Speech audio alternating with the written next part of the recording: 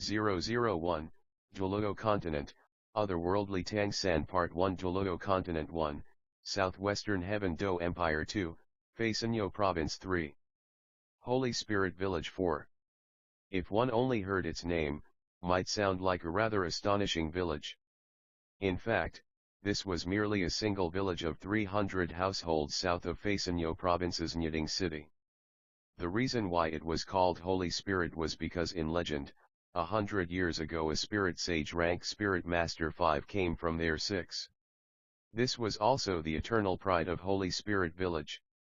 Outside Holy Spirit Village was, without exception, a vast expanse of farmland where grain and vegetables were produced and sent to supply Nyiding city. Nyiding city was located in the middle of Faisanyo province, and while it wasn't considered a major city, the border of another empire was, after all, very close, and naturally, merchants of both great empires traded there. Consequently, Nyiding city flourished and the lives of the commoners in the villages around the city were better than elsewhere. Barely at daybreak, in the distant east, the sky was a pale gray dawn color. On a small 100-meter tall hilltop adjacent to Holy Spirit Village was a thin and small silhouette. This was only a 5 or 6-year-old child.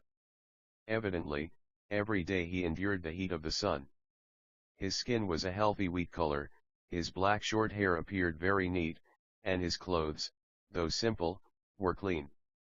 Speaking of a child at this age, to climb this 100-meter tall hill couldn't be an easy task, but strangely, when he arrived at the summit his face wasn't the least bit red, nor was he panting. His expression appeared content and pleased. The boy sat down on the hilltop, his 2 eyes unwaveringly looking to the east where the dawn sky was gradually brightening. Slowly starting to inhale through his nose, gently exhaling through his mouth, continuous inhalations and faint exhalations that, in the end, became a splendid cycle. During this process, his eyes suddenly opened wide. A faint trace of purple chi seemed to flash in the light of the growing bright gray dawn in the distant horizon. Without astonishing vision and concentration, it would be impossible to notice it. At the sight of the purple chi, the boy's spirit was so completely focused he no longer even exhaled, only a light and slow inhalation. At the same time the 2 eyes firmly stared in concentration at the flickering purple light. The purple chi didn't last long. By the time the eastern light gradually rose to become daylight, the purple chi had completely vanished already. Only then did the boy, with a long exhalation of internal turbid chi, slowly close his eyes. White chi poured out through his mouth like a bolt of unrolling silk before it slowly dispersed. After sitting quietly for a long time, the boy once more opened his eyes. In the center of his eyes there was surprisingly, perhaps because of that impure purple chi, a glimmer of light purple. Although this purple didn't remain long before quietly disappearing, that very existence was nevertheless distinct. With a dejected sigh, the boy showed a grudging expression unsuitable for his age. He shook his head and said to himself, "Still impossible. My mysterious Heaven 7 skill is still unable to break through the first serious bottleneck. It's already been a full 3 months, so why this result? Even Purple Demon Eye, which relied on purple chi from the east that could only be cultivated in early morning, has shown better progress. With mysterious Heaven skill unable to break through the bottleneck, my mysterious Jade Hand 8 is also unable to advance. When originally cultivating to the border between the first and second tier, I didn't seem to come across circumstances like this. How come, when mysterious Heaven skill altogether has 9 tiers, it's this first tier that is this troublesome? Is it because this world is different from my original world? This child, who had arrived in this world 5 years ago, was exactly that Tangsan who leapt from a cliff for his ideals.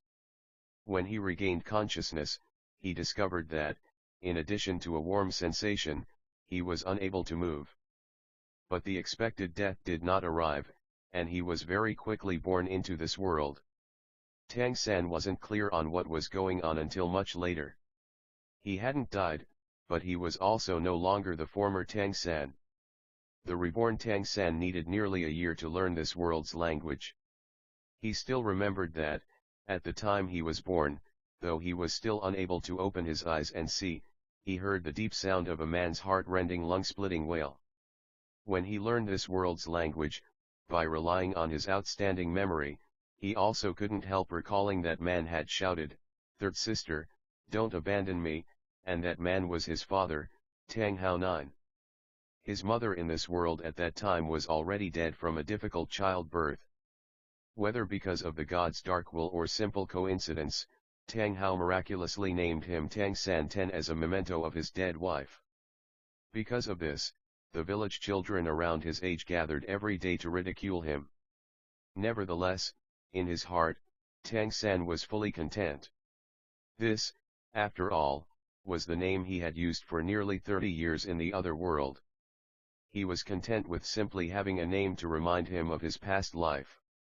Since arriving in this world, Tang San had initially felt shocked and afraid. But, with the subsequent excitement as well as the present tranquility, he had already completely accepted the reality that seemed, to him, like the second chance from heaven. Here, he might be able to realize the biggest wish he had in his previous existence. Though he came into this world naked, Tang San still possessed the greatest wealth, his memory. As Outer Tang Sek's most outstanding genius, the methods of manufacturing Tang Sek's various mechanisms, including hidden weapons, were all engraved in his mind. In addition, he had made off with Inner Tang Sek's rare manuscript that he had yearned to try for many years. While learning it, he had committed to memory and learned by heart Inner Sek's mysterious heaven treasure record, and with it, Tang San hoped to reproduce Tang Sek's brilliance in this world. Time to be going back. Tang San glanced at the color of the sky, his thin and small body leapt up and he ran down the mountain. If anyone had caught sight of him at this moment, they definitely would be staring wide-eyed in astonishment. Each of his steps was shockingly capable of bringing him nearly 3 meters. The mountain's crevices and uneven ground could not be said to have any effect on him as he effortlessly dodged and rapidly advanced between openings. Even compared to adults he would still be much faster. What was the essence of Tang Sect? Hidden weapons, poison, and lightness skill. The greatest difference between Inner and Outer Tang Sect was the usage methods of hidden weapons. Outer Sect gave priority to mechanisms, and for Inner Sect the standard was genuine technique. Poison use was likewise an Outer Sect talent, while in the Inner Sect, hidden weapons were handed down in a direct line from master to disciple and very few employed poison, since they were basically not needed. Part 2 Mysterious Heaven Treasure Record only described 6 types of martial skills, separated into the Inner Strength Internal Technique Mysterious Heaven Skill, Hand Skill Practice Technique Mysterious Jade Hand, Vision Cultivation Technique Purple Demon Eye, Capturing Technique Controlling Crane Capturing Dragon 11, Light Body Technique Ghost Shadow Perplexing Track 12, as well as Hidden Weapon Use Technique, Hidden Weapon 100 Separation 13. The first 5 were basics. After all, without a robust foundation, how could one bring out the quintessence of Tang Sek's hidden weapons? Having started training Mysterious Heaven skill at 1 year old, Tang San, who at present was already almost 6 years old, was still laying the foundation. Tang San's family lived on the west side of Holy Spirit Village, by the village chief's place. The 3-room mud brick house could be said to be the crudest in the entire village. It had a wooden plaque 1 meter in diameter over the door, painted with a simple hammer. The hammer in this world was the most widespread symbol of a blacksmith. That's right. Tang San's father Tang Hao was a blacksmith, the only blacksmith in the village. In this world, blacksmith could be said to be the humblest of professions. This is because none of this world's best weapons were, for a certain reason, forged by blacksmiths. Even so, as this village's only accomplished blacksmith, Tang San's family shouldn't have been this impoverished with such a meager little income. Entering the house, Tang San already smelled fragrant rice. That wasn't Tang Hao making him breakfast, rather he cooked for Tang Hao. Starting from 4 years old, before Tang San was tall enough to reach the kitchen counter, cooking was already his daily task, even if he had to stand on a stool in order to be able to reach the top of the kitchen counter. It wasn't because Tang Hao demanded it, but rather because if he didn't do it, Tang San would practically never be able to eat his fill. Arriving before the kitchen counter, he stood on the wooden stool with practiced ease, lifting the lid of the large iron cooking pot, the scent of fragrant rice wafting out. The cauldron's congee had cooked thoroughly for a long time. Every day, before going up the hill, Tang San always made sure to put rice in the pot to cook and prepare the firewood so that when he returned, the congee would be cooked well. Picking up 2 already worn-out bowls with more than 10 notches from the counter to the side, Tang San very cautiously ladled congee into the 2 bowls and placed them on the table behind him. The congee's rice grains could practically be counted by eye, and for Tang San's growing body, this little nutrition was obviously insufficient. This was also the reason why his body was as slim as a thread. "Dad, food!" Tang San called out. After a long time, the inner room door drape lifted, and a large figure appeared with somewhat staggering steps and walked out. It was a middle-aged man. His appearance seemed close to 50 years old. His stature was still extraordinarily large and stalwart, though one dared not compliment his style of dress. His worn robe covered with holes, without so much as a patch, exposed bronze-colored skin. His previously good facial features now appeared waxen in color. He had a pair of sleepy eyes and a dazed manner, messy hair that looked just like a bird's nest, a beard that had gone who knew how long without being straightened out. A dim and lifeless look was visible in his eyes. Even though the night had already passed, he still reeked of alcohol, yet Tang San didn't frown. This was Tang Hao, Tang San's father in this world. While growing up, Tang San never knew what paternal love was. The way Tang Hao treated him was always the same regardless, being firm right from the beginning. Athoff he knew to make a little food for him to eat, but nevertheless, as time passed, right after Tang San started taking the initiative to cook, Tang Hao became even more uncaring of anything. In this way their home was so impoverished that they didn't even have decent furniture. Food also was a problem, mainly due to Tang Hao using all that meager blacksmith income to trade for alcohol. While Tang San was a large child, his father was really also about 30 years old, married so early even before 30 years old, but Tang Hao nevertheless must be compared to someone much older. He rather resembled Tang San's grandfather. With regard to Tang Hao's behavior, Tang San carried no resentment. In his former lifetime, he was an orphan. In this lifetime, even though Tang Hao treated him badly, he at least had family. For Tang San, this already made him feel content. At least here there was a person he could call father. Tang Hao grabbed the bowl from the table, not worried about scalding, and with big gulps poured the congee down into his belly. His dull sallow face appeared to gain a bit of luster. "Dad, slow down, it's still hot." Tang San took the bowl from his father's hand and refilled it with congee. He also picked up his own bowl. In Tang's sect, he was never able to leave and very rarely came into contact with outside matters. It goes without saying that just like a blank slate, ending up in this world he became like a little child again, and also had nothing which he could not accept. Very quickly, a pot of porridge with 7 or 8 bowls all entered Tang Hao's stomach. Letting out a breath, he placed the bowl on the table. The drooping eyelids opened somewhat, looking at Tang San. "You continue with the work you have, I will work in the afternoon. I'll go sleep a little while."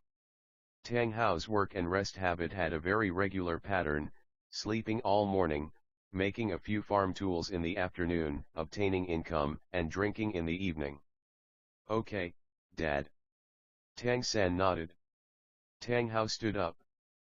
Having had several bowls of congee, he was no longer swaying, and walked towards the inner room.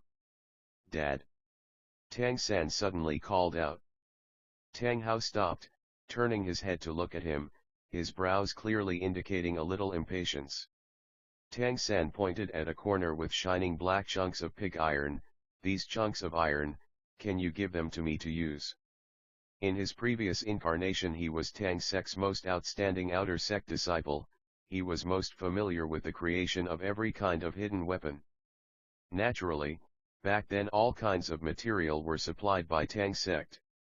But in this new world, although he practiced several years, his strength still wasn't enough by far. Moreover, he had never wanted to give up on manufacturing the most advanced hidden weapons. By now he had already tried to forge a few hidden weapons, but finding enough materials was the big issue. Tang Hao forged farm tools out of metal received from the villagers. It was all impure, very common iron.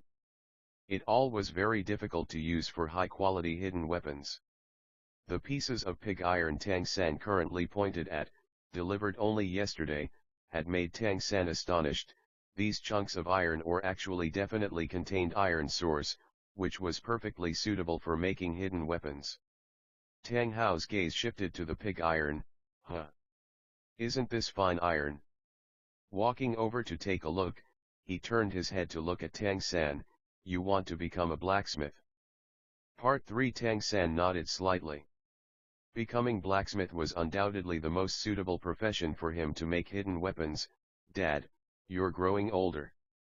For a few years, until I grow up a little, please teach me how to forge kitchen implements and let me take over your work. Previously all he made were the most precise hidden weapons, and on the contrary he had never learned the simplest forging. Tang Hao, slightly absent-minded, murmured, blacksmith doesn't seem bad, either. Pulling across a single worn-out chair, sitting down directly by that pile of pig iron, he sluggishly spoke, Little San, tell me, what kind of blacksmith is the best blacksmith? Tang San thought about it, then said, the best blacksmith should be capable of divine tools. By what the villagers said, divine tools existed in this world, even though he did not know precisely what divine tools were. But being called divine, presumably they should be pretty good. In Tang Hao's eyes flashed a glint of humor. Divine tools. Little San also knows about divine tools. Then tell me, what should be used to create divine tools? Tang San thought this was unexpected, and immediately said, the best materials, of course. Tang Hao extended his index finger, wagging it at Tang San's face. If you want to become a master blacksmith, remember my words, someone using top-class materials to make divine tools, that's not the best blacksmith, at most it is only a synthesizer. The best blacksmith will create divine tools using common materials. Using common iron to forge divine tools. Tang San, somewhat startled, looked at Tang Hao. Ordinarily, Tang Hao very rarely spoke to him, this day already counted as the most at any one time. Standing up, Tang Hao pointed to a 50 square centimeter big block of iron on the other side of the room. If you're thinking about becoming a blacksmith and learning forging from me, then you must first hammer this 10,000 times. Not until then will you be qualified. That was a block of ordinary iron, containing numerous impurities. Compared to the lump of iron source, he couldn't even tell how much worse it was. Right now, you can still change your mind. Tang Hao spoke indifferently, already preparing to go back to the inner room to sleep. Dad, I want to give it a try. Tang San's voice was clear and calm, yet resolute. Tang Hao, somewhat taken aback, looked at him, all right. With a single word, he walked past, taking up that large lump of iron in his arms, and directly placed it by the bellows on the forge. As long as the coal fire was ignited, it could be used for forging. After finishing this, Tang Hao returned to the inner room to sleep. Tang San was a person with staunch resolution. Otherwise, he couldn't have relied on a single dilapidated drawing to produce Buddha Fury Tang Lotus, the top Tang sect mechanical hidden weapon. That consumed as much as 10 years of his life. Lighting the charcoal fire, pumping the bellows, he began to work by himself. Shushu shushu. Sounds rose from the bellows, flame emitted within the coal furnace, scorching that big lump of iron. Though Tang San didn't know any forging, he had watched Tang Hao forge farm tools every day, and he knew the correct process. Just as the iron lump had gradually become red hot, he dragged across Tang Hao's usual hammer, letting it fall to the ground. This long-handled iron hammer was even taller than him, and an ordinary 5 or 6-year-old child couldn't have moved it at all, let alone wielding it for forging. But Tang San was still holding it up. With mysterious heaven skill strengthening the whole body, even though it had not yet broken through the first tier, he already possessed physical strength comparable to an adult. When the iron hammer collided with the iron lump again and again, it rung with a clear and melodious sound. This was Tang San's first hammer strike, and the prelude to forging. In the inner room, lying on the bed, Tang Hao turned over. Even though his eyes were closed, his facial expression was somewhat astonished, murmuring in his sleep, "He can actually lift the hammer, was he born with superhuman strength?" Dong dong dong dong dong. Pounding sounds started to rise from the blacksmith shop. Tang Hao and Tang San, father and son, continued their prosaic life, but with a difference. Starting from this day, Tang Hao let Tang San play with another furnace in the room, pounding that lump of iron on his own forge. He didn't instruct Tang San with a single sentence, but also from this day onward, Tang Hao's drinking lessened a little, and the family's food also increased a little. Forging was an absolutely dull and tiring process, but Tang San still regarded this as the correct way to temper his body. When 11 days had passed, he had already forged numerous times. It felt like by swinging the iron hammer, he was unable to only rely on his body's physical strength, and had to use the help of mysterious heaven skill. His entire strength was enough to swing the hammer 100 times or so. Every time his strength was nearly exhausted, he sat cross-legged on the ground to recover, and once his inner strength had recovered he immediately returned to hammering. This wasn't only tempering his body. Repeatedly depleting and recovering, was also a good way of tempering his mysterious heaven skill and willpower. Unfortunately, mysterious heaven skill's first-tier bottleneck still looked like it was an impregnable barrier. Tang San's practice couldn't be said not to be painstaking, but with his ample natural talent, he was still unable to break through and enter the second tier. But his training still definitely wasn't a waste. Despite mysterious heaven skill being unable to break through, his internal strength still toughened in pace with his iron lumps forging, and his recovery speed seemed a bit faster than before. As 11 days went by, Tang San had already swung the hammer more than 8,000 times, the iron lump constantly becoming smaller. It was already less than 1/3 of the original volume. As his training and food quantity increased, his body became rather solid and his physical strength seemed to gradually evolve. As a result, during the unceasing forging process, the consumption of inner strength gradually decreased. With increased inner strength duration, his physical strength also increased a great deal. When he smashed down the hammer 1,000 times, that iron lump had certainly changed. It was a small circle, and even though the center of the blazing fire burned red hot, he could still faintly perceive that the interior impurities appeared to have decreased a great deal. Tempering into steel, this word appeared in Tang San's mind. This also made him even more firmly determined to accomplish 10,000 hammer strikes. And the distance to this objective was very close. Tang San's persistence astounded Tang Hao greatly. To him it seemed that even if the son of his was born with superhuman strength, it should be impossible to persist beyond 3 days.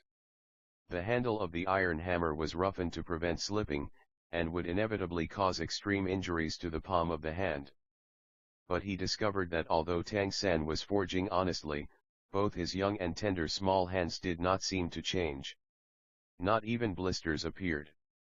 Part 4. Since Tang San didn't want to lose this father, and he furthermore didn't want his past identity known, naturally he wouldn't tell Tang Hao that this was because of practicing Tang Sek's mysterious jade hand. In order to make good hidden weapons, the most basic requirements were a combination of eyesight, hand strength, and effort. That's what is called heart to eye to hand. Therefore, in Tang Sect inner sex practice regimen, the requirements regarding eyesight and hand strength were extremely high. Purple Demon Eye, had its maximum heightening effect on eyesight from practicing in the brief moment when the sun rises in the east. Mysterious jade hand could cause the palm of the hand to become extremely tough and durable, moreover it could block any poison. These two abilities were the required course for inner Tang sect disciples. Even though Tang San's mysterious jade hand was still far from attaining a sufficient level, it could still protect his palm from being covered with blisters from abrasion. In addition, grasping strength can be called complete by now. Tang San spared no strength swinging the iron hammer in his hand. In this dull process, his heart still wasn't calm at all. His understanding concerning this world was still tentative. This place was only a small village, nothing more. In this world called Doulu, this continent held two great empires, which could perhaps also be spoken of as coalitions. Because within the two empires, a great deal of territory was conferred on feudal vassals, and the number of nobles with armed forces couldn't be counted. Of these two empires, the one Tang San was in was Heaven Do Empire, the other was the southern Star Luo Empire 14. Faisanyo province was located near the border between both countries, and Holy Spirit village by Nyiding city was no more than 200 li 15 away. Tang San knew from talk among the villagers that within the Douluo continent, his world's martial arts didn't exist, but there was a kind of thing called Spirit 16. It was said that everyone had their own spirit, and among them, very few people's spirit could undergo cultivation, taking up an occupation called becoming spirit master. And spirit master was the noblest vocation on the whole continent. It seemed that according to legend, 100 years ago Holy Spirit village produced a spirit sage, in other words a famous spirit master. Spirit sage was a title for a spirit master rank. Spirits were subdivided into two main categories. One category was tool spirits, and the other was beast spirits. As the name suggests, when a spirit was a utensil it was called a tool spirit, and with an animal as spirit it was called a beast spirit. Comparatively speaking, tool spirits included a wider range, and the vast majority of people all had tool spirits, and the ratio of tool spirits unable to cultivate was much bigger than for beast spirits. Tang San once met the village's only person whose spirit was pickaxe, clearly a type of spirit unable to cultivate. But in spite of this, his work on farmland was still a little faster compared to ordinary villagers. Tang San also fully understood that because everyone he met had their own spirit, Tang San also wanted to know what his martial spirit was. After all, whether tool spirit or beast spirit, both were sufficient if they could cultivate, right? Among Douluo continent's people, the spirit was awakened at the age of 6. In a few days Tang San would turn 6. For some reason he faintly felt that the reason his mysterious heaven skill was unable to break through, was somehow related to his spirit. Regarding becoming a spirit master, Tang San wasn't particularly interested, but he resolved to become an inner Tang sect rank hidden weapon expert, no matter how little internal strength he had, right? Tang Hao, are you busy? In the course of Tang San making great effort towards forging 10,000 times, he heard the sound of an old man's voice outside. It was currently afternoon. Tang Hao was in the process working, creating farm tools, and hearing what was said made only an ng sound. Tang San, rather curious, came out from his room, only to see an old man, looking far over 60 years old, with a lanky figure, but spirit hale and hearty, clothing perfectly neat and tidy, hair meticulously combed out. The comparison with Tang Hao was simply too extreme. This person, Tang San knew, was Holy Spirit Village's village elder, Old Jack. Little San, come, let Grandpa have a look at you. Old Jack turned to Tang San and waved his hand. This place's village elder was a kindly person, greatly respected by all the villagers. He had often brought over something to eat. Grandpa Jack, hello. Tang San walked over in front of Old Jack, respectfully bowed to him. When a person treated him well, Tang San would always remember it in his heart. Tang Hao indifferently said, I'm busy, village elder. Old Jack was actually no less than 10 years older than him, but to actually be compared to him as the same generation, always worsened Tang Hao's mood. Old Jack was seemingly already accustomed to Tang Hao's manners. Tang Hao, little San has quickly become 6 years old. He ought to join this year's awakening ceremony. Tang Hao gave Tang San a glance, indifferently saying, then go participate. Which day is it? Old Jack said, in 3 days, when the time comes I'll come bring him, all right. By his appearance when looking at Tang Hao, he very obviously wanted to say, if you accompanied him, it would probably cause delays. Tang Hao slightly lowered his head, no longer paying attention to the village elder. Tang San, who was nevertheless rather curious, asked, Grandpa Jack, what is the awakening ceremony? Old Jack sternly said, we all have our own spirit, which is finally awakened around the age of 6 with the awakening ceremony. Having a spirit, we can enhance our ability in a certain field. Even an ordinary spirit can still help. If by any chance you gain a remarkable spirit, we can speak about conducting cultivation, even to the extent that you could possibly become a spirit master. The awakening ceremony is held only once every year, I cannot let you miss it. It's a lord attendant from Nyiding City's spirit sub-hall who personally comes to help our village's children awaken. However, that lord attendant is considered a spirit grandmaster 17 rank spirit master. When saying the words spirit grandmaster, there was obvious admiration in old Jack's eyes. Tang San had only heard a few vague things about spirit masters, so right now he naturally couldn't let the opportunity slip by. Questioning closely, he said, what does spirit grandmaster mean? Notes 1. Also the name of the series, Douluo. Do means fight, luo means gauze or to sift, but may in some occasions be used as an intensifying particle, or as a phonetic component. My personal theory is that it's meant to be read as battle-sifting continent, as in a world of advancement through battle, but that makes for a terrible title. 2. Tiando Diguo, Heaven Fighting Empire 3. No real meaning, but might possibly be read as Farce No Province. 4. 5. The second character can also mean teacher, expert, or a number of things. 6. The character for holy, saint, and sage is the same. 7. Or black sky work 8. Or black jade hand.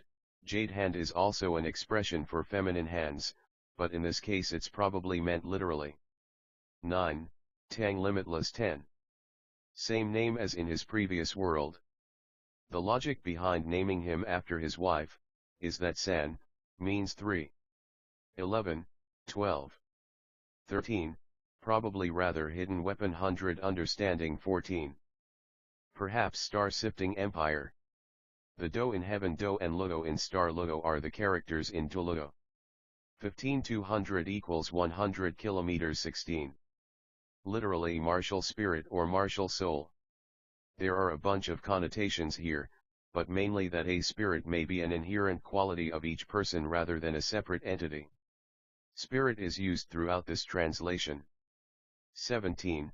Great Spirit Master 002, Useless Spirit with Innate Full Spirit Power Part 1. Old Jack obviously answered Tang San with great patience. In his heart, the village's most intelligent child was none other than this Tang San. It was truly difficult to imagine that such a father could have as clever a son as this. Spirit Grandmaster is a Spirit Master rank. Spirit Master is the noblest vocation on our Douluo continent. They can be formidable champions, they can possess remarkable assisting ability. But no matter which kind of Spirit Master, all are sorted and accorded titles.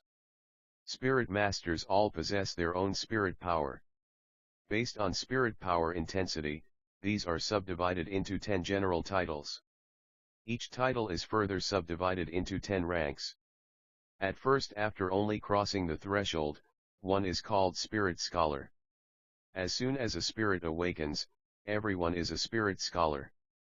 In the event that the spirit is capable of cultivation, when the spirit power reaches the 11th rank, one can enter the next title, which in that case is Spirit Master.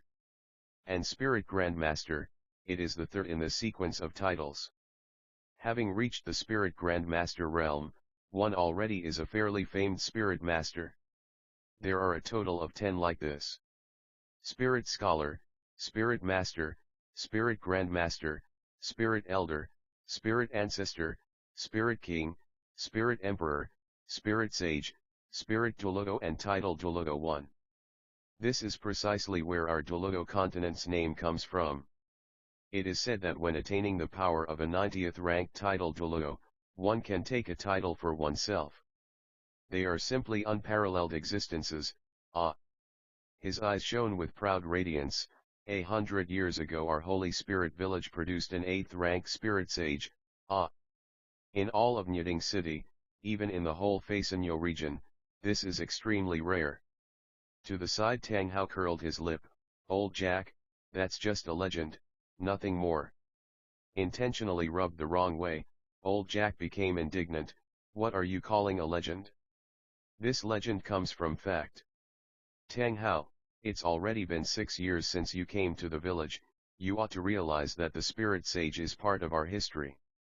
If you let me hear you insult the Lord Spirit Sage again, I will banish you from the village. Were it not for little San, you think I would want to come to your doghouse, huh? Tang Hao wasn't angry, still pounding on the farming tool in his hand, still looking as if he hadn't heard Jack's words. Jack resolutely glared at him, and facing Tang San, said, "You mustn't take after such a dispirited father in the future. All right, I'll leave first, and in 3 days, I will come get you." Having finished talking, old Jack left the smithy in spitting anger. "Dad!" Tang San called out. "Angie!" Tang Hao coldly shot a glance at him. Catching sight of the chill in his father's eyes, Tang San could only swallow back his words. He returned to his room with a drooping head to continue striving for 10,000 swings. At nightfall, after eating dinner, Tang Hao wiped his mouth and was about to leave as usual, that is to say, this was routine, going out to drink and drinking the cheapest ale. "Dad! Wait a moment." Tang San, without time to clear away dishes, first called out to stop Tang Hao. "What?" Tang Hao impatiently glared at him. Even though Tang Hao had never hit Tang San, for some reason, Tang San innately held some fear towards this father. For this person of 2 lifetimes, he was unable to change this feeling. "Those 10,000 blows, I have completed forging them," Tang San said. "Oh." The look in Tang Hao's eyes was brilliant, as if it had some luster. "Fetch it for me to have a look." "All right." Tang San sprinted back to his room. Very quickly, he came running out holding a chunk of iron in his hands. The entire iron chunk was pitch black, and though irregular in shape, each facet appeared extremely brilliant, a black light dimly visible within. The entire iron chunk was approximately 1/4 the size of the original, and when Tang San used mysterious heaven skill to hold it, he didn't feel strained by any means.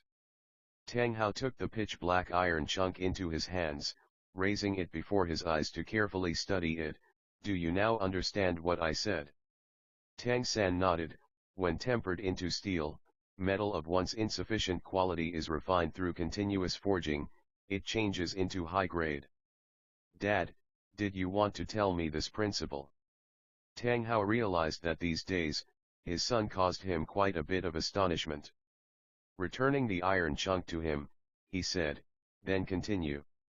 When you have completed forging it to the size of a fist, bring it to me again." Done speaking, he turned around and walked out of the house. According to what he originally said, after forging that iron lump 10,000 times he would teach Tang San forging, but now he seemed to have gone back on his promise. But Tang San didn't take this to heart, he only thought of Tang Hao's words. Fist size. This big iron lump, could it really be forged to the size of a fist? Despite only being a quarter of the original volume, Tang San was still very clear that along with continuous forging, as the iron lump was becoming more and more concentrated, reducing volume also become even more difficult.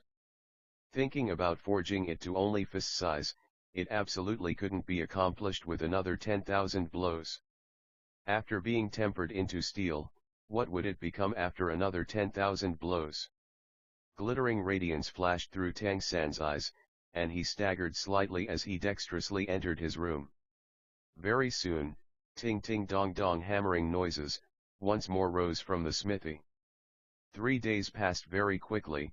Tang San still went to the hilltop in the early morning to do his routine exercise every day, and returned home afterward. In addition to cooking, he was also forging, testing his strength against that piece of pig iron. Every day the tempo of the beats increased. Mysterious heaven skill helped him recover physical strength quickly, so that he could especially maintain this continuous forging process. Little San, Grandpa has come to get you. Old Jack punctually came to the smithy. This time he didn't even go inside, only calling Tang San from the outside. Tang San glanced at his father by his side who just now had eaten. Tang Hao indifferently said, "Go. Don't delay midday cooking." Part 2. Tang San promised to be back soon, then left the smithy. With old Jack leading, Tang San followed him to the spirit hall in the middle of the village. Naturally, this so-called spirit hall was merely a large log cabin, nothing more. Because everyone had spirits, every year would have children undergoing spirit awakening. Therefore, spirit halls could be found everywhere on the continent. Naturally, these were all only subsidiary halls. There was a distinct hierarchy. The village children didn't have a very good opinion of Tang San. To favor the rich and disdain the poor is an ability not only among nobles, among common people the circumstances are instead even more distinct. With Tang San originally being a reincarnated person and his real age having long ago exceeded 30, naturally he was also unwilling to come into contact with these children. To him, spare time was better spent on cultivation. Consequently, he of course never had a childhood playmate. In addition to village elder Jack and 8 children present, there was also one youth in the spirit hall. This person appeared to be just over 20 years old, dashing eyebrows slanting above starry eyes, his facial features extremely bright and handsome.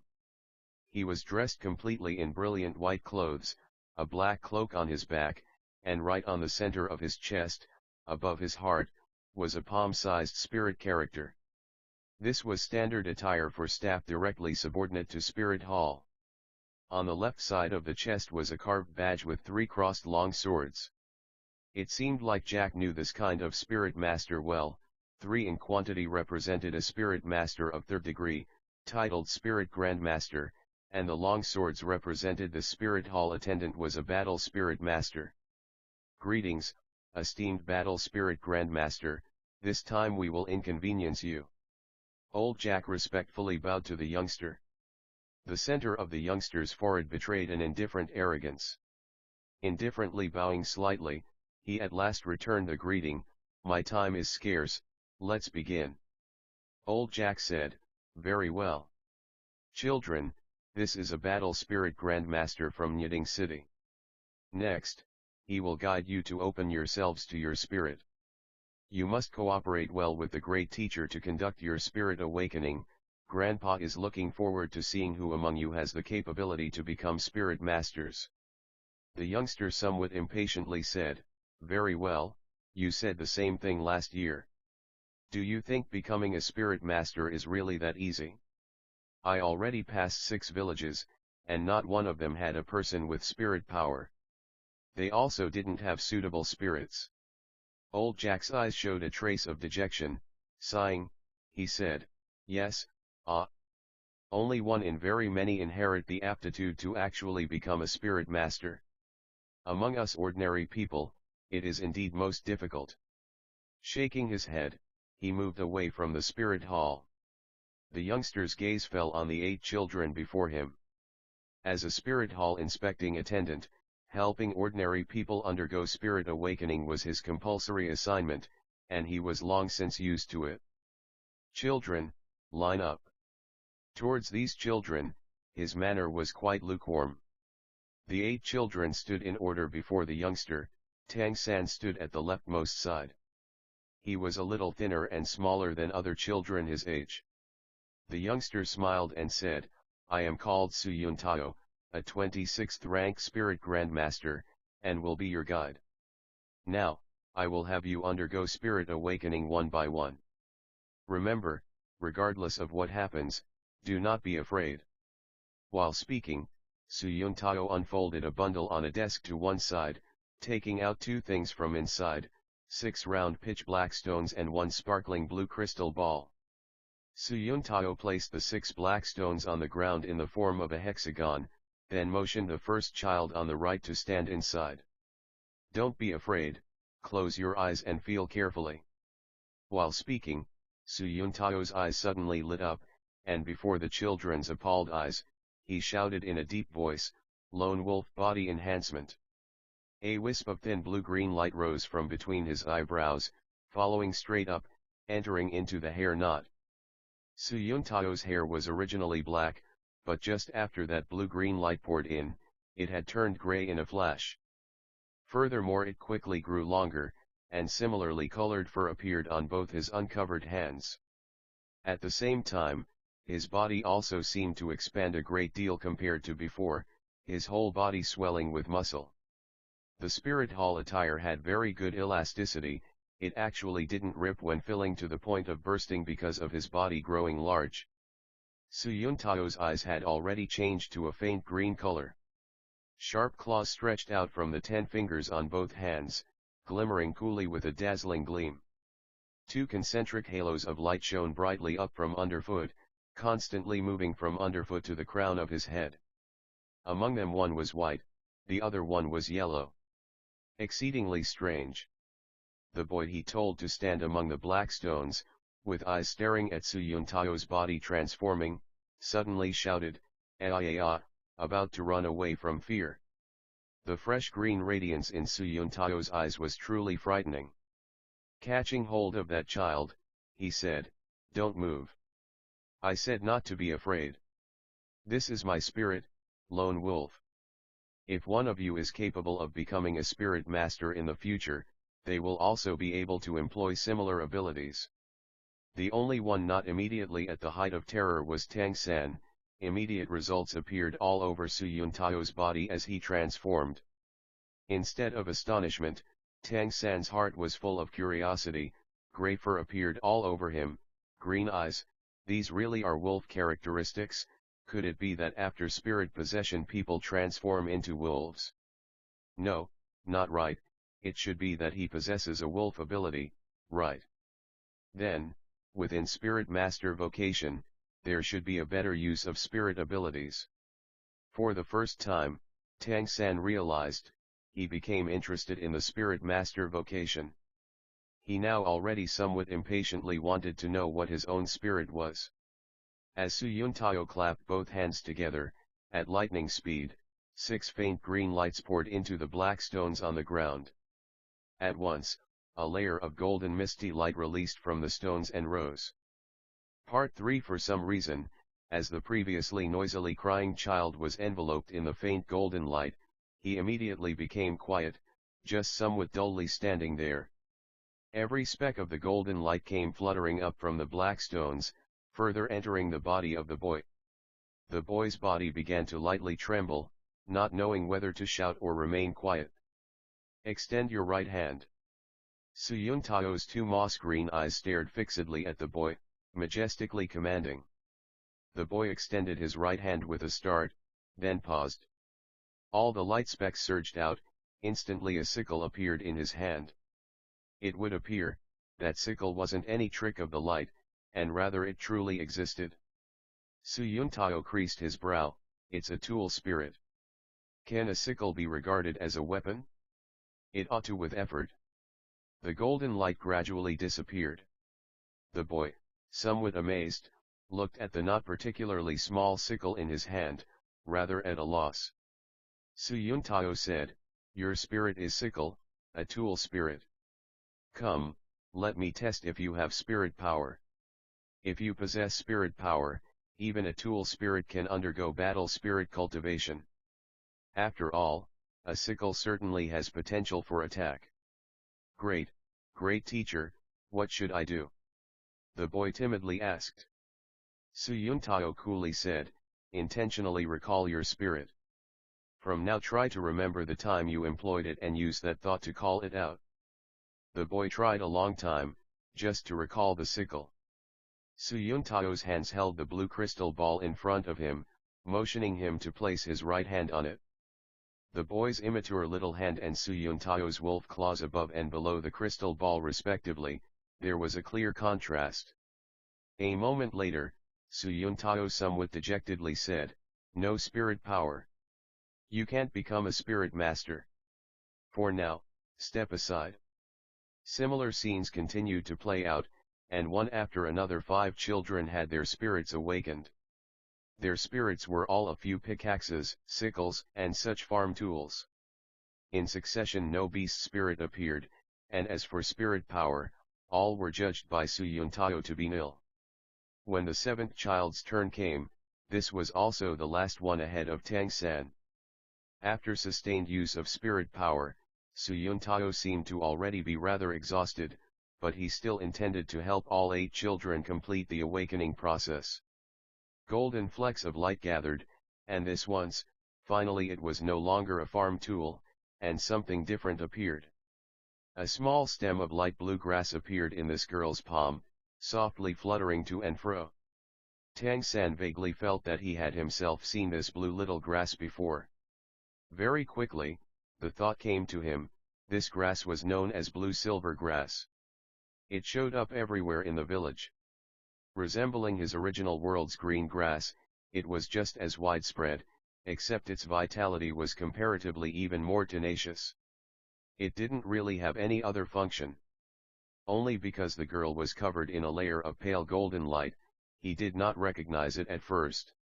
Even though it wasn't a farm tool, the disappointment in Su Yuntao's eyes was even more evident, it's a useless spirit. It doesn't have potential for attack, doesn't have defensive power, and doesn't have assisting ability. Blue silver grass is also considered as the standard of useless spirits. While speaking, he held out the blue crystal ball to the girl in accordance with procedure, and just like he predicted, like before no spirit power appeared. At long last it was Tang San's turn. Su Yuntao didn't have to speak, he already stepped ahead to stand in the center of the 6 pitch black stones. In pace with Su Yuntao's 6 streams of spirit power pouring into them, the pale golden light once more shone up brightly. Warmth, this was Tang San's first sensation, as if his whole body was wrapped up inside a nice and warm world, unspeakably comfortable. No wonder those children before could smooth their emotions when wrapped up in the light. Warm breath permeated into the body, and Tang San distinctly became aware that his own mysterious heaven skill internal power seemingly fluctuated. Immediately afterwards, in that warm energy's traction, within the body just as if something had broken, in a split second warm breath surged towards the palm of his hand. Su Yuntao's eyes abruptly shone, because within that golden light, there appeared so many golden flecks that it was even more than what all the previous children possessed together. He faintly sensed, as if a correspondingly powerful spirit would appear. Excitement showed in his manner. Speaking of those spirit hall attendants responsible for ordinary people's spirit awakening, if they could awaken a potentially outstanding child, then bring him to spirit hall, they could acquire many first-class benefits. With regard to getting promoted, it was enormously advantageous. But very quickly Su Yuntao lost heart. Tang San subconsciously lifted his right hand, he saw something blue. This type of blue had already appeared twice at the village's spirit hall that day. Blue silver grass, exactly identical to the previous girl's blue silver grass. The standard for useless spirits. Su Yuntao had no choice but to say, again a useless spirit, it seems. Holy Spirit Village this time was again a waste of time. Okay, children, you can leave. The previously great quantity of golden flecks of light that appeared, at first gave him a great deal of expectations, but when finally unexpectedly it was merely blue-silver grass, the sense of disparity caused Su Yuntao to feel somewhat in a bad mood. Uncle, you still have not let me undergo spirit power test, right? Tang San saw Su Yuntao already wanted to pack up that blue crystal ball, and hurriedly reminded him. Su Yuntao said without looking back, "No need to test. Blue silver grass, for this useless spirit I still have never seen one instance where spirit power appeared. Let me give it a try, uncle." Tang San persistently said. When the golden light brought the warm feeling inside him, it produced a strange sensation, as if a great door opened and caused a subtle change in his mysterious heaven skill. At the same time, he also very much wanted to know what the actual difference was between his inner strength and this world's spirit. Su Yuntao was dumbfounded all of a sudden, turning around to Tang San's calm and rather steadfast gaze. In his heart musing, this child was seemingly out of the ordinary. Part 4. Very well. Trying once could not waste much time. While speaking, he handed over the blue crystal ball to Tang San. As before, Su Yuntao instructed to withdraw blue silver grass from within the body. He realized, this really was not difficult. With respect to mysterious heaven skill control, it was similar to what the skill to withdraw could accomplish. Simultaneously, he additionally discovered, the moment blue silver grass appeared, seemingly it also was his mysterious heaven skill pouring out, and like that blue little grass became condensed through mysterious heaven skill. With his palm just about to touch the blue crystal ball, Tang San's body fiercely trembled all of a sudden. He was shocked to discover, that seemingly very beautiful blue crystal ball unexpectedly possessed tremendous attraction, his inner strength surging out as if finding an outlet. He wanted to struggle free, but no matter how he tried he was unable to escape out that strong attraction. Su Yuntao was similarly amazed. To think that this situation would arise while the last spirit power test of this Holy Spirit villages was taken. Suddenly, the blue crystal ball in his hand began to shine, dazzling blue light starting from a point spread in a flash. In an eye blink, this crystal ball looked just like it was a resplendent gem giving off sparkling luminescence. A cool blue flare showed, unspeakably moving. In accordance with the traditional test, as long as the crystal ball gave some response, even a single trace of radiance, it would prove by test that spirit power existed, and at present the blue crystal ball radiated such dazzling radiance that there was only one explanation. Heavens, it actually is innate full spirit power. Blue-green light released again from Su Yuntao's body, and the crystal ball shot out from Tang San's palm. At this moment, he saw before his eyes this boy's gaze had already become completely different. It seemingly resembled the appearance of a monster. Tang San naturally also noticed that his situation was different from the other children's test. Feeling uncertain, he asked, "Uncle, what is innate full spirit power?" Su Yuntao dully looked at him, and subconsciously explained, "For everyone at the time of spirit awakening, apart from a spirit's form, while deciding whether it is big and powerful, the amount of spirit power is also extremely important. Vast amount of people at the time of spirit awakening do not have spirit power, like the several children before this. They are destined to be unable to become spirit masters in their lifetime. But provided spirit power appears, even if only a little, anyone can undergo meditation cultivation. And at the time of spirit awakening the spirit power amount is crucial for setting spirit master cultivation starting level. With higher spirit power level, acquired cultivation rate is greater. Moreover, because of starting level, the fundamentals will naturally also be practiced earlier than others. What is known as innate full spirit power is that at the time of spirit awakening, one is innately capable of attaining the highest spirit power. Highest spirit power. Tang San looked at Su Yuntao, his heart swirling. He did not know what his spirit power was, but it could certainly be, that the testing blue crystal ball absorbed his internal strength from mysterious heaven skill. Could it be said that, his internal strength in this world transformed into spirit power? Perhaps it was because Tang San's innate full spirit power caused no small shock to Su Yuntao, but he did not mind taking the trouble to explain, "Our spirit is graded like this, every 10 ranks is a title. After spirit awakening, one can automatically be known as spirit scholar. Of course, only a first-level spirit scholar. In accordance with spirit strength intensity it is subdivided into ranks. What is meant by innate full spirit strength is that exactly after awakening, spirit strength level is innately the highest 10th rank. I still have never come across a person with innate full spirit strength. Originally when I awakened, I also was only 2nd rank spirit power, nothing more. Tang San had already collected himself by now. It was very difficult to find a true spirit master, so he naturally was unable to give up, and hurriedly asked his inner heart's doubt, innate spirit strength can only be 10th rank. It cannot be higher. The blue-green light around Su Yuntao's whole body disappeared, withdrawing his spirit body possession. Of course not. A spirit master's strength cannot be promoted that easily. During each advancement of title, not only must spirit power first reach the summit of the title, furthermore one must obtain a spirit ring. Without a spirit ring, even if you further make great efforts with cultivation, it is still impossible to enter the next title. Just for instance like you right now, because you have already attained innate full spirit power.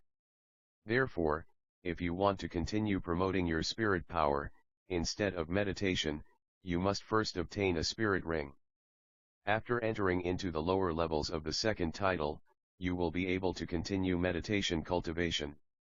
Tang San suddenly said, spirit ring, like the halo around your body just now. You are 26th rank, therefore have 2 spirit rings. Su Yuntao nodded, said, exactly like that. Your circumstances are very exceptional, innate full spirit power is a rare once in 100-year gift. It's a pity, truly is a pity. Unexpectedly it is a useless spirit. Even if your spirit were only a farm tool, it would be stronger compared to blue silver grass. In that case, I could. He did not say more, but Tang San also faintly understood his meaning. Only in his heart, a covering veil was lifted. Tang San had always been a person good at contemplation. In his previous life he was like that, in this life he was still like that. According to what Su Yuntao said, in his case spirit strength truly was linked with internal strength. That is, after arriving in this world, cultivation of internal strength became spirit strength, and the reason why his mysterious heaven skill was unable to enter the secondary tier, was exactly because of this so-called spirit ring. To be precise, if he wanted to further improve, he must become like a spirit master to obtain spirit ring. But what is a spirit ring? Tang San properly thought it through before continuing asking. But Su Yuntao had already picked up the bundle and headed to leave. Old Jack. Door open, old Jack with a tense face went to meet Su Yuntao. Grand Master, what do you think? Do this year's village children possibly have capability of becoming spirit masters? Su Yuntao looked at him, made a sighing sound, and said, there is one who does, only it's a pity. In Jack's eyes revealed a bewildered indeterminate expression. Inquiring further, he asked, Grand Master, that outcome is? Su Yuntao said, this year among these 8 children, only one possess spirit power, and even innate full spirit power. It's too bad, his spirit is blue silver grass. You understand? Blue silver grass? Innate full spirit power? Heavens! On Jack's face was a downcast expression which was much more grave compared to Su Yuntao. He who had been village chief for so many years, naturally understood what significance innate full spirit power represented. But this innate full spirit power appeared with blue silver grass spirit, that truly was. Grand Master, blue silver grass truly has no way of cultivation. Jack asked with a frown. Su Yuntao could understand old Jack's state of mind. Instead of his earlier arrogant manner, patting old Jack's shoulder, he said, it is not entirely unable to cultivate. Only, you consider blue silver grass in rate of spirit promotion, what can evolution accomplish? Useless spirits are in the end useless spirits. Even while becoming a spirit master, he probably will be a useless spirit master. This innate full spirit power truly is a pity. Well then, I will leave first, I must still go to another village. Su Yuntao in the end did not wait for Tang San to continue asking questions, departing from the village. With no Su Yuntao, Tang San could only run to Jack outside, asking his most urgent question, "Jack Grandpa, what is a spirit ring? How can one obtain a spirit ring?" Old Jack, as if still thinking over Su Yuntao's words, subconsciously answered, "I also do not know what spirit ring is. In order to obtain spirit ring, one seemingly must hunt spirit beasts. This is a very dangerous task that only spirit masters are capable of." Notes 1:003, Twin Spirits Part 10. Spirit ring, spirit beast, these two completely new terms resounded continuously in Tang San's mind. Although he wasn't completely sure that his surmise was correct, but since Mysterious Heaven skill was unable to break through the bottleneck all along, this spirit ring clearly was a breakthrough. By now, Jack had already recovered, lowering his head to regard Tang San, and said astonished, "Little San, you couldn't be that innate full spirit power blue silver grass child mentioned by the Grandmaster?" Tang San nodded, said, "It's me." Old Jack crouched down, and faced Tang San.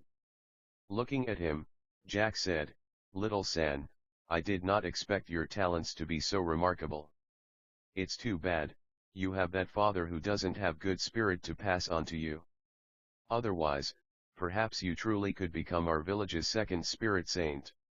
You tell Grandpa whether or not you want to go to a special school to study spirit master cultivation method. Only that place has access to the most accurate knowledge about spirits." By now, inside Tang San, a strong interest toward spirits had already appeared, especially the relation between spirits and his own Mysterious Heaven skill, but he still did not have a definite answer immediately.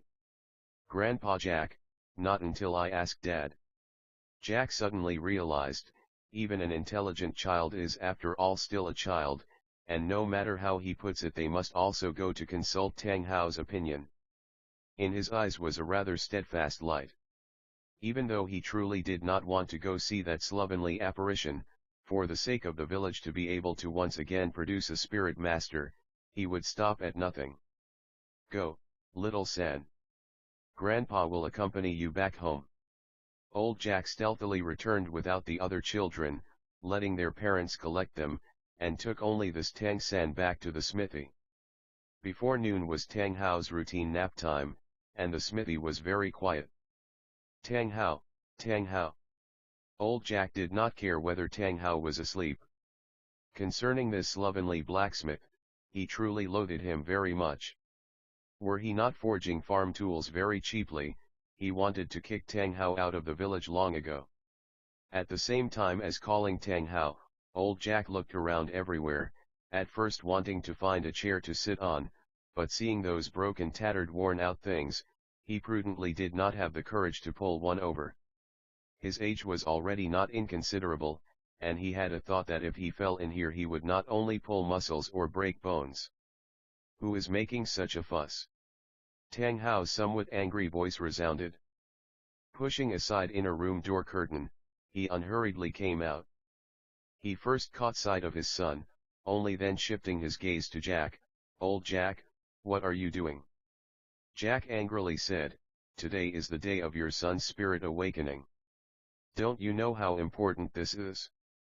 Other people's families have both parents accompanying. You should go as well, and it still is like always." Tang Hao, ignoring Jack's taunts as usual, his gaze once again shifted to his son. "Little San, your spirit awakened. What is it?" Tang San said, "Dad, it's blue silver grass." Blue silver grass. For some reason, despite being disinterested in other matters all along, once Tang Hao heard these three words, his body suddenly trembled all at once, and in his eyes also showed a trace of sparkling brilliance. Tang Hao's expression changed, only paying attention to Tang San. Old Jack naturally didn't care what the slovenly blacksmith's expression was, and immediately said, "Though it's blue silver grass, but little San still has innate full spirit power. Tang Hao, I've decided that this year our village's one student quota goes to Tang San. Let him go to Nyiding City Primary Spirit Master Academy to study.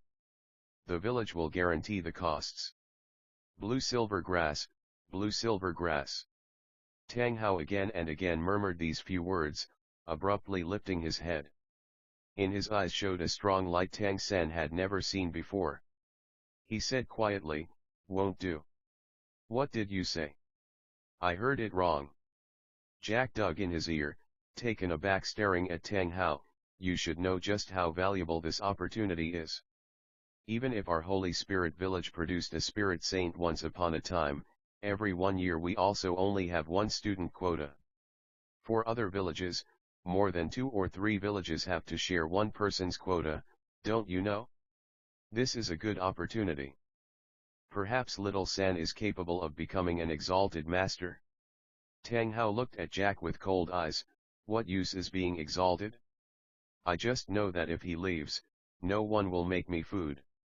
"Blue silver grass, what do you think cultivating blue silver grass can accomplish?" "That is only a useless spirit," old Jack forcefully said, "but he has innate full spirit power. As long as he is able to obtain a spirit ring, even if it's the least quality spirit ring, he is also immediately capable of becoming a spirit master." "Spirit master, you understand? Our village already has not produced a spirit master in so many years." Tang Hao coolly said, "This just now is your true purpose. Saying it won't do, means it won't do. You can leave." Tang Hao. In old Jack's mind flames of fury already burned to the maximum. Tang Hao as before had a listless expression. "No need to be that loud, I'm not deaf yet. I said, you can go." "Grandpa Jack, you please don't take offense. I still won't go to study spirit master abilities. Dad is right, blue silver grass is only a useless spirit. Thank you for your good intentions." Although Jack loathed Tang Hao the most, he was still extraordinarily fond of the intelligent Tang San, and his chest filled with burning fury was gradually pacified. He sighed deeply. "Good child, Grandpa isn't angry. Well then, Grandpa will leave." Saying so, he turned around and headed out. Tang San hurriedly saw him out. Dad could ignore him, but Jack was the village elder, who also treated him very well. Courtesy to him was absolutely not a small thing.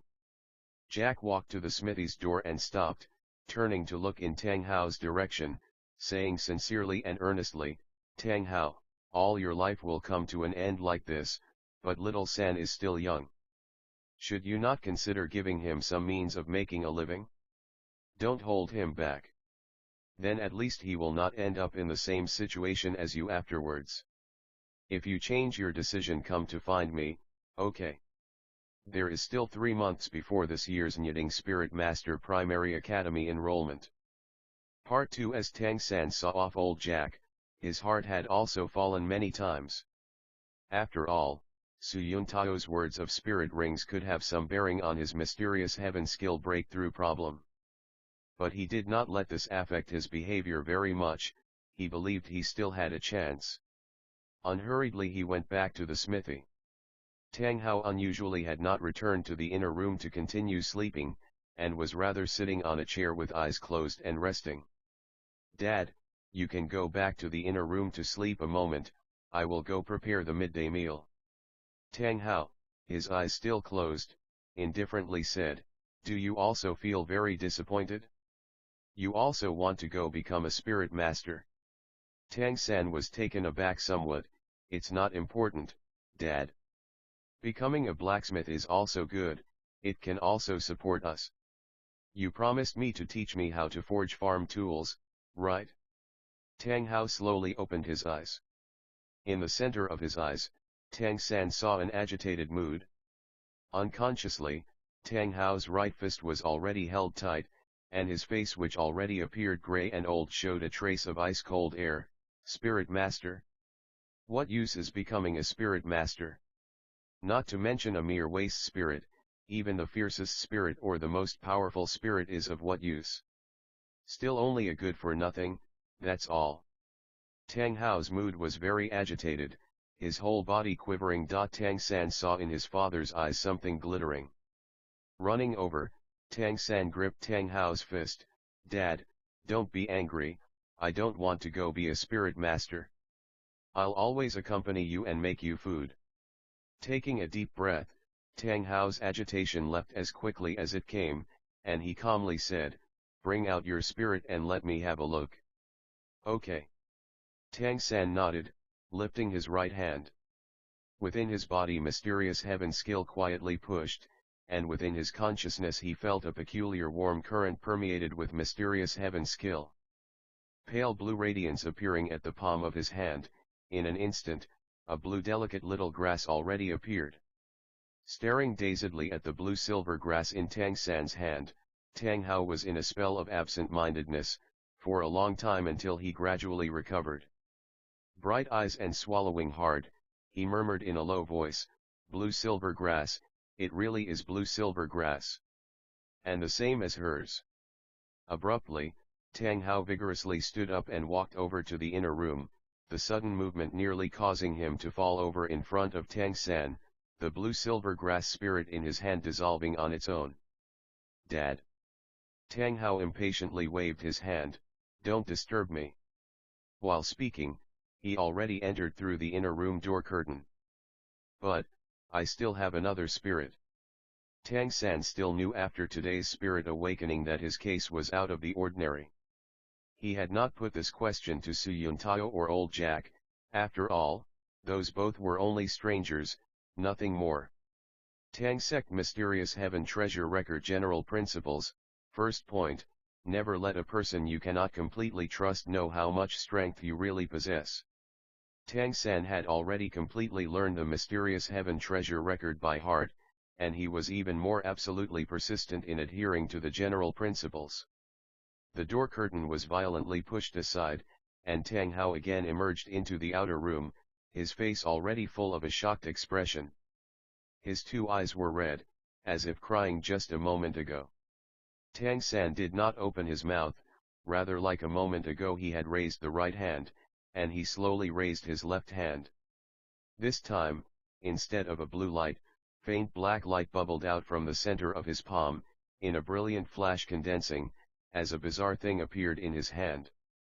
That was an entirely pitch-black hammer. The hammer handle was about half a chi in length, with a cylindrical hammerhead. It would appear to resemble a smaller version of the forging hammer, yet that hammer's pitch-black surface had a peculiar light, and on the cylindrical hammerhead coiled a faint circle of a decorative pattern.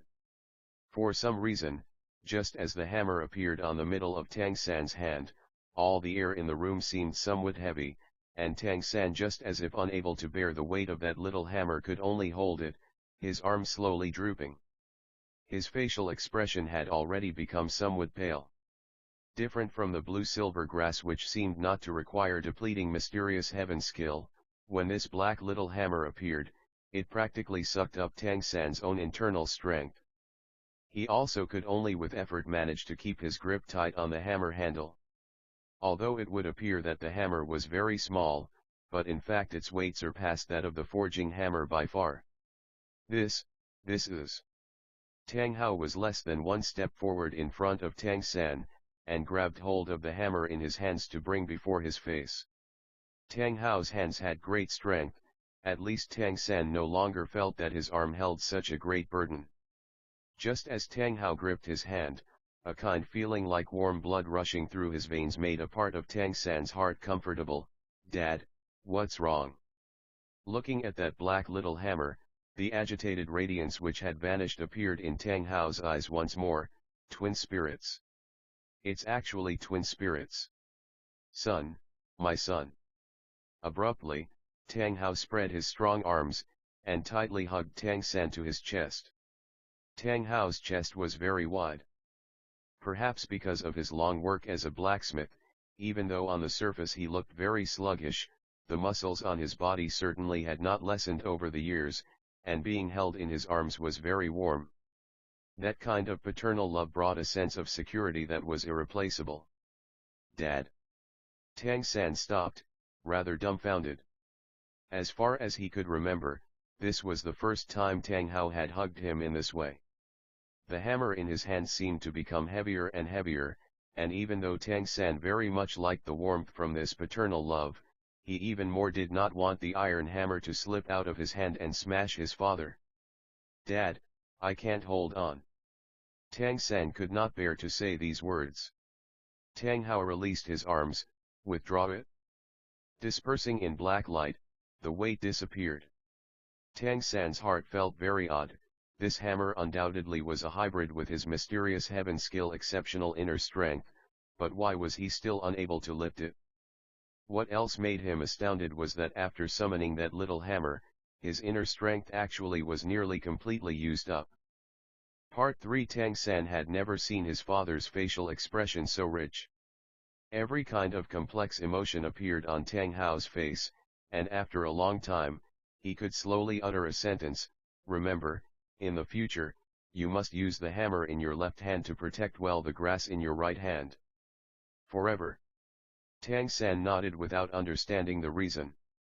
Tang Hao stood up, going straight back to the inner room. While preparing the midday meal, Tang San at the same time pondered on how this day he came into contact with the spirit world. Twin spirits, seemingly in this world very few should exist, otherwise father could not have been shocked in that way. It looked as if this hammer spirit of his seemed to move him very greatly. Concerning what he said, what was nevertheless also important was that spirits were interconnected with mysterious heaven skill. In his case, since the spirit ring was precisely the key to his inability to break through mysterious heaven skill, then, no matter how, he would have to think of a way to get a spirit ring to test at some time. At the midday meal, Tang Hao seemed very taciturn. His appetite also seemed a great deal smaller than before. His gaze frequently fell on Tang San, seemingly hesitating about something. Having finished the midday meal, Tang San as usual prepared to tidy away the dishes, but Tang Hao asked him to stop. Wait a moment before you tidy up, okay? Little San, I ask you, do you want to become a spirit master? Tang San was dazed for a moment, looking towards Tang Hao, unwilling to deceive his father. He hesitated for a moment, and finally nodded. Tang Hao heaved a sigh, his face seeming even older. In the end you still head for this path. He only spoke this sentence, then returned to his room. Tang San realized, when Tang Hao sighed, he felt were disappointed, but nevertheless his expression was more gratified. He understood that in his father's heart seemed to be many hidden things. Clearing away all the dishes, Tang San returned to his room and continued his work. With the collision between forging hammer and iron chunk, clanking noises resounded. Although he did not know at what time this chunk of pig iron could become the fist size that Tang Hao demanded, but this type of forging had a not inconsiderable benefit regarding increasing his mysterious heaven skill, and regarding his physical training the effect was also pretty good. Tang San already started trying to exhaust less mysterious heaven skill inner strength when wielding the iron hammer if possible. This way, he could maintain the time he could successively swing the hammer even longer. From noon he beat another 300 times, perceiving that every now and then a few impurities had been driven out of the chunk of iron. Lifting the door curtain, Tang Hao entered. This afternoon he seemingly had not forged any farm tools, at least Tang San had not heard the familiar beating sounds. Dad? Tang San looked in his father's direction, halting the hammer in his hands and lowering it. Tang Hao motioned him to continue, walking near to stand calmly at one side. He did not start to speak, only looked at him. Tang San only then continued to wield the hammer. By now his clothes were already soaked with sweat. With his current inner strength, he still could not adapt to the temperature level, let alone this absolutely heavy physical labor. Dang, dang, dang, dang, dang. The beating sound unceasingly resounded. Tang San's small body with the iron hammer in his hands definitely could not be proportional, but every time the iron hammer swung it nevertheless acted powerfully. Tang Hao in his heart said, innate superhuman strength and additionally innate full spirit power, no wonder he is able to swing the iron hammer in spite of being this small. Old Jack's words might be correct, he should not let his dispiritedness affect this child's growth and the road from here, even if he himself left. Looking at Tang San dripping with sweat, Tang Hao finally set his determination. Pause a moment. Tang Hao started to speak.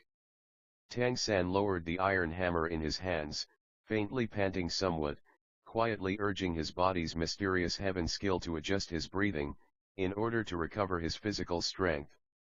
Tang Hao walked over in front of Tang San, taking the iron hammer in his hands, and looked at the stove where the iron chunk was glowing red hot in the fire.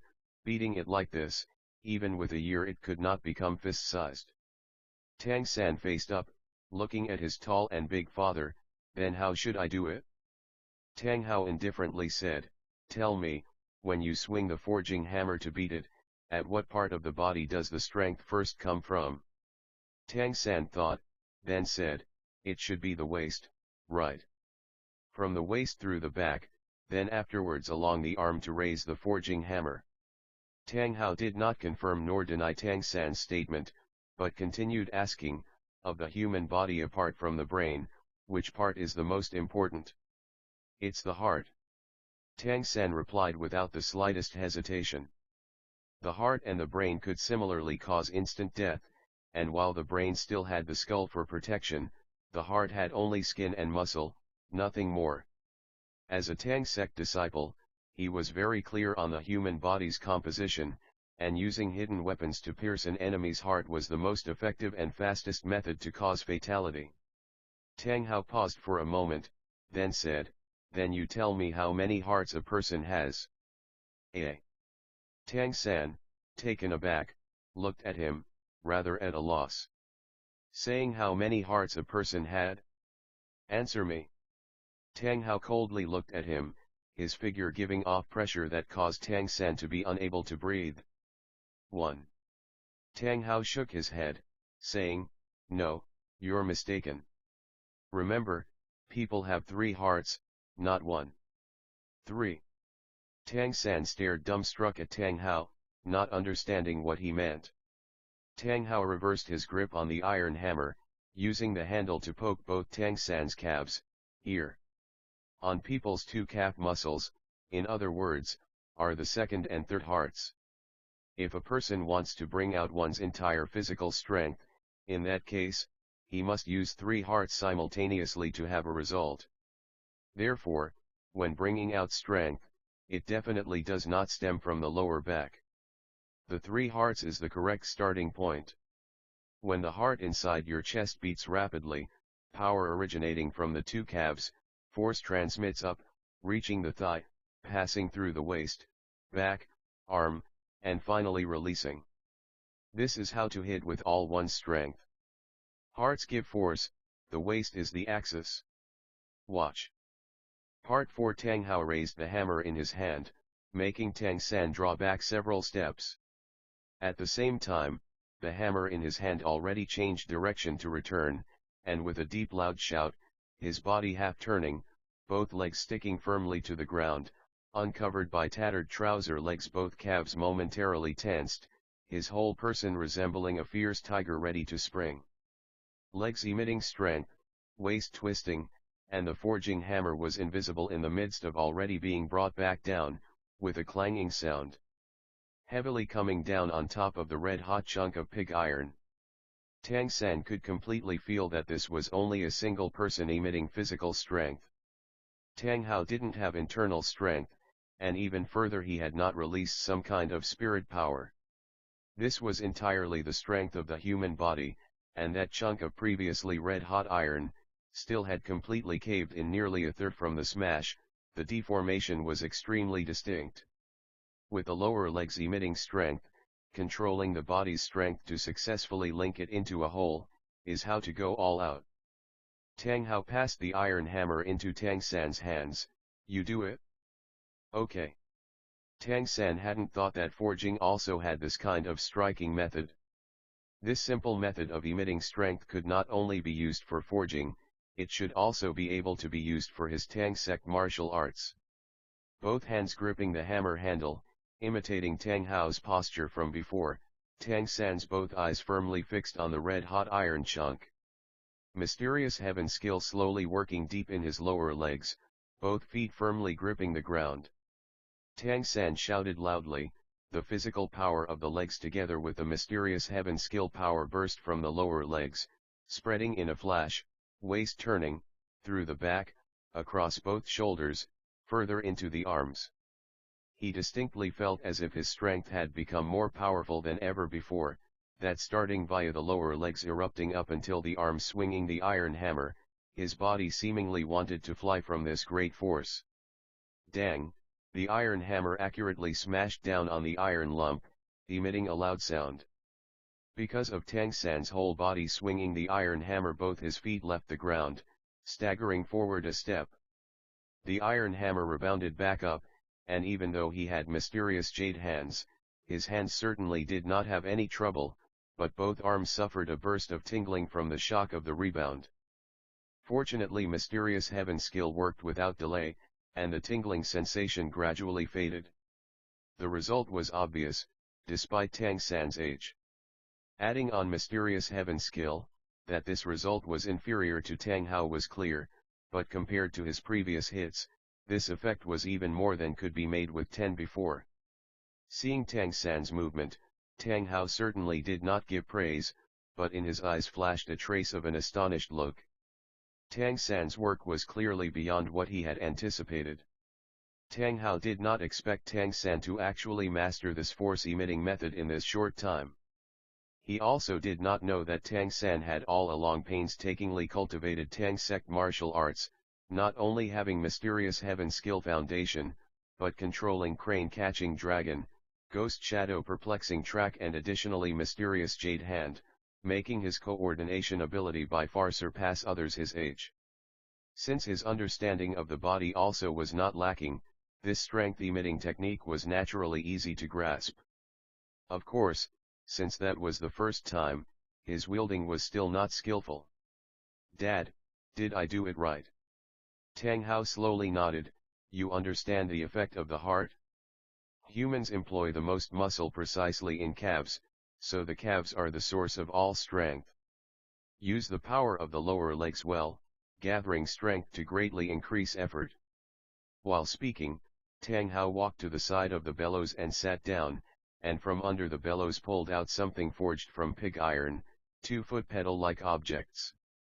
Tang Hao held them to connect under the bellows, and used both his hands to draw the bellows closed.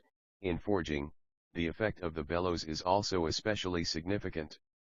Fully heated metal can be forged even better, and this can cause its toughness to become even stronger.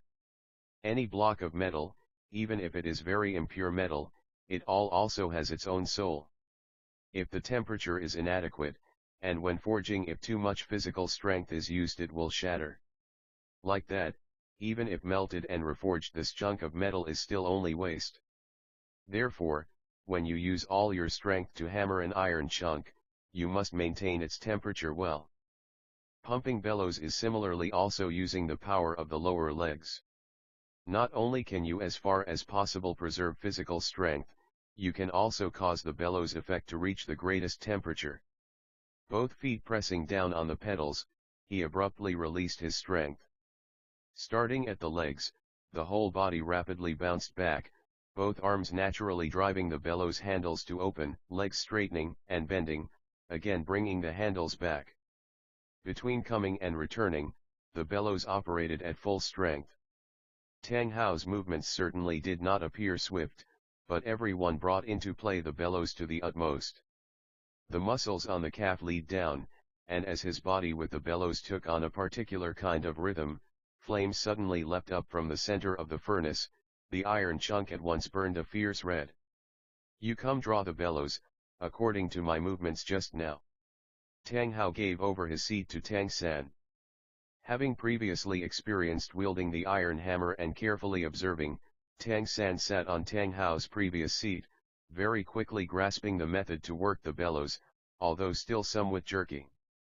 But he attentively noted that every time strength released, it started from the lower legs. Sure enough, as Tang Hao said, not only did he save very much of his physical strength, but the result as compared to before was also incomparably better. Tang Hao held Tang San's forging hammer, and coolly said, "Using all your strength in wielding the hammer to forge can fully bring your physical strength into use. But equally, with the hammer's descent, the force from the rebound can create a very great load on you.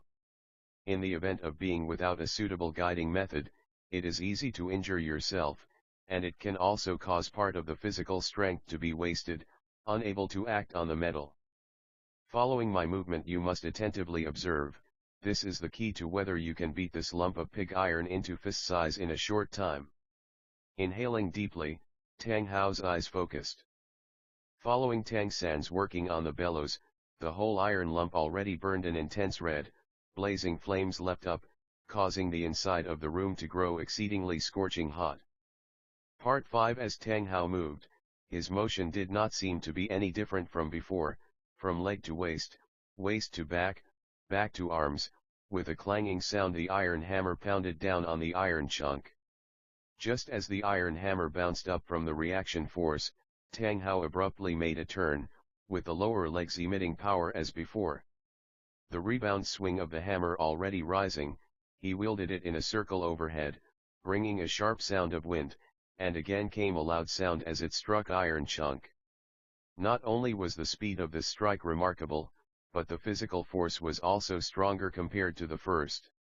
The iron hammer rebounded up high, and Tang Hao's movement with the magnitude of the iron hammer's rise seemingly attained a kind of perfect harmony.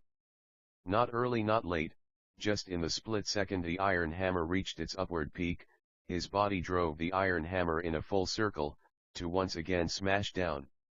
Tang San's eyes shone. This was unmistakably a method to leverage force, utilizing the rebound force from the impact between hammer and metal and converting it into downward force. The motion was perfectly coordinated in order to the greatest degree avoid being harmed from the rebound force, and instead transforming this physical force to especially add to the hit.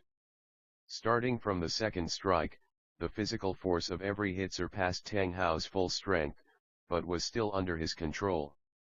Tang Hao moved faster and faster, the forging hammer lashing down on the iron chunk like a violent storm, the iron chunk continuously being deformed by the beats of the forging hammer. It was shocking, the precision of Tang Hao's strikes was unreal. Every time the iron chunk was hit it was reduced to half its former thickness, and when it started to become flat, the forging hammer in his hand would at once hit the iron chunk's edge, causing it to flip.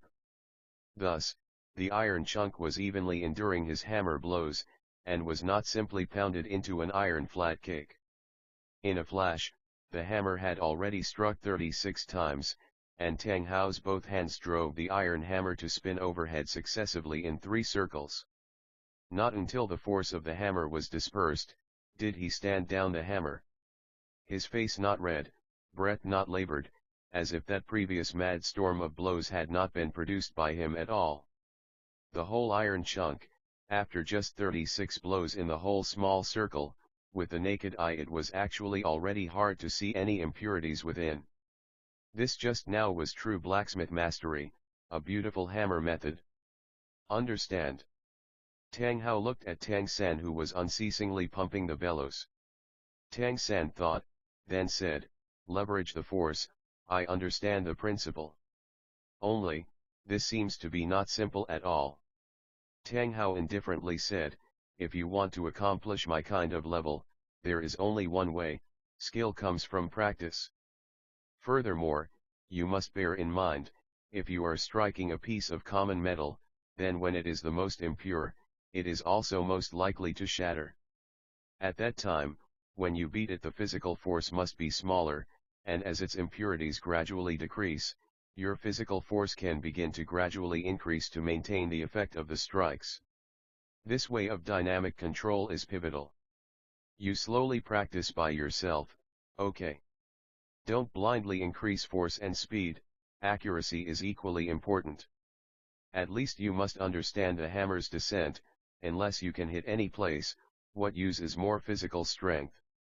With the weight of the forging hammer returned into Tang San's hands, Tang Hao turned and left. Father did not go back on his word, he really taught his forging methods, and also, from father teaching his point of view on these things, any profession all have their own profound mysteries, they are all not so simple. In the next half-month's time, Tang San everyday practiced the force-borrowing hammer forging method Tang Hao taught him.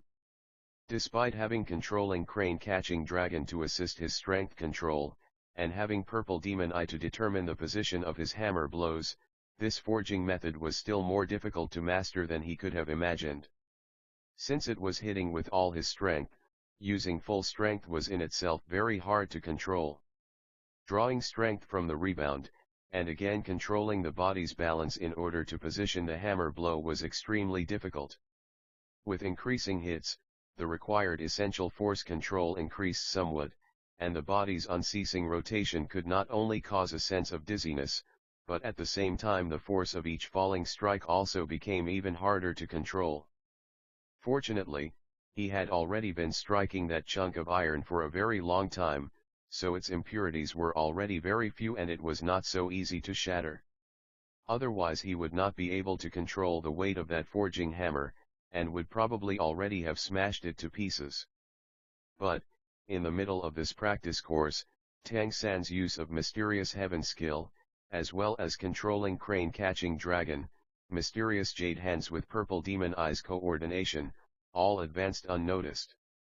From the first day when he was only able to swing twice before starting to deviate in position, up until today half a month later, he could already continuously swing 7 times, accurately striking the iron chunk without error. The improvement was extremely obvious. At the same time, the iron chunk under his full strength beating became smaller and smaller, every day brought results. Of course, this also had an inseparable connection with that lower leg force generating method. With this kind of force generating method, he could greatly reduce the consumption of the mysterious heaven skill, enabling Tang San to have even more time to pump the bellows and forge. Originally his father swung the hammer 36 times, but also it would appear that he had surplus energy. He himself could only swing 7 times, he didn't know when he could reach his father's level. Every time Tang San thought about this, he immediately had additional motivation to practice. These days, as if he had forgotten about spirits and spirit rings, when cultivating purple demon eye on the mountain top in the early morning, he also deeply thought about the problem of how to swing the hammer. 3 months' time passed very quickly, and just as Tang San could begin to wield the hammer 13 times, Tang Hao began to instruct him on how to forge tools. Tang Hao's teaching method was very direct, exactly like before he would do it once, then let Tang San do it again, and as long as he saw some of the basics were learned he did not interfere with his practice, never having many words of direction. Only at crucial parts, did he say a few words. Precisely because of this, every time Tang Hao gave pointers, Tang San remembered it all the more clearly. 004, Otherworldly Tang San's First Hidden Weapon Part 1 Early morning, Tang San returned feeling refreshed from the mountaintop to make breakfast.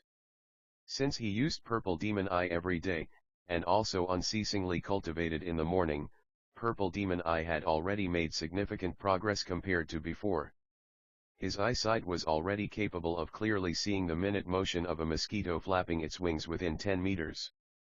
If not for mysterious heaven skill being unable to break through the bottleneck, Tang San believed, his progress in other aspects would be even greater. Forging a 50 square centimeter block of pig iron into fist size, that task which was seemingly impossible at first, had already been accomplished by Tang San as early as half a month ago. With the force leveraging method Tang Hao taught him, he was also capable of more than 24 hammer swings, every swing with flawless precision, including control of force.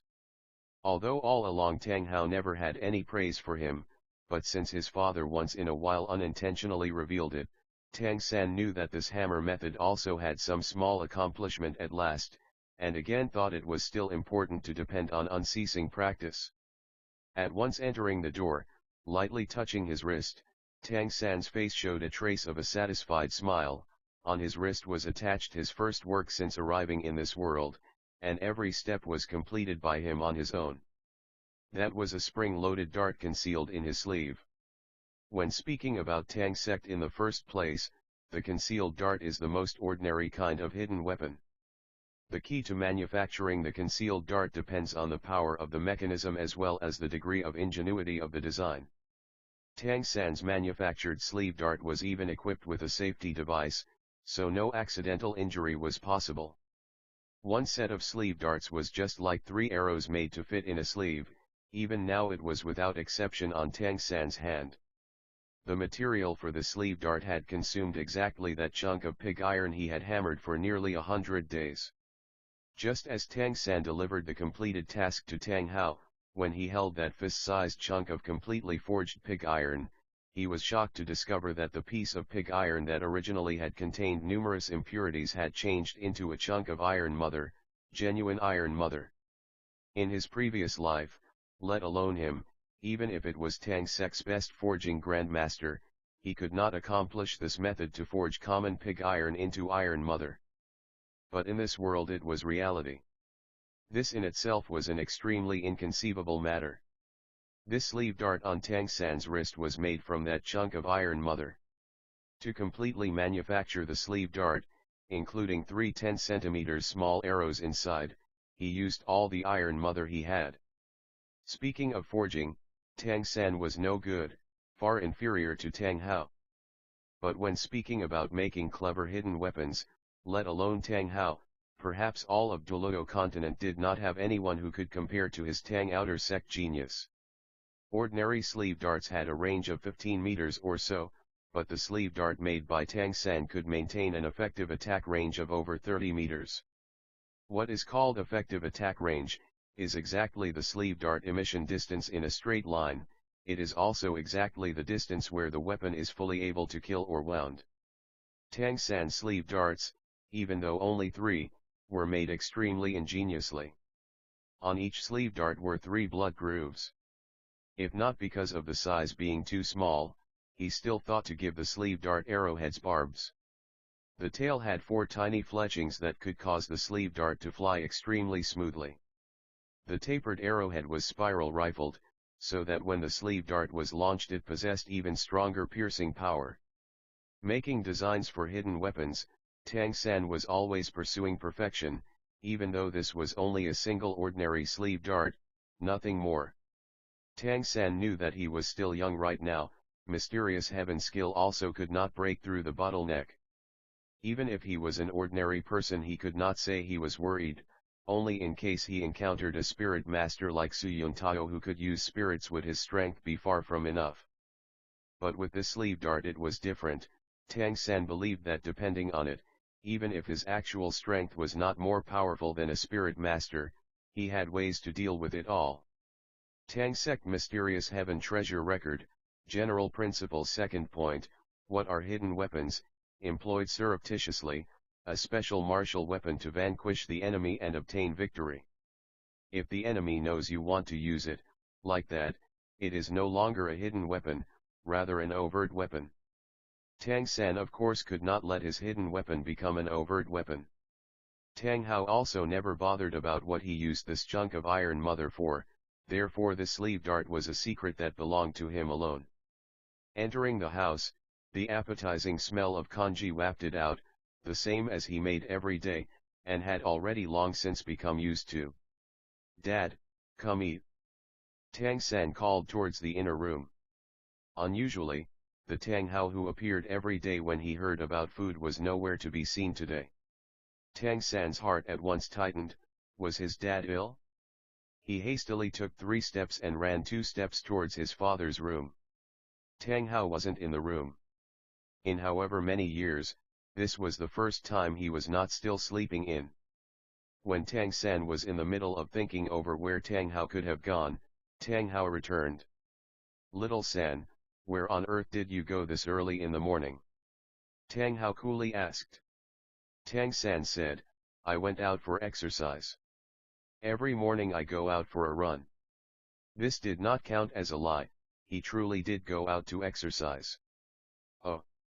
Tang Hao did not try to dig deeper, and coolly said, "Today you won't practice forging again. Get your things ready, tomorrow old Jack will take you to Nyiding City." Tang San was dumbfounded for a moment. Nyiding City? Why on earth there? The last time he had gone to Nyiding City was roughly a year ago. Old Jack went into town to do some shopping, and brought him along to let him experience it. Tang Hao gave him a look, and said, "Do you not want to study Spirit Master abilities? Old Jack can take you to Nyiding City's primary Spirit Master Academy to become a working student.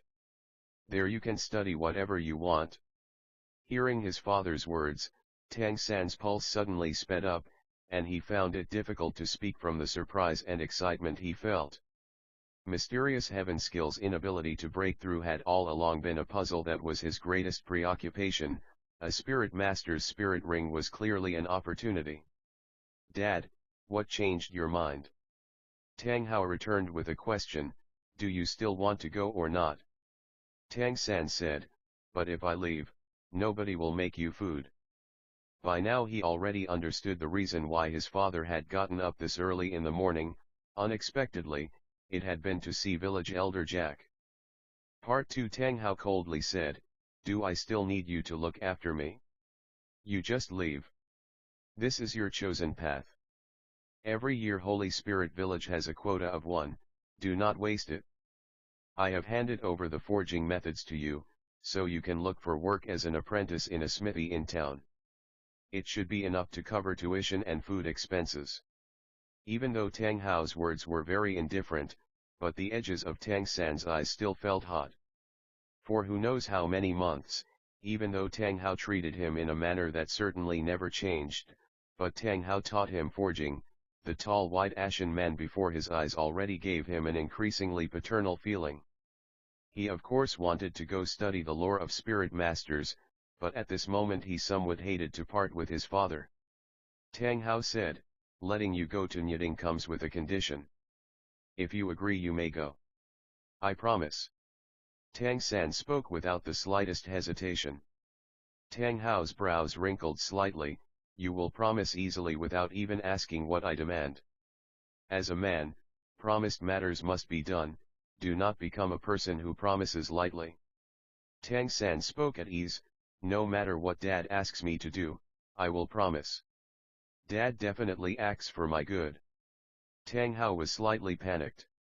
Tang San spoke without thinking, but it was precisely that trust which caused his feelings to stir a little. "From now on, no matter how you cultivate your spirit power, I want you to promise, you must not let your hammer spirit absorb any spirit ring, so much so that you cannot let another person see it appear. Moreover, do not let other people know that you have twin spirits. Can you do this?" Tang San was stunned for a moment. "That blue-silver grass spirit then?" Tang Hao said, "The blue-silver grass spirit you can use as you please, cultivating, exerting whatever spirit is also no problem. With twin spirits, both spirits do not need to rely on spirit rings to promote spirit power to be able to cultivate. Provided you have one spirit that possesses a spirit ring, the spirit power promotion bottleneck will disappear." Tang San said, "So in other words, from now on I only use blue-silver grass spirit, right?" Tang Hao nodded, "Only if you encounter a life-threatening situation. Otherwise, do not use that hammer." "Very well, I promise you." Tang San nodded solemnly. From his point of view, cultivating a spirit or not, using some spirit ring, it was all no problem, as long as he could find the means to break through mysterious heaven skills bottleneck. To other people it seemed, perhaps blue-silver grass was only a useless spirit, but Tang San had all along not become gloomy because of blue-silver grass. Cultivating Tang sect hidden weapons to a certain level, when picking the fluttering flower the leaf can also hurt, were not some empty words, but simply truly existed. Blue-silver grass was exactly mysterious heaven skill, internal force condensed by means of spirit power. As long as the internal force was sufficient, there were practically limitless hidden weapons.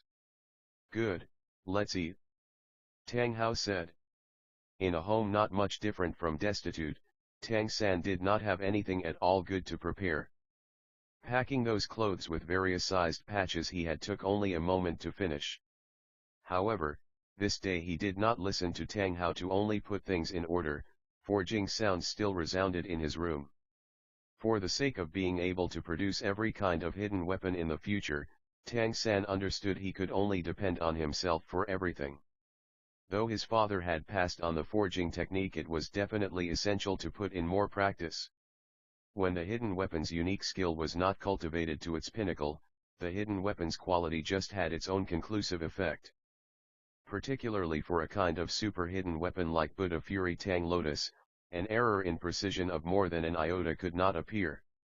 The passage of this one day seemed particularly endless. It was also the first time since Tang San arrived in this world that he felt ill at ease. Concerning the outside world, he had both expectations and some fear. Whether in Tang sect or in Holy Spirit village, he had never gone out to undergo experience and training. Regarding this point, he truly was no different from the children.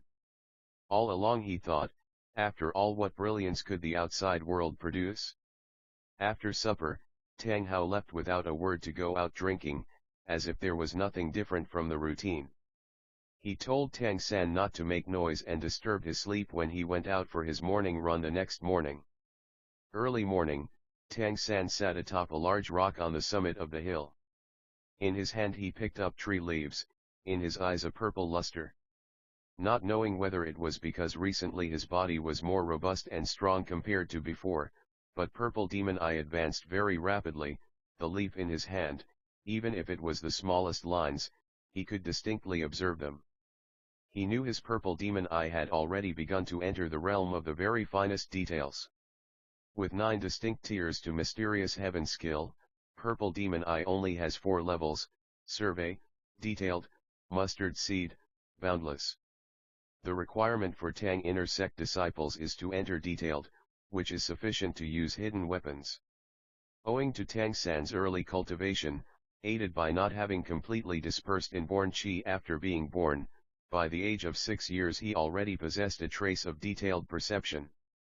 But he also knew, of Tang Inner Sect disciples practically everyone's Purple Demon Eye could reach the detailed realm, but including Sect Master Mr. Tang Da, nobody could enter the next realm of Purple Demon Eye. After reaching detailed, Purple Demon Eye's cultivation became extremely slow, and there must be no interruption in daily assimilation of the Eastern Purple Qi. That kind of persistence could not be explained in a few words. Therefore, just like Tang sect disciples after entering the detailed realm, there were also very few who would continue cultivating.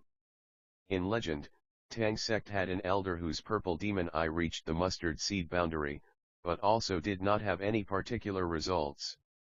Only compared to the detailed realm he saw still a little more clearly, that is all. And that elder had already cultivated Purple Demon Eye for more than 30 years. Mysterious Heaven skill welling forth, suddenly pouring into the tree leaves, the soft leaves immediately became perfectly straight. Tang San's index and middle finger jerked slightly, and the tree leaves spun out, splitting the air as they flew forth. Part 3 Just 1 meter, the leaves only flew out to a 1 meter distance, then were already unable to maintain their rotating state when they stopped being hard. As it left Tang San's finger, Mysterious Heaven skill's inner strength effect naturally vanished. The effect is still too weak. He could not help but shake his head. Tang San stood up, it was about time to return. Today was his departure from the village, he did not know when he would be able to come to this hilltop again. Standing on tiptoes, his lower legs emitting force, Tang San gave free rein to Ghost Shadow perplexing track, faced down the mountain and left. The intimately familiar scent of congee wafted out. Before departing the village, this was the very last time he cooked for his father, so Tang San naturally could not be lazy. Checking the firewood under the stove, adding some water to the congee, thus when his father later wakes up he can drink the hot congee. Old Jack had already arrived. Perhaps because he wanted to leave for Nyading City, today the clothes Old Jack wore were especially new, making him look even more hale and hearty. Little San, let's leave. That idle bum of a father of yours can't get out of bed. Old Jack called to Tang San. Tang San made a silencing gesture in Jack's direction. Grandpa, please be quiet. Dad dislikes having his sleep disturbed the most. While speaking, he took out a chunk of burnt-out charcoal from the stove, and on the ground wrote several lines. He again turned his head towards his father's room, reluctant to part, and only then did he rise with a cloth bundle on his back and quietly left with Jack. Regarding this world's written language, Tang San did not understand much. When the village's school taught the children characters, he once in a while went to see. After all, he had a foundation from his former life, so he also grasped a little of the basic texts. The door curtain lifted, and a large shadow came out from the room. In Tang Hao's eyes there was no trace of sleep. When he walked over to the doorway, he could still vaguely see old Jack and Tang San's frail body. Tang Hao stood there and didn't move, even when Tang San and village elder Jack's backs had already completely disappeared. He still stood there blankly for a long time. As if recalling something, Tang Hao abruptly turned back into the smithy, looking at the part of the ground Tang San set aside for his writing. A few very simple words: Dad, I and Grandpa Jack left. You yourself must take good care of your body, drink less. Kanji in the pot, don't forget to eat. Gaze changing direction from the writing on the ground to the iron cooking pot to the side, Tang Hao briskly walked over and swept open the pot lid by one handle. With both hands he directly lifted the iron pot. Thanks to Tang San just now adding water, the kanji in the pot still had not been brought to a boil again, but Tang Hao regardless held the iron pot and poured it into his mouth, gulping swallows. In his eyes was a layer of hazy mist. He didn't realize how quickly time had passed. Walking along the road, Tang San silently followed by old Jack's side, frequently turning his head back to look in the direction of the village. Little San, do you hate to part with the village or still hate to part with that drunkard old man of yours? Jack patted Tang San's head, and asked with a smile. A bit of both. Tang San replied in a low voice. Jack smiled slightly, and said, compared to those however many good-for-nothing grandsons, you, my child, are far more intelligent. It would be so good if you were my grandson. Tang Hao, that drunkard truly is fortunate. Do not think too much. Outside, heaven and earth are very vast. At the academy you can get to know very many friends. You can learn very many things. After you have become a spirit master, the country will grant a monthly stipend, and at that time your family will also be able to live well. Tang San was after all a person who had gained a second life. Listening to Jack's words, his mood already gradually recovered to normal, and in his heart was an unbearable thirst for the outside world. He asked, Grandpa Jack, can you tell me about the academy? What kind of place is it exactly? Jack smiled a bit, and said, the academy is of course a place to study. Although I never went, but for the most part I still understand. Our village has a quota to send one working student every year, but we have already for very many years not sent a working student to study.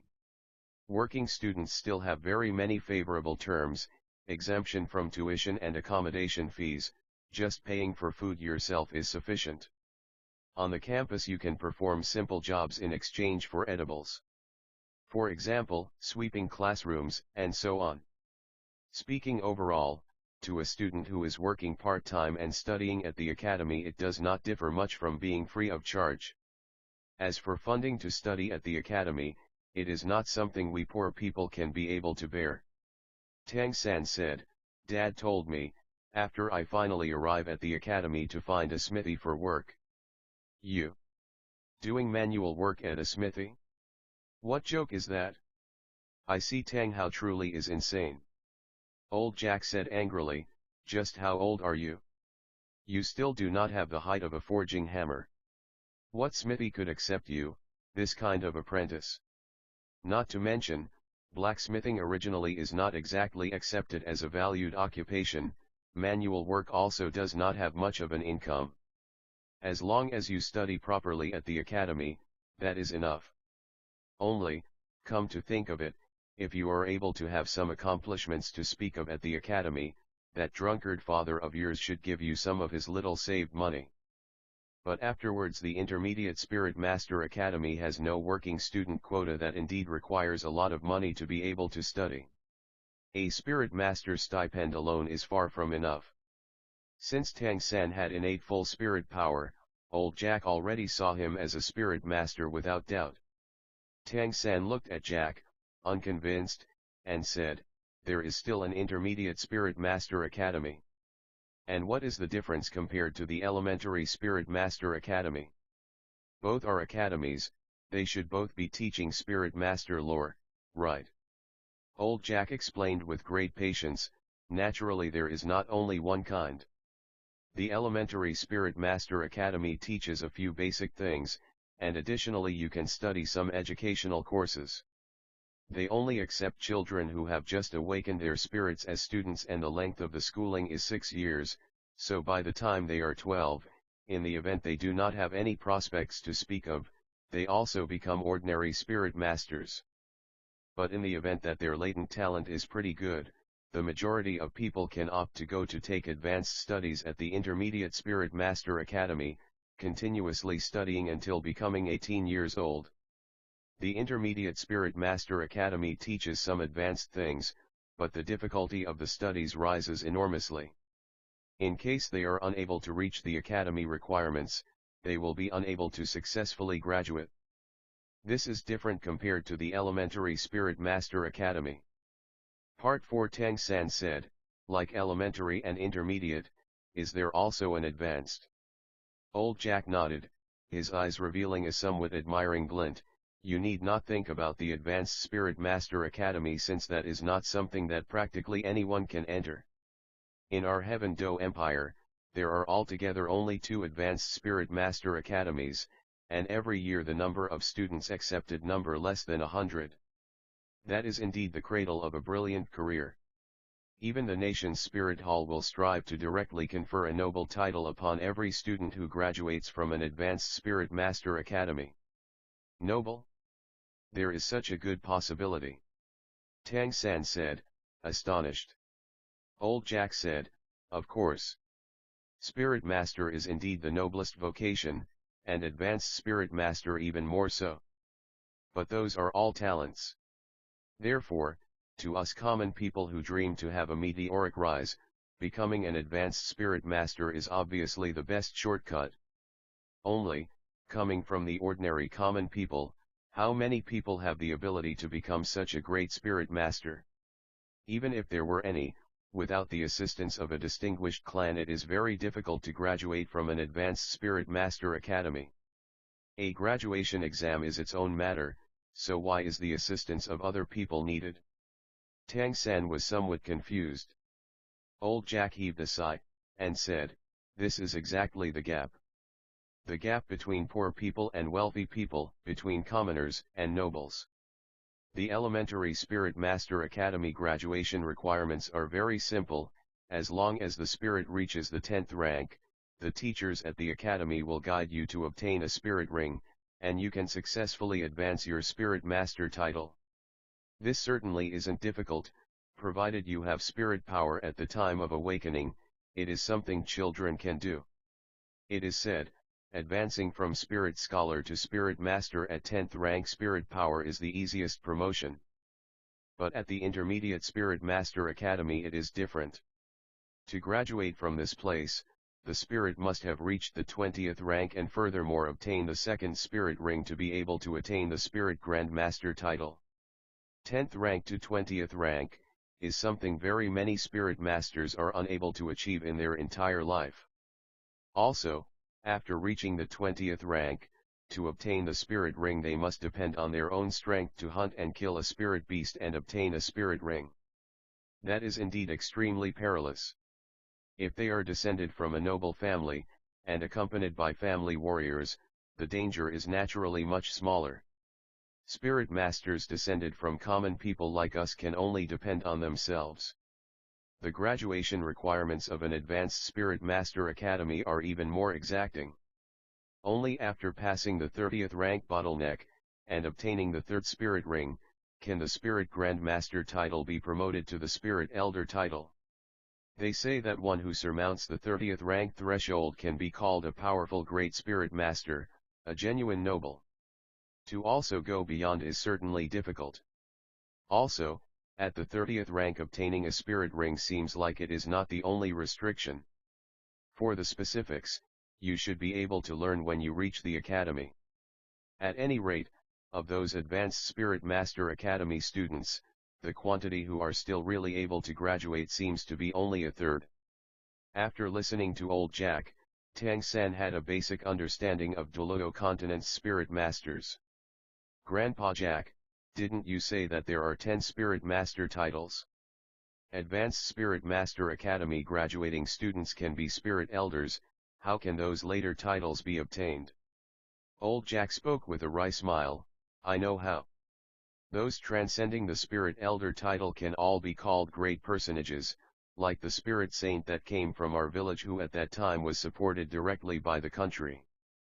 I have heard people say that Spirit Master cultivation later on is exceedingly difficult, and also exceedingly dangerous. How many people possess the kind of genuine ability that can reach the top level of title Douluo? You could even say that it is not known whether such people exist in both our Heaven Do Empire and the Star Loto Empire right now. Old Jack only had some simple understanding regarding Spirit Masters, nothing more. Hence his words were not detailed. Tang San understood that he could only search for this knowledge himself in the academy. In particular, about spirit beasts, spirit rings and such things. From Holy Spirit Village to Nyiding City was certainly not far, 2 people walking could reach it in half a day's time. Eating some simple travel rations halfway, by afternoon they could already see the city walls in the distance. Even though Nyiding City was not counted as a large city, because it was very close to Heaven Do Empire's border, the city walls were still built thick. Tang San and Old Jack were examined like all the other travelers when entering Nyiding City. Tang San in a moment Grandpa will take you to the academy and then return. When you are alone at the academy you must listen to your teachers, you must not leave the academy without permission.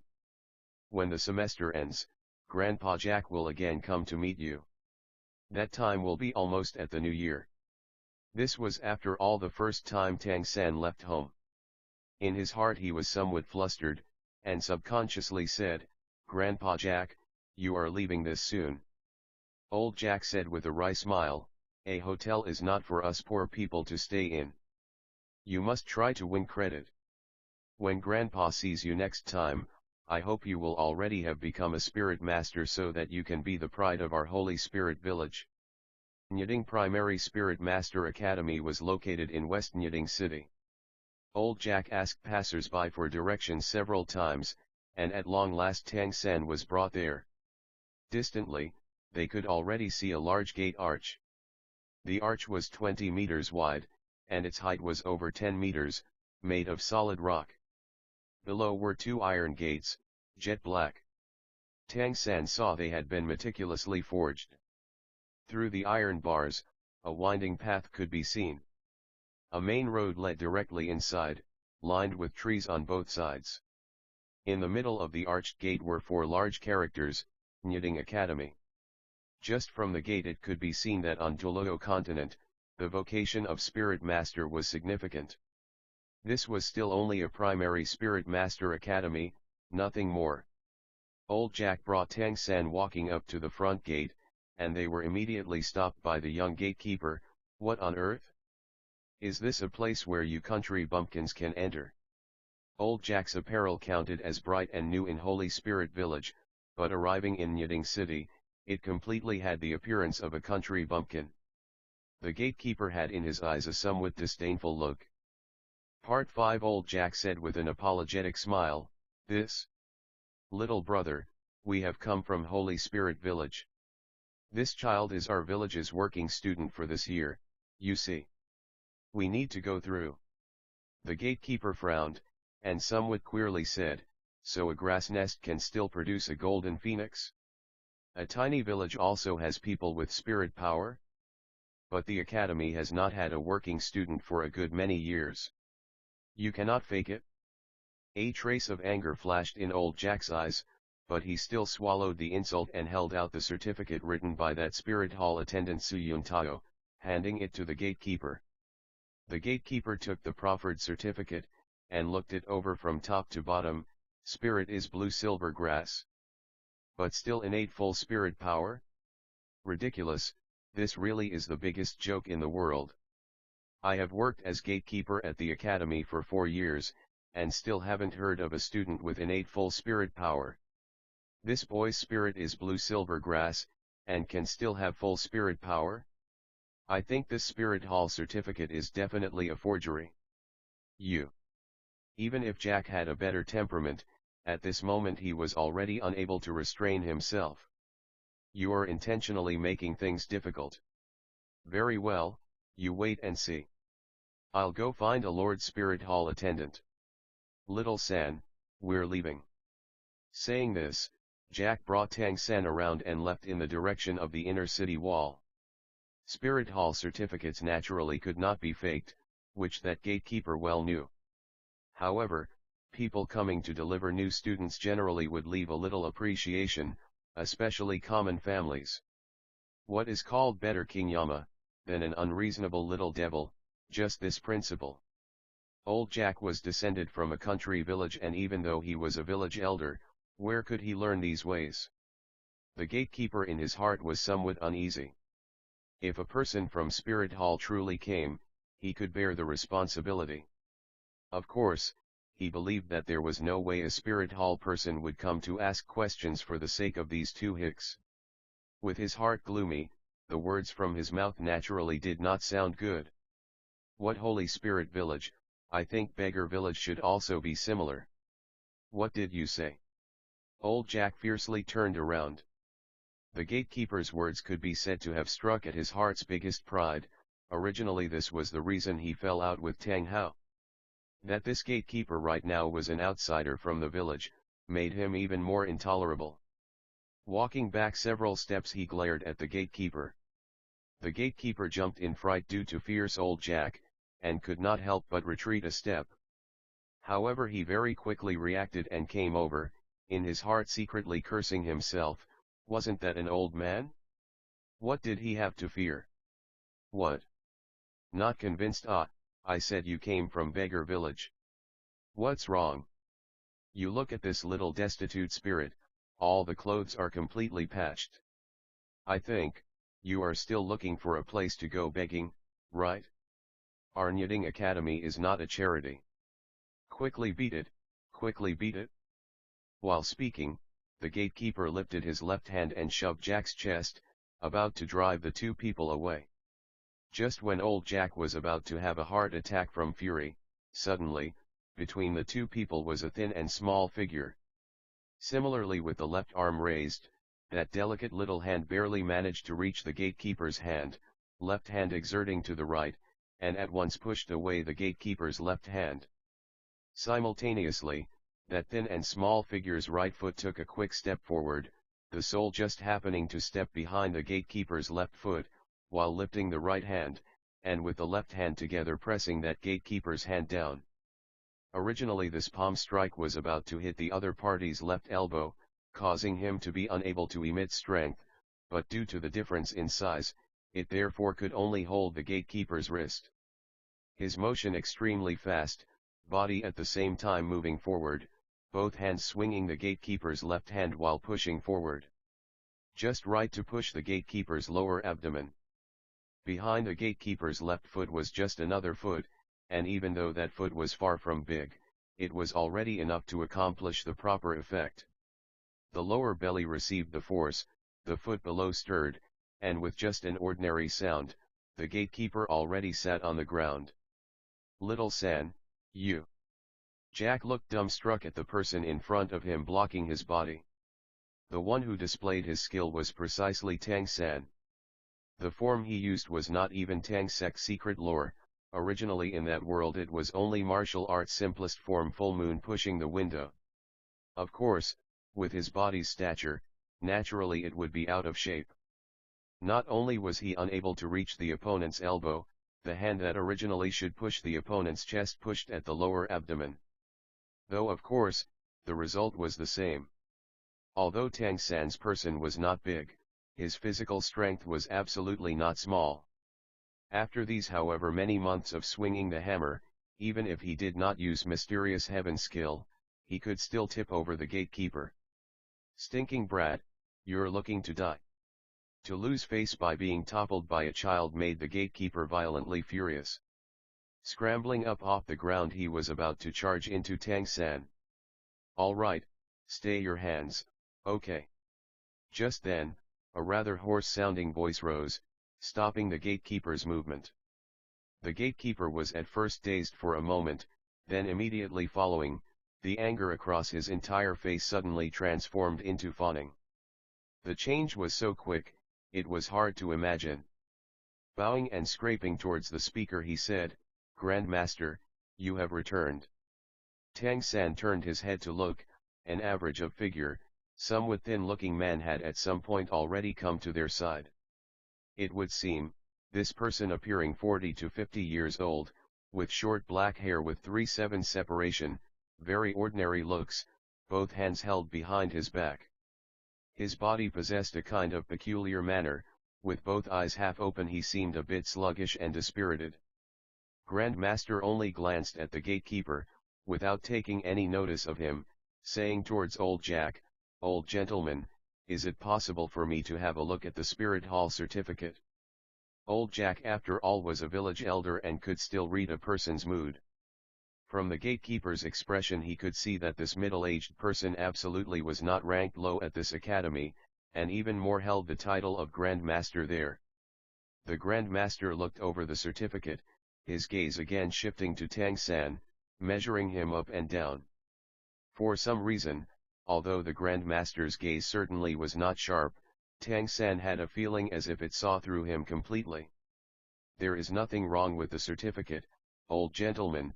For this matter just now let me apologize on behalf of the Academy. Deliver this child to me, okay. 005, Grandmaster. Teacher." When a Spirit Master level personage apologized towards him, old Jack's vanity received an enormous boost, and he hastily shook both hands, saying, "Don't apologize, don't apologize. We are also in the wrong. Grandmaster, I will trouble you with this child. Tang San, you follow Grandmaster inside, okay, but you must be obedient." Tang San nodded, but did not open his mouth. Earlier, when this Grandmaster before him stopped the gatekeeper from charging at him, his left hand was already lifted, and for insurance, a sleeve dart was already readied. If this Grandmaster before him had spoken a step later, perhaps that gatekeeper's throat could have received a short arrow. Tang Sect Mysterious Heaven Treasure Records, General Principles, third item, determine whether the opponent is an enemy. If they are, then aim to kill. If not, then show mercy, otherwise you shall only increase your worries. To Tang San it seemed that the gatekeeper moving towards Jack was trying to strike an old man. In addition to his unkindness, this in itself was already enough to aim to kill. At the same time, he was also absolutely certain that including old Jack there was nobody who could detect him using that sleeve dart. Without evidence, who could say that he killed? Tang Sek's silent sleeve dart shot so extremely fast, it would only leave a shadow, and how could the doorkeeper have dodged with those trash capabilities? Not until after old Jack warned Tang San several more times did he leave. Grandmaster coldly glanced at that gatekeeper. "This is the first time, and also is the last time. If there is a repeat offense, you need not remain here." His hoarse voice was calm, but gave a feeling that made it impossible to refute.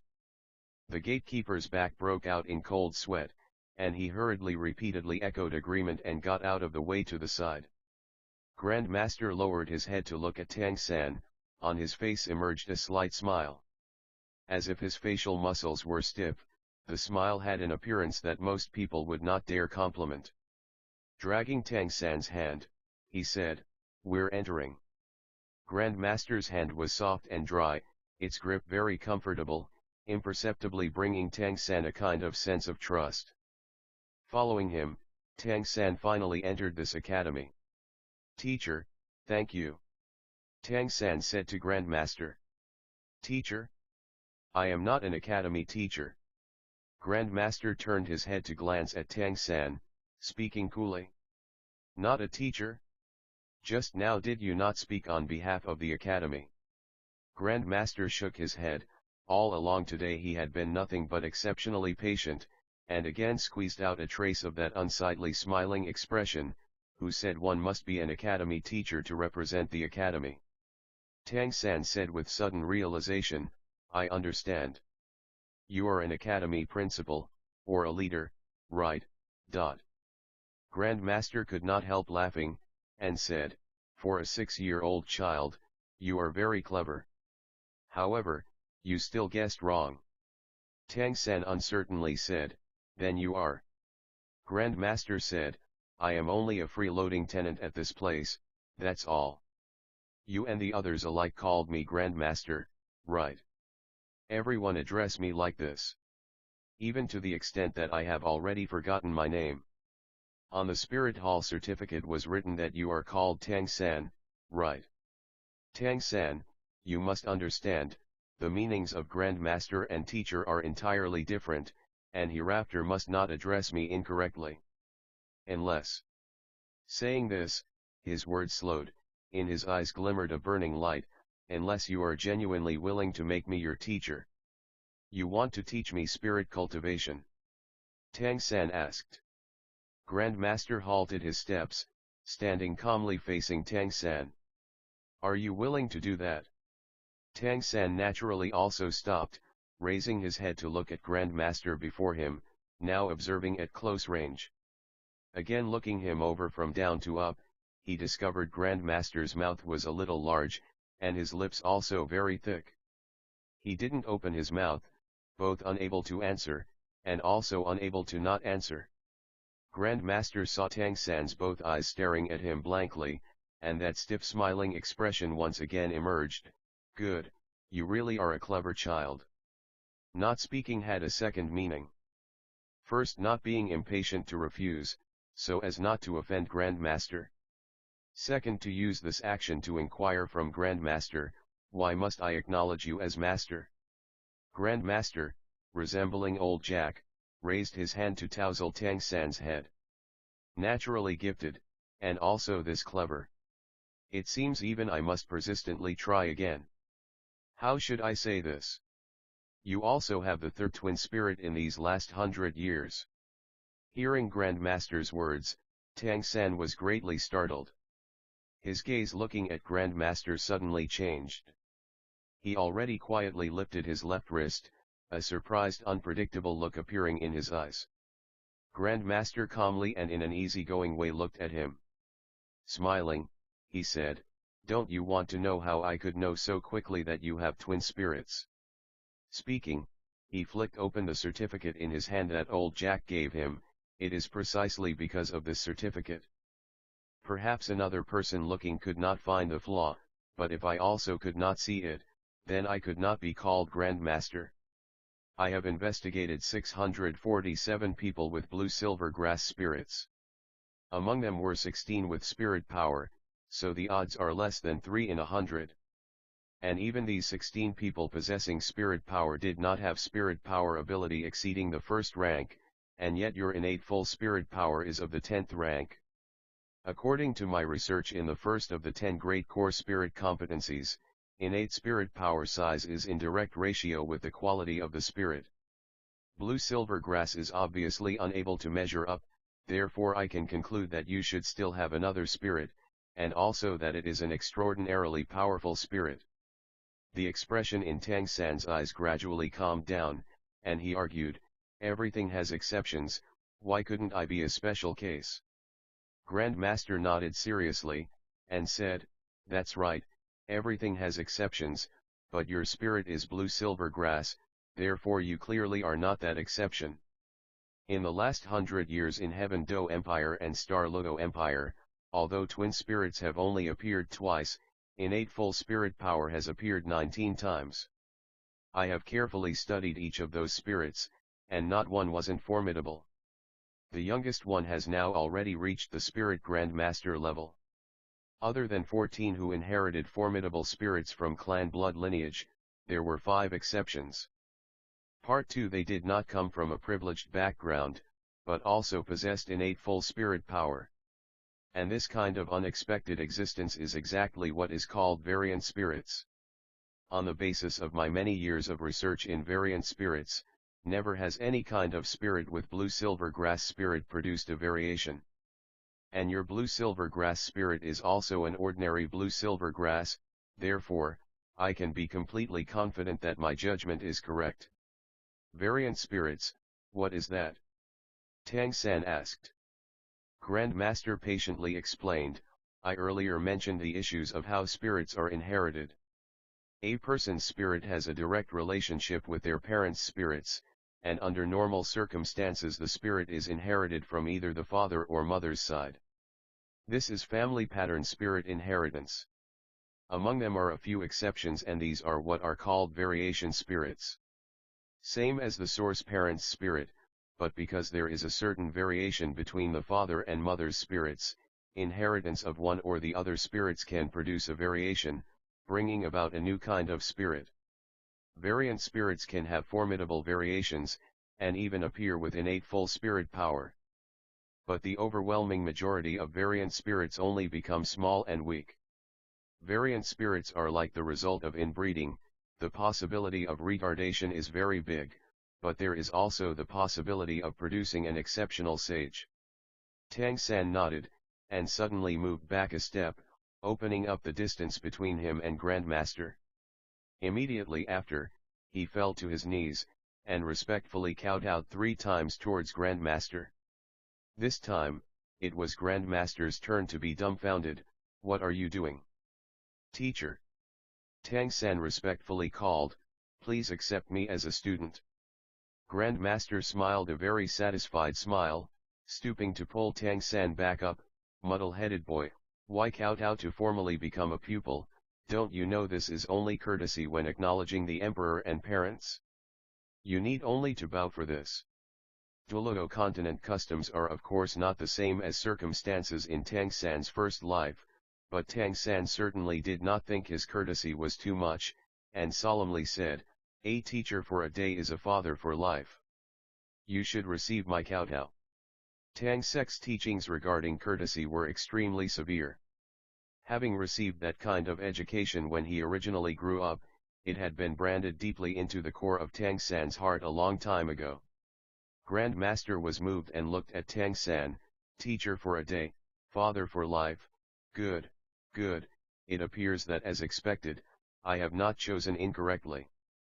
What is called one tiny clue reveals the general trend is that the details determine success or failure. Even though this pair of master and apprentice had not met for long, but Grandmaster already had no small understanding of this child before his eyes. Let's go, I will bring you to report to the dean's office. Grandmaster again dragged Tang San's hand. His originally dry big hands were faintly perspiring because of excitement. Nyiding Primary Spirit Master Academy was not as big as it appeared outside, and was mainly divided into a few areas, the main school building, a sports ground and a dormitory to the east of the sports ground. Even though it was only an elementary Spirit Master Academy, this place's requirements towards students were extremely strict. Even if the home was near the academy, students must still live in the academy under a unified regime. At the dean's office on the main school building's first floor was a 60-year-old teacher who was in charge of dealing with new students and 2 additional teachers in their 30s who assisted him. Grandmaster placed the certificate he held on the desk, and said towards that elderly teacher, Director Su, this is this year's working student delivered by Holy Spirit Village, I will trouble you to help him register at once. Director Su, his face covered by a smile, said, why Grandmaster, you have come, a rare visitor, ah. Please have a seat. Grandmaster shook his head, and said towards Tang San, you enroll here on your own, these several teachers can tell you what to do. I'll leave first, I will go find you later. Tang San nodded, and respectfully said, "Goodbye, teacher." Grandmaster revealed a smile, stroked his head, then turned and left. Hearing how Tang San addressed Grandmaster, Director Su appeared very interested. "Lad, you called Grandmaster teacher? He is not our academy's teacher." Tang San said, "But he is my teacher." Director Su stared blankly. "You acknowledged Grandmaster as your teacher?" His expression was somewhat queer, a kind of expression as if holding back laughter. Tang San said, "Is something wrong, teacher?" Director Su repeatedly shook his head and said smilingly, "Not at all, not at all. I did not think Grandmaster also could accept disciples. Only, you are still originally an academy student, and hereafter must comply equally with the academy's system of regulations, you understand?" Tang San nodded.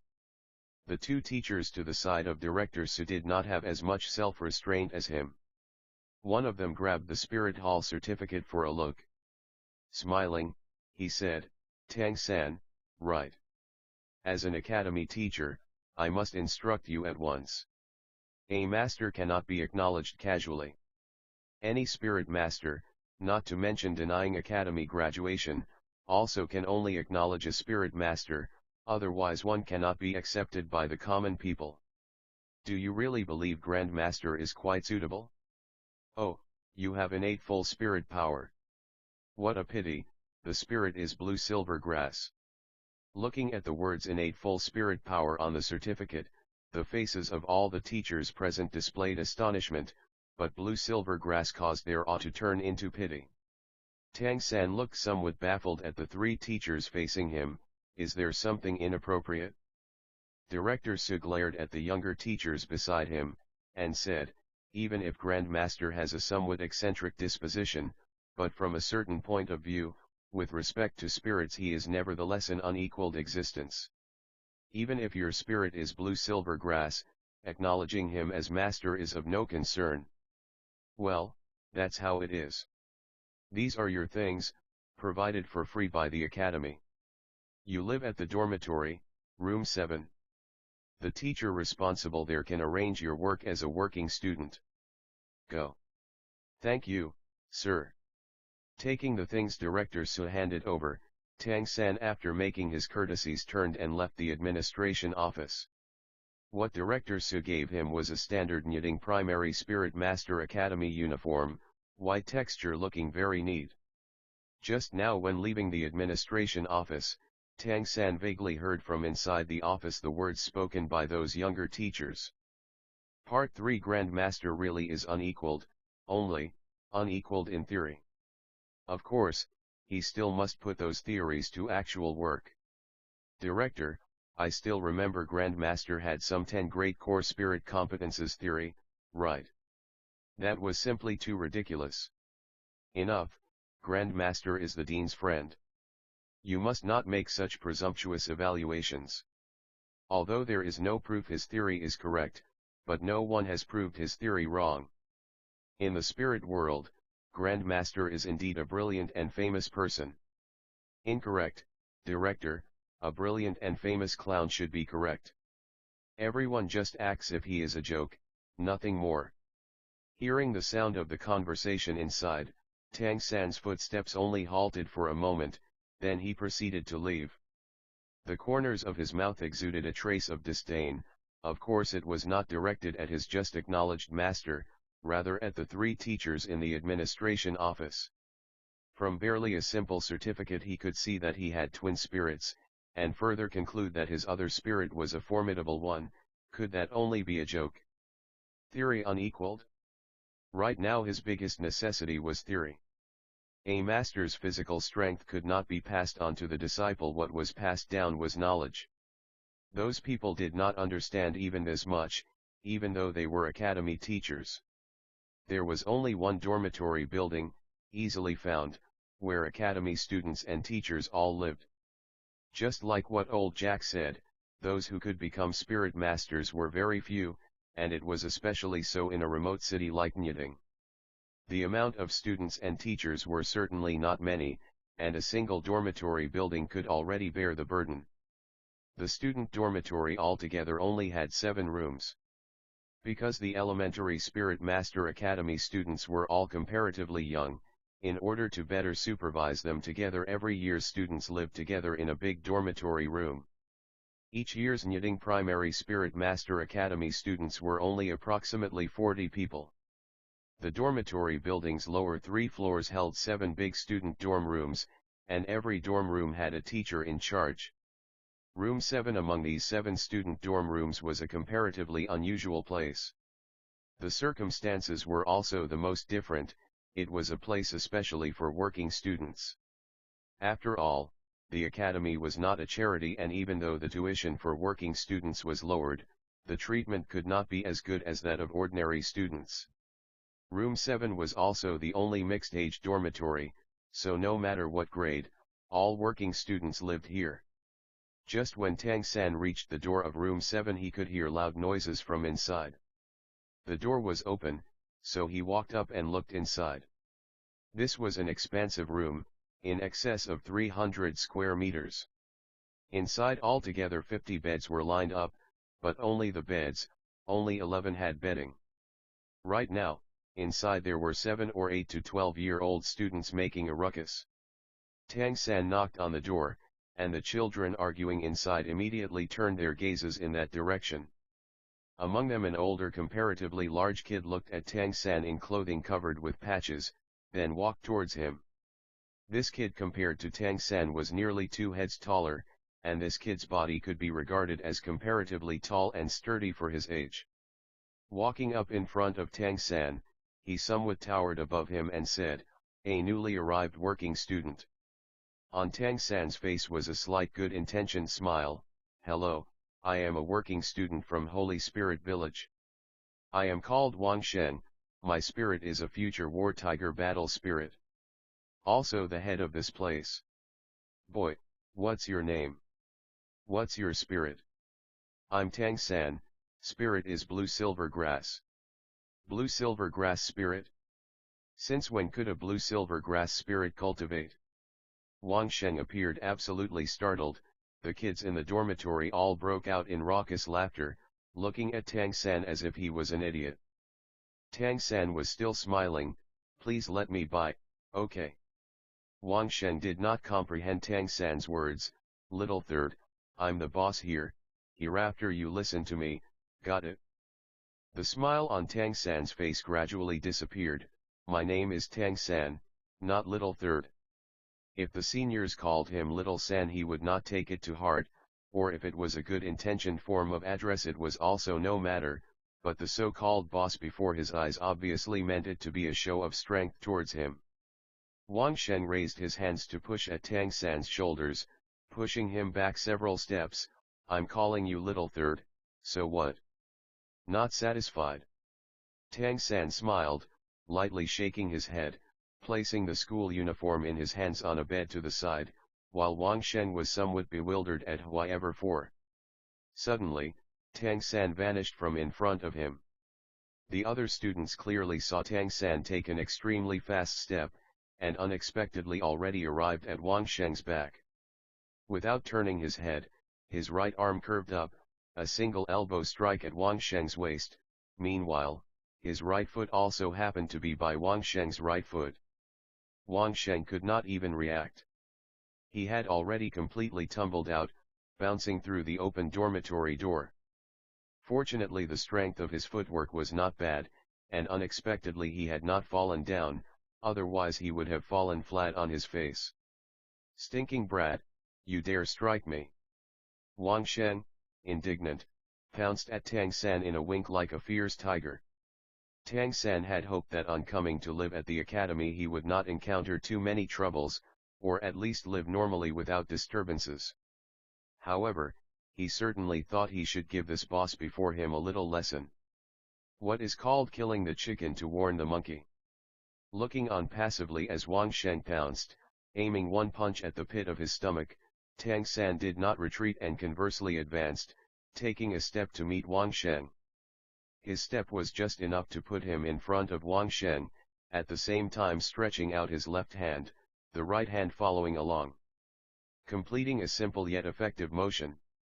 Wang Sheng only felt as if his waving right fist was pulled by an exceptional force, and the circumstances unexpectedly changed. Meanwhile a great force came from Tang San's right hand, the foot below again just enough to trip him, a body immediately flying out a second time. This time the balance could not be grasped so well.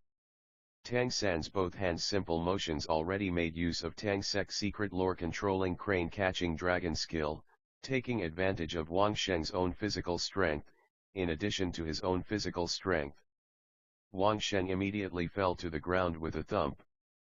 Part 4. If the first time could be called fortunate, then the second time Wang Sheng fell out was clearly not that easy. The expression in the eyes of the other children looking at Tang San suddenly changed a bit. A sound that distinctly should not appear in a child's mouth rose from Wang Sheng's throat as a muffled roar, and it could faintly be seen that his body emitted a layer of pale yellow light. The body on the ground pounced and shot up in a flash, whether speed or strength, they clearly could not be compared to before. Spirit. He employed the spirit's strength. This thought flashed through Tang San's mind like a lightning bolt. However, what spirit was that again? Seeing that Wang Sheng grabbed at his shoulders with both hands, Tang San similarly raised both his hands, equally taking the shape of a claw and receiving Wang Sheng's hands.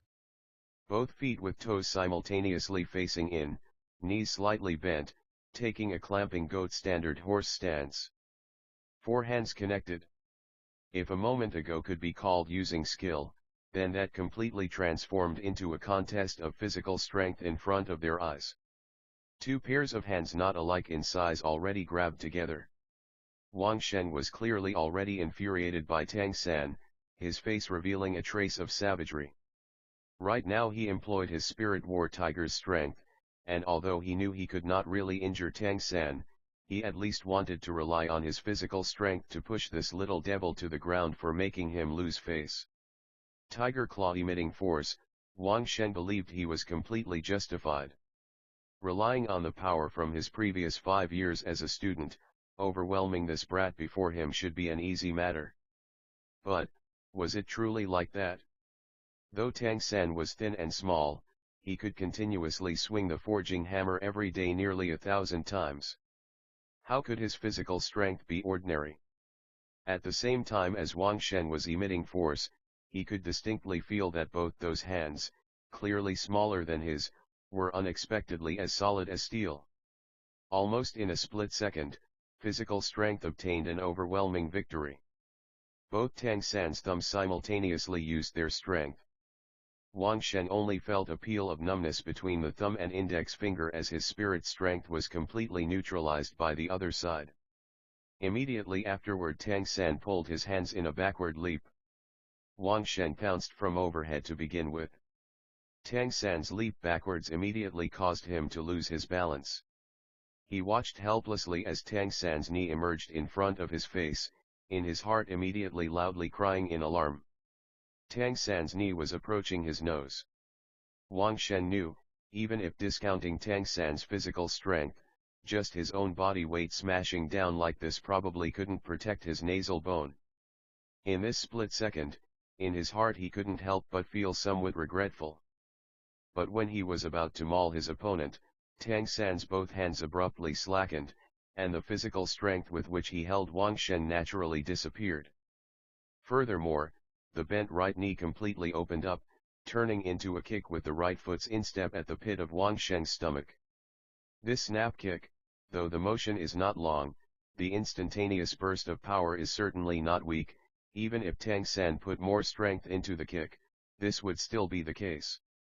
The dormitory students could only stare as Wang Sheng's body uncontrollably performed an extremely difficult backflip in the air, and with a pang sound, landed on the ground with his whole body already prostrate on his stomach.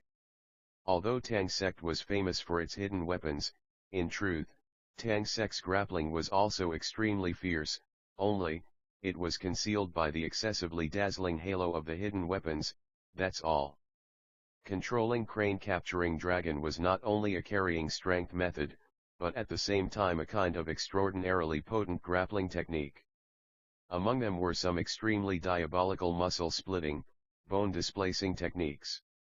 Of course, Tang San could not use those under these kinds of circumstances. This time, Wang Sheng did not fall so lightly, and he struggled for a long time to clamber off the ground. Looking at Tang San, the expression in his eyes already became fearful and angry simultaneously. No matter what he said, he was only a 12-year-old boy. When facing a person even more powerful than him, fear still was much stronger than impulse. Tang San picked up his school uniform. Now can you step aside? Staring at Tang San walking towards him, Wang Sheng subconsciously got out of his way. Tang San found a bed not far from the doorway and put his school uniform on it. Oh, no, Tang San, was what you used just now a spirit ability? Wang Sheng asked a probing question. Spirit ability. This was not the first time Tang San had heard this term. What is a spirit ability? Wang Sheng scratched his head, saying, precisely relying on a technique used with the spirit. Only, is your spirit really blue silver grass? Raising his right hand, cold blue light gushing out from the palm, Tang San showed the dormitory students he certainly didn't lie. Hearing the two words spirit ability, the other students, although awed by Tang San's ferocity, still began to gather around. Was that really a spirit ability? So ferocious, even Wang Shengdage was no match. Tang San shook his head. That was no spirit ability, only a kind of fighting technique, that's all. Don't we have betting here? A student at worst a few years older than Tang San had a gloomy expression in his eyes. We're just working students, originally exempt from tuition fee. Where would betting come from? We all brought these from home. Otherwise, you could use mine for now, right? Tang San shook his hand and said, no need, thanks. I can do on my own. Wang Sheng walked up in front of Tang San. Why did you show mercy just now? He had studied at Nyiding Primary Spirit Master Academy for 5 years. If Tang San stopped his knee and changed to a kick to avoid serious injury, then he could not understand why. Tang San indifferently said, we are fellow students, not personal enemies. A complex light flashed through Wang Sheng's eyes. I'm sorry for just now. Every working student arriving here must face this. Us working students are looked down on by the other students to begin with, so we have to unite. We only hope you, this newcomer, can join with us. Tang San smiled, and said, therefore, you wanted to give me a show of strength. Wang Sheng's face blushed, showing a rather simple and honest smiling expression. It was you who gave us a show of strength in return. However, you truly are ferocious. You should only just be 6 years old, right? Tang San nodded. 006, I'm Xiao Wu. Wu of Dancing Part 1. Wang Sheng pulled back a student in front of the bed, and impolitely sat down by Tang San's side. Tang San, you beat me, therefore you are now room 7's boss. Tang San hurriedly shook his hands, and said, I've come to study. Wang Sheng sternly said, these are the rules, the strongest fist is the boss. You think being boss is good? I'm not being humble with you. Look. Speaking, he pulled back the 2 sleeves of his school uniform. Tang San was shocked at what he saw. On his both arms were no less than 7 or 8 blue, green and purple bruises. Wang Sheng said with a wry smile, this is just since arriving yesterday. Us working students all come from poor households, so the other dormitory students constantly bully us from room 7. The acting dormitory boss must stand up for the younger brothers. I earnestly wish to pass on this duty to you. The other students all nodded, looking at Tang San, faces showing a faint hopeful light. A sense of justice is basically a key element to a traveling knight. Protecting the weak is naturally included. Tang San received frequent education on this subject during his years at Tang Sect. Having heard what was said, he could not decline again. Fine then. I can't watch fellow dormitory students be bullied. At this time, a clear and melodious voice came from outside, is this room 7? Everybody looked in the direction of the door, eyes immediately staring somewhat. They caught sight of a pretty, very young girl standing in the door, seemingly about the same age as Tang San, height also practically the same. With a pretty little rosy face, and fair and soft appearance resembling a completely ripe honey peach, giving people an urge to bite off a mouthful. Although her clothing was very plain, it still looked very neat.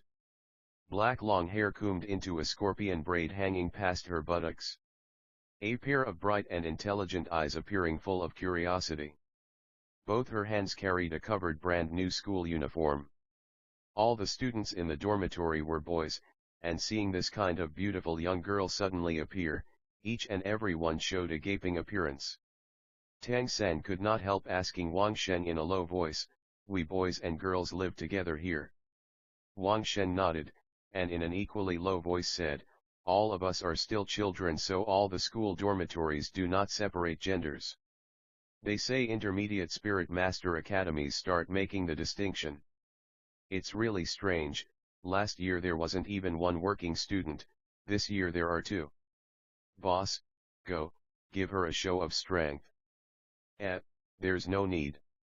Tang San had not expected that for the sake of becoming the so-called Room 7 boss, he would immediately run into a difficult problem.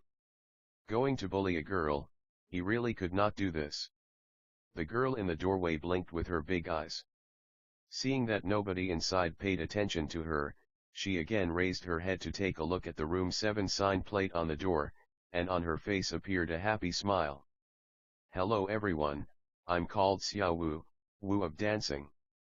Wang Sheng pushed Tang San from behind, hinting that he could not destroy the dormitory customs. Tang San had no choice. He obliged, stood up and walked in the direction of the girl. "Hello, I'm Tang San. I'm this place's." He truly could not say the word boss, but had a thought, "I'm this place's room senior, you called my name on the line. May I ask, what is your spirit?" Xiao Wu blinked, and said with a smile, "My spirit is rabbit. A very lovely sort of little white rabbit." "Yours?" When she smiled up, her face showed two lovely little dimples, indescribably touching. Tang San said, "Then you really aren't like me, my spirit is your spirit's food." Blue silver grass. Having always been without experience with girls, as even originally at Tang sect he was only engrossed in hidden weapons every day, right now he was unexpectedly rather nervous. Xiao Wu gave a puff of laughter, and said, "Do you really mean, you won't let me inside?" It's like this, our room 7 has a rule that newly arrived working students must at once show their spirit's actual strength. Therefore, I want you and me to exchange pointers for a moment." Tang San secretly encouraged himself, exchanging pointers was not bullying people. If he was a little careful, he would not injure her. It could also be considered continuing the dormitory tradition. Xiao Wu looked strangely at Tang San. "You're certain?" Tang San nodded, and said, "I'm certain." Xiao Wu set the school uniform she held to one side, on her face showed a bit of excitement. "Fine, then come." Without even waiting for Tang San to respond, her right leg had already bent and risen, the lower leg popping up in a flash, kicking straight for little San's chin. It would appear not to have much strength, but it was extraordinarily fast. Tang San jumped in fright. Body dodging to the left, out of the way of the approaching kick, while his right hand grabbed Xiao Wu's ankle, right leg as usual stepping out, shoulder pushing against Xiao Wu's chest. A standard Iron Mountain push. Under normal circumstances, Xiao Wu, supported by only one foot like this and pushed by Tang San, must inevitably go tumbling out. Of course, Tang San very much had proper limits. In his heart he already thought it through, he only needed Xiao Wu to lose balance, and with his speed there would definitely still be time to pull her to a stop. At the same time he also did not use much force in that push. He only wanted to consider it a competition and undergoing a test. The other students all watched with their full attention at Tang San and Xiao Wu striking. Wang Sheng stared at Tang San's movements, his eyes shining again and again, trying hard to memorize it. He discovered that Tang San's movements, although very succinct, were extraordinarily effective. But, matters certainly did not progress as Tang San had originally thought. Tang San's right hand had only just caught hold of Xiao Wu's ankle, when he suddenly felt it slip from his hand, unexpectedly losing control of a certain result. Immediately afterward, Xiao Wu took advantage of her free leg and kicked horizontally, already coming into contact with his shoulder. Facing Tang San's incoming right shoulder strike, she lightly blocked with both hands. With her right leg bracing on Tang San's shoulder, the other leg also lifted, effortlessly climbing up on Tang San's other shoulder. Part 2. The current situation would appear extremely strange. Xiao Wu's two legs actually wound about Tang San's neck, resting on top of Tang San's shoulders, upper body bent back with both palms supporting on the ground. Both soft legs were like springs, actually wringing Tang San's neck and making him tumble backwards. Fortunately Xiao Wu was young, and right now wearing pants. If replaced by a skirt, then probably. Tang San didn't have experience from fighting girls. Just now when Xiao Wu's first leg wound about his neck, he could of course respond somewhat, but because of lifting the leg, the bottom of Xiao Wu's trouser leg naturally rolled up somewhat, and the lower leg sticking close to his neck was already bare. The delicate skin of the girl's calf like satin, suddenly caused Tang San's feelings to fluctuate a moment, and his reaction was half a beat slow. Just as both of Xiao Wu's hands pushed off the floor, both legs at the same time exerted strength, and Tang San remembered the burden on his shoulders too late. After all, a person's neck was weak, and he was again still only a child. Even bearing the strain for a short while with skill, the neck was very easily injured. He could only let Xiao Wu bring his body to a fall. Tang San discovered that Xiao Wu's technique of both legs using force with hands pushing the ground, gave free rein to her whole effective strength. Unexpectedly, it was somewhat similar to the lower leg emitting strength method hammering style his father taught. Falling face up on the ground, since Xiao Wu's physical strength certainly was not great and Tang San also had mysterious heaven skill to protect his body, he naturally could not be injured. Felling Tang San, Xiao Wu already nimbly stood on the ground. Turning around and faintly smiling, she looked at him. Tang San was clambering to his feet. Just like Wang Shen, for him a defeat was a defeat, being careless was no excuse. He knew that when Xiao Wu grabbed and threw him she was already lenient. Otherwise, tangling both her legs around his neck would not result in it being only a simple fall. It was still the first time Tang San had encountered this kind of technique. In his opinion, the martial arts of his original world did not seem to have a similar way. However, this kind of technique was also highly dangerous. If at that time his response had been a little faster, then at that close range, attacking Xiao Wu's body didn't seem difficult at all. I've lost. Can you tell me, what skill did you use just now? Tang San's face was slightly red. In his heart musing, his time as the Room 7 boss was probably the shortest. Xiao Wu said with a winsome smile, I call this soft skill. Utilizing the body's litheness and stretchability masterfully. By now, the dormitory students had all along been watching with gaping expressions, particularly Wang Shen. Tang San who defeated him already gave him a somewhat fantastic feeling, and now Tang San had been subdued in one hit by this beautiful little girl. His eyes were wide since long ago. In his heart he thought, why were this year's new working students all so fierce? Tang San who originally had no idea regarding the position as dormitory boss, said, in accordance with dormitory rules, you defeated me, so hereafter you are the room senior of this dormitory, and also the boss of this group of people. In Xiao Wu's eyes showed a trace of pleasant surprise, not much surprise, and a flourishing delight. Boss. That seems very interesting. Good. Then from here on I'm your boss. Becoming a working student seems a very good thing. Xiao Wu selected a bed next to Tang San, picking up her package and school uniform from behind and setting them there. Then, who of you will give me an introduction to our academy's state of affairs? Xiao Wu looked at everyone who did not utter a word in reply.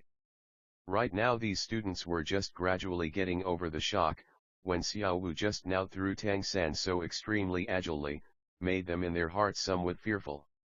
It was still Wang Sheng who stood up. Us working students are actually responsible for sweeping clean the academy, our teacher is responsible for arranging specific jobs. The academy altogether has 6 grades, every grade has a class. You boss and Tang San are newly arrived, and should be first grade students. The rest of us are at least 3rd graders, I have this year become a 6th grader.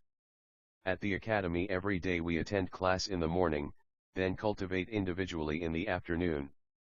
In the morning there are generally 2 classes, one class is cultural knowledge, one class is spirit lore. Us working students for the most part have work in the afternoon, thereby earning income for meals. Wang Sheng gave the other students a simple introduction. Among these working students, the best inborn spirit was Wang Sheng. Not only was it a beast spirit, in combat effectiveness it was still the strongest king of beasts. His spirit power was already 9th rank, when it again rose a rank he could at graduation join a group to hunt and kill spirit beasts, thereby obtaining a spirit ring to promote his title. Listening until Wang Sheng finished speaking, Xiao Wu gave Tang San a glance, and said, Tang San, what is your spirit power rank? Just now I sensed your strength was very powerful. Tang San did not conceal it, after all on the surface his spirit was a good-for-nothing blue-silver grass, I have innate full spirit power. Therefore my power is comparatively strong. Innate full spirit power. The students immediately cried out. Wang Sheng's heart finally reached balance. Since Tang San's spirit power was stronger than his, defeating him was also as it should. As everyone did not have the prerequisites for a spirit ring, spirit power had a decisive effect. No wonder his strength could be greater than his.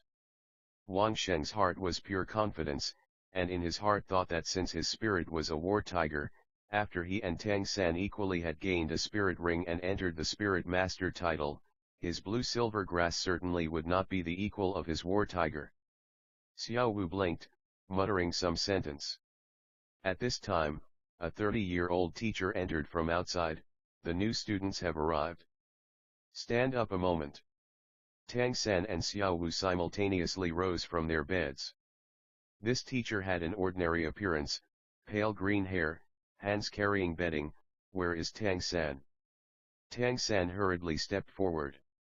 The teacher said, I'm Mo Han, you can call me Teacher Mo Tang San, this bedding is a gift from Grandmaster. Tang San took the bedding. Although the quilt facing was gorgeous, a clear and fresh smell came to the nostrils, unexpectedly it was all brand new. In it was still a pillow. Grandmaster apparently already thought to help him.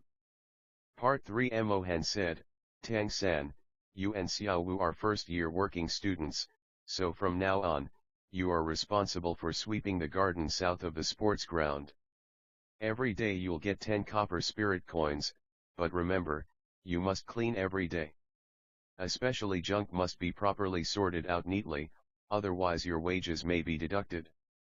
If you seem like delinquents, the academy can expel you. Have you understood clearly? Tang San and Xiao Wu nodded simultaneously, expressing understanding. Mo Han said, tomorrow is the opening ceremony. The day after tomorrow the regular classes begin. The first-year classes are on the first floor of the main school building, so the day after tomorrow you will punctually go to class. Starting from the day after tomorrow, you will start carrying out the regular work.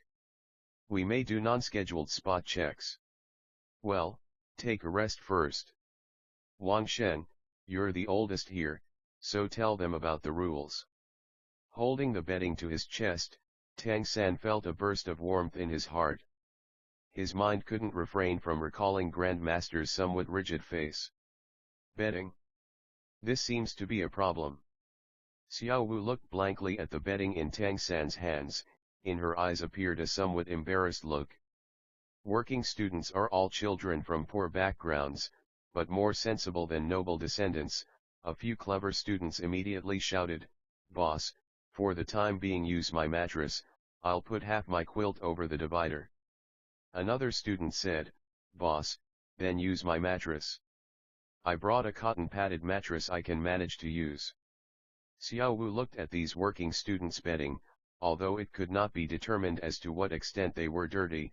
For the most part they were broken, ragged, and worn out. Frowning she said, "You had better not go calling me boss, for it seems that you're calling me old." Wang Sheng said, "That's how we say it, those are the rules." Xiao Wu said, "Since I'm boss, my word should be treated as a rule. Then it is fine like this, hereafter you call me Xiao Wuji." Speaking towards one side, her gaze finally dropped to the bedding in Tang San's arms. "Tang San, shall we talk things over a moment?" Tang San was dazed for a moment. In his heart he understood that Xiao Wu was probably eyeing the bedding in his hands. He had never been a stingy person, but this bedding was Grandmaster's gift to him. In his heart he was somewhat reluctant to part with it. But Xiao Wu was a girl. "Talk about what?" Xiao Wu said, "I see your bedding is quite large, 2 people don't take up much space. This way is good. If we put our beds together then can't we both use it?" "Ah! Use it together?" Tang San looked at Xiao Wu. Mentally he was not a 6-year-old child. Although right now he and Xiao Wu were both still very small, but as for sleeping together, men and women sleeping together without blood relation, that is not good. Xiao Wu gave a snort, saying, "What isn't good?" "I don't care, are you scared? Are you afraid I'll rape you?" "Ah. Eh." Everyone said girls were more precocious compared to boys, but this girl before his eyes was only 6 years old. Tang San's choked words did not come out.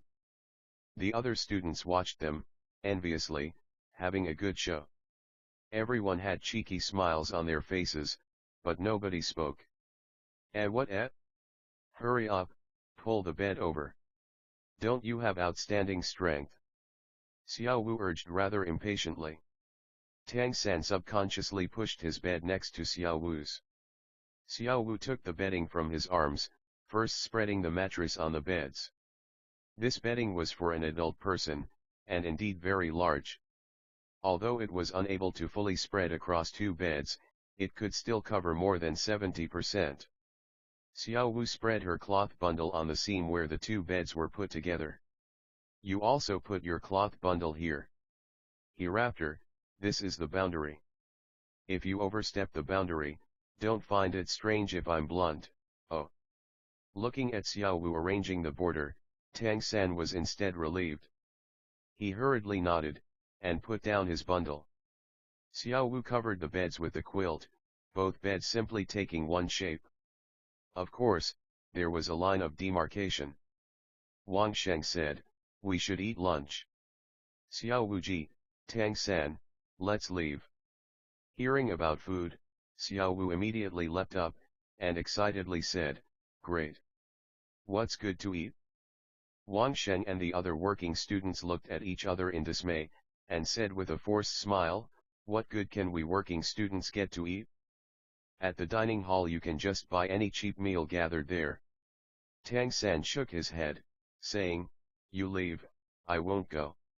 His home was rattling with poverty while Tang Hao's money was all exchanged for alcohol, so in order not to starve he had specially brought rations, his homemade coarse flat cakes. To simply fill his stomach was no problem. The day after tomorrow he started working for wages. Looking at the patches on Tang San's body, Wang Sheng faintly understood his meaning, and would not force him.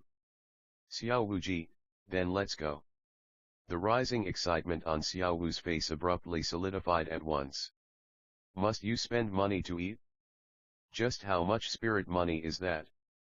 If not because of her not inconsiderable strength, perhaps Wang Sheng would curse. Wasn't it needless to say that eating food cost money? Who could be given free lunch?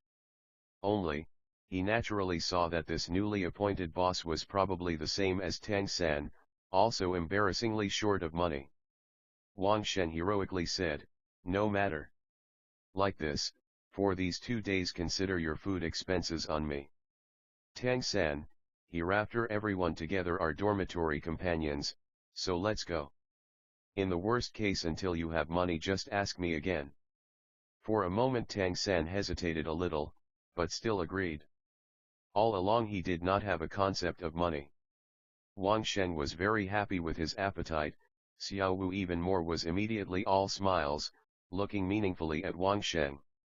However, recalling her soft skill, Wang Shen kept his distance from her. Earlier, when she threw Tang San, her face also gave off a smiling expression. Who knew when she would get excited, and effortlessly come at him all of a sudden? Including Tang San and Xiao Wu, a party of 11 people left room 7, heading to the dining hall under Wang Shen's lead. The dining hall was in the school building, having to cross the whole sports ground to get there. Right now, the sports ground was already bustling, one could see quite a few academy uniform-wearing students going in the direction of the school building. Clearly, all of them were going to eat. Nyiding Primary Spirit Master Academy's dining hall was very large enough to hold 6 grades in addition to teachers, altogether more than 300 diners. Right now, there was already a crowd lined up by the dining hall serving window. The dining hall was altogether divided into 2 floors, and the first floor hall alone had 300 seats. Part 4. Isn't this that Wang Shen's group of apparitions of poverty? Just as they entered the dining hall, a discordant voice reached them. Tang San looked questioningly in the direction the voice came from, only seeing a group of senior students standing on the staircase between the first and second floor, looking down at them from their higher position. The speaker was a handsome and spirited, probably 11 or 12 years old male student, his eyes revealing a concentrated disdain, wagging a finger in the direction of Wang Shen. Poverty apparitions are just poverty apparitions, probably always unable to eat on the second floor. On the way to the dining hall, Wang Shen already told Xiao Wu how the room 7 boss and working students must act in public, and Xiao Wu readily agreed.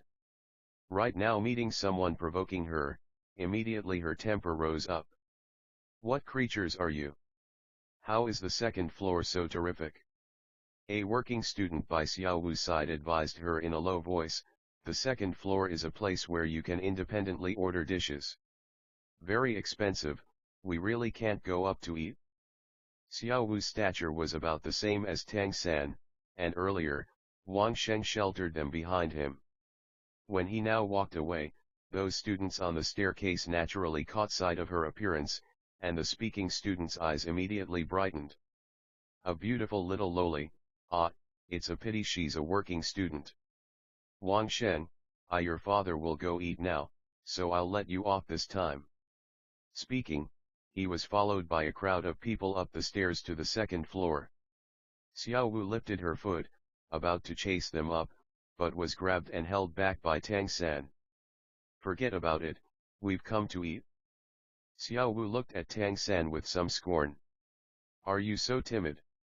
Tang San, without explanation, left and went over to the end of the line for buying food. Tang sect regulations: all Tang sect disciples must not be easily provoked into bringing trouble on themselves, but if offenders take the initiative, promise to return with thunder. From an adult person's point of view, this academy's students, regardless of temperament, were all just a group of children, nothing more. To him, an adult mentally, a rivalry with a little more than 10-year-old child, could not hold much interest to Tang San. However, Xiao Wu's display of temperament caused Wang Shen to admire her even more. Just then, Tang San saw a familiar person, and hurriedly walked up. "Teacher, you have also come to eat?" It was exactly Grand Master who arrived. Nodding in his direction, he said, "Are the things you got about right?" Tang San respectfully nodded and said, "Thank you, teacher, for the betting." Grand Master clapped his shoulder, saying, "Come with me to the second floor to eat." Afterward, I'll bring you to show what is recognized as my place here. Tang San shook his head, saying, no. Teacher, I will eat with my dormitory roommates. All along, he did not want to act like an unconventional person. Grandmaster did not persist. He nodded and said, okay, you do what you feel is appropriate. Go. When you have finished eating, wait for me at the dining hall gate. Saying so, he went up to the second floor. Though he did not know why, Tang San felt that Grandmaster and his father were a little similar. Although his father spoke very little, and Grandmaster spoke comparatively more, their dispositions gave off a kind of particular feeling. Especially Grandmaster expressed this aspect even more distinctly. Even when he smiled, he still had a solemn feeling. Wang Sheng came up beside Tang San. You know Grandmaster? Tang San nodded, saying, he's my teacher. Wang Sheng said with a strange air, can't be. You recognized Grandmaster as master? His actual strength is not up to much. At our academy, Grandmaster is only a visiting official type of personage. They say it's because of good connections with the chairman that he can stay at the academy. Saying it not so nicely, just a freeloader. I heard, Grandmaster will soon be 50 years old but has still not broken through the spirit Grandmaster boundary, and his spirit only has 29 ranks. Probably in all his life he still will not be able to break through. Tang San lifted his head, looking seriously at Wang Sheng. If you do not want to exchange pointers with me once again, I request that you will not make such presumptuous evaluations of my teacher. This is the first time, I expect it is also the last time. Thank you for your kindness, but I think you still need not treat me. Finished speaking, he turned around and left for the outside of the dining hall. Wang Sheng had not thought that Tang San's reaction could have been this big. He stood there momentarily dazed. To one side, Xiao Wu and the other students also did not understand why he was like this. A teacher for a day is a father for a lifetime. From Tang San's point of view, these words were absolutely not just lip service. Since recognizing Grandmaster as master, his regard of Grandmaster had evolved to heartfelt esteem. If just now it hadn't been Wang Sheng speaking of his incorrect impression of Grandmaster living off others, but rather another person, perhaps he immediately would have struck. Wang Sheng, somewhat annoyed, said, can't make heads or tails of it. This kid has some defect. Xiao Wu looked at Tang San's departing back. Even though the clothing he wore was full of patches, unconsciously, the thin and small figure felt seemingly much larger. To be near water after eating the rations, Tang San very quickly returned to the dining hall. This time he did not enter, standing by the dining hall gate quietly waiting. Of the passing students, quite a few threw him a curious look, but as if he had not seen them, he let his eyelids droop, without even looking at them. After waiting as much as an hour, Grandmaster finally came out of the dining hall, and with him came a similarly middle-aged person. The middle-aged person was dressed in a chongpao, his features eminently intelligent, chin slightly protruding, on his face a mild smile. Let's go, little San. Grandmaster called in the direction of where Tang San stood by the dining hall gate. The middle-aged person at Grandmaster's side said, smiling, this is your newly accepted disciple. Grandmaster nodded. The middle-aged person clapped Grandmaster's shoulder, well then, I wish you success. I will leave first. Having said so, he gave Tang San a glance, and went in another direction. Grandmaster's residence was a room on the corner of the dormitory building's top floor. The room wasn't large, only 30 square meters or so. The things inside were also very simple, only 2 bookshelves to one wall covered with books attracted Tang San's gaze. Part 5. Grandmaster took a bundle of paper from his arms and passed it to Tang San. First eat, right? Even if I've carried it for a long time, the food is still good. Tang San was dumbfounded for a moment, then unfolded the paper bundle. Inside he saw 2 chicken legs and a steamed bun, still lukewarm. Teacher. Go on, eat it quickly. When you've finished I still have things to speak to you about. The time of youth cannot be wasted. Grandmaster's expression was calm and serious, his voice cool. It was not easy to eat one's fill on the coarse flat cake alone, and Tang San's appetite also was not bad. Very quickly he grabbed the food Grandmaster gave him and wolfed it all down. Grandmaster poured him a cup of water, then sat down behind the desk. This year you are 6 years old, with innate full spirit power, and twin spirits. Release your other spirit, and let me have a look. Tang San nodded. Grandmaster already knew he had twin spirits, so he had no reason to hide it. Lifting his left hand, black light surged out, once again coalescing into that not large hammer. Because between last time and coming to school he had been training, his physical strength had had significant progress. Right now he could hold the hammer with an effort and not feel overwhelming strain. Seeing the hammer in Tang San's hand, Grandmaster suddenly shot up from his seat to his feet, his eyes exuding an extremely agitated light.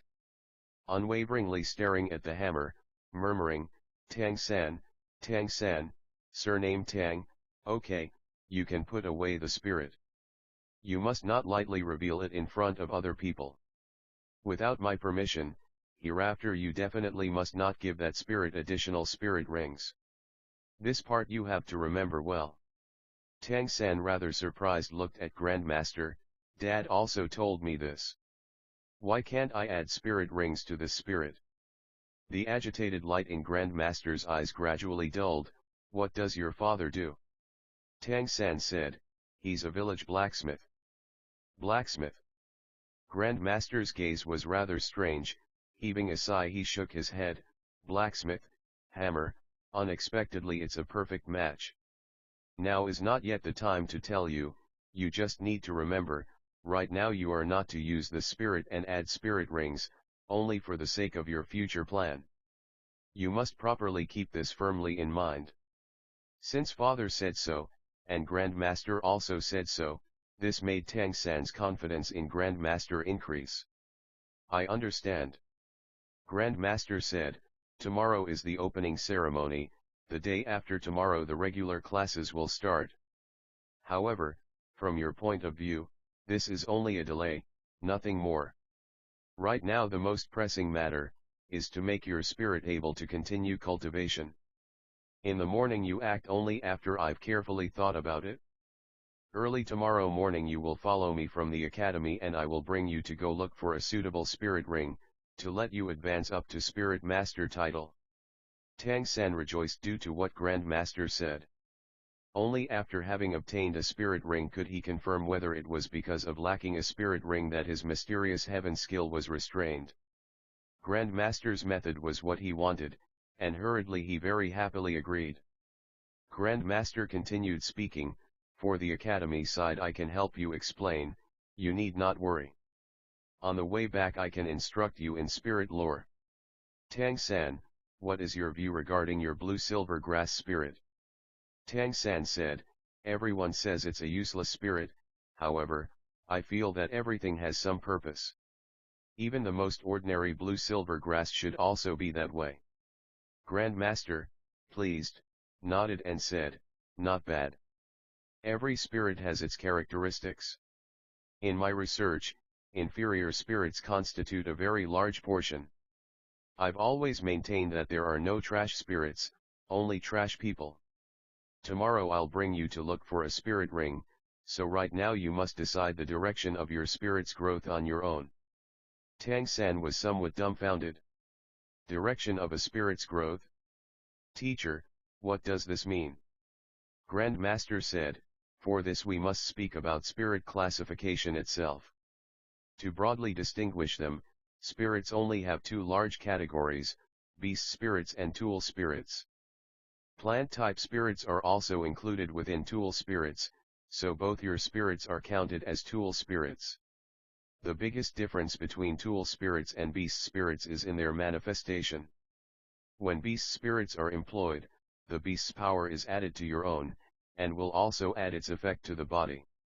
relying on the human body with beast spirit integration to enhance its strength, achieving human spirit unity to launch an attack is the goal. But tool spirits are completely different.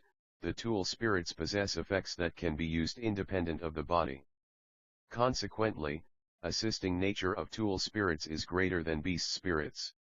Raising a simple example, if your spirit was our most common food, the oldest sword rice, like that, your spirit could be treated as food. Furthermore, because it is given form by spirit power, the effect can be much better when compared to ordinary rice. Tang San said, amazed, can spirits also be eaten? Grand Master gave a confirming nod and said, food category spirits can all be eaten. Therefore, talented higher-ranked food system spirit masters are always eagerly desired by the army. A single food system spirit master over rank 30 can supply enough food to feed 100 soldiers, greatly reducing the depletion of resources by the army. Tang San dully said, I still don't understand. Grand Master patiently said, the principle is actually very simple. Food, for any living organisms, is all treated as replenishing energy. And spirit power is also a kind of energy. Just as spirit power can change to be able to be absorbed by humans as energy, like that, it is from our point of view certainly no different from genuine food. The same as the energy the human body requires. Tang San listened and only faintly understood a bit, but he understood the general idea. So to say, tool spirits are for the most part used to give assistance, right? Grand Master said, nothing is definite, some tool spirits can become battle spirits. For instance, if your tool spirit was a sword, it could be regarded as a weapon. Like that, you could also become a battle spirit master, like what is spoken of in the outside world as magic weapons, is actually just tool spirit battle spirit masters with their spirit cultivated to the pinnacle. Although tool spirit masters and battle spirit masters are different, there are some connections between them. Every spirit master has a growth direction, food system, detection system, battle system, healing system, controlling system, and so on and so forth. Right now, before obtaining a spirit ring, you must first quickly decide on your spirit's future growth direction. A spirit master's spirit cultivation must have a direction in which to develop. 007, Xiao Wu, you still want to? Part 1. So to speak, when obtaining spirit rings in the future, as far as possible obtain spirit rings with similar abilities. Not necessarily completely the same, but a similar general direction, in order to avoid spirit rings conflicting with each other and instead restricting its power situation. Speaking of this, on Grand Master's face appeared a trace of a grim smile. Very many people all think blue silver grass is a useless spirit, but as a result of my many years of research, I believe blue silver grass similarly has its own purpose. If blue silver grass was not too small and weak at the time of awakening spirit power, even becoming a battle spirit is not impossible. Tang San nodded, saying, Teacher, you are the spirit research grandmaster, since you have researched blue silver grass in this way, then please give me some pointers. Grandmaster also did not stand on ceremony. After all, in his eyes Tang San was only a child, consulting his opinion was also only symbolic. When speaking of spirits, Grandmaster's mood clearly became excited. Slowly nodding, he said, on the basis of my analysis of the concept and the blue-silver grass research, I suggest that you cultivate your spirit in the control system direction in the future. Control system masters can be said to be battle spirit masters, they can also be said to be tool spirit masters. They themselves freely waver between the two categories. Control system. Tang San asked, Teacher, what are the control system capabilities? Grandmaster said, what we call control system refers to relying on one's own spirit to restrict the opponent, with the goal of assisting an attack. For example, take your blue-silver grass. Although blue-silver grass is inherently small and weak, it is not without advantages. Blue-silver grass also has advantages. After awakening his blue-silver grass, Tang San had also especially observed the natural form of this kind of grass, discovering nothing as a result. It just had a comparatively vigorous life force, it was ubiquitous, and that's all. Grand Master raised his right hand, extending one finger, and said, "First of all, the spirit power consumption of using blue-silver grass is considerably small. Compared to food system spirits, the consumption will still be smaller. This means you can depend on its great quantity of spirit power to use it." Tang San nodded. Grand Master's words were not wrong. When using blue-silver grass, the spirit power consumption could practically be neglected. If pouring spirit power into the spirit, then blue-silver grass growing beyond 10 meters could let him slightly feel some spirit power drain. Grand Master also extended a second finger. Next, blue-silver grass is most common, therefore, its confusing nature will be much greater when compared to other spirits, especially those low-intelligence common spirit beasts are like that. Even if you call out your spirit next to them, they may not be able to notice. Extending a third finger, third, blue-silver grass can grow in boundless ways. Because it's in itself low-end, it can conduct growth in many directions, and since blue-silver grass is in itself small and weak, it cannot reject any spirit ring attribute evolution. Spirits can still reject spirit ring evolution. Tang San asked, astonished. Grand Master said, "Of course. If the spirit itself conflicts with the spirit ring attribute, when looking to add spirit rings to the spirit, it can cause a rejection phenomenon. For example, for spirit beasts it is very difficult to add spirit rings that possess poison. Although the spirit can have a body, so to speak. While it is also a living body, it is another kind of manifestation of the host's life. If a poison spirit ring is forced on it, they probably will be poisoned first. Among beast spirits, few have the ability to assimilate poison and not transfer it to the host. But blue-silver grass is different, it is in itself a plant, and small and weak. Things like absorbing poison is not the least bit difficult." Speaking, he again raised a fourth finger. "In your body, there still is a fourth advantage, precisely that innate full spirit power. On our Douluo continent, the reason why not one formidable blue-silver grass spirit master has appeared, the chief cause is just that after awakening blue-silver grass spirit, the spirit power attached to the host is truly too small. And innate spirit power has a direct ratio to acquired spirit power cultivation speed. When innate spirit power is too small and weak, it's very difficult to cultivate to even higher levels, and at the later stage of cultivation, hunting and killing a spirit beast is also an even more difficult task. But you are different, you have innate full spirit power.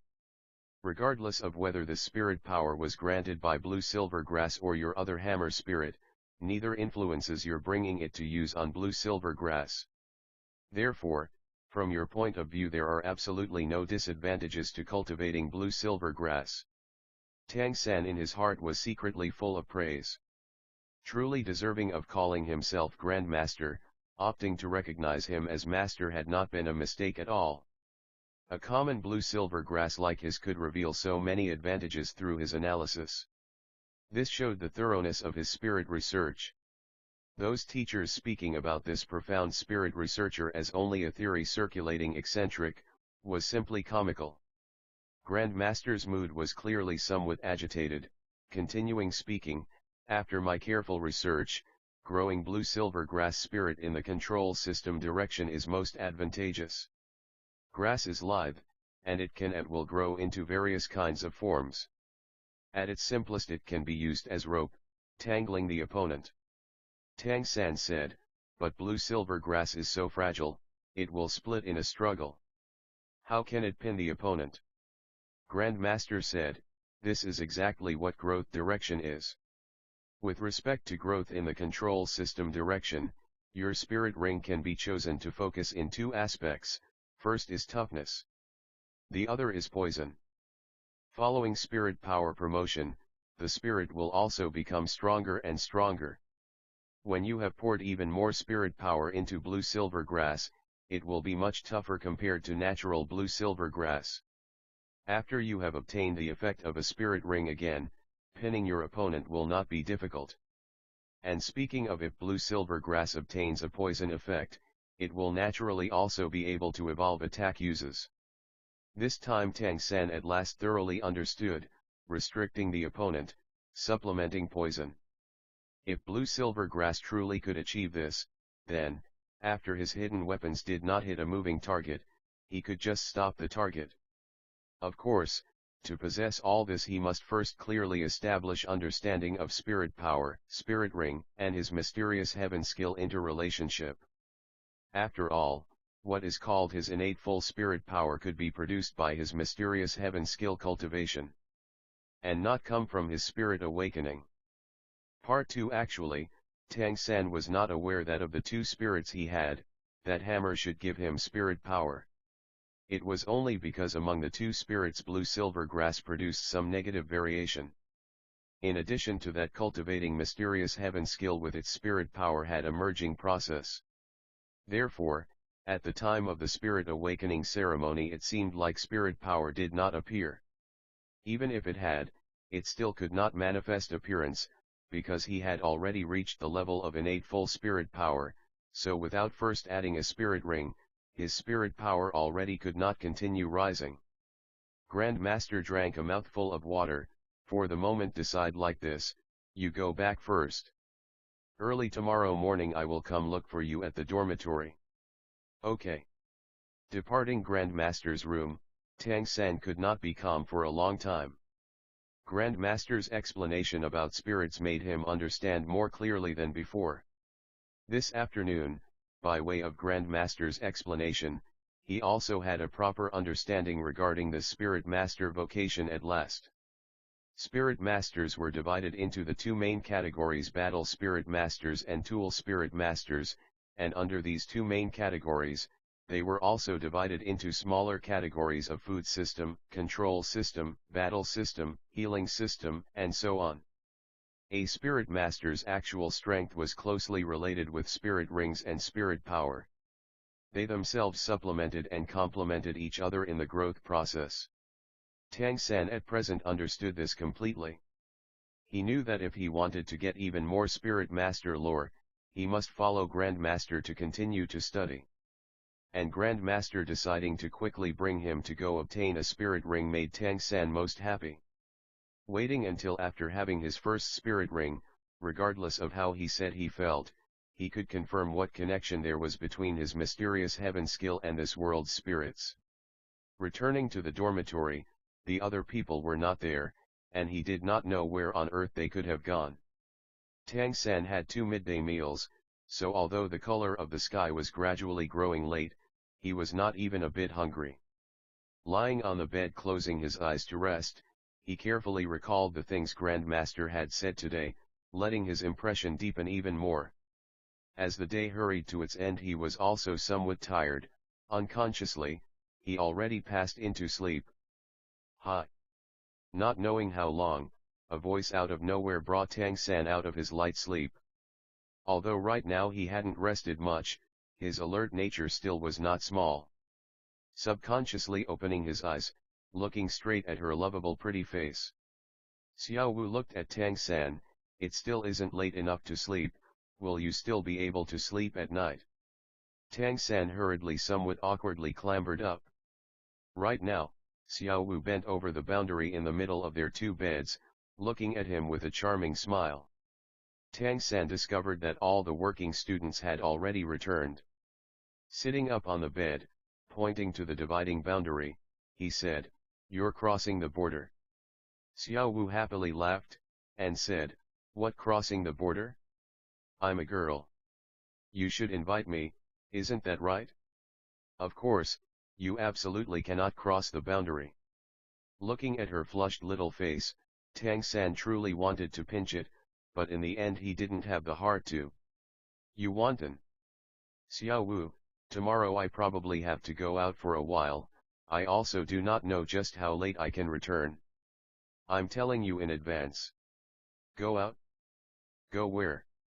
Xiao Wu asked, full of curiosity. Tang San did not hold back. "Teacher said my spirit power is already full, and should as soon as possible obtain the first spirit ring, so in order to continue cultivation, he intends to bring me to look for an appropriate one. Xiao Wu was considered room 7's room senior, and he did not know how many days he must be gone, so making it clear to her was naturally necessary. Of course, this was also related to today's clash with Wang Sheng at lunch. Right now he still did not have the mood to understand Wang Sheng. Listening to Tang San speaking of going to obtain a spirit ring, other than Xiao Wu, the other students' faces suddenly all revealed envious expressions. Regarding the spirit master topic, there was no matter as significant in comparison. 10th rank spirit scholars only differed one rank from 11th rank spirit masters, but regarding positions of strength they were both worlds apart. And when going up to this kind of seniority was also distinct. Xiao Wu frowned and said, "Still not having started attending school, you are about to leave. Is a spirit ring really so important?" Before Tang San had started to speak, Xiao Wu discovered the atmosphere around them was peculiar. The other working students were all looking at her with a monstrous expression in their eyes. Was spirit ring important? Having to ask. Regarding the spirit master topic, there was practically no matter more important than spirit ring. Get going then. However, what's to be done about our working student work? If you leave, I'm the only person doing that work. Xiao Wu angrily looked at Tang San. Tang San had no alternative but to say, "Can't have that, so these days I will trouble you to work hard for a bit, and when I return later, count the remainder of this term's work as mine. Half the wages are yours as usual, how's that?" With his physical strength, sweeping the flower garden simply did not count for anything, and Xiao Wu's soft skill astonished him greatly, so afterwards he still wanted to find an opportunity to continue exchanging pointers. He also was not a person fond of profiting at other people's expense. Xiao Wu then showed a trace of a smile. "Fine, then it's settled like this." Tang San's dinner as before was coarse flat cake.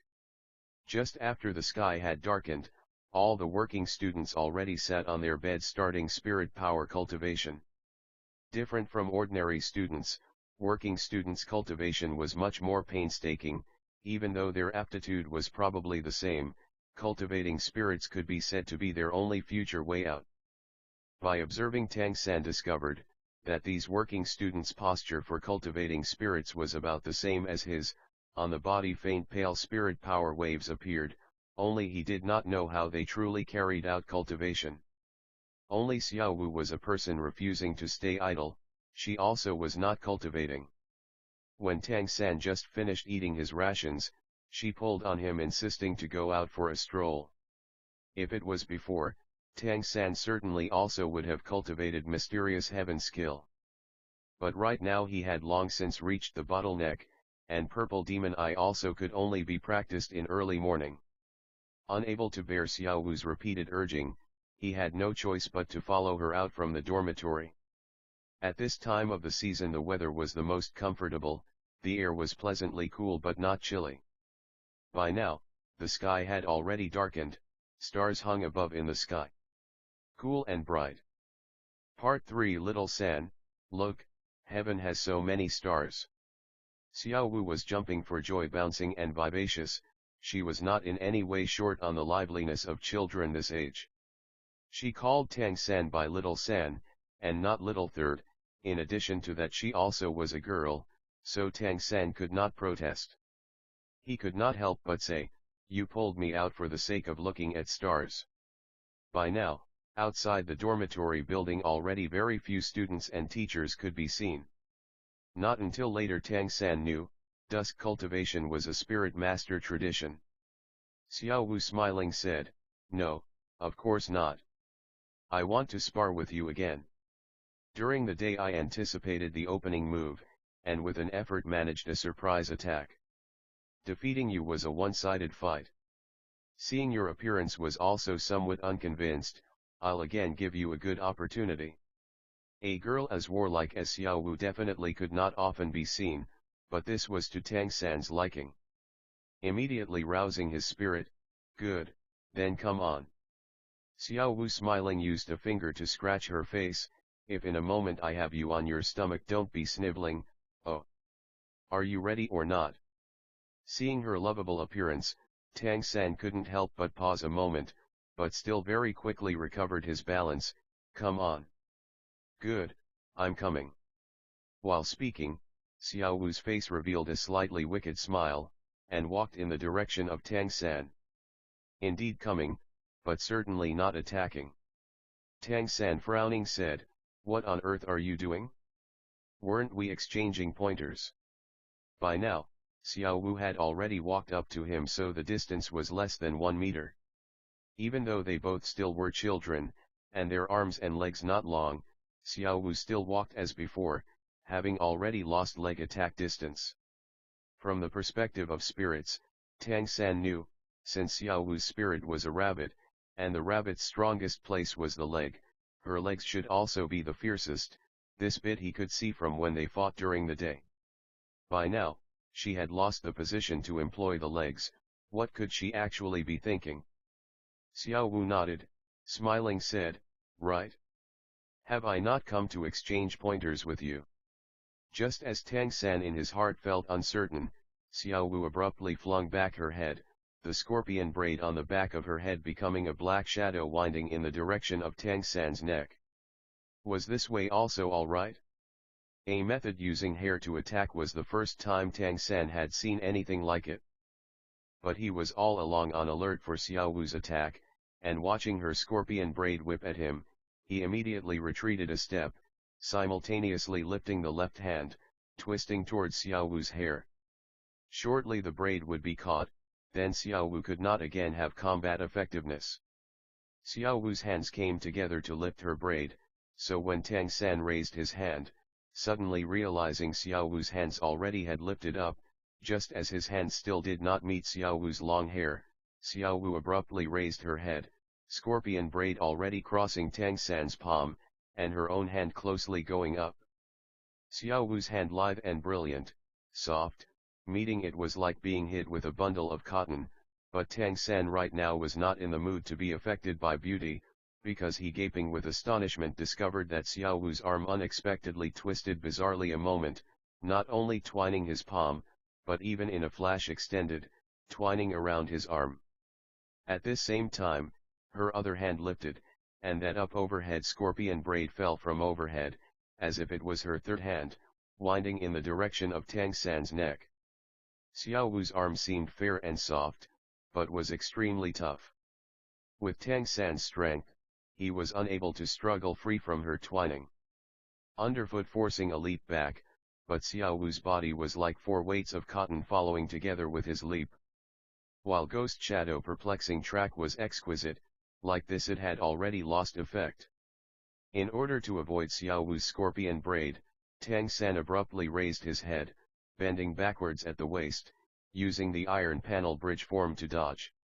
Simultaneously, unable to still hold back mysterious heaven skill, moving both arms, since he was afraid to injure Xiao Wu he only used half the effect.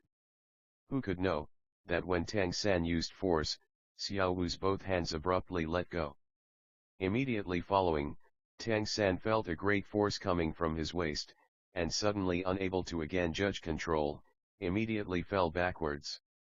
With a thump, Tang San fell to the ground facing up, 2 small hands supported by the gravitational force caused by his fall pressed on Tang San's 2 shoulder joints, causing both his arms a burst of tingling, unable to exert strength.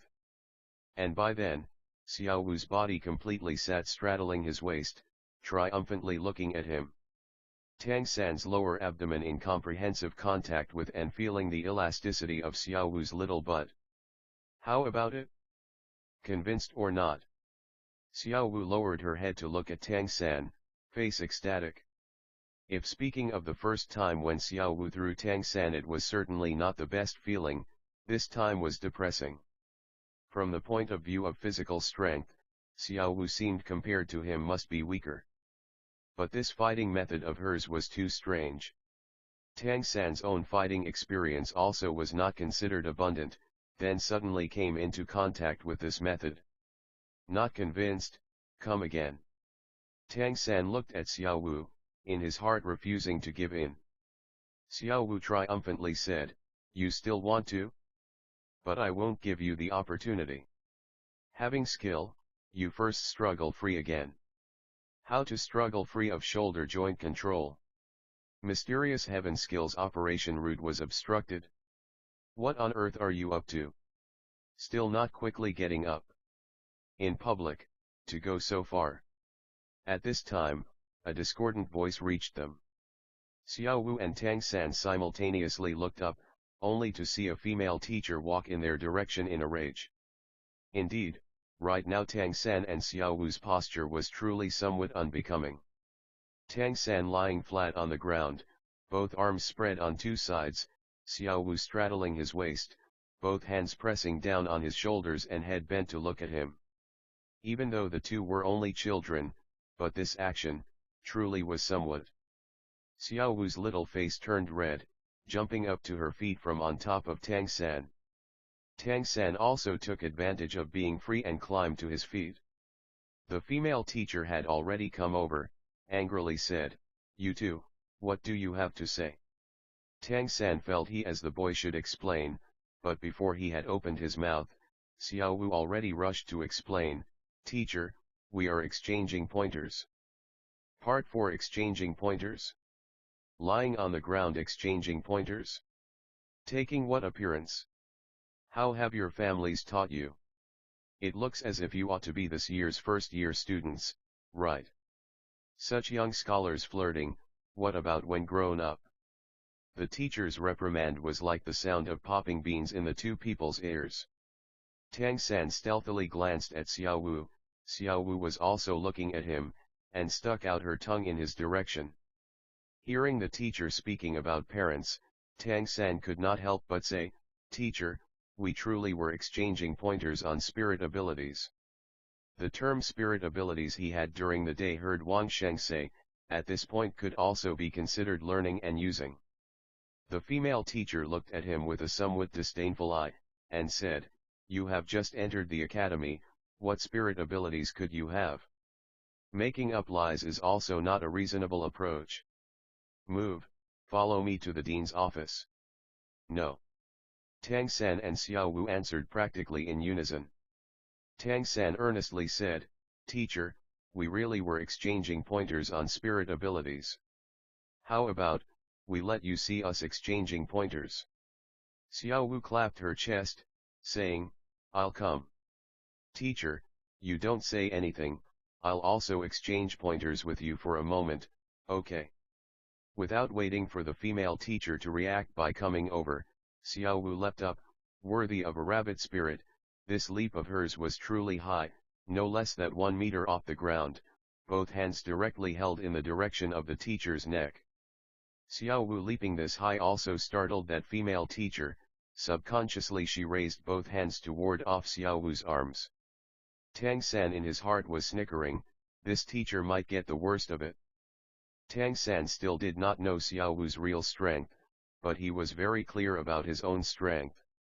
Even though his mysterious heaven skill could not advance, but relying on his own physical strength in addition to the first-tier pinnacle mysterious heaven skill, he still could not look down on this world's spirit additional capability circumstances. And comparing efficacy he was even a bit higher than this opponent, who also definitely was not a match for his Tang sect martial arts. And Xiao Wu was a person who could a moment ago defeat him. Her spirit ability was so singularly strange, that regardless of who faced it for the first time, probably all would be at a disadvantage. As expected, the female teacher's both hands were tangled up by Xiao Wu's arms practically in the first moment, and immediately afterwards, her scorpion braid also whipped out, just happening to twine about that female teacher's neck. This after all was a primary Spirit Master Academy, and the teacher's general strength was also only around the level of a Spirit Grandmaster, for the most part at 25th rank on average. From that point of view, not exceeding a 30th rank Spirit Master, they were practically in the first moment unable to possess their own spirit abilities. These teachers in fighting skills were by far unable to compare to Tang San. And at present this female teacher facing two first-year students, naturally was unable to think of using her spirit. This female teacher is herself also a tool spirit master, with priority to assistance. Therefore, when face to face, she was already greatly deficient. Xiao Wu's scorpion braid wound about the female teacher's neck, both arms entangling both her hands. Both her leaping legs simultaneously stretched forward, just enough to kick down at the female teacher's lower abdomen. Just when these practically at the same time accomplished, her upper body abruptly bent back, pulling back the scorpion braid with both hands' strength. Faintly, pale white light could be seen appearing on Xiao Wu's body. The teacher cried out in alarm in the middle of losing balance. Xiao Wu's both hands released at the right time, producing an escape flip movement, both legs kicking, and the female teacher's body at once flew back. Xiao Wu's movements towards the teacher were not as gentle as against Tang San.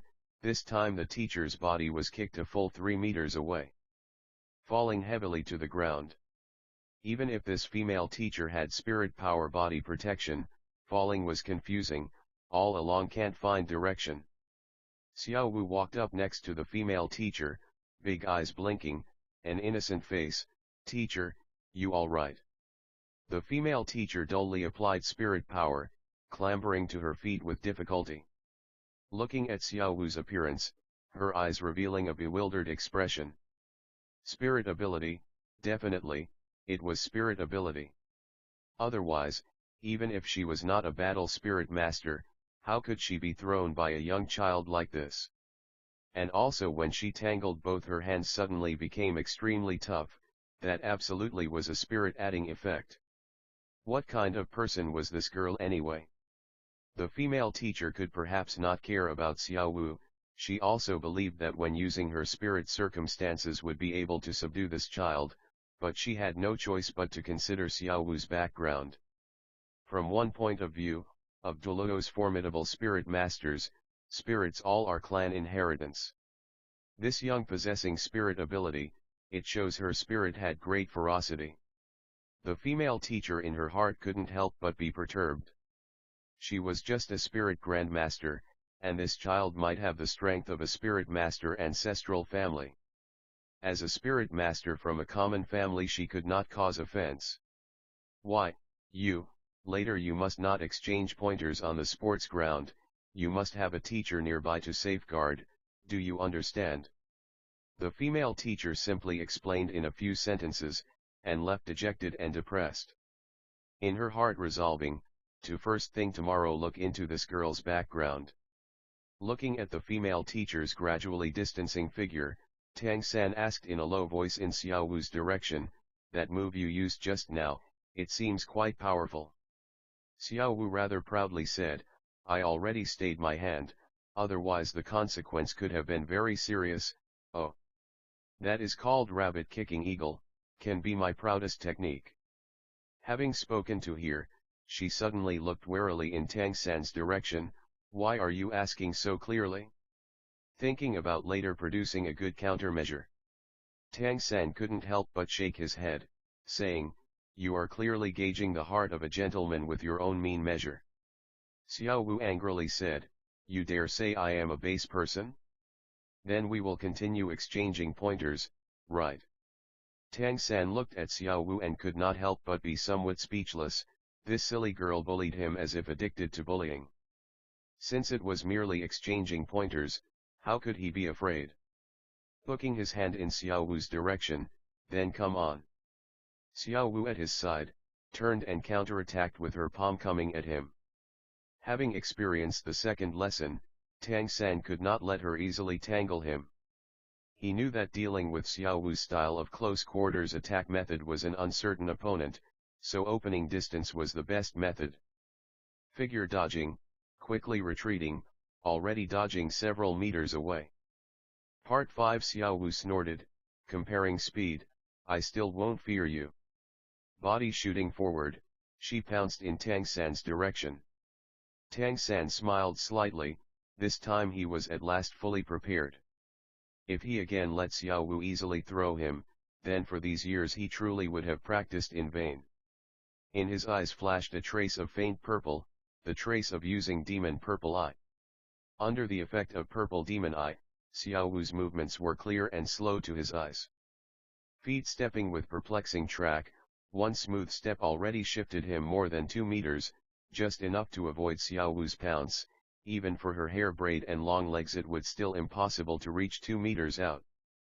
Xiao Wu was clearly dumbfounded. She herself had expert agility, and Tang San's speed had not seemed faster, but just enough to be able to avoid her opening pounce. And from her point of view, to bring out her most expert soft skill she had to first come into contact with the opponent's body. This time Tang San simply did not give her an opportunity like that. Xiao Wu naturally could not resign, taking a rabbit stance, and again she increasing the speed a bit, pursuing Tang San with bare fangs and brandished claws. Tang San took a deep breath, mysterious heaven skill flowing down, entering both legs, feet using ghost shadow perplexing track, circling this wide open sports ground with Xiao Wu. Ghost shadow perplexing track was extremely marvelous. Seemingly Tang San's movements were certainly not fast, but every step taken secretly contained extreme power. No matter how fast Xiao Wu's speed, or in which direction she pounced, he could always at the most appropriate time take a step in the best direction, not giving Xiao Wu the opportunity to approach him. This could in fact be Tang Sek's true art. Tang Sek practitioners were not necessarily contesting with the opponent directly from the front, since they were most skilled in hidden weapons. Relying on lightness skill in combination with hidden weapons was the killer weapon of Tang Sek disciples. 2 people, one pursuing and one dodging, in a moment they had already moved all over half the sports ground. Xiao Wu, already starting to be somewhat out of breath, could no matter how not catch up to Tang San. "Hey, you are this shameless." Not catching up, Xiao Wu simply did not pursue, and stood there fuming with anger, both hands on her waist, big eyes glaring at Tang San. "We are exchanging pointers, not playing catch up. Your constant dodging counts as what? Have the skill to attack at me, ah." Tang San smiled slightly. "Good, then you take care." While speaking, he conveniently gathered from the side of the sports ground several stones into the palm of his hand, striking your left shoulder. One stone already flew out. Xiao Wu snorted, her body in a flash dodging to the right. "Striking your right shoulder, left lower leg, right lower leg." 3 stones simultaneously flew out from Tang San's palm.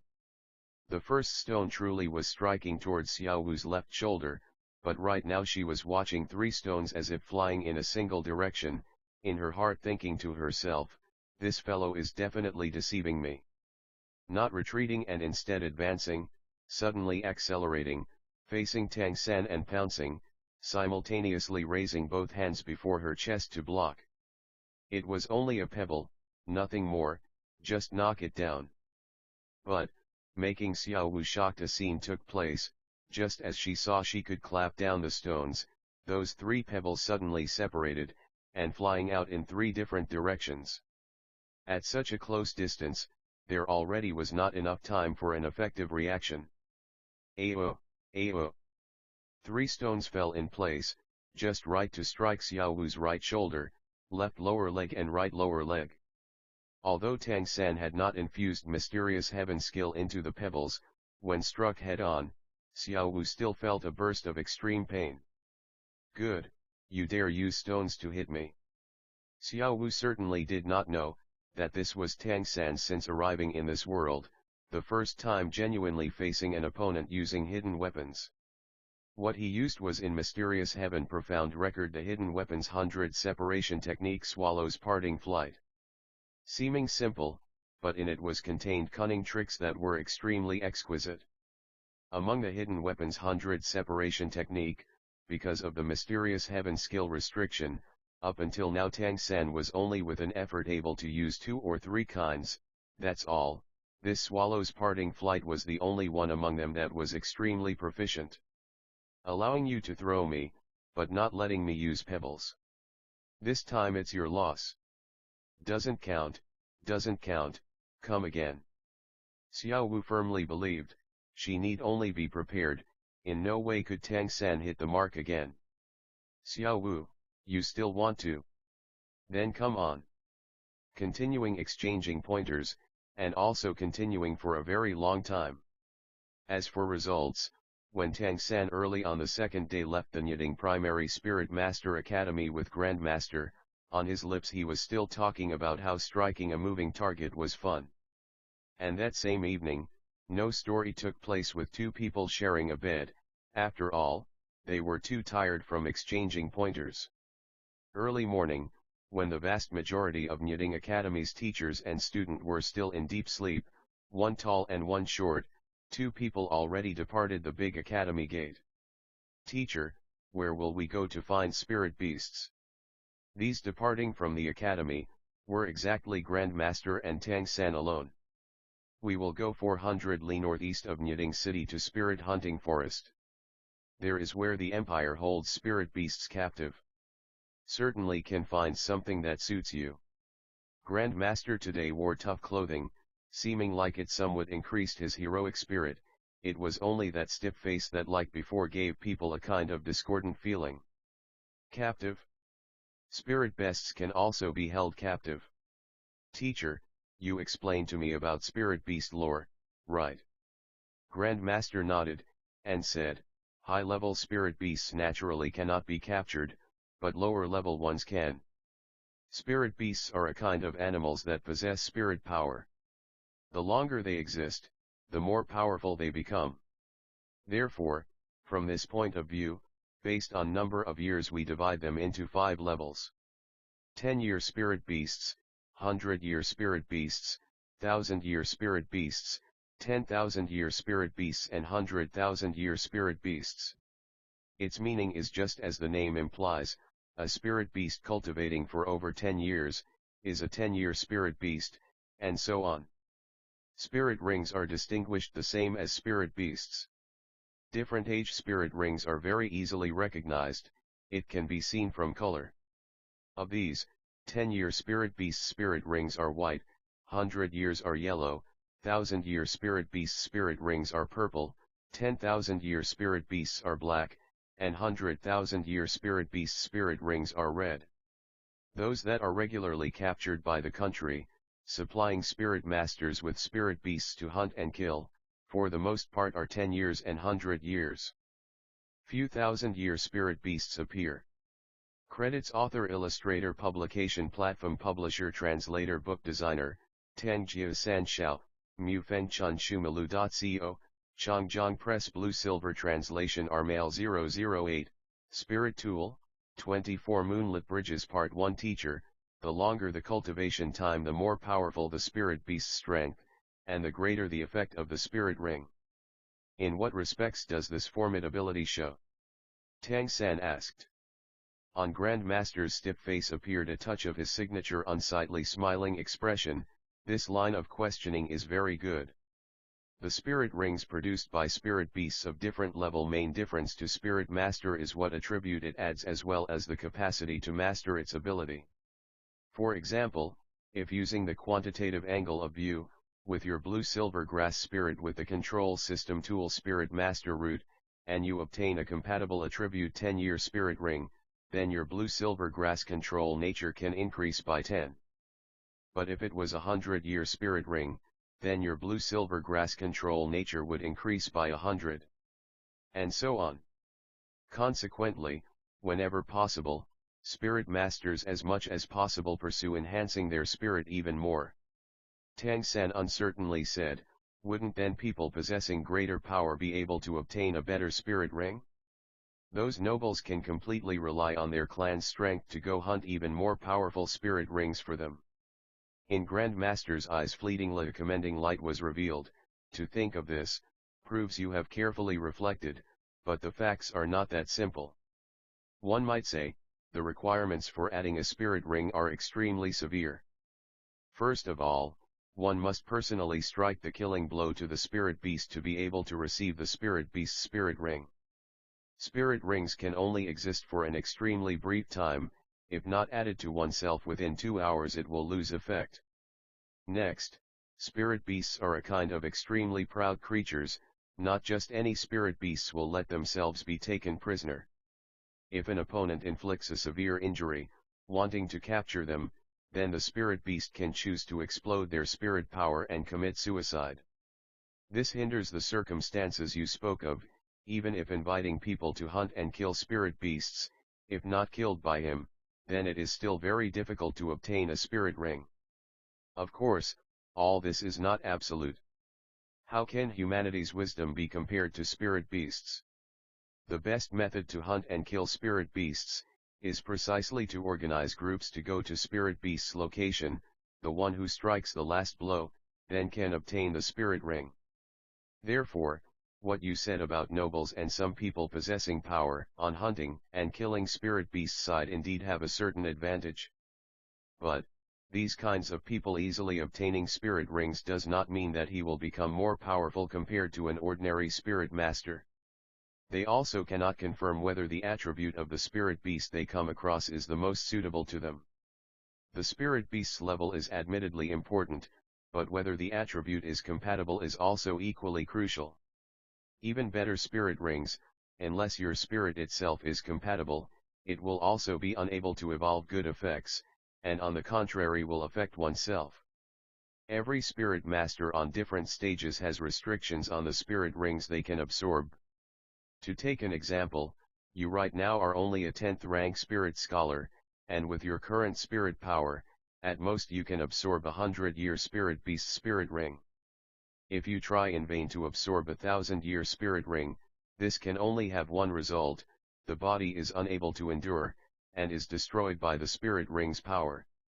When absorbing the spirit ring, any outside force is unable to help, and you can only rely on yourself. Consider, these people requiring others to help hunt and kill their spirit beast, how capable is their own actual strength? Perhaps absorbing a suitable to them while the grade of the spirit ring is still within control limits will bring about a destructive strike. Tang-san, you must remember, this world is impartial. When wanting to obtain something, certainly one must put forth the corresponding effort. Being opportunistic is what a mediocre person does. We who study spirit theory, do so only for the sake of making this effort a bit easier for spirit masters. Under circumstances when possessing equal strength to become still more formidable. Do you understand? Tang-san earnestly nodded. In the first place, he was not a person in the habit of being opportunistic, relying on his own strength with one step making one footprint in the direction of objective. This effort was the most solid. Grand Master was not in any hurry to bring Tang-san to leave the city walls, instead he was going in the direction of the inner city walls. Teacher, aren't we going outside the city walls? Grand Master said, for going to hunt spirit beasts we must still prepare some things, and also, we cannot go on foot. A 400 li journey, while not too long, but making the best of time, is always best. Following the sunlight gradually rising from the east, within Yiding city more pedestrians gradually appeared. Today was one of a not large number of days where Tang-san did not draw on the eastern purple chi to cultivate purple demon eye. What Grand Master spoke of as getting ready certainly was not complicated. He bought 2 leather bags specially used for holding drinking water. Each bag was capable of holding as much as 5 liters of fresh water. He also bought some cured meat, flatbread, and fruit. All in all, getting 2 large bundles. If speaking of these Tang-san could still comprehend, but Grand Master still bought a kind of thing that he was unable to understand, and these things were also bought in greatest quantity. A whole 20 jin of white radish. Tang-san's current assignment was to carry them. A 20 jin weight from his point of view, still did not count for anything. Of course, if it was a 400 li journey on foot, then it was an issue.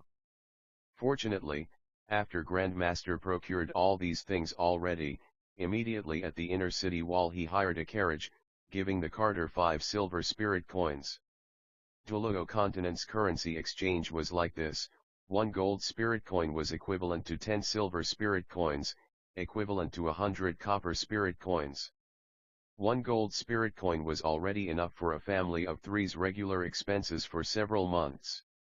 It was also equivalent to 3 years' worth of Tang-san's income from Yiding Academy work. Spirit Master was said to be this continent's most privileged vocation, and income was a significant reason. Even if one only advanced from Spirit Scholar to Spirit Master, every month they could still enjoy a 1 gold spirit coin stipend. This was sufficient for an ordinary person to live. Of course, only basic life, desiring luxuries was impossible. And as a Spirit Master cultivated and reached even higher levels, in particular exceeding Spirit Grand Master and entering the Spirit Elder realm, provided they registered at Spirit Hall, could be conferred the rank of nobility directly by the nation, becoming a lesser noble baron. The higher the actual strength, the higher the noble title. Regarding income, naturally the boat also rose with the water. Part 2 for Tang San. This was the first time traveling on a carriage, and even though somewhat bumpy, the new sensation still made him abundantly interested, frequently pushing aside the window curtain to look outside. Seeing a stream of people bustling with activity, as well as various sorts of shops, regarding the outside world, in his heart he couldn't help but somewhat yearn for it. In this life, his fate would not be as simple as in his previous. Not knowing in what way he later would enter society. Little San, this is for you. Grand Master's cool voice suddenly roused Tang San from his train of thought. Just as he gazed at Grand Master, he discovered something unknown. Grand Master's already held a belt in his hand. A belt with a very beautiful appearance.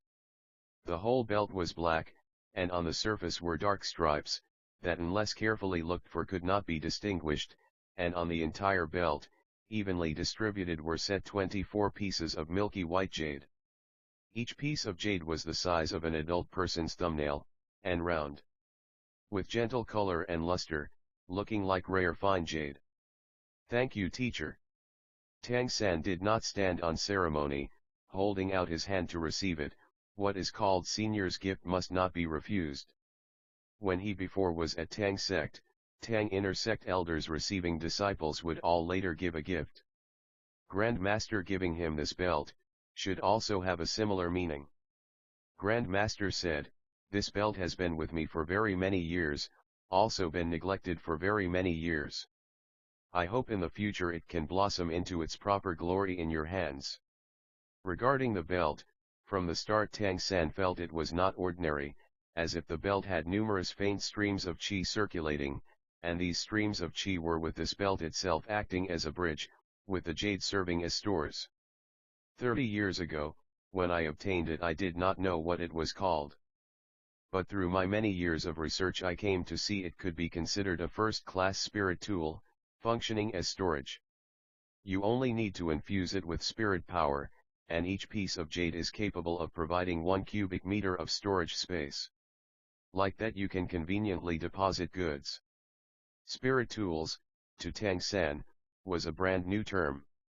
Although he still did not know exactly what the meaning of spirit tool was, Grand Master's explanation already gave his mind deep astonishment. 24 jade stones, that also precisely had 24 cubic meters of storage space, to him, that was a place for depositing 24 kinds of hidden weapons.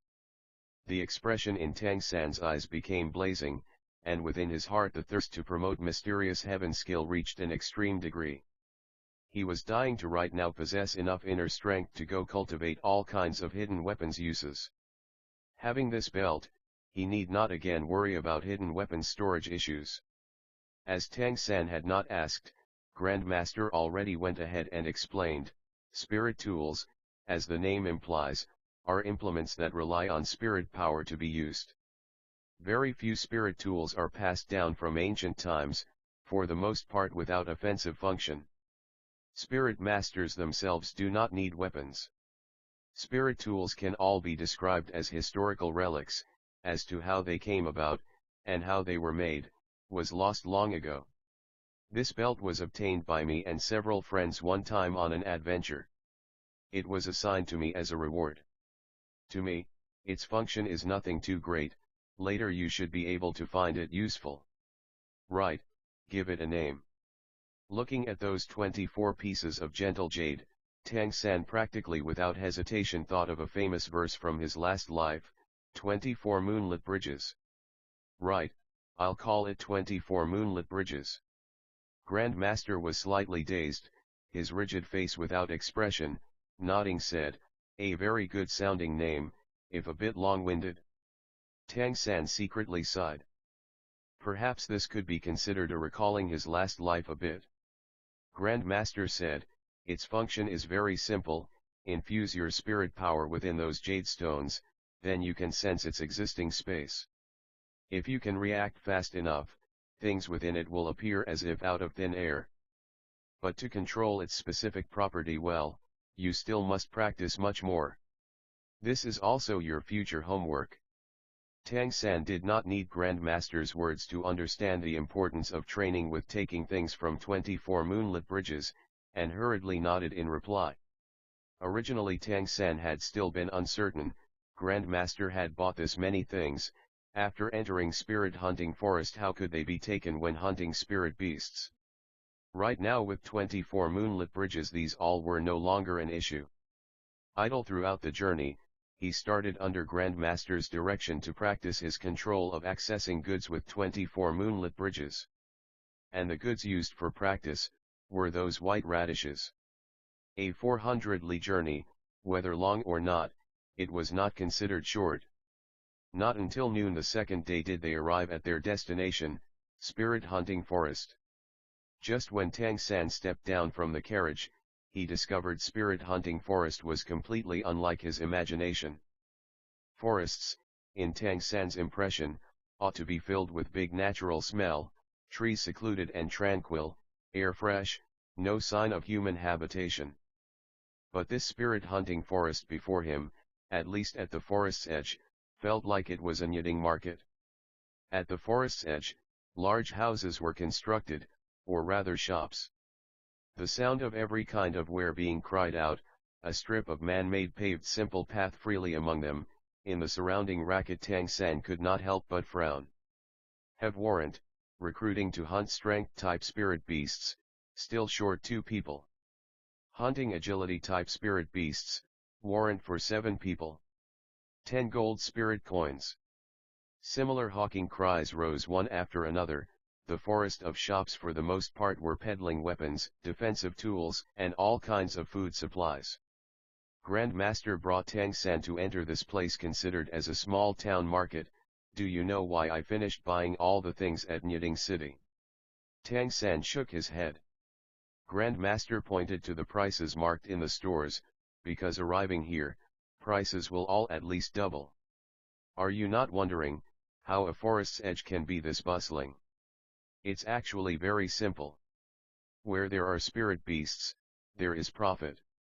Particularly these special national spirit beast capturing forests are even more that way. Spirit masters are a wealthy group, and there are too many people wanting to make a profit off spirit masters. Grand Master, what do those people shouting about recruiting groups mean? Part 3 Grand Master said, spirit beasts are not so easily killed. Rather inherently formidable spirit beasts, even if not cultivating more than a few years, still has very powerful firepower. This kind of what is called grouping up for hunting spirit beasts, is just multiple people mutually cooperating.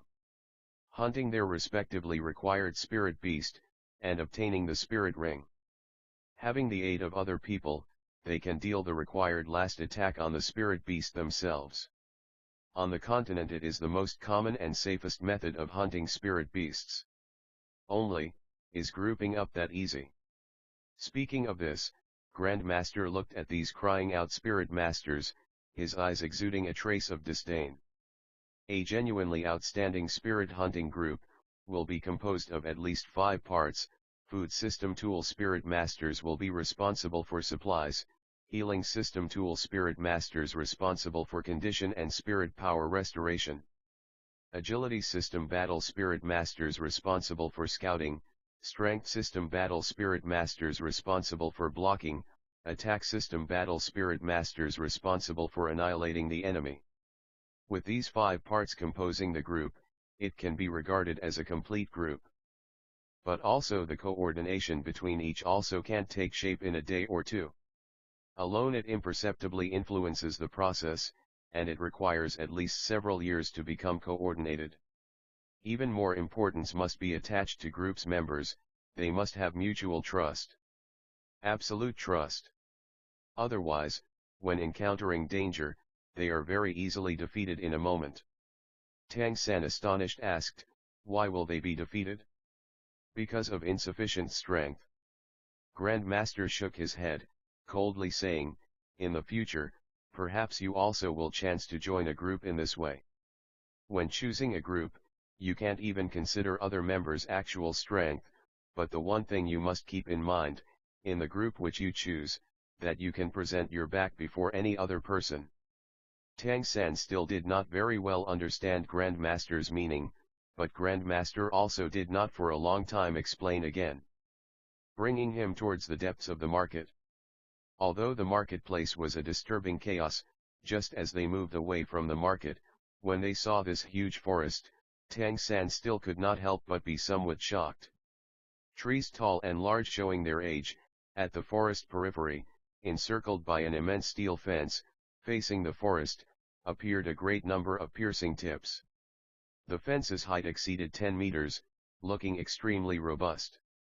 This still was not counting, outside the fence, a line of 100 soldiers patrolling there. These troops wore meticulous suits of full-body armor, hands grasping long spears, disciplined in neat formation, 100 steel warriors standing together, giving people a kind of deadly feeling. Grand Master said in a low voice, not anyone can enter spirit hunting forest for capturing. Only spirit masters who have obtained a warrant issued by Spirit Hall, can enter spirit hunting forest to hunt spirit beasts. Although there are also those who have secretly entered, those people find it very difficult to have a good ending. These soldiers are only guarding the periphery. In spirit hunting forest, there still are Spirit Hall enforcer groups, at all times inspecting warrants. Those people don't pay attention to sentiments. Tang San said, teacher, in the end is the spirit hunting forest considered spirit halls or the countries? Grand Master's expression turned cold, gesturing Tang San to keep silent, outside you must not again ask similar questions. Concerning the relationship between Spirit Hall and the nation, I will tell you again later. Obtaining a warrant is certainly not difficult, the first requirement is Spirit Hall's approval, determining that you have indeed reached peak stage power, requiring a spirit ring to advance. Next requirement is having the guarantee of at least 3 nobles. While speaking, in Grand Master's hand already appeared a token tile. The dark token tile was made from some unknown material. On the surface a pattern was formed by 3 kinds of figures fitted together. In the middle was a sharp sword pointing down. To the left and right of the sword, separately were a hammer and the head of a monster Tang San had never seen before. Grand Master saw Tang San's eyes full of curiosity, and put the sign in his hand. Remember this symbol, this is Spirit Hall's characteristic mark. Within Spirit Hall, there are 6 kinds of signs.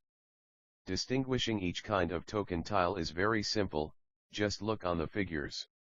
On the lowest grade token tiles are only a sword, it symbolizes Spirit Hall's Holy Hall Chief Consul's spirit, and higher grade token tiles have on the side of the long sword a hammer, symbolizing a Spirit Hall formidable elder.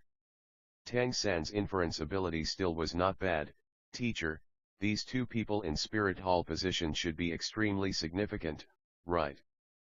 But, before I heard, beast spirits are more formidable compared to tool spirits, these 2 spirit master figures should both be tool spirits, right? Grand Master tousled Tang San's head, with a cool smile said, people saying beast spirits compared to tool spirits are more formidable, concerning spirit understanding are obviously insufficient. Any spirit's strength hinges on 2 things. One is how much spirit power is added at the awakening, the other is just acquired with the process of cultivation method. Perhaps, before 30th rank, beast spirits because they can add to themselves are yet compared to tool spirit masters a bit more formidable. But after arriving at higher ranks, between the 2 there certainly is no difference. Strong or not only depends on a person's cultivation. My warrant, is Spirit Hall's 3rd grade warrant. With it, one essentially may enter the majority of Heaven Do Nation's spirit hunting forests. The examining standard are these spirit hunting forests never appearing beast. And also, unlike the previous 2 token tiles, it doesn't have to be returned to Spirit Hall after completing the spirit beast hunt. Mine can be held for a lifetime. On this token tile appears a blue lightning tyrant dragon. Among beast spirits, it's considered a top-level existence. Although its owner is not part of Spirit Hall, the representative clan receives in no small measure Spirit Hall's respect. For some reason, when Grandmaster spoke of the blue lightning tyrant dragon, in his eyes appeared a trace of difficult to speak of loneliness. Tang San said, then after these 3 kinds even higher ranked token tiles, precisely respectively have more kinds of spirit symbols. Grandmaster nodded, saying, precisely like that. These 6 kinds of spirit marks, respectively represent 6 formidable spirit masters, and also represent 6 formidable clans. Among these 3 are in our Heaven Do Empire, the other 3 are in Douluo Empire. Part 4. While speaking, Grandmaster had already brought Tang San to arrive at the spirit hunting forest entrance. The captain responsible for inspecting warrants gave the token tiles 3 signs one glance. On his face immediately appeared a respectful look, and he hurriedly ordered the soldiers to move aside and open up the way, inviting Grandmaster to bring Tang San inside. Without even asking why Tang San, this small child, also must enter spirit hunting forest. Crossing the steel fence to enter within the forest, all the clamor seemed to already have disappeared, and the atmosphere finally became as fresh as in Tang San's imagination, giving people's mind a feeling of being free from worry. After entering the forest, Grandmaster was without any impatience to advance, and rather quietly observed their surroundings. Tang San seemed to suddenly recall something. Teacher, just now those 6 people you talked about receiving Spirit Hall respect, being carved on token, what is their title? Spirit Saint? Douluo. Is it titled Douluo? Grandmaster gave Tang San a keen look. It's titled Douluo. And also the 6 most formidable titled Douluo. Most formidable. In Tang San's eyes was a trace of excitement. Grandmaster sighed, equal rank, but different spirit ring and different spirit, so the actual power is completely different. These 6 titled Douluo undoubtedly are the most powerful of powerful. Even though there are other spirit masters that have cultivated over the 90th rank and entered the realm of titled Douluo, those are still unable to shake their position. But right now these are too far away from you. Okay, we will prepare to enter the forest. Starting from now, you must not deviate more than 1 step from my side. Yes, teacher. The originally dispirited expression in Grandmaster's eyes abruptly cleared, both hands held close to the chest, again quickly separated below. Come out, Luo Sanpao. With a puffing sound, a faint purple thread of spirit power separated from Grandmaster's both palms. Tang San only felt Grandmaster release a burst of fluctuating spirit power from his whole body, and before him already appeared a creature. Unmistakably, this creature, it would seem, had an appearance much like a dog, but its bulk was more like a hog. More than 1 meter 50 in height, and its waist measurement should be something similar. Its entire body had pale purple fur, 2 small drooping ears, a pair of deep blue big blinking eyes, and the expression in its eyes very gentle. As the fat body swayed once, the fatty buttocks immediately swayed side to side. 4 stocky little legs made it hard to imagine just how slow it moved. On top of its head was a bulging, spherical, unknown something. As it appeared, running over towards Grandmaster, and using that head to rub against Grandmaster's leg. Under Grandmaster's feet 2 rings of light rose up, moving back and forth over him. Both rings of light appeared yellow, obviously 100-year spirit rings. Little San, did you not want to know what my spirit was? This is my spirit, you can call it Luo Sanpao, or just call him Sanpao. Luo Sanpao, as if understanding Grandmaster's words, looked at Tang San with its pair of big eyes. The expression in its eyes unexpectedly had a somewhat affectionate look. Grand Master, this is your spirit. Tang San shocked said, but, don't animal spirits manifest attached to the body? Why does it? Before speaking about what kind of creature Luo Sanpao was, Grand Master's spirit obviously went beyond the limits on the spirit beast category. Luo Sanpao, obviously somewhat dissatisfied, made two Luo calls towards Tang San. In Grand Master's expression appeared a trace of bitterness, because, my spirit is a variant spirit. Remember what you and I spoke about spirit variation, Sanpao is just that. Only, its variation clearly is in a bad direction. When it only just awakened, my spirit power level was only a half rank. Otherwise, how could things be as they are? Even if I again made the effort, breaking through 30th rank spirit power is impossible in this lifetime, so in the end I can only study spirits in theory. Before, when Tang San heard those rumors about Grand Master, he knew that Grand Master was a persistent person. Regarding spirits he was as persistent as he himself was regarding hidden weapons. This was also why Tang San had never regretted acknowledging Grand Master as his master. Perhaps, this was talent appreciating each other. I'm sorry, Grand Master, for raising your old painful memories. Grand Master laughed at himself and shook his head, it's nothing, I became inured long ago. Come, I'll introduce you to Sanpao. The reason for its name is because it calls out a luo sound, and its attack can only be launched 3 times. Therefore it's called Sanpao. Sanpao, first open up a path ahead. Luo. Fat Luo Sanpao looked pleased with itself and walked forward. Although the body was a bit fat, when seeing it move it could also be called nimble. Moving from one side to the other, sniffing at something. All over Grand Master's body spirit power light was glimmering. Bringing Tang San to follow Luo Sanpao, they moved along deeper into the forest. Sanpao's sense of smell is very acute, capable of discovering tracks of spirit beasts and how strong they are. Although it has become small and weak because of variation, regarding spirit power the consumption is also very small. Therefore I can release it outside for a long time. This is for you. You must make the last attack that kills the spirit beast yourself. Grand Master fumbled out from the breast a magnificent short sword and handed it to Tang San. The short sword's entire sheath was a transparent blue, and on it were inlaid 7 pieces of blue jade. The sword handle had a chunk of milky white jade, and the sword's length was 1 chi 2 kun. Even though with the sheath, holding it in the hand, he still could feel traces of cold chi. Walking not far away, Luo Sanpao abruptly came to a stop, the pair of big eyes looking in one direction, mouth emitting 2 luo calls. An animal looking a bit like a cat appeared in the direction of its gaze, lying in a tree, guardedly watching Grand Master and Tang San. Grand Master coldly smiled, saying, it's a 10-year multicolored cat. Sanpao, don't disturb it. Continue ahead. Grand Master never forgot to instruct Tang San. While continuing walking, he said, that multicolored cat just now belongs to the cat family of spirit beasts. Its offensive nature is very powerful, but provided you do not first attack it, it also will not easily start an attack.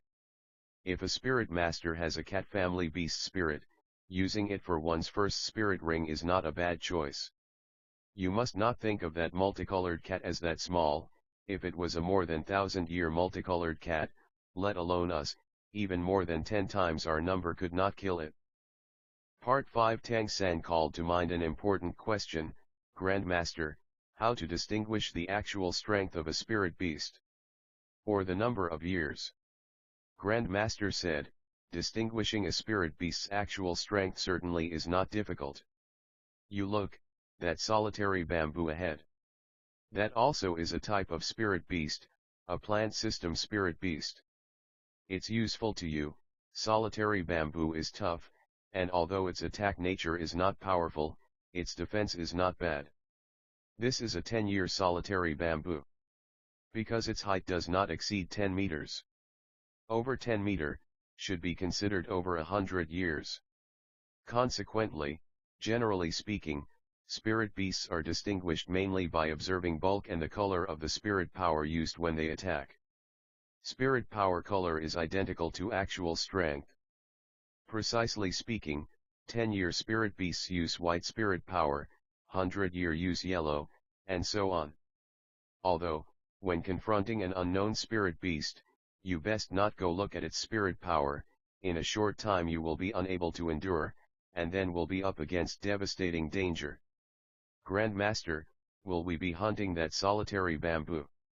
The solitary bamboo certainly did not seem to attract attention, only because all around it were large trees and not more bamboo, it easily could be conspicuous. Its body softly swaying, the top of the bamboo moving rhythmically with the wind. Grandmaster said, "For the moment we will not. If we are without a more suitable choice, and only last if forced to. Choosing spirit ring must be done carefully, each spirit ring cannot be replaced. Spirit scholars promoting to spirit master, can absorb 100-year spirit beast spirit rings. To be even more precise, they can use a less than 423-year spirit beast spirit ring. I've carefully studied very many spirit masters undergoing growth and failure. 423 years should be the limit of what one can endure for the first spirit ring. Therefore, I hope that your first spirit ring will be as close to that limit as possible." Grandmaster regarding spirit research was always that precise. Tang San felt, having this teacher exist, absolutely was a kind of happiness.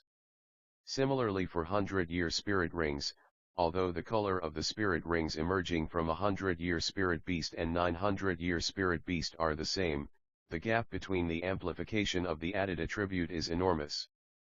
Seeking a spirit ring as high as possible under the prerequisite safety limit, is required for every outstanding spirit master. Continuing moving forward, Grandmaster was giving Tang San a lively field class, relying on Spirit Loto Sanpao's acute sense of smell, to one by one draw out spirit beasts concealed in dark places. Perhaps because for the most part these spirit beasts were 10-year grade, their attack desire was not strong.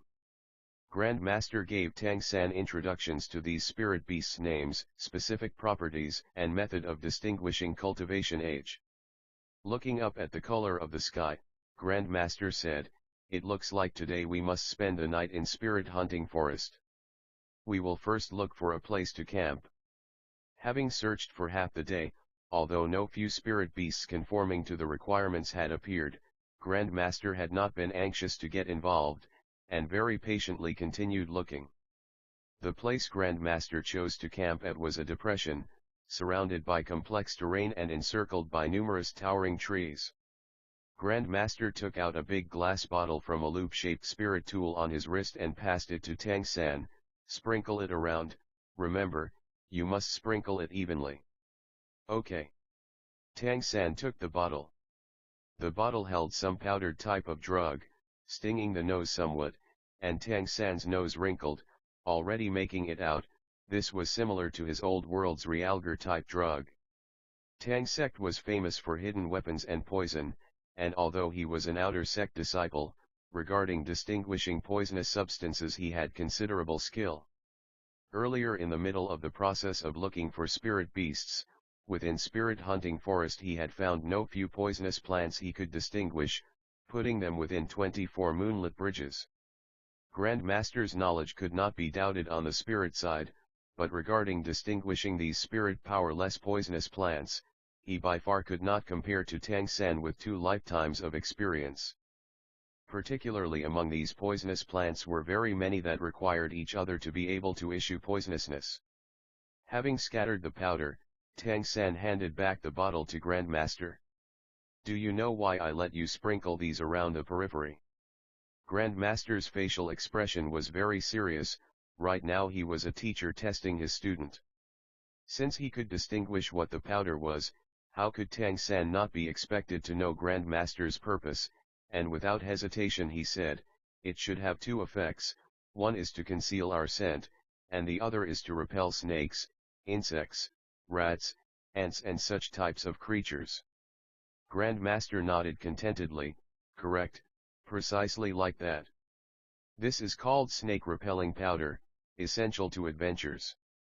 Remember, in forests, especially within forests with spirit beasts, you must as much as possible not use fire.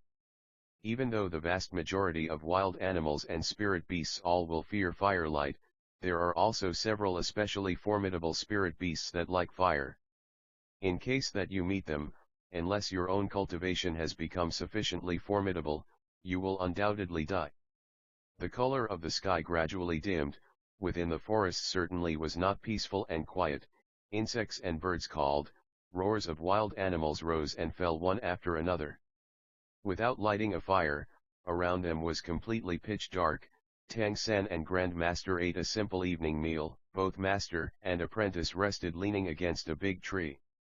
Grand Master was definitely a qualified teacher, and he paid a lot of attention to Tang San. Even though right now they already should rest, Grand Master was still again quizzing Tang San's understanding of spirit beasts from the daytime, in order to give him a deeper impression. Tang San's memory was considered not bad. In addition, this was the first time he had come into contact with creatures like spirit beasts. The novel feeling deepened his memory, and when his answers occasionally had faults, they were one by one corrected by Grand Master. Little San, do you know why I say that for spirit masters youth is the most important time? Grand Master's deep and hoarse voice brought a somewhat sentimental feeling. Tang San shook his head, waiting for Grand Master's explanation. 009, Blue Silver Grass First Spirit Ring Part 1 Spirit Master's cultivation, before 20 years of age is an extremely important process.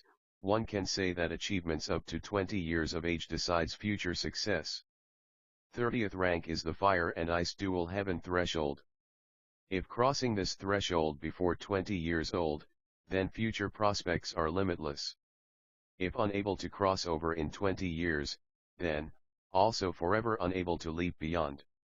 Youth has the advantage, youth can have the potential. Therefore, you right now cannot delay 1 minute. Teacher can still help with your first and second spirit ring, but when you require the third spirit ring, teacher will probably be unable to do enough. At that time you have to rely on you yourself. Spirit strength cultivation has no shortcuts. You can only rely on meditation to make spirit power to increase. Although you have the innate full spirit power advantage, you even more cannot slack off, otherwise, you do not deserve to become my disciple. Luo. At that time, variant spirit Luo Sanpao's call abruptly rose. Spirits were one with their host, so Grand Master at once started, his body shooting up, looking in that direction. At this moment, the color of the sky was already completely black. Faintly within, 10 or more moss green points of light were approaching in their direction. It's hell wolves. Grand Master's voice was somewhat muffled. But without a bit of alarm, Little San, don't move from here. Luo Sanpao's mouth unceasingly made Luo calls, seemingly menacing those existences that gradually drew closer. Grand Master certainly did not see. In the eyes of Tang San by his side flashed a layer of purple, the things in the darkness becoming clear to his eyes. All in all 6 wolf-type spirit beasts, the height of their bodies all at 1 meter 6 or so. The whole body appeared iron gray, and that moss-green radiance was precisely their eyes. At this moment slowly closing in straight on Luo Sanpao. Luo Sanpao's smell seemed to make them somewhat restless, and while approaching, they kept a half-circle formation. Grand Master snorted frostily, 1 pack of 10th-ranked little wolves dare come harass me. Sanpao. Luo Sanpao made a low howl, an inhaling noise just like the scream of a hurricane, and that originally fat belly, expanded with amazing speed, looking like it was a big gradually enlarging ball. Grand Master raised his hand and waved it, and from his body a yellow ring of light flew out, encircling Luo Sanpao's body, as he solemnly shouted, "Break wind like striking thunder, rumble the heavens and split the earth." Luo Sanpao. Luo Sanpao's pair of clear blue eyes suddenly shone, the yellow ring of light centered on its body suddenly seemed to become a screen of light. The rounded body abruptly shot up, astonishingly climbing upward to a height of 5 meters, the figure overhead turned around, and a deafening sound like the rumble of thunder erupted in a moment. Grand Master's hands had at some unknown moment already produced two gauze masks, first handing one to Tang San, and subsequently put the other on his face. Tang San subconsciously brought up the gauze mask, eyes unblinkingly fixed on Luo Sanpao's actions. Following that one thunderous sound, he only saw a yellow light cover suddenly release, as powerful as a thunderbolt. The 6 10-year hell wolves were all completely covered within. The 6 hell wolves' bodies, under Luo Sanpao's attack, were flung up like broken burlap sacks, immediately plunging down more than 10 meters away, with 2 hell wolves' waists smashing against tree trunks, howling pitifully, but unable to rise. The several other wolves on the ground rolled about briefly. Tang San relied on purple demon eye to clearly see. From those hell wolves' mouths fresh blood was flowing. He could see how powerful the shockwave had been. Following a short period of woo-woo sounds, other than the 2 hell wolves on the ground unable to rise, the several others had quickly run away. Grand Master at this time still did not neglect to instruct Tang San. Wolves and dogs' bodies are very alike in structure, called copperhead, iron bones, bean-curd waist. The waist is their body's weakest vital part. While speaking, Grand Master stepped forward with big steps. At some point he had drawn a short knife, cutting the necks of the 2 unmoving hell wolves, spreading more realgar on the bodies, covering the smell of blood. Look, spirit rings are about to appear. At Grand Master's warning, Tang San started taking note. Following the death of the 2 10-year hell wolves, from the body gradually rose a ring of faint white light, the rings rippling like mist in the emptiness overhead, as if they could drift away at any time. This is a spirit ring. These were killed by me, so if my spirit power had just achieved the advancement requirements, right now I could absorb these spirit rings to attain the advancement objective. The specific method is to use my spirit power to draw the spirit ring to my body, and immediately after that begin meditation, absorbing the energy of the spirit ring. Faint purple light rose from Grand Master's hand, beckoning towards one of the spirit rings that emerged from the hell wolves. That spirit ring already floated over, circling about Grand Master's body. But it did not permeate. My current spirit power is not sufficiently advanced, therefore, the spirit ring can't be absorbed by me. Within 2 hours, it will disperse on its own. Little San, hand me 2 white radishes. Oh! Tang San fumbled at his waist, drawing out 2 white radishes from 24 moonlit bridges and handing them to Grand Master. Grand Master offhandedly tossed them towards Luo Sanpao, who, following a burst of excited luo sounds, gulped down the 2 radishes with lightning speed. Variant spirit's characteristics already cannot be understood like ordinary spirit theory. Sanpao can rely on eating food to reduce my spirit power consumption. But for its only 3 attacks, every time one attack is used it must immediately replenish. Does Sanpao only eat white radish? Tang San asked. Grand Master gave him a pained look, saying, you saw, Sanpao attacks by farting. If not for bringing up gauze masks, perhaps right now you already could not endure the smell. Spirit beasts similarly cannot stand it, therefore those hell wolves fled quickly. White radish. With regard to hastening flatulence, there are few foods that can compare.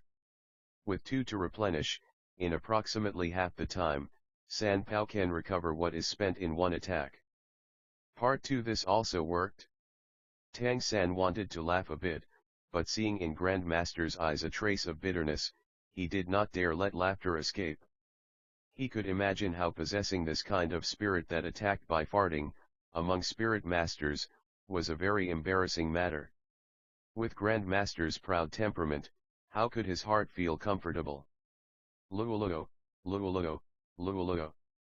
As in a moment hurried calls abruptly rose, the bitterness in Grand Master's eyes was immediately replaced by a cold light, and he pulled at Tang San's hand. All around suddenly grew quiet, and a slight rustling sound clearly reached Tang San's ears, vaguely. The air seemingly became somewhat stinking. The stink was not at all strong, even with a touch of sweetness and tea fragrance. Tang San's nose wiggled, subconsciously blurting out, "There's poison." Grandmaster's right hand waved. This time, the two rings of light on his body completely moved over to encase Luo Sanpao, vigilantly looking in the direction of the rustling sound. Tonight is unexpectedly this unquiet. The rustling sound came to an end. Tang San pushed his mysterious heaven skill, working his purple demon eye to the limit, looking in that direction. Indistinctly, he seemingly saw a dark green triangular snake head held up in a shrub, a pair of ruby-like little eyes looking straight in their direction. Perhaps fearing the effect of the realgar powder, it did not continue to approach. "Grandmaster, there." Tang San raised a finger in the direction of the snake head's location. Right now was already too late for Grandmaster to think about why Tang San could see a place his eyes still could not reach. With lightning speed he drew out a flare from the wrist spirit tool and tossed it in that direction. The flare already ignited in the wind, rolling and illuminating the area, and this time Grandmaster also saw the snake head. Mouth inhaling a mouthful of cool air. "It's a datura snake. Why would this kind of ferocious fellow appear on the outskirts of spirit hunting forest? Hope it's a 10-year. CZ, as if infuriated by the flare, the snake head slowly rose, issuing CZ sounds towards Luo Sanpao. But the realgar powder deterrent still existed, and it still did not advance. Grandmaster said in a low voice, "Datura snake's venom is extremely potent. It has not only a paralyzing effect, but also causes powerful damage to the body's nerves. It's one of the most terrible among poison attribute spirit beasts. Its body is extremely tough, difficult to hurt with common sabers. Its mouth and eyes are the only weak points. But datura snakes are very good at consistently protecting these two places. Its speed is also incomparably fast. Most frightening is its aggressive character. Encountering humans it will practically always launch an attack. Realgar powder may not be able to restrain it for long, it's waiting for an opportunity." Tang San did not feel any fear because of Grandmaster's introduction. In his former life at Baishu Tang sect, Baishu had a large variety of snakes, of course without this type of datura snake, but Tang San was not short of experience with coming into contact with snakes. From the tip of the snake's head could be seen it was hypervenomous, and by the neck's robust surface it appeared its weakness certainly was not the seventh kun. There was no way of knowing how this kind of snake with spirit power would attack. Grandmaster pulled Tang San behind him. "Little San, right now I will instruct you in a principle. Rings many bones many, power surges, rings few bones few, take to your heels and escape." Here rings refer to spirit rings, bones refer to spirit bones. Regarding spirit bones I can explain to you later. Just say, when your spirit rings and spirit bones clearly outstrip your opponents, then, you should rely on your spirit ability and spirit power to launch a full-out attack, thoroughly routing the opponent. And when your spirit rings and spirit bones clearly are fewer than the adversary, then, must not hesitate, immediately escape. Self-respect is never equal to life in importance. If this datura snake is a 10-year spirit beast, then we can still risk our lives in fight once. If it's 100-year, immediately run away. Break wind like striking thunder, rumble the heavens and split the earth. Luo Sanpao. Finishing explaining these, Grandmaster immediately gave orders to Luo Sanpao, launching the attack. Yellow rings of light again glittered. Luo Sanpao's body shot upwards in its insane inhalation, although he ate the white radishes. Since that one attack on the Hell Wolves the body still had not recovered what was depleted, so right now there was still only strength for 2 attacks. During the thunderclap-like roar, Luo Sanpao's super thunder shockwave surged out. Even though the datura snake's speed was very fast, Luo Sanpao's attack was ranged. If it wanted to escape it was unable to. Only seeing an immense snake body fly off from the ground, flung far into the distance. "Quickly run." Grandmaster only gave that flying datura snake a glance without any opinion. The datura snake's cultivation age was related to the size of its body. Before evolution to 1000-year spirit beast, For each year of cultivation, the body's length would increase by 1 centimeter. And this salamander by its flying body was definitely beyond 3 meters, even already approaching 4 meters, so to speak. Its cultivation had already exceeded 400 years. Grand Master could not think that relying on his 29th rank Spirit Master strength could confront this kind of spirit beast, let alone, when his own spirit also certainly was not regarded as formidable. Gwagwa, mournful sounds were heard. Tang San was pulled to one side by Grand Master to escape, turning his head to one side to look. Being within that shockwave of Luo Sanpao had surprisingly been unable to injure the datura snake the slightest. As body just about to hit the ground, it immediately bent in a flash, darting back. Every time its whip-like body came into contact with the ground, it could immediately shoot up like a spring, its speed incomparably fast, continuously approaching in his and Grand Master's direction. Luo Sanpao's running speed was not a bit slow, following closely behind Grand Master and Tang San. In the pair of big eyes was already an extremely panicked look. Break wind like mist, mesmerized to deep sleep Luo Sanpao. Grand Master again let out a big shout, and Luo Sanpao overhead circled once. With a poo sound, a mass of yellow gas spouted from its fat buttocks, spreading out in midair. Of Grand Master's 2 spirit rings, the 2 different kinds of effect they could add to Luo Sanpao's abilities were Thunder Shock and Mesmerize. Right now they had already been fully employed. Part 3. The datura snake very quickly leapt over the yellow mist, but it was not at all mesmerized. It being outstandingly talented in poison, its poison resistance by far outdid similar spirit beasts. Right now it had only been slightly slowed. Luo Sanpao's triple cannon all expended, its body had distinctly shrunk by a lot, and to right now feed it radishes to replenish again would come too late. The 2 spirit rings again returned to Grand Master's body. All over his body spirit power light was visible, speed elevating to the limit, one hand pulling Tang San, leaping ahead at full speed like a shooting star. Hoping to be able to get clear of the pursuing datura snake. Grand Master was very clear on the datura snake's characteristics. This kind of savage and cruel spirit beast had one weakness, which was patience.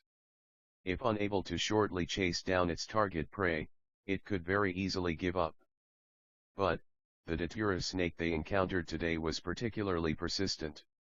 Whether infuriated because of Luo Sanpao's wind and the realgar powder, with unflagging persistence it chased after Grand Master and Tang San, its speed matchless. Soon coming closer and closer. Sanpao, block it for a moment. At Grand Master's command, Luo Sanpao's chubby body stood facing the onrushing datura snake, attempting to use the body to obstruct its advance. But this datura snake was not only incomparably fast, its reaction was also extremely sharp, body in a flash coiling open and striking Luo Sanpao, simultaneously biting it. Luo Sanpao gave a blood-curdling shriek, body falling to the ground. Grand Master gave a wave with both hands, and Luo Sanpao's body immediately melted into purple light, again merging into him. Grand Master in his heart right now already was somewhat grieved, his past life continuously reverberating in his mind. He wanted to ask heaven, why should he have such bad luck in this life? Why? Why this outcome? Even so far as to involve Tang San, this child. As Grand Master was already close to despair, even to the extent that he felt the chill of the datura snake's venom fangs, suddenly, he discovered his pulling Tang San changed. Turning his head to look, he saw Tang San's left hand feeling at 24 moonlit bridges on his waist, immediately throwing something behind without turning his head. One sturdy white radish swiftly flew out, and with a poo sound, unexpectedly just right to strike the datura snake's body, causing that originally already well within reach to launch an attack spirit beast abruptly slow down, again pulling open the distance somewhat. Distinguishing location by sound was nothing more than a superficial Tang sect ability. Tang San naturally knew it, but the next action caused Grand Master's heart to fill with shock. only seeing Tang San's left hand continuously flicking between his waist and afterward throwing behind, continuously shooting out one white radish after another. Although the strength was insufficient to hurt the datura snake, when the datura snake was about to overtake them, the sum could obstruct its body. Such accurate skill. Grandmaster realized, every time Tang San threw out a white radish, the left hand's thumb always curved inside, palm facing down, and the additional four fingers together stretching out. The motion was concise and effective. And on Tang San's little face, although also a little alarmed, seemingly was no fear.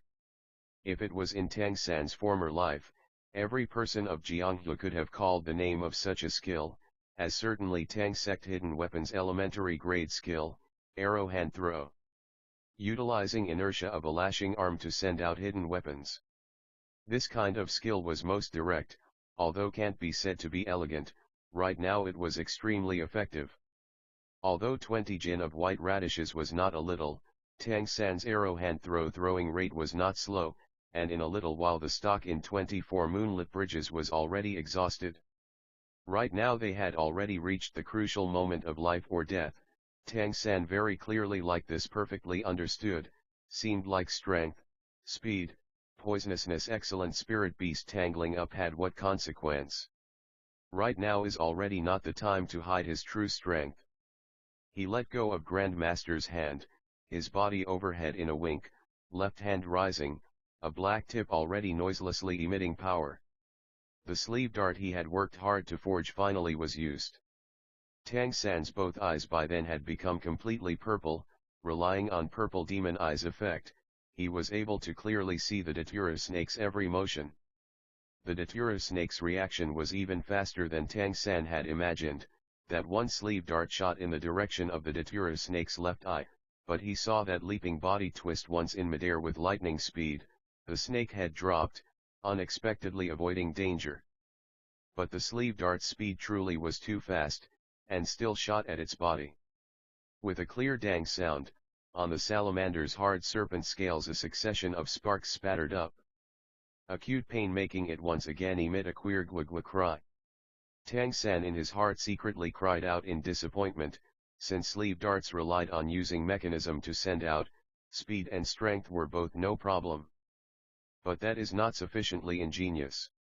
It could only bluntly attack the opponent. This was also a common fault of mechanism-type hidden weapons. However, the datura snake's defense made him taken aback.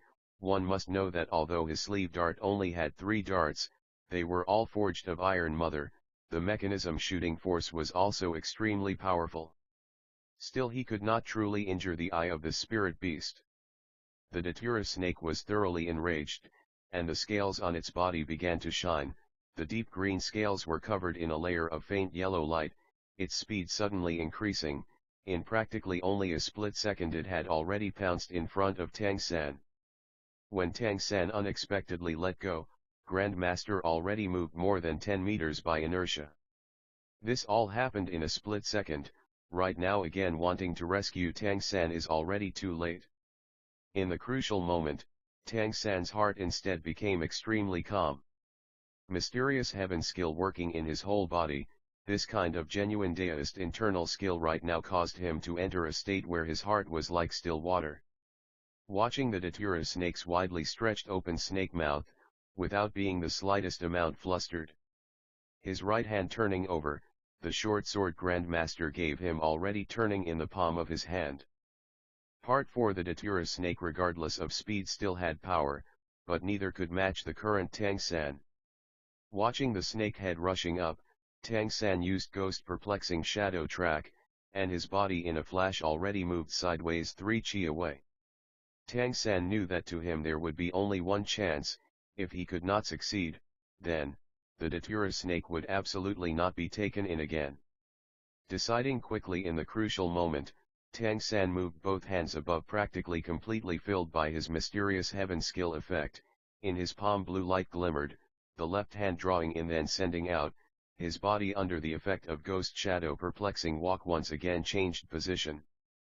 The datura snake only felt an attractive force from the side of its head, and the snake's head turned uncontrolledly. Right now, because of pouncing at Tang San, the snake mouth was stretched wide, just about to close. A vast blue radiance seemingly appeared as if out of nowhere, quietly waiting there, in the split second as the datura snake's head turned over. In the instant before its mouth closed, the nearly 4-meter-long snake body stiffened in practically a split second. That one Chi-Tu-Kun sword was already completely driven into the snake's mouth. After a moment, the datura snake's body violently stirred, and at once on the ground sand flew about and stones hurtled through the air, where its hard body swept across, regardless of shrubs or small trees. All were tested as if enduring a tornado, branches and leaves broken. Stabbing with full strength behind that sword, Tang San using Ghost Shadow Perplexing Track had already retreated at full speed, just far enough to avoid the datura snake's lashing tail. What is called a centipede dies but never falls down.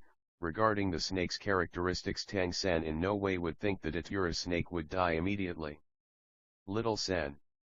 Grandmaster in a haste calling out suddenly roused Tang San. He knew, all he just did, he already could not avoid appearing before Grandmaster. His soul was not part of this world, and all this, clearly could not be known by any person. What's to be done?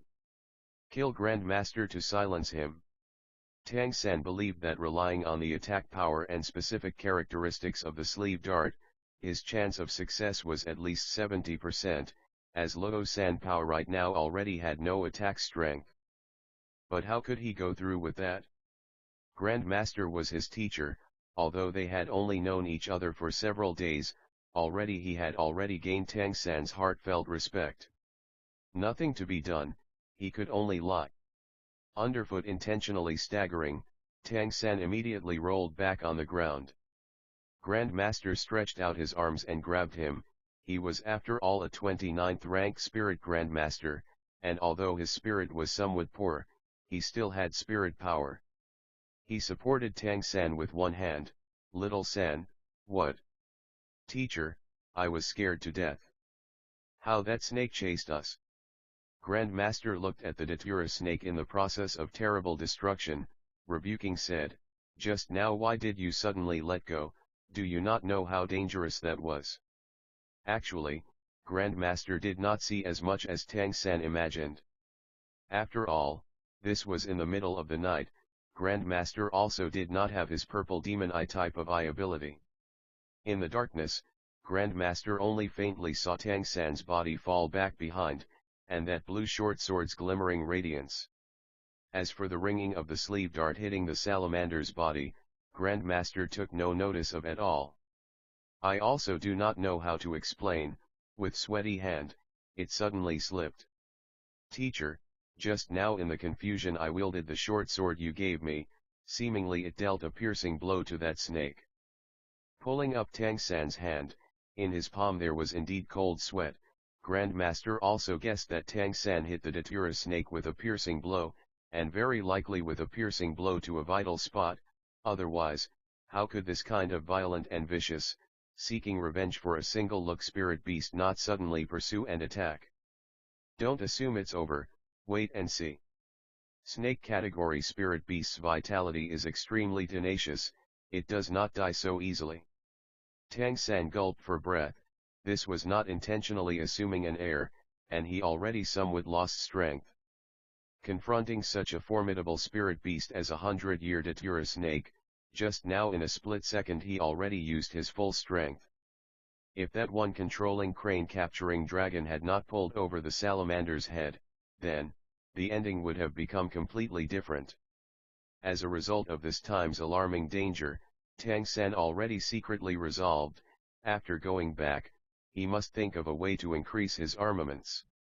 Before completing Mysterious Heaven skill, various kinds of mechanism-type hidden devices clearly was the best choice. That was also Tang San's most outstanding talent. The two master and apprentice like that stood up and very cautiously observed. The datura snake's hysterically frenzied struggle gradually subsided, body unceasingly twisting, smashing every single plant on the ground, revealing the soil beneath. The short sword Grandmaster gave Tang San, although one Chi-Tu-Kun was not long, but it was already sufficient to skewer the datura snake's brain. That was a fatal wound. Watching the datura snake's struggle grow weaker and weaker, Grandmaster gradually let out his breath, and following this, the expression on his face gradually began to change, the panicked look gradually became wild with joy. Excellent, this truly is excellent. Little San, you're getting your spirit ring. Teacher, what are you saying? You can't be talking about this snake, right? Tang San shocked looked at Grandmaster. Grandmaster nodded seriously, precisely, it's this. Datura snake's cultivation until it reaches 1,000 years, every year it lives, its body will grow 1 centimeter, this datura snake's body already nears 4 meters, which also means he has nearly 400 years cultivation. As it happens approaching the limit for absorbing the first spirit ring when going from spirit scholar to spirit master. With your innate full spirit power absorbing its spirit ring will be no problem. But, teacher, my spirit is a plant, this datura snake is an animal type spirit beast. Can I use its spirit ring? Will it not cause a conflict? Tang San said uncertainly. Part 5. By now Grandmaster had already relaxed, in his eyes was an extremely confident radiance. One of the 10 core spirit world concepts of my research, is the spirit mimicry principle. Plant spirits does not necessarily have to absorb a plant spirit beast spirit ring, and beast spirits are not necessarily unable to absorb plant spirit rings. Under a variety of preconditions, these both can mutually absorb. Because it is excessively small and weak, whatever spirit ring property is added will not cause rejection, and only passively assimilate. Therefore, absorbing this datura snake's spirit ring is no problem. At the same time, still remember what type of spirit ring we wanted to look for. Tang San's eyes brightened, adding a toughness effect, best was having poison. Certainly, the datura snake possessed these 2 attributes. Grandmaster gave his disciple a keen look, saying, whether common spirit masters or not, they still are spirit hall fellows. Regarding my 10 great core concepts they were all laughing through the nose and nobody believed. Previously also no spirit master consented to absorbing different kinds of spirit rings to strengthen themselves. Little San, are you willing to give it a try? Even though for the theory up to here I have absolute certainty, this has never been tried by people. Actual practice is the sole criterion for judging truth. The 10 great core spirit concepts I put forward can only be theory and not truth, precisely because no people are willing to put it in practice. In Grandmaster's eyes, Tang San saw fanaticism. Because of spirit variation, Grandmaster all his life was unable to become a formidable spirit master, but he was still this persistent, throwing his life's energy into spirit research. Regarding this kind of person, the respect growing from Tang San's heart, respect for Grandmaster's person, also meant respecting the results of his research. Teacher, please let me help you put this into practice. I believe your research will not be wrong. The datura snake's body already gradually grew motionless, a vital part of the head had been penetrated by a sharp sword. Even if its vitality was indomitable, it would still be difficult to escape death. A bit of faint yellow light started to coalesce on the datura snake's body, different from when Tang San before saw the 10-year Hell Wolf's spirit rings. The spirit ring which emerged from the datura snake was extremely distinct, the radiance also glittered more compared to the Hell Wolf's spirit rings. Even without coming into contact with it, he still could clearly feel contained within it an enormous energy. Hearing Tang San's words, Grandmaster's eyes filled with gratitude. Little San, begin. Tang San nodded, lifting his right hand, resisting the feeling of weakness from lost strength, with his remaining spirit power slowly condensing in his palm. Following the faint blue light mist, blue-silver grass grew from in his palm, emitting a faint smell of life and swaying softly along with the undulations of spirit power. Come, my first spirit ring, you decide whether I am able to practice Tang Sek's secret lore, and also decide whether I can inherit teacher's hope. Under the attraction of that faint blue radiance, the 100-year datura snake spirit ring slowly flew towards Tang San. Grand Master's both eyes stared fixedly at the floating spirit ring, and in a low voice declared, "Cross your legs and sit up straight, focus your mind on the spirit." Tang San complied with the words and sat down cross-legged, concentrating on his right-hand spirit. Right then, following the approach of the 100-year Datura snake spirit ring, he felt a kind of unprecedentedly powerful pressure.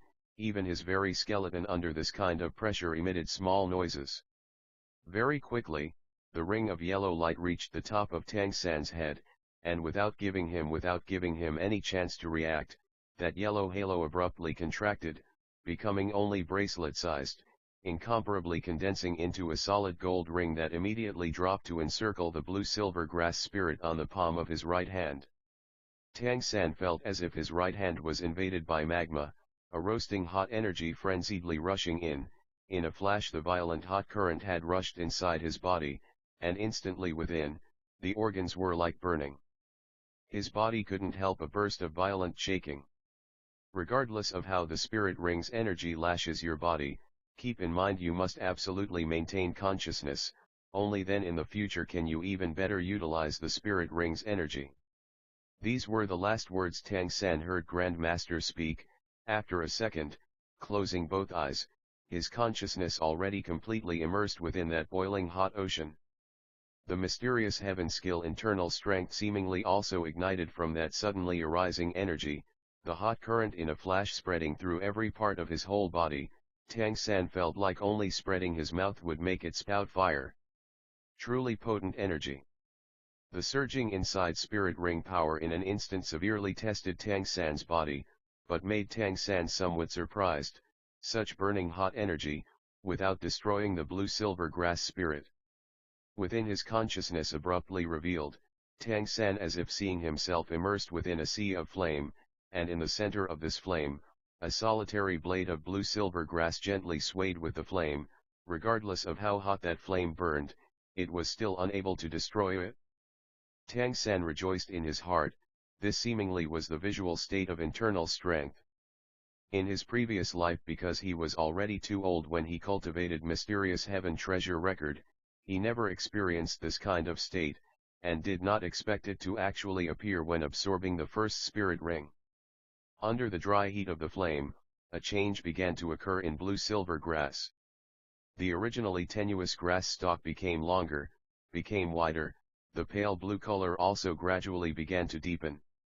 The deep blue grass stalk within the ocean of flame started to extend, spiritedly moving about swaying, as if it was countless snakes leaping within the flame. The pale blue grass blade began to become deep blue. On the surface it also had a few black lines exactly like on the body of the Datura snake before. Hong! All the hot current surged out. Tang San felt as if that blazing breath dissolved into his body. 010, the first spirit ring ability part 1, and in a moment, he seemed to hear a clear and melodious crack. Immediately following, that hot current frenziedly dispersed, then again merging into a milky white stream. That originally winding little streamlet in a flash became a brook, kong flowing, trailing, the blazing agony already disappearing, only leaving a comfortable warmth. Success. While joy once again arrived, Tang San was familiar with this kind of breaking feeling. Tang San, that clearly was the feeling of mysterious heaven skill's first bottleneck splitting open, internal strength merging together with the spirit ring's power, becoming an even more formidable energy, within this extremely brief time, at full speed going around within his body's energy passages, revolving several circuits, slowly flowing into his danshan. Just as Tang San suspected, arriving within this world, his mysterious heaven skill had virtually formed a bizarre relationship with Spirit Master's spirit power. Mysterious heaven skills every tier corresponded to a Spirit Master title. Obtaining this first spirit ring, he finally broke through the first tier mysterious heaven skill bottleneck. Of course, his current power in no way was as simple as only mysterious heaven skill entering the second tier. He still possessed the spirit strength unrelated to Tang sect, as well as the ability produced by the first spirit ring. Absorbing the spirit ring brought about a kind of unfolding clear feeling that was impossible to describe in words. like floating to and fro high in the clouds not subject to gravity, also like entering the pinnacle of extreme bliss. All over his whole body, 36,000 pores without exception stretched open, greedily respiring wonderful air. The fundamental change already made amazing changes occur in Tang San's body. Tang San as much as possible calmed his excited heart. Mysterious heaven skill under the aid of the spirit ring breaking through informed his future developing direction. He knew, regardless of how, his life in this world, he was probably unable to separate from the spirit again. Spirit power was exactly mysterious heaven skill internal strength also was exactly spirit power.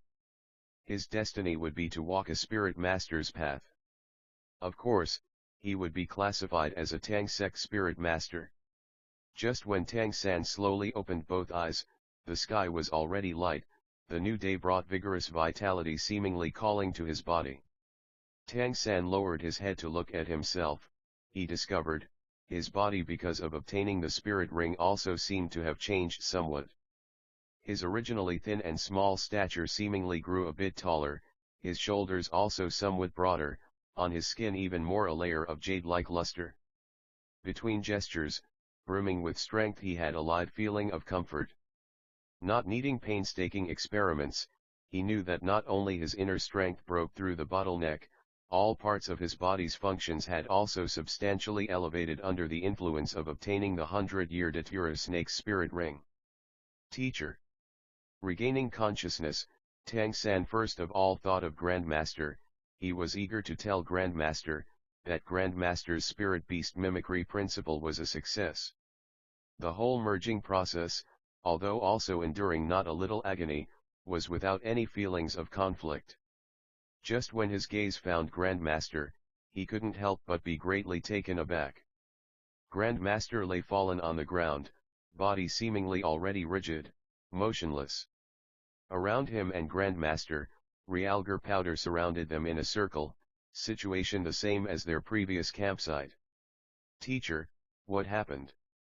Tang San in his heart was greatly worried, hurriedly standing up, coming over to Grandmaster's side, helping his body up.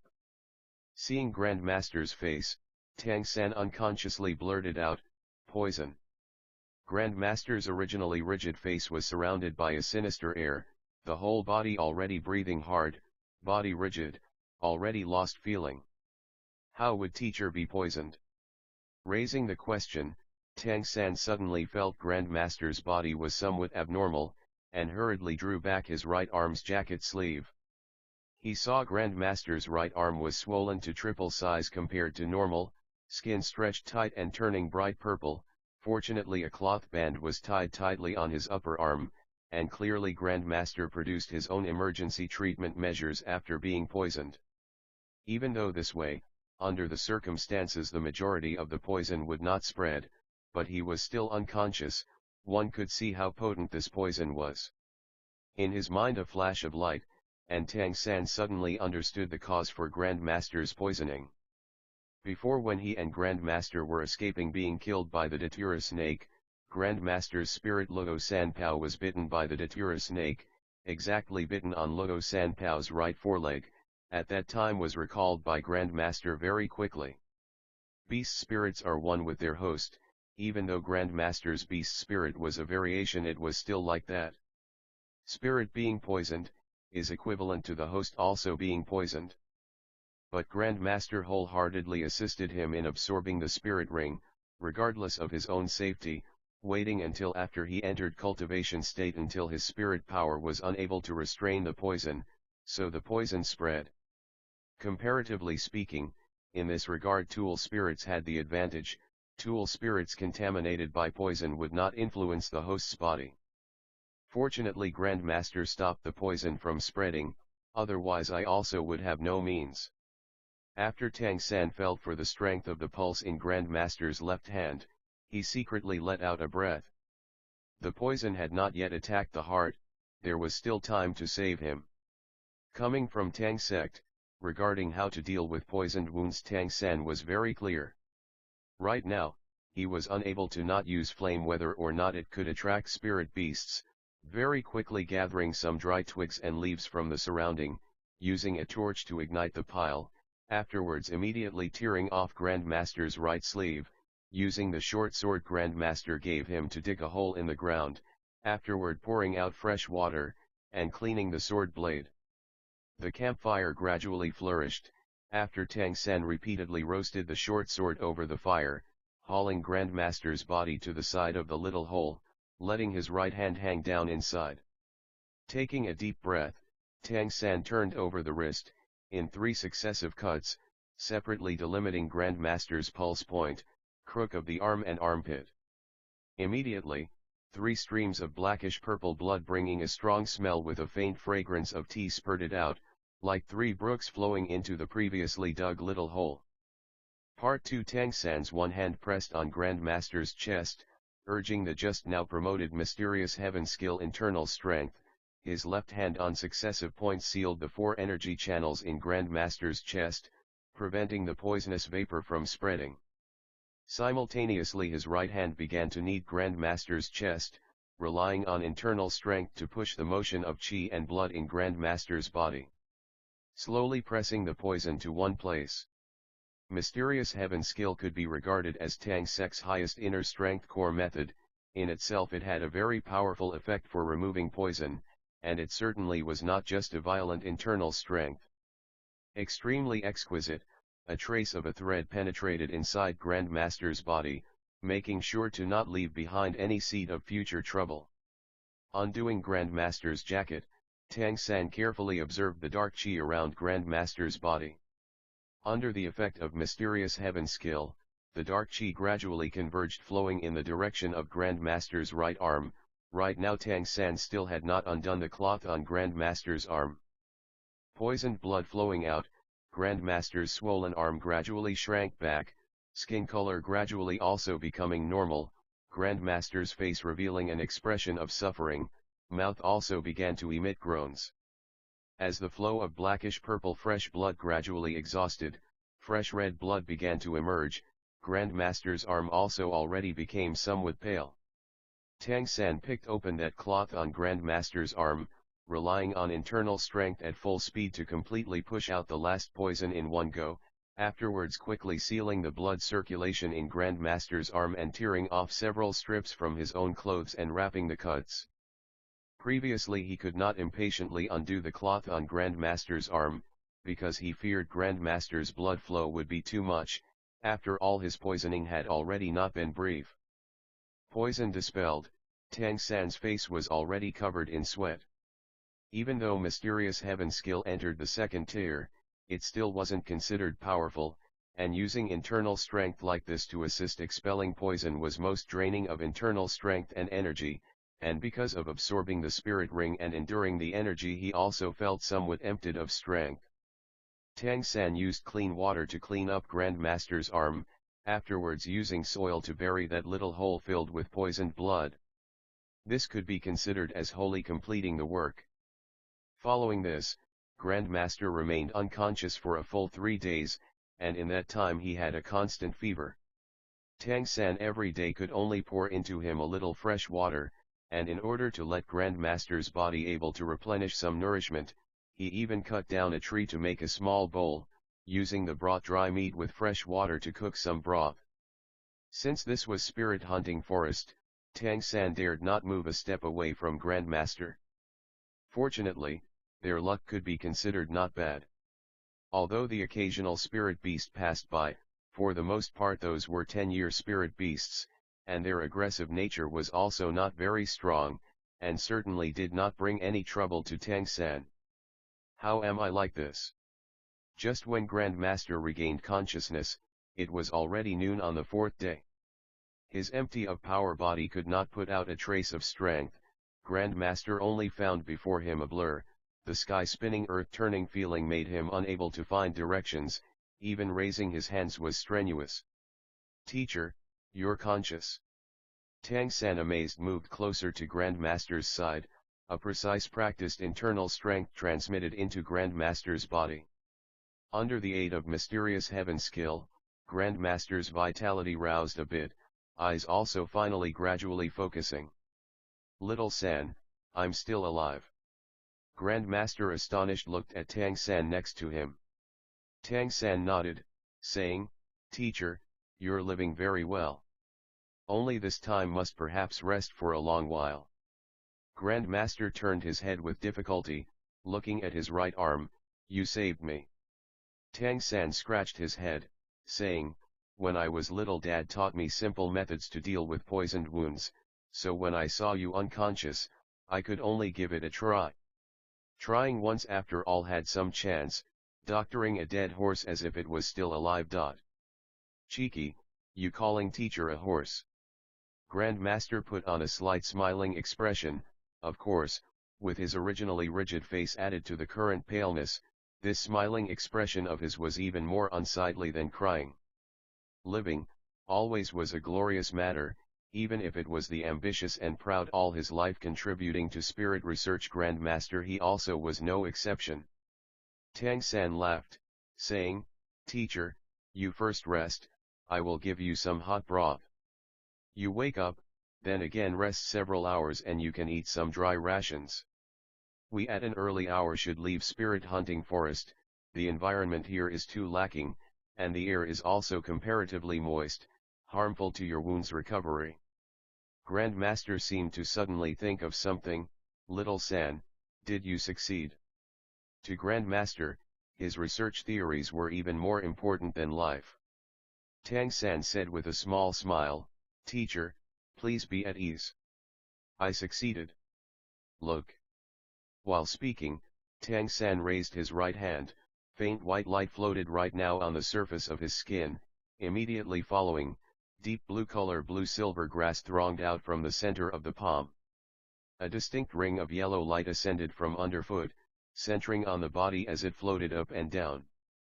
Precisely the outstanding characteristic of a first-ring spirit master. Previously blue-silver grass width did not reach a half finger, but the current blue-silver grass width already became 3 fingers. The grass blade compared to before was also several times thicker, bearing an odd veined pattern. Counting 10 blue-silver grass at lightning speed spread out all around, grass blade tips lifting, just like 10 extra datura snakes hunting everywhere. The blue-silver grass did not at all have the datura snake stench, but only had the faint tea fragrance, that intoxicating fragrance brimming with danger. In Grandmaster's eyes flickered an extremely moved radiance, and with difficulty resisting the excitement, he said, "How is the toughness?" "Seeing is believing," so Tang San answered Grandmaster with action. Among the 10 blue-silver grass breaking away from his palm, one suddenly flew up, twining around a small tree as thick as an arm, the other end returning to Tang San's hand.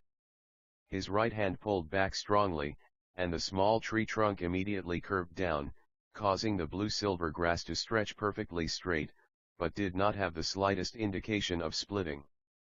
"Good, this truly is great. It seems my judgment was completely correct. After blue-silver grass infused the datura snake spirit ring, it gained toughness, if my conjecture is not mistaken, and it should still have attached a datura snake's toxicity. Only, what is its current ability?" Part 3a Spirit. After obtaining the spirit ring, all abilities must undergo a process of variation to evolve. Different spirits with similar spirit rings evolve completely different abilities, and vice versa. Even if the spirit ring only is different in age, the abilities will still have great differences. Therefore, even though Grandmaster regarding spirit research already was considerably thorough, he was still unable to confirm what the resulting effect of Tang San obtaining this first spirit ring would be. Tang San said, "Grandmaster, these several days I used some weak 10-year spirit beasts to experiment. What you said is not incorrect. Blue-silver grass indeed inherited some of the datura snake's poison nature, but without the deadly attack nature hypertoxicity, rather the paralyzing effect of the datura snake's poison nature. But it must come into direct contact to have effect. The poison nature can't be considered very strong, but it very clearly has a restricting function. And blue-silver grass ability is binding. Depending on spirit power control, binding the enemy to a stop can render it unable to move." While speaking, Tang San, relying on spirit power, controlled his released blue-silver grass to put the ability to use. Seeing the more than 10 deep blue blades of grass simultaneously rise up from the underbrush, and in a flash twine around a thick tree trunk. The grass blades were striking out from a hovering stance, covering the area within 10 square meters. Being within this range, one would fundamentally be without ability to dodge. Instantly, the more than 10 blue-silver grass had already twined tightly around a big tree. Grandmaster's eye revealed a slight glitter of deep thought, as expected, a control system spirit master's characteristic. If you could have a powerful attack hand in concert with you, your spirit effect can be developed even more clearly. What is called a control system spirit master, is just controlling the opponent's actions. This binding ability's effect is like that. In itself also adding the paralysis effect, only when the opponent is a two-spirit ring existence surpassing you, otherwise it would be unable to struggle free of this binding ability. Little San, we succeeded. Speaking of spirits, Grandmaster at first was not like a severely injured person, both eyes radiating vigor, his tone indescribably excited. The greatest characteristic of this blue-silver grass ability was its unexpected nature. In Tang San's tests, within a range of 50 meters he could control blue-silver grass to attack from any place. Can't be guarded against. Particularly within a forest with numerous plants, where blue-silver grass had even more cover. Tang San also cooked a pot of broth, furthermore chopping boiled meat and feeding some to Grandmaster. With something in his belly, Grandmaster's recovery rate rose, but they had no choice but to prepare to leave Spirit Hunting Forest. Because of the food and drinking water they brought after this many days, there was already practically nothing left. This was still so under circumstances where Tang San had been as sparing as possible. Grandmaster still had not recovered the strength to move about, therefore he was carried on Tang San's back out of Spirit Hunting Forest. Because the difference between these two people's statures was too big, all the while Grandmaster's both legs dragged on the ground. Relying on his surpassing strength and internal strength, Tang San under Grandmaster's directions, step by step carried Grandmaster out of Spirit Hunting Forest, riding a carriage to return to Nyiding Primary Spirit Master Academy. Throughout, regardless of when Tang San cared for Grandmaster or in the process of carrying him out of the forest, Grandmaster from start to finish did not speak a word of thanks, but the gaze he looked at Tang San with already no longer only seemed to see a substitute disciple for fulfilling his own vain hope, more like a feeling that should appear in Tang Hao's eyes. Teacher for a day, father for a lifetime. These 8 simple words were branded even more deeply in Grandmaster's heart. Undergoing several days of recuperation with Tang San's meticulous care, by the time they returned to the academy, Grandmaster could already with difficulty walk supported on Tang San's arm. However, in Tang San's estimation, Grandmaster this time receiving a poisoned wound caused his constitution great injury. In order to completely recover, he still must not walk for at least a month's time. Grandmaster was only an honored visitor at Nyiding Primary Spirit Master Academy, with connections to the chairman true, but without a relative. In the near future, Tang San naturally must be in charge of caring for his teacher, this bit he long ago already knew well. Even on the road every day he made assorted plans on how he should care for Grandmaster. At just this moment in the morning students started class, and within the Nyiding Academy everything seemed very peaceful. Tang San supporting Grandmaster returned directly to his room, letting him rest on the bed. Finally returned, teacher, you please also properly rest. For this time you must properly recuperate, be sure not to overwork. If you have some business, you immediately instruct me to go.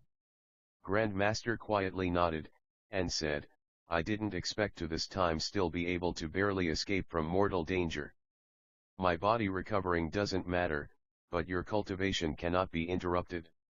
Meanwhile, you still must go settle one matter. Little San, take from the bookshelf on your left in the 3rd row the 2nd book from the left and come give it to me. Okay. Tang San according to Grandmaster's instructions took out a thick book.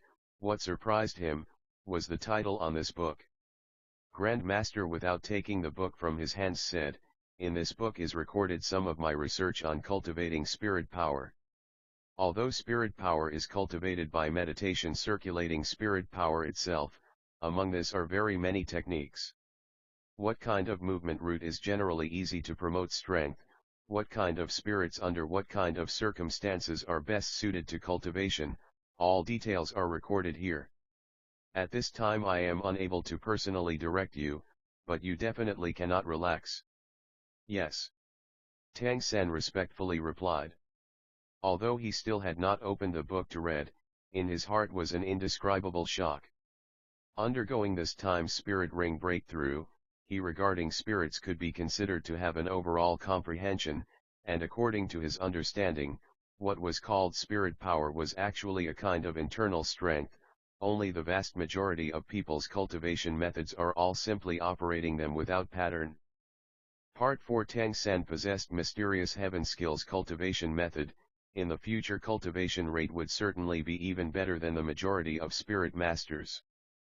But hearing what Grand Master said, he who studied cultivation methods, should be similar to cultivating internal strength circulation route. Able to research this one step, how much effort did Grand Master have to expend? One must know, mysterious heaven skill would be the result of countless generations of Tang sect ancestors shedding their heart's blood for experience. Grand Master was only one person. In addition, you go right now to Nyading City's Spirit Hall. On the way ask anyone for its location, it's near the city center. You go there to conduct the Spirit Master authentication. It tests your spirit power condition, and in addition it also counts as official Spirit Hall registration, so afterwards you can receive a stipend every month. You need not continue being a working student.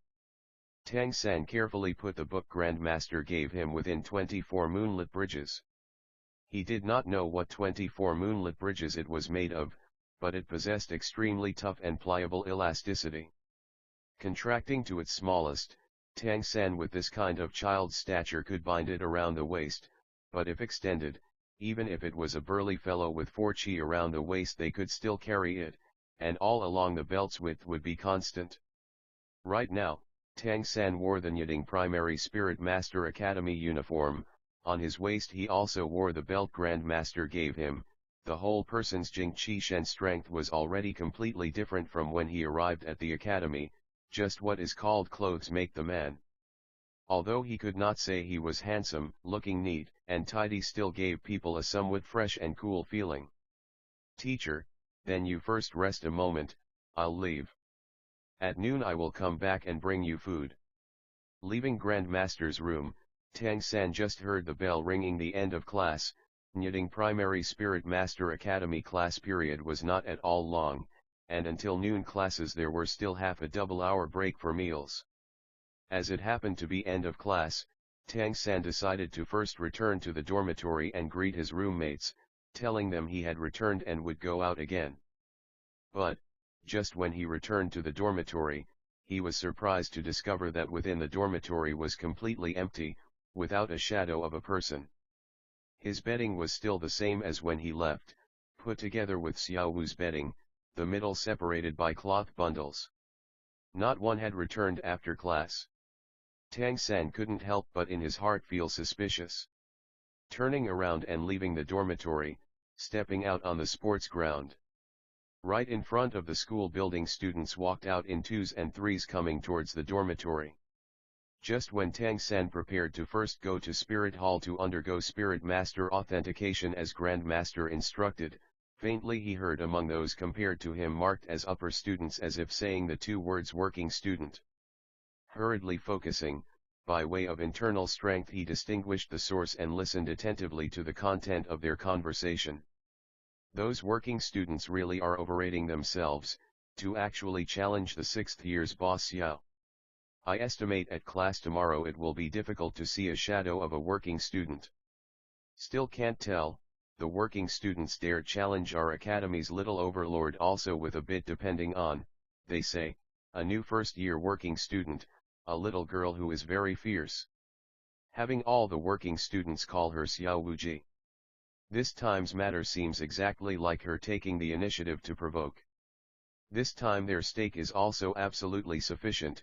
If Boss Xiao wins, afterwards he possess all the working students as his dogs, and if the working students win here, then afterwards that Xiao Wuji is our whole academy's Xiao Wuji. These working students are definitely courting death. In what respect can a first-year little girl be capable of being fierce? Boss Xiao is one of few among our academy's 6-year students who has reached Spirit Master realm. It looks as if Boss Xiao later will have a pack of servants. Hearing the words of the higher grade students, Tang San's heart immediately tightened. Although he had not known Xiao Wu long, regarding Xiao Wu's nature he still had a certain understanding. The temper of this looking like a fair and tender little girl was in no way as gentle and soft as her appearance, on the contrary rather rude and unreasonable. In addition with what Wang Shen preciously told him about working students were being bullied, he could confirm that these two older students' words were certainly genuine. Tang San also was one of the working students. He naturally could not watch his roommates be bullied. Two seniors, may one ask where Boss Xiao and those working students are? Tang San greeted the two students. The two students were clearly dumbfounded a moment, and the left side senior student said, "What? Little junior, you also want to go stick a foot in? Boss Xiao has enough manpower. By your appearance you should be second or third year. I advise you to still leave out. To accidentally be injured could be bad." From Tang San's neat clothes and that looking like it was high-quality belt on his waist, the two students obviously could not guess at his working student status. "Senior, I only want to go have a look at a distance." Tang San naturally could not make clear that he was part of the working students. They should duel in the woods on the mountain behind the academy. Obtaining accurate information, Tang San took off, running towards the rear side of the academy. What is called the mountain behind the academy was certainly not within Yiding Academy. Just outside the academy rear gate is a small hill, apart from the academy. Tang San saw nobody around, so he immediately launched Ghost Shadow Perplexing Trace and ran full out towards the hill. The woods were very quiet, but not at all tranquil, on the contrary rather abundantly an atmosphere of swords drawn and bows bent. Apart from Tang San all the working students stood behind Xiao Wu, and facing them were all told more than 20 higher grade students formed up in ranks. Led by one person wearing Yiding Primary Spirit Master Academy uniform, large stature, tall and straight, although his face remained childish, he already had a bit adult appearance. It looked like in body he was at least half again as large when compared to Xiao Wu. His features also counted as handsome and spirited. Only the contemptuous and disdainful expression on his face sabotaged the harmony. "Little girl, right now there is still time for you to repent. Of course, I do not mind having a pet rabbit. Your spirit is rabbit, isn't that right?" Part 5 Xiao Wu's expression did not lose a bit to the opposite side and was similarly disdainful, only her disdain harmoniously arranged her soft and fair face to somehow have a cute appearance, pointing at the opposite side saying, "Boss Xiao, you scared? Scared of afterwards being my little brother? Ha ha." Boss Xiao feigned an elegant big laugh. "How could I be scared? I say, that Wang Shen, have all you working students lost your minds, to actually find this kind of little girl to stir up a fight with me? Really funny. Little girl, you still haven't asked who I, Boss Xiao, am. In this Nyiding city, if I walk from east to west there is nobody who dares hinder me, not to even mention this academy." Xiao Wu was clearly already rather impatient. "Less nonsense, let's start. You say how we fight." Boss Xiao's eyes narrowed, revealing a somewhat evil expression. "Rest assured, I won't bully you. Don't you have 10 people here, then we also will only use 10 people. Sending out in turns, those sent out only need to win, then can continue fighting the next opponent. Up until all the people on one side are defeated." Able to become the boss among students, this Boss Xiao could not be a rash person, on the contrary, he was very clever. Although on the surface Xiao Wu looked like she could be no threat. But this boss Xiao also did not fight Wang Sheng for only 1 or 2 days, and of Wang Sheng's temperament he still had a clear understanding. If this little girl before him did not have some ability, how could Wang Sheng so easily recognize her as the working student's representative? But how powerful could this little girl be? On his side were all higher grade students, and each one's actual strength was not weak. The working student's side only had one Wang Sheng that still could be considered having some ability. In addition to this little girl, at most they had only 2 people, that's all. Letting the younger brothers under his leadership completely grind them to death, he would not even need to come out himself, and this fight was already won. Seemingly a fair method for dueling. Was it truly fair? Wang Sheng naturally also realized Boss Xiao's plan, but before he could open his mouth, Xiao Wu already readily spoke. Fine, we'll settle it like this. Come, whoever is first of you, come out. By now, it was already too late for Wang Sheng to prevent Xiao Wu's agreement. The followers of Boss Xiao pursed their lips, and a large higher grade student immediately walked out. Wang Sheng gritted his teeth. Xiao Wuji, let me go first. He was naturally familiar with this higher grade student on the other side. This fellow was in the same class as him, and Wang Sheng had fought him many times. Every time the outcome was miserable. This student's spirit was a staff. But not just a simple staff. Xiao Wu, appearing very like a big sister leader, nodded, agreeing to Wang Sheng's request. Wang Sheng drew a deep breath, stepping up between the 2 sides. Lu Long, come. On Lu Long's hand yellow brilliant light rose, and a 2-meter-tall long staff winked into his grasp, a defeated opponent. Wang Sheng, after I beat you today you won't stand up for days, or my name isn't Lu. Wang Sheng still did not answer, but Xiao Wu behind him already smiling said, then if you lose, it's fine to call you Withered Willow. Lu Long's facial expression became cold, and without uttering a sound, he very quickly moved forward a step, the long staff in his hands immediately thrusting up, descending straight to smash Wang Sheng. Wang Sheng's body shone equally bright with spirit power light, and with a tiger's roar, without dodging, raising both arms crossed, blocked the other party's long staff. With a muffled peng sound, Wang Sheng grunted, immediately retreating 2 steps. Both arms flooding spirit power turned over, both hands grabbing for the opponent's long staff. Even with spirit power protection, in this first contact the opponent's long staff already left bloody marks on his arms. Bruising was hard to avoid. Lu Long's mouth twitched. You still have a short memory. This is my spirit. Light shimmering, the part of the long staff Wang Sheng held abruptly disappeared. Immediately afterward the long staff's previous point that had just crossing Wang Sheng's arms, all of a sudden thrust at Wang Sheng's stomach. His body tumbled backwards. Wang Sheng's fighting determination need not be doubted. His strength was also significantly higher than his opponent, but unfortunately he was at the disadvantage of still being unable to obtain a spirit ring. Unable to undergo spirit adding, although under the aid of spirit power strength increased, agility was insufficient. Encountering this kind of long staff spirit using adversary, even if the other party used a 1-kun long and 1-kun powerful characteristic, when fighting he completely lacked the power to strike back. His body shot up, a tiger's roar yet again rising, but very quickly his body was already once again whipped back by the long staff. However, Wang Sheng could also be considered to have rough skin and thick meat. Normally taking many beatings, his ability to resist and fight back must also be more powerful compared to ordinary students.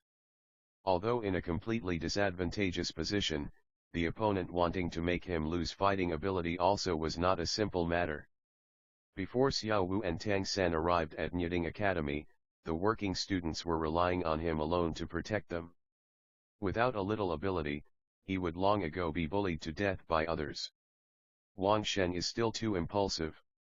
With frontal confrontation, he cannot approach the body, and only by approaching the body can he defeat the opponent. When Xiao Wu's brows were creasing greatly, a low voice suddenly rose by her ear.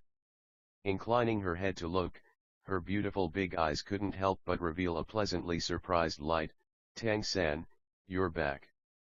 Reaching Xiao Wu's side was exactly Tang San. Turning to the mountain behind the academy, he saw the scene in the woods on the side, and instantly without a sound he quietly reached Xiao Wu's side. As his stature was not tall, nobody on Boss Xiao's side had even taken notice of his appearance. Tang San looked at Xiao Wu, thinking to say something, but refrained. Xiao Wu caught his expression of wanting to say something but stopping. "What? Want to say I'm impulsive too?" Tang San shook his head, saying, "We working students cannot always be bullied by people, and this way of fighting with student bosses should also be regarded as one effort always settled. You acted correctly. Only, you should have waited until returned before raising a challenge to them.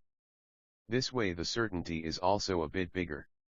011, Xiao Wu, so you really are a rabbit. Part 1. Xiao Wu glared at Tang San, recalling the last time she was mercilessly hit with stones. She was filled with anger. Wait, who knew when you would return? Everyone bullying us. What that son of a bitch Boss Xiao said about letting me be his pet rabbit, if I could still put up with that, my name wouldn't be Xiao Wu. Tang San frowned, in his heart pondering, this how big a child had this kind of dirty idea. It seems, he really must teach them a lesson, let them know working students are not good at being taken advantage of. Thinking like this, his fingers dragged across his waist, gaze changing direction to the battleground. By now, a large area of Wang Sheng's body was already purple. With unceasing tiger roars, his spirit power was already becoming weaker and weaker, and his opponent, without being hit by him once, seemed like a cat playing with a mouse. Wang Sheng's attack pattern still was too single-minded, the spirit power he took advantage of nearly exhausted. He launched a last offensive, approaching 2 steps, once again facing Lu Long pouncing. This time he already made a firm resolution, even if he was brutally beaten by the other party again, to give the opponent something to remember. Lu Long and Wang Sheng coming into contact also wasn't only once or twice, he naturally could not fail to see his goal. Watching Wang Sheng pounce, his facial expression also became imposing, brandishing the long staff in his hands. In succession 3 staff blows smashed at Wang Sheng's head and both shoulders. As long as Wang Sheng, this arrow at the end of its flight, was beaten back, he could not again launch a decent attack. But at this time, surprisingly, Lu Long felt like both his hands holding the staff were seemingly stung by a mosquito, and the attack he sent suddenly dulled. His attack was originally considered good, but right now when dulled it immediately revealed a flaw. The first hit naturally struck Wang Sheng's head, but Wang Shen stubbornly resisted and pounced onward, causing his last 2 hits to fall in thin air. With a battle spirit master possessing a beast spirit close to the body, with regard to tool spirit masters using long weapons, that absolutely was a devastating attack. Even if Lu Long's strength was higher compared to Wang Sheng's, the result would still have been this way. Peng, Wang Sheng's tiger claw clapped Lu Long on the head, and his entire person flew up from the slap. Immediately following, his body turned upside down, and his right leg was caught at once and swung like a tiger tail whip heavily onto his back. He ruthlessly smashed to the ground. Lu Long could not have resisting ability as good as Wang Sheng. His spirit power was all in the long staff. Its defensive power was not at all remarkable, and after Wang Sheng's 2 attacks he was collapsing. Just as Lu Long heavily struck the ground, he was knocked unconscious. Wang Shen excitedly roared up at the sky, seemingly letting out these several years of resentment. Boss Xiao was at first calmly and easygoing watching Lu Long make fun of Wang Sheng, but the spectacle, circumstances suddenly taking a turn for the worse, immediately caused him great shock. One must know, Lu Long among his subordinates was ranked 3rd in strength. If he did not already possess the first spirit ring, he also could not guarantee he could win against Lu Long. Xiao Wu bantering said, "Withered willow sure enough is a withered willow, really can't endure 1 hit. Boss Xiao, what do you say?" Boss Xiao waved a hand, letting other subordinates urgently drag Lu Long off for treatment. They were only primary spirit master academy students, relying on that bit of spirit power still would not take a life. The first one counts as our loss. Ling Feng, you're up. The second dispatched by Boss Xiao was a thin and small higher grade student, small nose and small eyes, figure so slender nobody could see he is 12 years old. On the contrary, more like he was in the same age group as Xiao Wu and Tang San. Call back Wang Sheng. I'm up. Tang San said in a low voice by Xiao Wu's ear. In Xiao Wu's view also the matchup wasn't bad. He naturally noticed the second opponent to enter the arena was an agility-type spirit scholar, just in time to restrain Wang Sheng. Wang Sheng's previous spirit power had also depleted greatly, he would without a doubt lose. Wang Sheng, you return. Leave this to Little San. You can take a rest. Wang Sheng right now still had not completely recovered from the previous excitement over defeating Lu Long, when hearing Xiao Wu's voice and discovering Tang San had already returned at some unknown time. He knew his circumstances, although he defeated Lu Long, he truly did not have the strength for another fight. He also knew, if not for Tang San stealthily shooting out 3 small pebbles and restricting Lu Long's attack, how could he also obtain the first victory? You're a working student. Ling Feng looked at Tang San, his eyes revealing a hesitant expression. Tang San only nodded in reply, please begin. Although Ling Feng's stature was thin and small, it would be a bit taller compared to the first year Tang San's height. This was a quick fight related to which of both sides could become student boss. He also no longer thought much of it, after again giving a look at Tang San's belt, leapt up, nimbly vaulting overhead, both arms extended, unexpectedly gliding 2 meters, pouncing towards the top of Tang San's head. Beast spirit, Tang San saw in a glance what the opponent's spirit was. These several days Grandmaster instructed him could not be a waste. This Ling Feng was an agility-type battle spirit master. His beast spirit should be a flying animal. From his neither strong nor fierce exterior nor attack pattern, it should not be a raptor. Then, it should be a swallow or crow-type animal. Watching the other side pouncing at him, Tang San remained motionless, seemingly treating the other party as if he fundamentally did not exist. Ling Feng's speed was very quick, among 6th-year students, by speed acclaimed as the first person. He was Boss Xiao's sworn follower, and his figure was also extremely dexterous. Watching the soon reaching Tang San in front, suddenly, his body unexpectedly flipped again, both arms flapping beneath, force changing direction, arriving behind Tang San, meanwhile brandishing both arms chopping towards the 2 sides of Tang San's neck. Until Ling Feng turned over on top of his head, Tang San did not move at all, confronting the opponent's unknown ability, to not change his response 10,000 times, was the best choice. Part 2. If it was before obtaining the first spirit ring, perhaps Tang San still could not have been this arrogant, but since obtaining the first spirit ring, his agility, strength, reaction, all natural abilities had leapt up. Tang sect disciples' keenest abilities are senses and all kinds of reaction. Agility was also an advantage. When comparing agility, who could he fear? Ling Feng's figure transforming in mid-air, must be an abrupt nature. Seeing Tang San, only a 1st or 2nd year student, in his heart he also was somewhat belittling, planning a subduing attack to immediately force Xiao Wu to fight. But, just as both his palms were close to joining together, about to close on Tang San's neck, Tang San moved. A phoenix nod, just enough to dodge away from Ling Feng's both hands. Following the upper body bending forward, Tang San's right leg as if snapping swung up fiercely behind him. In the whole process, he basically did not turn his head to look. Quiet as a sleeping child, moving like a fleeing hare, Tang San by this bit deduced the perfect moment, and in a flash erupted in speed that among both sides watching the battle only a few could see clearly. Tang San's heel closely connected with Ling Feng's chin, Ling Feng performed a third mid-air flip, and afterward still continuously kept spinning.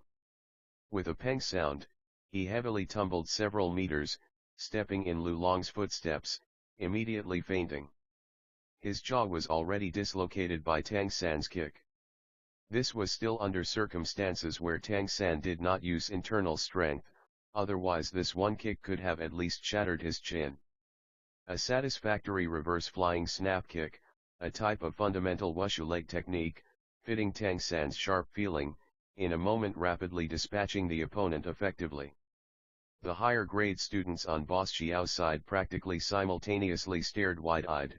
They were fundamentally incapable of believing that what happened before their eyes was all fact.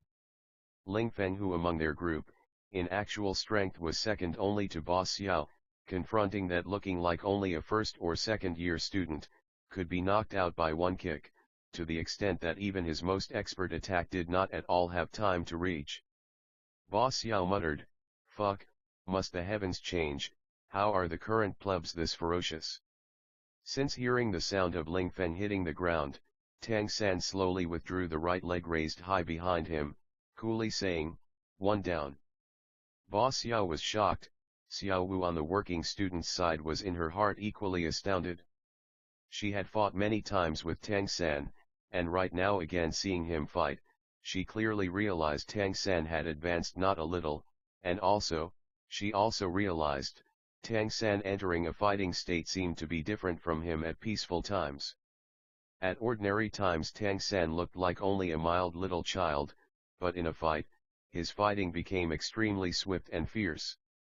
Wang Shen, without paying attention to the pain all over his body, watching Ling Feng fly off from one kick by Tang San, raised a big laugh of schadenfreude. "How's that, Boss Xiao, convinced or not, our Tang San didn't even use spirit power. I see you still got to admit defeat. Leave out suffering the pain." Bu Xiao walked out with a somber face. After 2 consecutive defeats, he already reached a time with no choice but to enter the arena. He asked himself who on this side apart from him, also could compare to Ling Feng's power. If he could not immediately retrieve the low morale, there would be no need to fight the remaining duels. By using a swift and fierce method to alone defeat this kid before him, and again defeating Xiao Wu, he could save face. Boss Xiao looked coldly at Tang San. By now the contemptuous and disdainful expression on his face had already disappeared, replaced by dignity. "Xiao Chenyu, 6th year student, Spirit, Wolf. 11th ranked first ring battle Spirit Master." Announcing his spirit and rank, was a kind of show of respect to the opponent. While speaking, Xiao Chenyu's entire body emitted blackish-green light. Within the blackish-green glimmer, his body's muscles began to swell, both eyes gradually becoming a pale green color, both arms slowly lifting, claws forward, talons becoming sharper. A white spirit ring rose up from underfoot, precisely the appearance of spirit body enhancement. Xiao Chenyu as student boss, right now displayed his clever part. How many in Nyiding Academy could not know what his spirit was, but the Tang San who confronted him was different. To his point of view, Tang San's spirit right now was still a mystery. First announcing his own spirit, was exactly for the purpose of letting him know what spirit this Tang San he was about to fight had. In this way, he would also be able to plan somewhat. Tang San had heard grandmasters speak of this announcing spirit custom, only when one would not spare the opponent a glance, not fearing that the other party would forever become a mortal enemy. When confronting the other side announcing the spirit, like all must announce their spirits, expressing mutual respect, learning skill by exchanging pointers. Tang San, first year working student, Spirit, Blue Silver Grass. 11th ranked first ring tool Spirit Master. When Tang San announced his spirit was Blue Silver Grass, behind Xiao Chenyu the higher grade students practically simultaneously roared with laughter. Of the nervous expression on their faces there was immediately nothing left. Even to the extent of not hearing Tang San announcing his rank. Blue Silver Grass was a useless spirit, this was long ago already completely universally acknowledged on the continent. Even if Tang San's own strength was not weak, the disparity of spirits still caused them to fundamentally not need to worry highly as before that Boss Xiao could lose. "You just now said, how high was your rank?" Xiao Chenyu could not be as negligent as those followers of his, because the clamor behind made him unable to quite hear Tang San announcing his rank. 11th rank, First Ring Tool Spirit Master. While speaking, faint white light rose from Tang San's body, lifting his right hand, faint blue-silver grass grew from the center of his palm. Following a wave of his right hand, blue-silver grass drifted away underfoot. A bright yellow spirit ring rose up around Tang San from underfoot, floating regularly up and down around his body. The appearance of the yellow spirit ring, as if it was a heavy slap at those higher-grade students' mouths, immediately froze the laughter, some even gaping wide, looking Tang San like he was a freak. 100-year spirit ring. Gasped Xiao Chenyu. Part 3 white represented a 10-year spirit ring, yellow represented a 100-year spirit ring. The spirit ring differing by one level, under conditions where both sides had the same rank spirit power, this effect could be decisive. How could this be? The spirit ring appearing over Tang San's body, could be said to overturn these students' understanding of the opponent's spirit. First year, stood for only 6 and 7-year-olds grade, a first year's cultivation reaching Spirit Master realm. This had never happened in the entire history of Nyiding Primary Spirit Master Academy.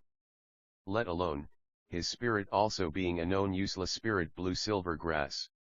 Boss, waste him, he only has a blue-silver grass. How fierce can a spirit ring make him anyway? A higher grade student couldn't help but say. Idiot, shut up. Xiao Chenyu roared, interrupting his subordinate's words. Only a blue-silver grass? Xiao Chenyu thought in his heart that it absolutely was not that simple. Blue-silver grass was beyond doubt a useless spirit, but a blue-silver grass that had reached the Spirit Master realm was a bit different. And also on his body was a 100-year spirit ring. This he would be fundamentally unable to obtain on his own, and since he had people able to assist him in obtaining a 100-year spirit ring, and furthermore help him cultivate to the Spirit Master realm, then how big of an influence could be behind this first-year kid before him? Xiao Chenyu's father was Nyiding City's castellan, otherwise he too could not be this arrogant at the academy, including teachers very few could go against him. Since childhood seeing his father's various acts of officialdom, he was also more or less tainted by some of the air of politics, therefore he first of all thought of Tang San's background. His father had 1,000 times instructed him, 10,000 times warned him, that in this world, some great clans absolutely must not be offended. Even compared to the imperial household they were still more terrible. The imperial household should still have some scruples regarding reputation, but those great clans fundamentally did not need it. Provoking them, brought down calamity. You really are a working student? Xiao Chenyu couldn't help but ask. Tang San coolly nodded, after bringing out the spirit ring, the feeling like having his whole body filled with strength made his blood boil. Right now he also wanted to find an opponent to properly measure his strength against. Checking what level his strength had actually reached after the fundamental change. Get on with it. Right now already reaching an arrow fitted to the bowstring cannot avoid being discharged level, Xiao Chenyu in his heart kept in mind, even if he won over this first-year working student before him, he absolutely could not injure him. If speaking of Lingfeng's pounce as nimble, then, Xiao Chenyu's pounce was explosively strong. Since he possessed the first spirit ring, his power was fundamentally uncomparable to Wang Sheng's capabilities, even though Wang Sheng's spirit was the king of animals, with his spirit on a lower rank he was still by far inferior to Xiao Chenyu. Confronting Xiao Chenyu's pounce, Tang San was as leisurely and carefree as when he did not respond to Lingfeng. Possessing a spirit ring and without spirit ring, are two absolute concepts. Xiao Chenyu firmly threw himself forward, the spirit power leaking out from his body already enveloped a 3 square meter range around Tang San's body, and this was a charge with absolute strength, fundamentally without any technique. Just looking to use force against force. Force meeting force? Then come on. Although power was not at all Tang sect disciples' expertise, just now Tang San thought to have a look at what level his mysterious heaven skill had actually reached. Instantly, gathering skill in both palms, slowly pushing out his chest. Meeting Xiao Chenyu's wolf claws. The subordinates of Xiao Chenyu by now all already wore triumphant smiles on their faces. What 100-year spirit ring, this idiot used his hands to meet Xiao Chenyu's wolf claws, that simply was courting death. They had personally seen Xiao Chenyu after spirit body enhancement relying on the strength of the pair of claws to grab and crush chunks of stone. Xiao Chenyu's hands were much bigger compared to Tang San. He in his heart actually hesitated, should he use the strength of his claws or not. He believed that relying on the power of his claws he certainly could smash Tang San's palms to pieces, this would also be considered ending the competition. But doing so, would the people behind him? Charging so fast, Xiao Chenyu without waiting to think clearly, both his claws and Tang San's palm slammed together. With a muffled pang sound, as blackish green and white colored light shone brightly, a circle of air burst out and stirred the air current by the feet of the surrounding crowd of spectators. Tang San stood there absolutely still with feet not perpendicular nor parallel, Xiao Chenyu's upper body in a flash, after the shock fell backwards. Practically subconsciously, Xiao Chenyu's wolf claws already struck at Tang San's hands. Losing to the other side in spirit power caused him such shock and fury simultaneously that he already forgot his apprehension. But, something occurred that caused Xiao Chenyu even more shock. Just when his wolf claws grabbed at Tang San's both hands, he clearly felt that Tang San's both hands were as hard as iron. No matter how he used his strength, he was unable to shift them an iota. Immediately following, Tang San's hands separated, forcibly taking them out from within his wolf claws, turning his hands to knead at Xiao Chenyu's wrists, not letting him retreat from shock like that. Both hands pulling back the former bully's figure, his right shoulder directly ramming against Xiao Chenyu's lower abdomen. Xiao Chenyu's big body flew up from that direct strike, tumbling away more than 3 meters.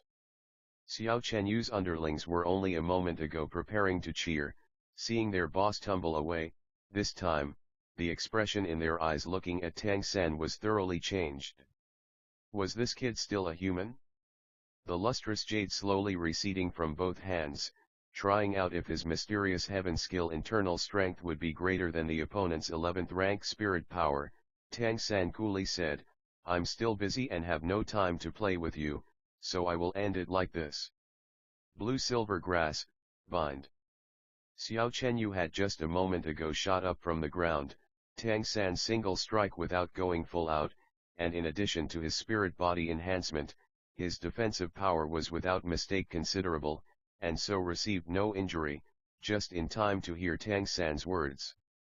More than 10 thick blue-silver grass completely without warning suddenly surged up from under his feet, spiraling up, without waiting for Xiao Chenyu to react, already firmly bound both his legs.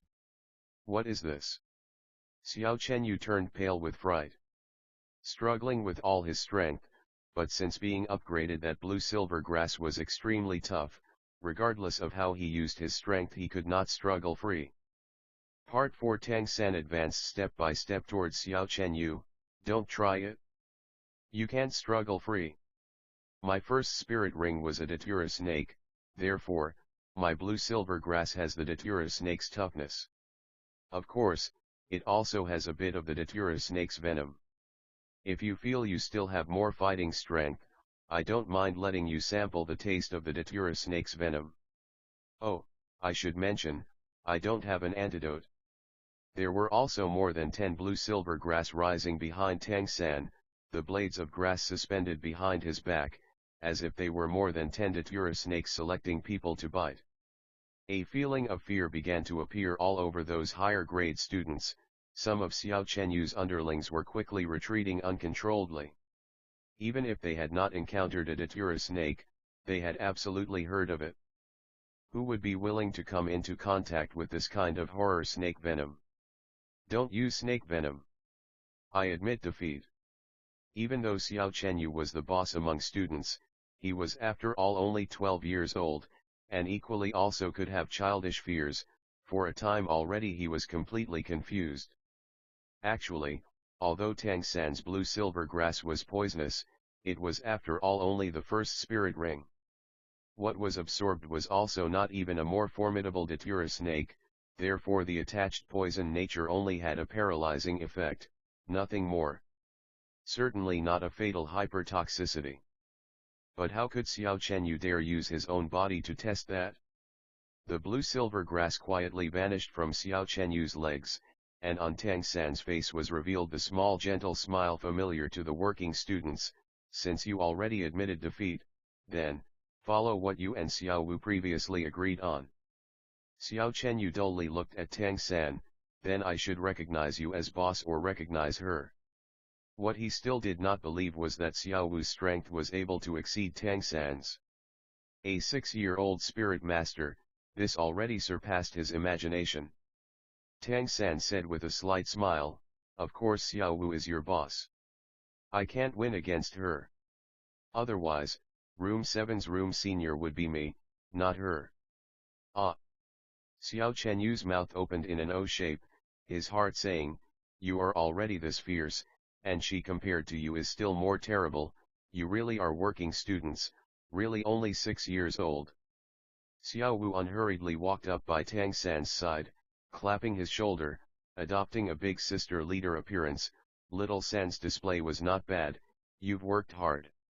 Tang San laughed, saying, teacher still left me some matters to attend, the remaining business you sort out yourself. Afterwards you can be the Academy's supreme sister. Xiao Wu smiling thumped Tang San's shoulder at once, fine, you go, I'll handle the rest.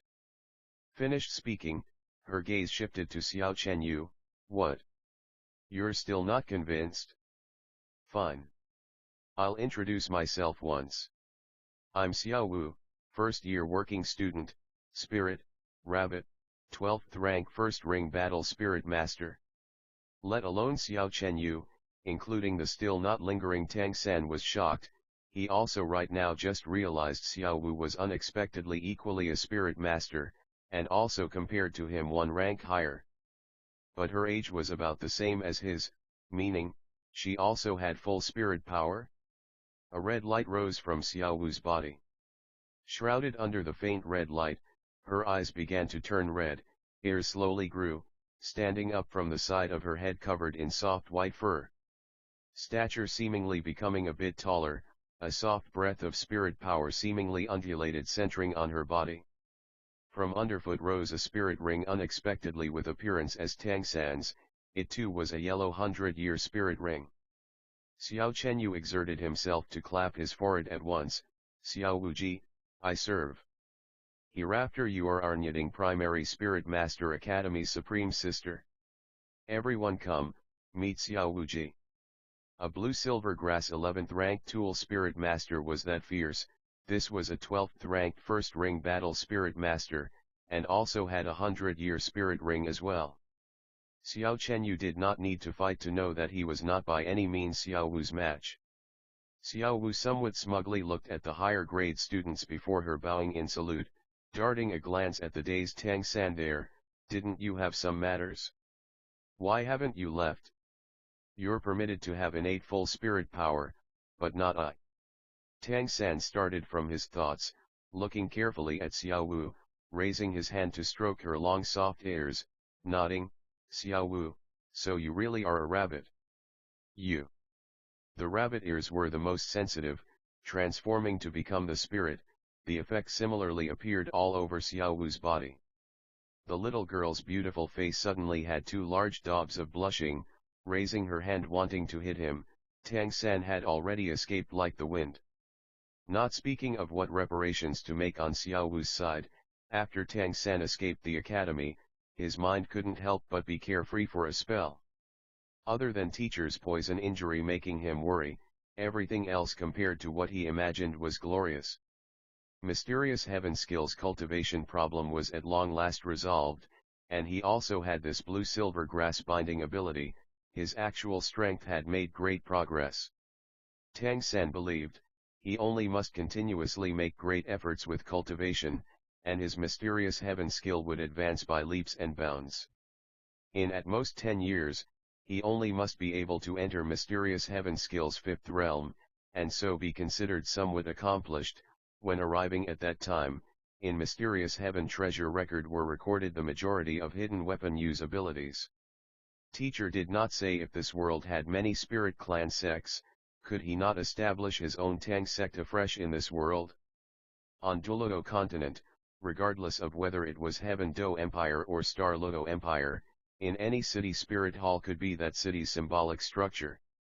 Tang San only randomly asked a passerby, and successfully found the location of spirit hall. Just now helping the working students respond to the struggle had already delayed him for some time, and he still must return to bring teacher midday meal, therefore Tang San used his fastest pace to run to spirit hall, not wanting to be delayed. Halt! Little friend, this is spirit hall, you can't randomly rush. Tang San barely arrived at spirit hall, when he was stopped by the entrance guard. Nyiding City's spirit hall's location was an immense dome structure. Just the width of the front must exceed 100 meters, height reaching up to 20 meters, divided into 3 floors. The entire building was brown, and the emblem on the front gate only had one long sword. From Grand Master's explanation, Tang San knew that an emblem with only one design, meant that Nyiding City's spirit hall was a lowest rank spirit hall. 012, Disorder Splitting Windhammer Method Part 1. The 2 entrance gate guards appeared to be 20 years old or so, the spirit power fluctuating on their bodies was not at all distinct, feeling as if neither had reached even spirit master level. It looked like Nyiding City indeed was remote. From the spirit hall's level it could be seen that the city was of no importance in Tiando Empire. Uncle, greetings, I am a Nyiding Primary Spirit Master Academy first-year student, teacher told me to come here to measure spirit grade. Tang San indicated the school uniform he wore, speaking to the gate guard. With a look at the Nyiding Academy insignia Tang San wore, the 2 guards both subconsciously revealed an envious light in their eye. The guard who spoke first said, "It turns out to be like this, then go inside." Reaching the first floor reception hall, look for Spirit Grand Master Ma Xiunyo, he can help you. Thank you. Tang San replied, and hurriedly walked inside Spirit Hall. The 2 guards' envious gazes followed him as he entered Spirit Hall. One of them said, "Originally if I could gain admittance to Nyiding Academy, maybe right now I could become a spirit master." Hey, Nyiding Academy should have its own means to test spirit power, only coming here to us when advancing. Why did this child come running to our spirit hall? Who knows? No matter, this however old child, perhaps it's his teacher letting him come with some message, and can't speak clearly. The 20-meter high dome has a certain kind of atmosphere. Just as Tang San walked into the spirit hall, he was immediately influenced by this kind of vast grandeur. The dome of the entire hall was completely covered with murals. In each and every little square was painted a variety of spirit depictions. On the bottom glittered brilliant gold, giving people a feeling of both gold and jade in glorious splendor and unadorned simplicity. Spirit Hall had all around huge crystal windows, the sunlight passing through the crystal windows refracting onto the murals, golden light glittering, giving people even more of a dazzling and stunning feeling. Reception Hall. Where was the reception hall? Influenced by the atmosphere of the hall, Tang San began searching for the destination of this trip. Not many people were within Spirit Hall, and around were only some servants cleaning. Since Tang San did not know how to find the reception hall, when he was preparing to approach some people to ask, he saw an acquaintance. Precisely that spirit grandmaster who assisted him in spirit awakening, lone wolf spirit possessing Su Yuntao. Tang San quickly stepped up to him. Right now together with Su Yuntao was a female spirit master, her stature tall and slender but well developed, facial features also counting among beauties. 2 people talking and laughing, not taking the least bit notice of this tiny Tang San approaching. Grandmaster Su Yuntao. Tang San called out. Su Yuntao at this discovered his arrival, the female spirit master at his side making a surprised sound, saying, "How come our spirit hall still has such a small child? What noble son has come to our spirit hall to undergo spirit awakening? Su Yuntao's eyes also could not identify Tang San. After all, there were truly too many children undergoing his spirit awakening, and also Tang San's current style of dress was no longer in such dire straits as before. You are. Seeing Su Yuntao's uncertain expression, Tang San hurriedly explained, Grandmaster Su Yuntao, I'm Tang San. The last time you in Holy Spirit Village awakened at Blue Silver Grass Spirit, innate full spirit power Tang San. So it turns out to be you. Why are you running here? People with innate full spirit power were after all easy to remember, and Su Yuntao immediately recalled Tang San. Tang San said, Teacher, let me come to Spirit Hall to undergo advancement appraisal, and in addition test spirit power rank. Su Yuntao was shocked. You already obtained the first spirit ring? How fast? This uniform is Nyiding Academy's, worthy of being Nyiding City's best academy. The teachers truly take responsibility. Su Yuntao's companion was seemingly somewhat dissatisfied over being neglected. Yuntao, aren't you going to introduce me? Su Yuntao noticed his companion was seemingly somewhat annoyed, and hastily fawning said, Sisi, this is the child I mentioned to you with innate full spirit power. It's too bad his spirit is blue silver grass. Otherwise the future prospects could be boundless. He currently already obtained a spirit ring, so is also considered a member of Spirit Masters. I will trouble you to wait here for me a moment. I will go see. He reaches Grandmaster Ma Xiunyo at the reception hall. Just when Sisi heard Su Yuntao speak of Tang San's innate full spirit power, her eyes clearly lit up for a moment, but as she heard Tang San, who had this innate full spirit power, unexpectedly had blue silver grass spirit, the pleasant surprise on her face became a touch disdainful. Nodding, she said, You go, I'll wait here for you. Thank you. The impression Su Yuntao gave Tang San was still not wrong, and should be considered in Spirit Hall a conscientious attendant. Su Yuntao brought Tang San along the side, climbing a flight of stairs to the Spirit Hall second floor, reaching the second floor landing.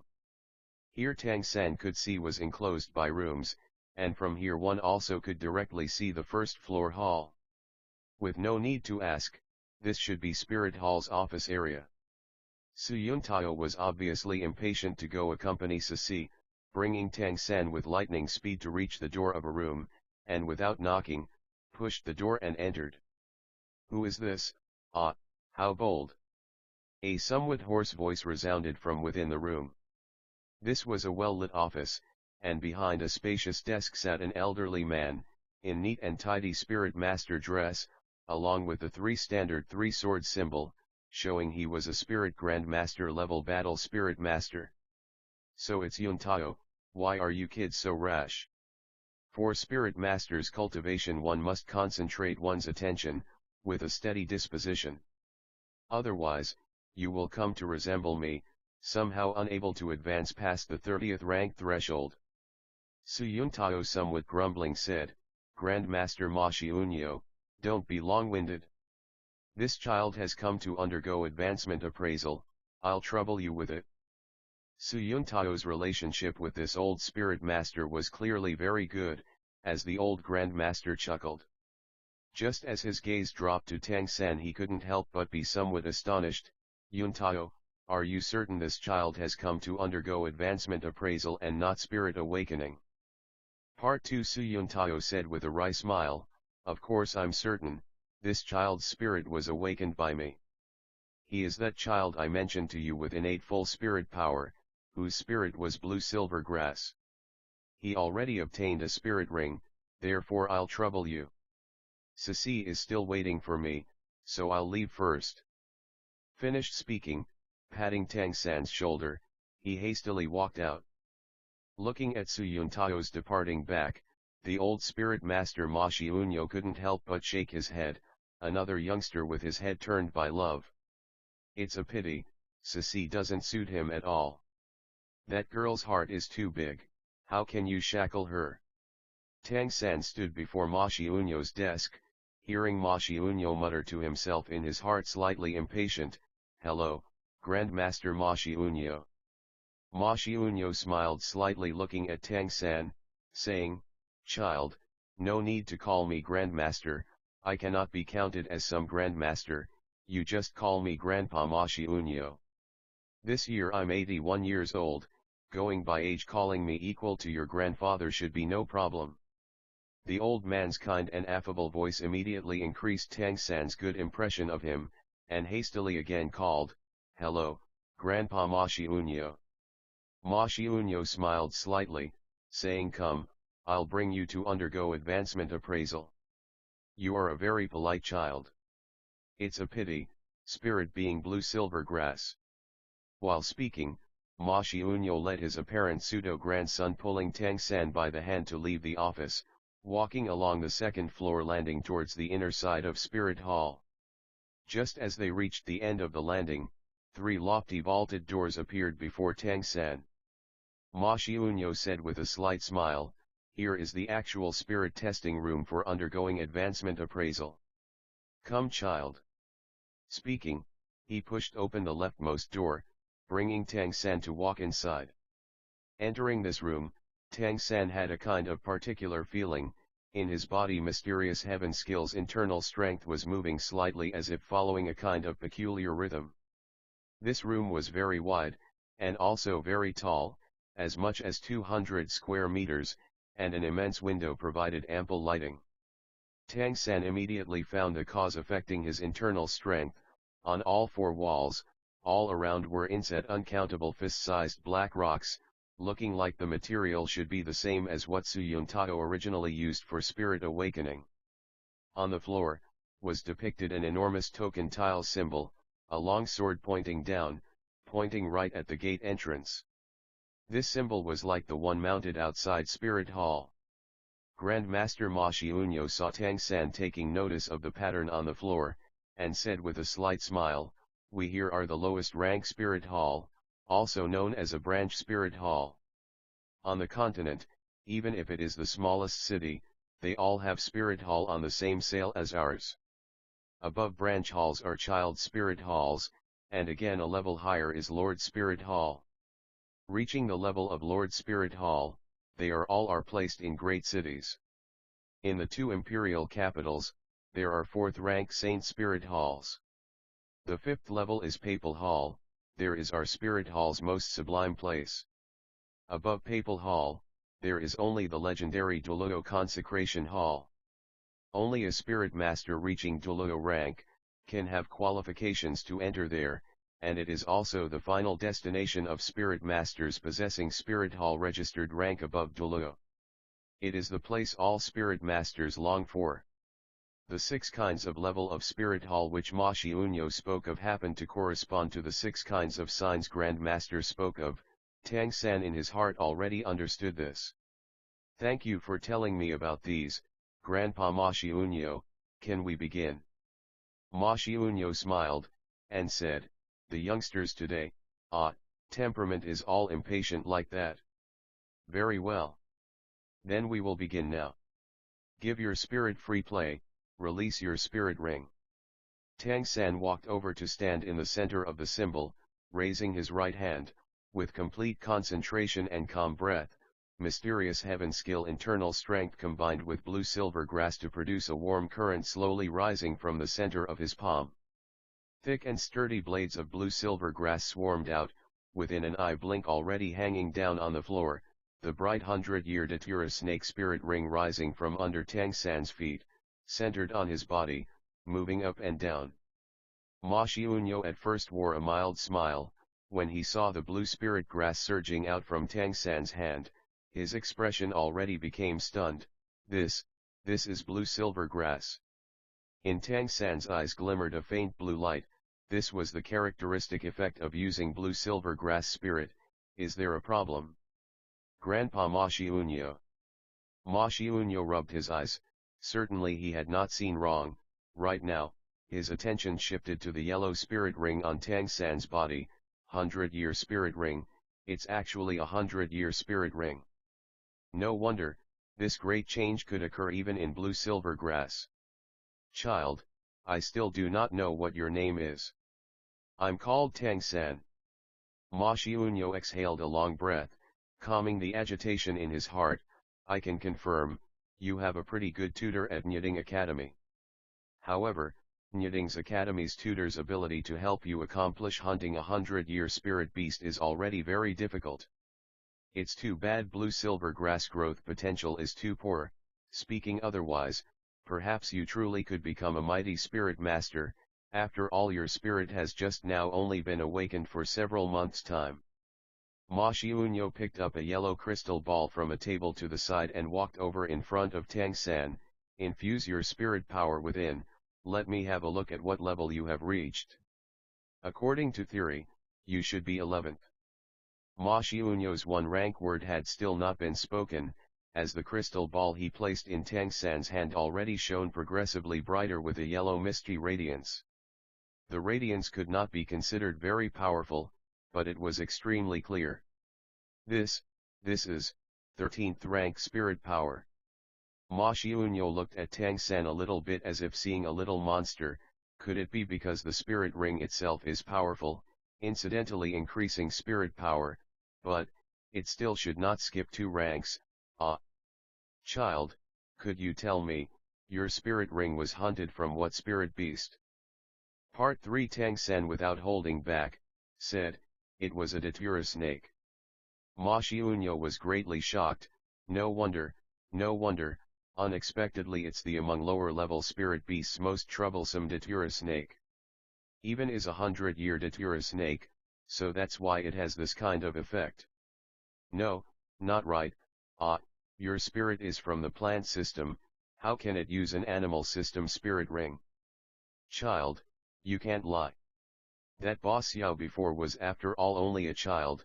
Regarding spirits his understanding still could not be thorough, but this Ma Xiunyo, who had worked as attendant at Spirit Hall for several tens of years, regarding spirit ring rules he was quite clear, at once becoming aware of the crux. Tang San shook his head, saying, Grandpa Ma Xiunyo, I'm not lying at all. Why can't plant system spirits use animal system spirit rings? Under certain conditions, this can be carried out. My teacher calls it the spirit mimicry principle. Ma Xiunyo's expression changed greatly. May I ask, who is your teacher? Tang San said, everyone calls him Grandmaster. Grandmaster? Is it that Grandmaster who once published the Spirit 10 Great Core Competencies, and afterwards was expelled from Spirit Hall? He's unexpectedly in Nyiding City. Hearing Ma Xiunyo's words, Tang San only now learned that Grandmaster unexpectedly had come from Spirit Hall. For a moment did not know how he should reply. Ma Xiunyo's expression suddenly became serious. Tang San, would you be willing to join Spirit Hall? Tang San was dumbfounded for a moment. Grandpa Ma Xiunyo, am I not already registered in Spirit Hall? Ma Xiunyo shook his head, saying, no, this is different. Registering at Spirit Hall is a matter the overwhelming majority of spirit masters will do, thus obtaining the national stipend. But joining Spirit Hall means becoming Spirit Hall's exclusive spirit master.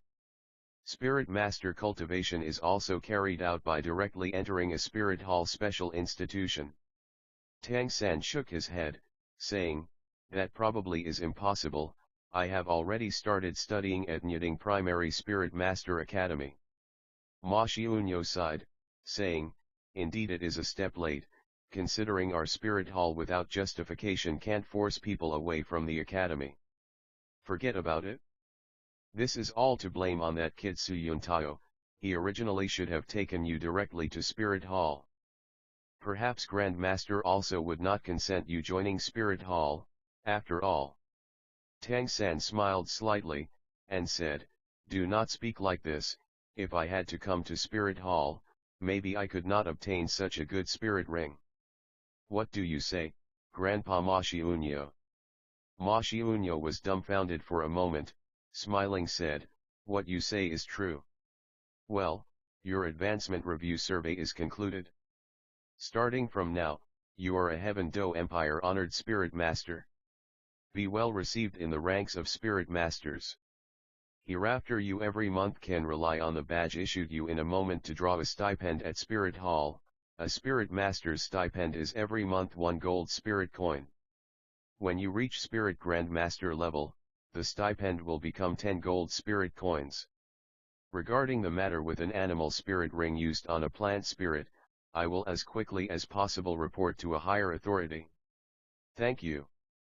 When Tang San left Spirit Hall, within his 24 moonlit bridges he already had a Spirit Hall specially forged badge. The badge was round, on the back was carved his name, and on the front was carved 2 intertwined brambles, symbolizing Spirit Master level. Even Tang San, who was descended from a blacksmith, couldn't at all see what metal had been used to forge the badge. After Spirit Hall, Tang San quickly ran in the direction of Nyiding Academy, following Ma Xiunyo's directions, and this time taking a shortcut, he could cut down on the time by at least half. When he in a moment would reach the academy, suddenly, Tang San heard a familiar sound. His pace subconsciously coming to a stop. Ding dang, ding dang, ding dang. A hammer symbol, a large somewhat rough building, from inside a rhythmic beating was heard. This was precisely a smithy. From looking at the outside, this extent of the smithy was much bigger than Tang San's home, having not a few visitors coming and going. The smithy, Tang San could not help but recall his father's words. Tang Hao once said to him, to later let him find work at a smithy to pay for his livelihood.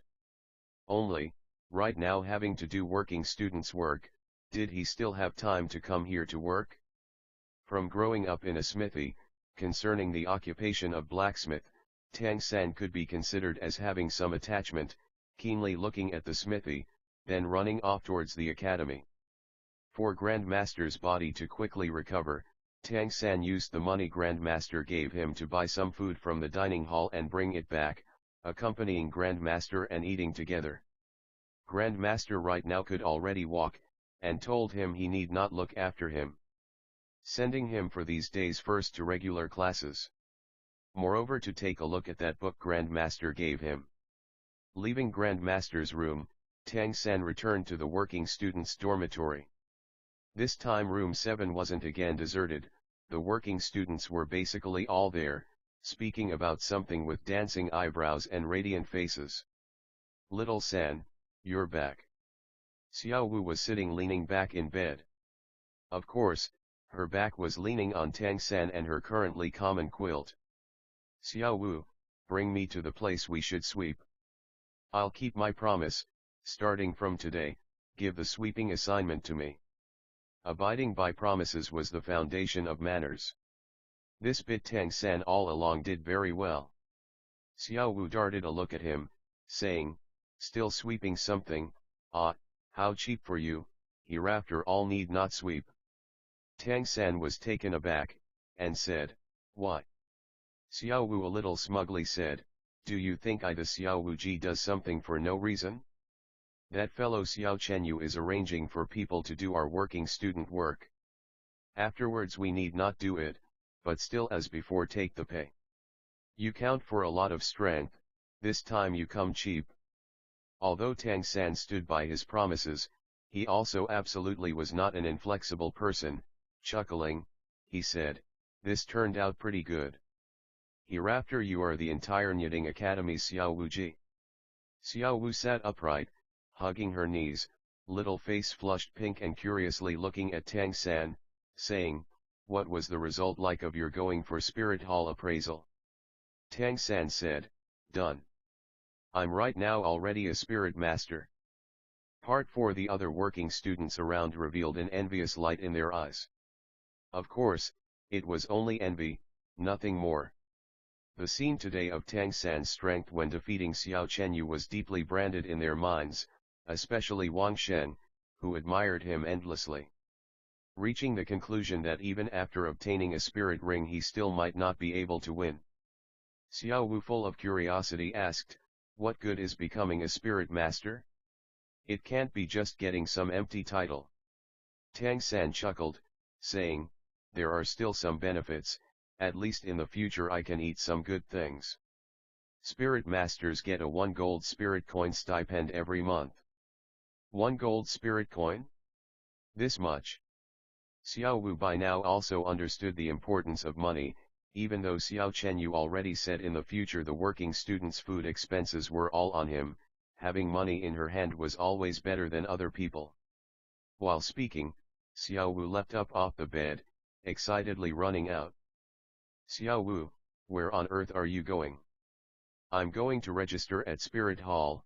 1 gold coin can buy so many delicious things. Ah. Then there's no need to hurry like this. How can I not hurry? Have you forgotten today is the end of the month? Going now, including next month, maybe I can get 2 gold spirit coins. But, you could at least put on shoes before going. Xiao Wu eventually still left energetically for Spirit Hall. Tang San was secretly laughing in his heart, perhaps that Grandpa Ma Xiunyo would return from shock. After all, Xiao Wu would be a genuine animal spirit battle spirit master. Comparing innate qualifications, this must be much better than his bogus full spirit power. Not needing to do working student work again, Tang San's mind immediately returned to thoughts of that clear and melodious beating sound. Village Elder Jack once said, later on the Intermediate Spirit Master Academy would have a not small fee, he should also trade for very many things for home, and so having many little ways to earn money would naturally be good. And also, this was father's requirement. Still more importantly, only at smithy would he have the chance to increase his armaments.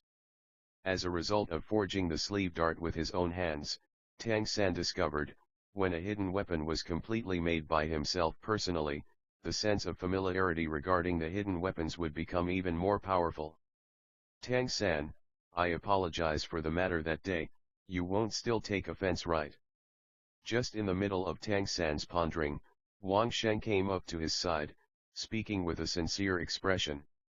Seeing Wang Sheng with a simple and honest smile, Tang San shook his head, saying with a slight smile, offense to what? I've long since forgotten. Wang Sheng Dage, I must go out a while, I'll probably come back in the evening. Wang Sheng nodded, and said, you go. Right, congratulations on becoming Spirit Master. Tang San said with a slight smile, it won't be long, and you'll also make a breakthrough. Once again leaving Nyiding Academy, Tang San felt a little tired. After today returning with Grandmaster, still without a proper rest, he also fought some with Xiao Chenyu's group. Even though his mysterious heaven skill already entered the 2nd tier, a tired feeling still appeared. However, going to the smithy was still an important matter, at worst he would just start work from tomorrow again. What feared the most Tang San right now, was everyone not accepting him, this little blacksmith. Arriving at the smith, Tang San walked inside straight away. Entering, the heat blew in his face. Any smithy was like that, of course, but at Tang San's home, that shabby smithy, the temperature was much lower than here. Entering, was a wide hall. On the right side of the hall hung a variety of well-forged iron tools. Here were not only farming implements, but further all kinds of armor and weapons. After all, in this world spirit masters were only a small minority. And the price of the weapons naturally had to be much higher than farming tools. Seeing these weapons, Tang San couldn't help but recall the work he did in his previous life. At that time, Tang Sect manufactured mechanism-type hidden weapons could be said to be Tang Sect's pillar of income. Tang Sect had a lot of rules. Even though they traded mechanism-type hidden weapons outside, they also only sold non-poisonous and some ordinary goods. Genuinely secret lore was impossible to take out. Even though it was like that, Tang Sect produced hidden weapons were still in short supply in Jianghu. If he in this world also started a hidden weapon manufacturing mill, what kind of income could it bring? Little friend, why ever have you come here? For buying things, call over your family's adults. Quickly get out, here is dangerous. Right in the middle of Tang San's deep thoughts, a loud and clear voice interrupted his pondering. Looking up at a bare-chested burly fellow looking straight at him, swarthy skin over bulging lumps of muscle, looking extremely solid, in his hand holding a large-sized forging hammer, his forehead completely covered by sweat. "Uncle, greetings. I thought to come inquire whether or not here needs apprentices." Tang San's young, clear, and melodious voice, even though the smithy was extremely noisy with beating steel and iron, still was clearly heard by everyone. The majority of smiths stopped work with hands raised, looking at Tang San revealing somewhat good-intentioned smiles. Blacksmith could be considered the humblest vocation. All were people with impoverished backgrounds, relying on physical strength and craftsmanship to eat. Although they appeared rough, the majority were extremely good and honest. The big fellow who spoke before measured Tang San up and down a few times, and said, "Little friend, don't go in for it. Quickly leave. Here isn't safe. Is your style of dress like a blacksmith's appearance? Moreover, our place also doesn't take in apprentices this small. You would probably be unable to raise the forging hammer." Ha ha. Tang San realized that he still wore his neat and tidy school uniform. Yeah, how could he be regarded as a blacksmith wearing this? "Excuse me, uncle, I'll be back in a moment." Finished speaking, he turned and ran outside. The smithy was very close to Knitting Academy. When Tang San once again returned, he had already changed into his original clothes, all over big patches covering small patches. This style of dress, even if eating hundreds of meals, there was no need for makeup. Entering, Tang San did not look for someone else, again looking for that previous uncle.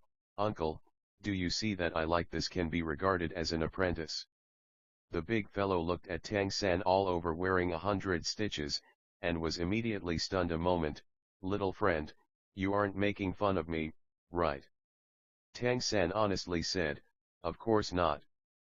Uncle, it's like this. I'm a Knitting Academy working student. Every day I have spare time in the afternoon.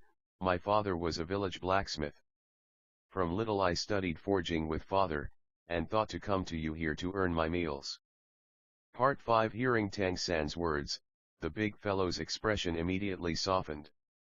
They all came from poor families, so in their hearts they immediately felt great sympathy. Moreover, this child still attended Knitting Academy. The big fellow simply said, "Very well. If you want to come, then come. There are some odd jobs to do for us. You can always carry tea and hand out water. However, wages won't be too high, but food can be guaranteed." "How's that?" "That's all right, no problem." Tang San rejoiced, and hurriedly replied. The blacksmiths all smiled good-naturedly towards Tang San. The big fellow glared at the bunch, saying, "What are you looking at? Don't you need to work?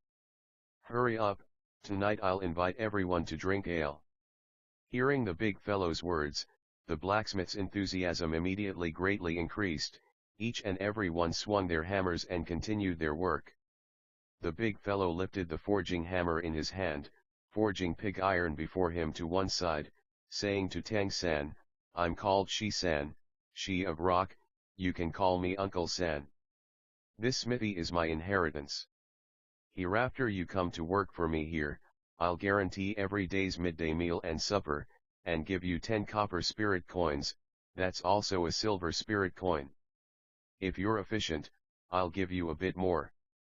"Oh, that's right, what's your name?" "Uncle San, I'm called Tang San." "Tang San?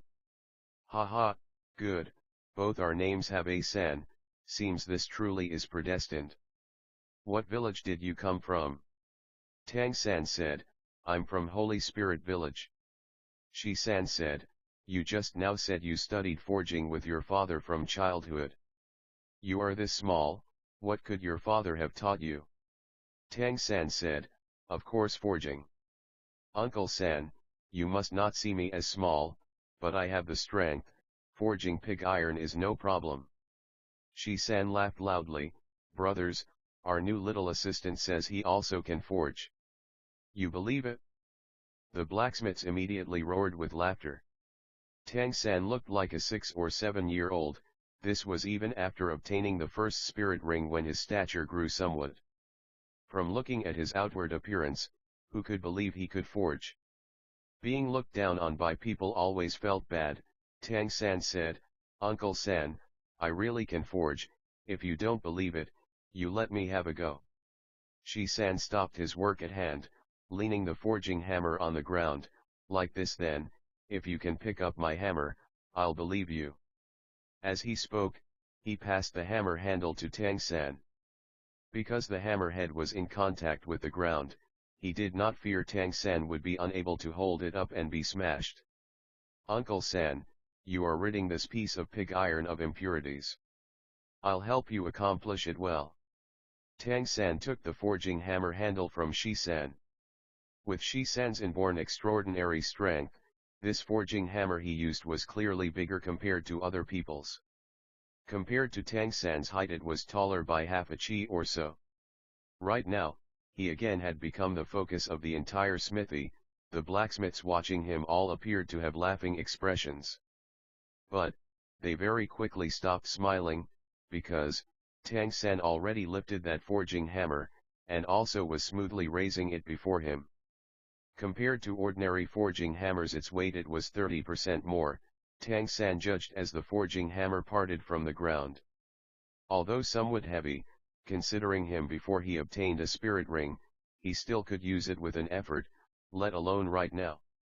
Seeing Tang San slowly lift the forging hammer, Shi San was also staring wide-eyed, gasping in admiration. Good strength, worthy of the son of a blacksmith. Tang San, with eyes brilliant, stared fixedly at the pig iron in the furnace, breathed out loudly, and fiercely swung Shi San's forging hammer. "Hey!" Soles firmly gripping the ground, lower legs abruptly generating force, strength passing up, Tang San's body half turning, and the huge forging hammer swung completely around obliquely, heavily striking on that chunk of pig iron. The great clanging sound already made the blacksmith's smiling expressions become stunned. Immediately following, in pace with the iron hammer's rebound, Tang San quickly made a turn. The iron hammer in his hands once again swung, again making a loud sound, the iron hammer compared to before falling even more heavily on the red-hot pig iron. "Uncle San, I'll trouble you to help me draw the bellows. The temperature is not enough," Tang San said quickly, his third blow again already swinging up. This time, the forging hammer's power was even more violent, bringing a wind sound. Shi San was still an old blacksmith, and naturally understood the consequence of insufficient temperature, and hurriedly squatted to one side, pulling up the bellows. The following scene made a lifelong impression on the blacksmiths present. That heavy forging hammer seemed to be alive in Tang San's hands.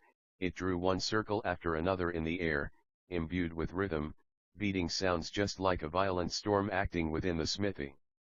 Nobody paid attention to Tang San's both hands that already became shining white like jade.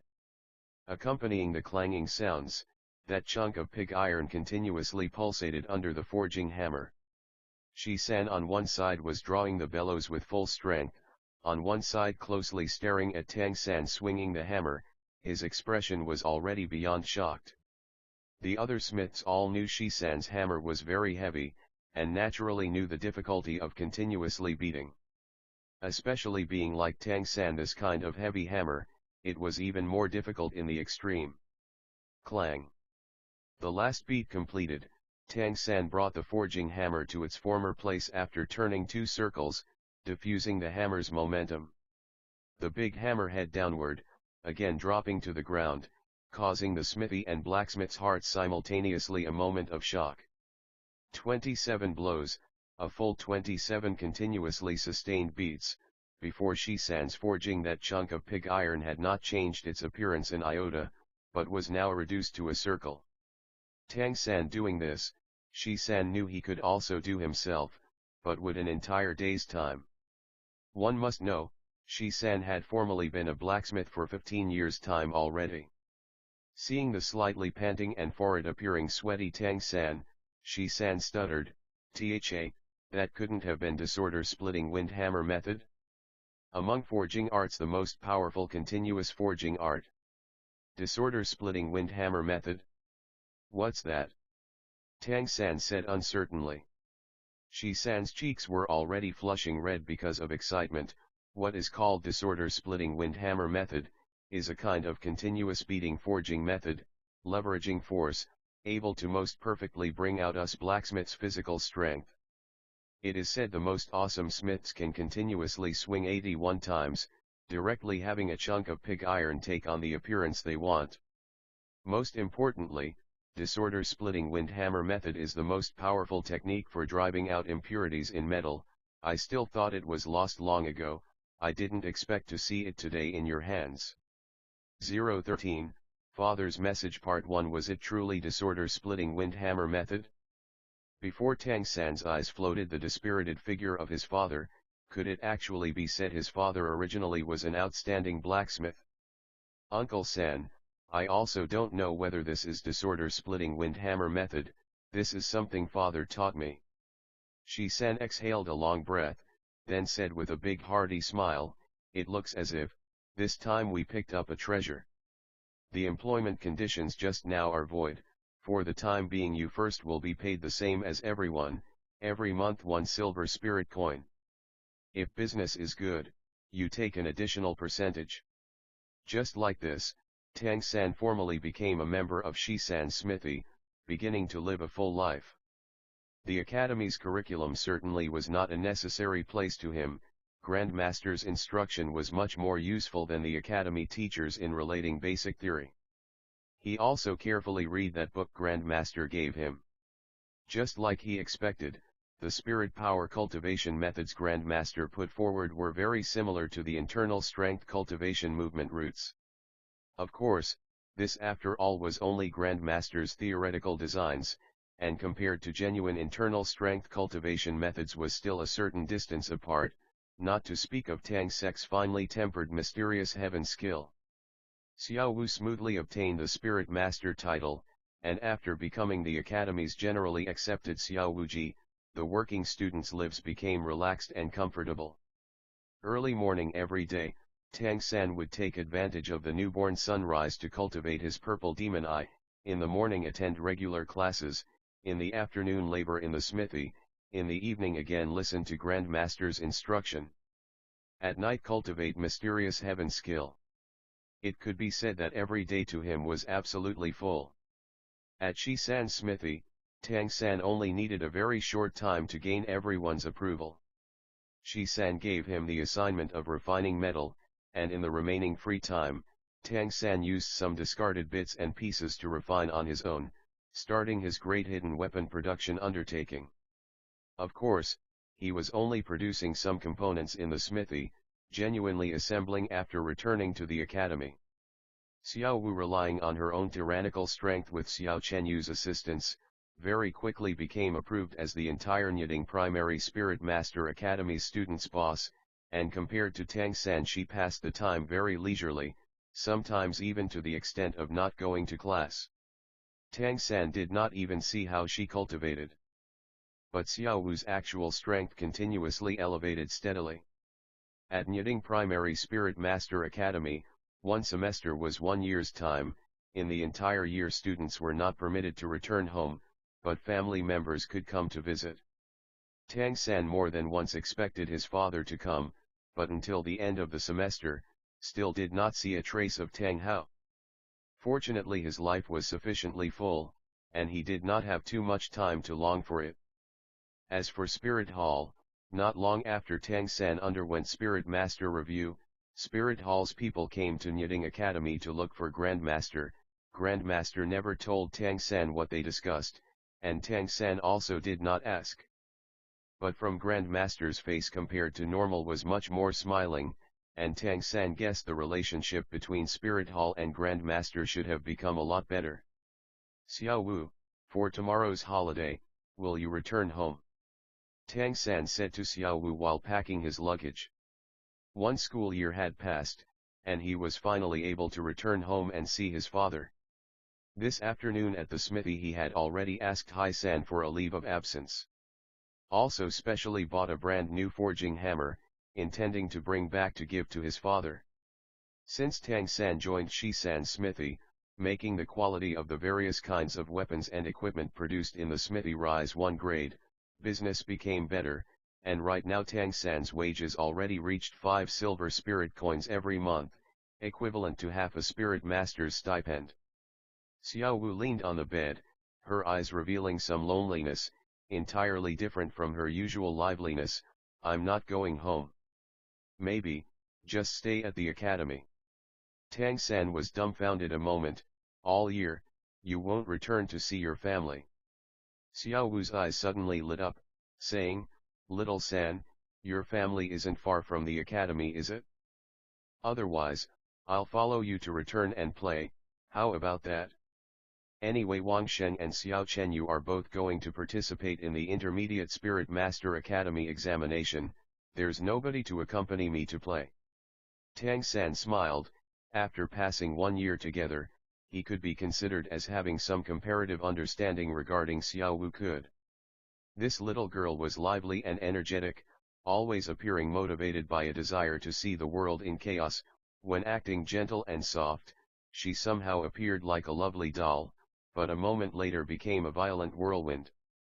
That Nyiding Xiao Wu Ji title of hers was exactly called in vain.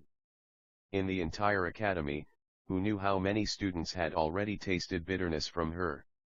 My family can be very poor, without anything good to entertain you. Xiao Wu, with both hands akimbo, and big eyes glaring at Tang San, said, Every month you saved so much of your stipend, so reluctant to spend, but still fear entertaining me. Tang San, wearing a slight smile, extended his right hand.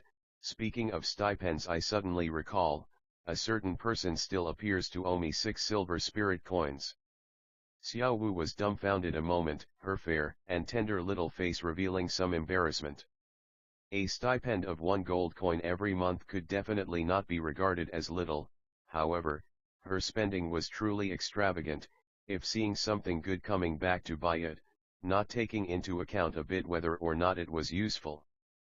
By now she long ago already had her own bedding, not having to share with Tang San. Never able to manage her finances, in a short time asking Tang San to lend spending money, already became habit. Not exactly 6 silver coins. Wait for me to get the stipend to pay you. You still haven't said, if you after all are willing to let me come along with you. Tang San said with a slight smile, You want to go, then go. Only, my dad's temperament can be bad. Xiao Wu, not in the least fazed, said, Someone this lovely, your dad will happily approve of me. While speaking, still assuming a gentle and soft appearance, asking Tang San with blinking eyes. Other people might be fooled by her outward appearance, but Tang San had seen too many scenes of her true volcanic eruptions. He could not help but shake his head, still not a bit swallowing her cover. You need not use your honey trap on me. Fortunately you will appear 7 years old. If a bit older, perhaps you truly would have a little fox spirit talent. Part 2, Fox Spirit? What's that? Xiao Wu, full of curiosity, asked. Tang San, smiling, said, It's a kind of spirit beast turned into a demon, specializing in seducing men. Xiao Wu was stunned a moment.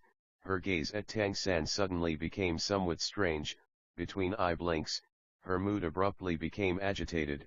You drop dead, daring to call me a fox spirit? I'll definitely fight you. While speaking, she, already bearing fangs and brandishing claws, leapt up from her bed, charging at Tang San. The other working students regarding the scene no longer wondered at the sight. The noise of fighting between Xiao Wuji and Tang San, to their point of view, long ago became accustomed to. If someday those two were not fighting several times, on the contrary, perhaps they instead would feel uneasy. Early the next day, as Tang San set out with that very bouncing and vivacious young girl at his side, wearing Nyiding Academy's uniform, leaving Nyiding City, and heading towards Holy Spirit Village. This past year, to Tang San's point of view, had been extremely rich, and also extremely satisfying. Breaking through Mysterious Heaven skill's first-tier bottleneck, under assiduous cultivation, Mysterious Heaven skill had made rapid progress. On the basis of his own calculations, by now he should already be reaching the upper middle second tier's strength. On the basis of spirit power calculations, he should have about 16th rank approaching 17th rank. In the academy, people able to compare spirit power with him, only had a Xiao Wu, even though he never saw her cultivate. When the two compared spirit power, the difference was never far. Sometimes Tang San had the upper hand, sometimes he was reversely surpassed by Xiao Wu. Although both were children, to the two who refused to give in, exchanging points like this was hard to avoid. Just when starting, Xiao Chenyu and Wang Sheng, these higher grade students occasionally joined in, but along with Tang San and Xiao Wu's spirit power's lightning fast rise, there were no people who again came to disturb them. One could ask, who would hope to become like a sandbag's existence? Therefore, although Xiao Wu was nominally the boss of Nyiding's students, in practice, when Xiao Chenyu's group addressed Tang San, he was also called Little San Ji. When Tang San exchanged pointers with Xiao Wu, he always losing more than he won. Xiao Wu's fighting techniques emerged in an endless stream, especially her soft skill gave people a kind of New Year cake-like feeling. If in circumstances where both sides did not draw support from spirit ring powers, Tang San was practically certain to lose. Even if using spirit rings, relying on blue-silver grass binding and paralyzing effects, the most he could accomplish when battling Xiao Wu was a draw. As for Tang San secretly practiced hidden weapons, these were certainly not used when exchanging pointers. First was because the hidden weapon's killing power was too great, too easy to injure a person, and second, he was still hoping to temper his own close combat strength through exchanging pointers with Xiao Wu. Perhaps it was because of the two mutually acting as sparring partners giving rise to an accelerating effect, but in respect to fighting, they advanced side by side. The academy's teachers were all already disinclined to be in charge of them, and in Nyiding, although Tang San and Xiao Wu were still only first years, they already became the academy's famous geniuses. Is it still far off? Xiao Wu looked east, then gazed west, offhandedly asking. We'll arrive soon. See that hilltop over there? Our Holy Spirit village is at the foot of the hill. About to arrive home, Tang San couldn't help his mood being somewhat excited. If not for the Nyiding Academy regulations, he would have returned to stay at home at night, without the teacher making the rounds every day. Maybe Tang San long ago would have returned home to look in on his father. Not meeting for a year. Dad, are you still well? Perhaps it was because of being an orphan in his last life. This life, Tang San all the more especially treasured that family love. Touching 24 moonlit bridges at his waist, there he had brought the iron hammer for his father, brand new clothes, and even some bottles of pretty good wine. The little mountain village where he lived for 6 years was already in view. Not knowing why, in Tang San's heart a kind of indescribable feeling gradually appeared. If insisting on using words to describe it, then he would say, the feeling of having family was truly good. Even if that family only was him and his father. Very quickly, the two already walked into Holy Spirit Village. Tang San's home was at the edge of the village. Raising his hand to indicate the roof with that dilapidated sign, Tang San smiled at Xiao Wu and said, Look, that's my home. Home before his eyes, Tang San's mood subconsciously became excited. Underfoot his steps increasing pace, 3 steps, and 2 more and he reached the door of his home. The front door exactly alike as when he left certainly didn't matter. This was Tang Hao's habit all along. After all, this smithy did not have anything that could be stolen. Dad, I'm back. Tang San excitedly shouted. Xiao Wu, from never having Tang San this excited, stood at his back looking at him somewhat curiously. In her impression, Tang San was a very gentle friend, usually not saying much, but always with a busy feeling, always having some matter to attend. Only in their exchanging of pointers could his serious side be seen. And even if seriously losing to her, one still never saw his angry or even agitated appearance. While calling, Tang San walked inside with quick steps. Everything seemingly had not changed. The smithy was still in turmoil, even more so compared to before he left, a hideous mess of things left all over, a broken, tattered and worn out feeling, bringing Tang San even more familiarity. Oh, little San, you're back. A mild voice rose. From inside a person walked out. Seeing him, Tang San couldn't help but be stunned. Grandpa Jack, you also? Ah, then my dad. Walking out from inside was exactly Holy Spirit Village Elder Old Jack, on his face a somewhat wry smile. He handed over a paper in his hand to Tang San, saying, "You have a look, this is your father's message. Earlier I came to find him, originally thinking to have him and me go meet you, not thinking you would already have returned." A nervous feeling appeared in Tang San's heart, hurriedly taking the paper Old Jack held out and lowering his head to read. On the paper were only a few simple lines, handwriting somewhat sloppy, but concealing a bold and unconstrained spirit. Part 3 Little San, when this letter reaches you, I will have already left. Do not look for me, you will not be able to find me. Although you are still young, you have the strength to provide for yourself. A young falcon must first spread its wings on its own before soaring. You need not worry about me. In your nature is a great deal of your mother's delicacy. Dad is a useless person. You gradually grow up, Dad has to go get back some things that originally should have belonged to me. Inevitably one day, we two father and son will again see each other. I hope you become formidable, but I also do not hope you become formidable. You choose your own path. If one day you feel the Spirit Master vocation is not good, then return to Holy Spirit Village, and like me, work as a blacksmith. Do not miss me. Tang Hao reading the letter in his hand, Tang San's entire person was already stunned, the joy filling his chest in an instant changing into helpless loss. Dad left, Dad, why must you leave? Old Jack saw Tang San in low spirits, and with a wry smile said, Tang Hao, this fellow left without any warning. The day before yesterday I came to have him forge some farm tools. With him leaving like this, we must again find a blacksmith later. This fellow, truly too irresponsible. Tang San slowly returned from his absent-mindedness. Grandpa Jack, you're saying, Dad would have left in only these 2 days? Old Jack nodded.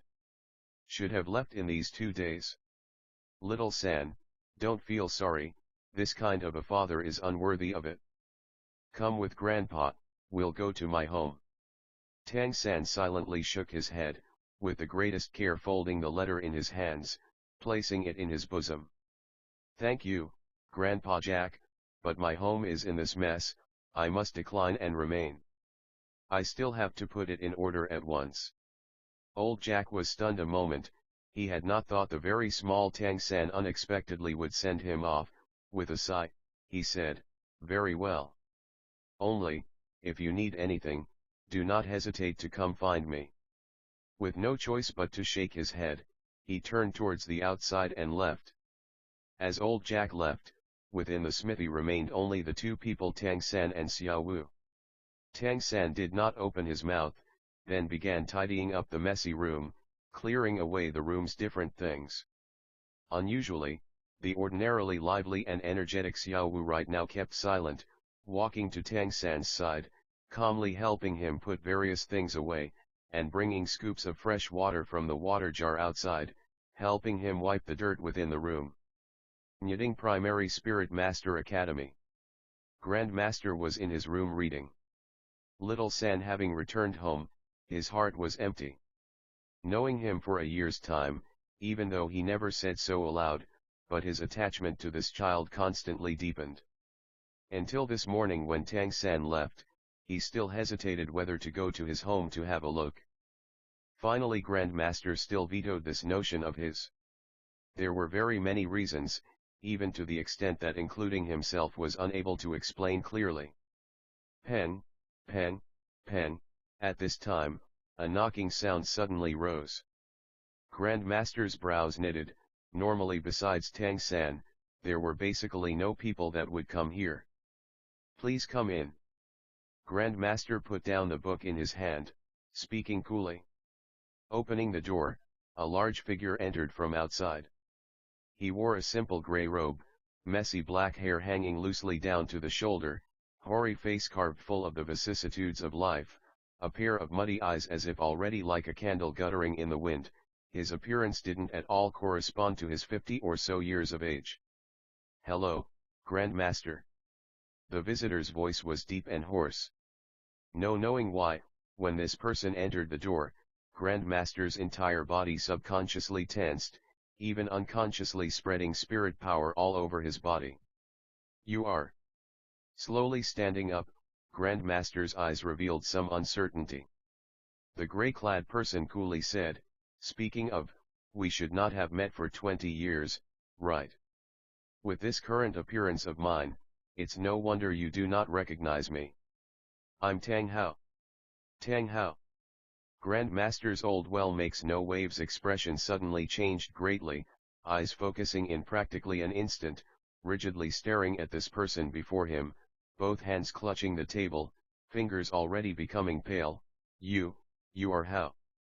Tang Hao waved his hand, stopping Grand Master from speaking, coldly saying, "Past titles need not be brought up again. In those days, for however many reasons, other people would perhaps consider you as only a madman, but I know you are a persistent person." Grand Master gradually calmed down, rigid face somewhat affected at once. "It seems as if my conjecture was not mistaken, as expected you are Tang San's father. He already returned home, why would you be here?"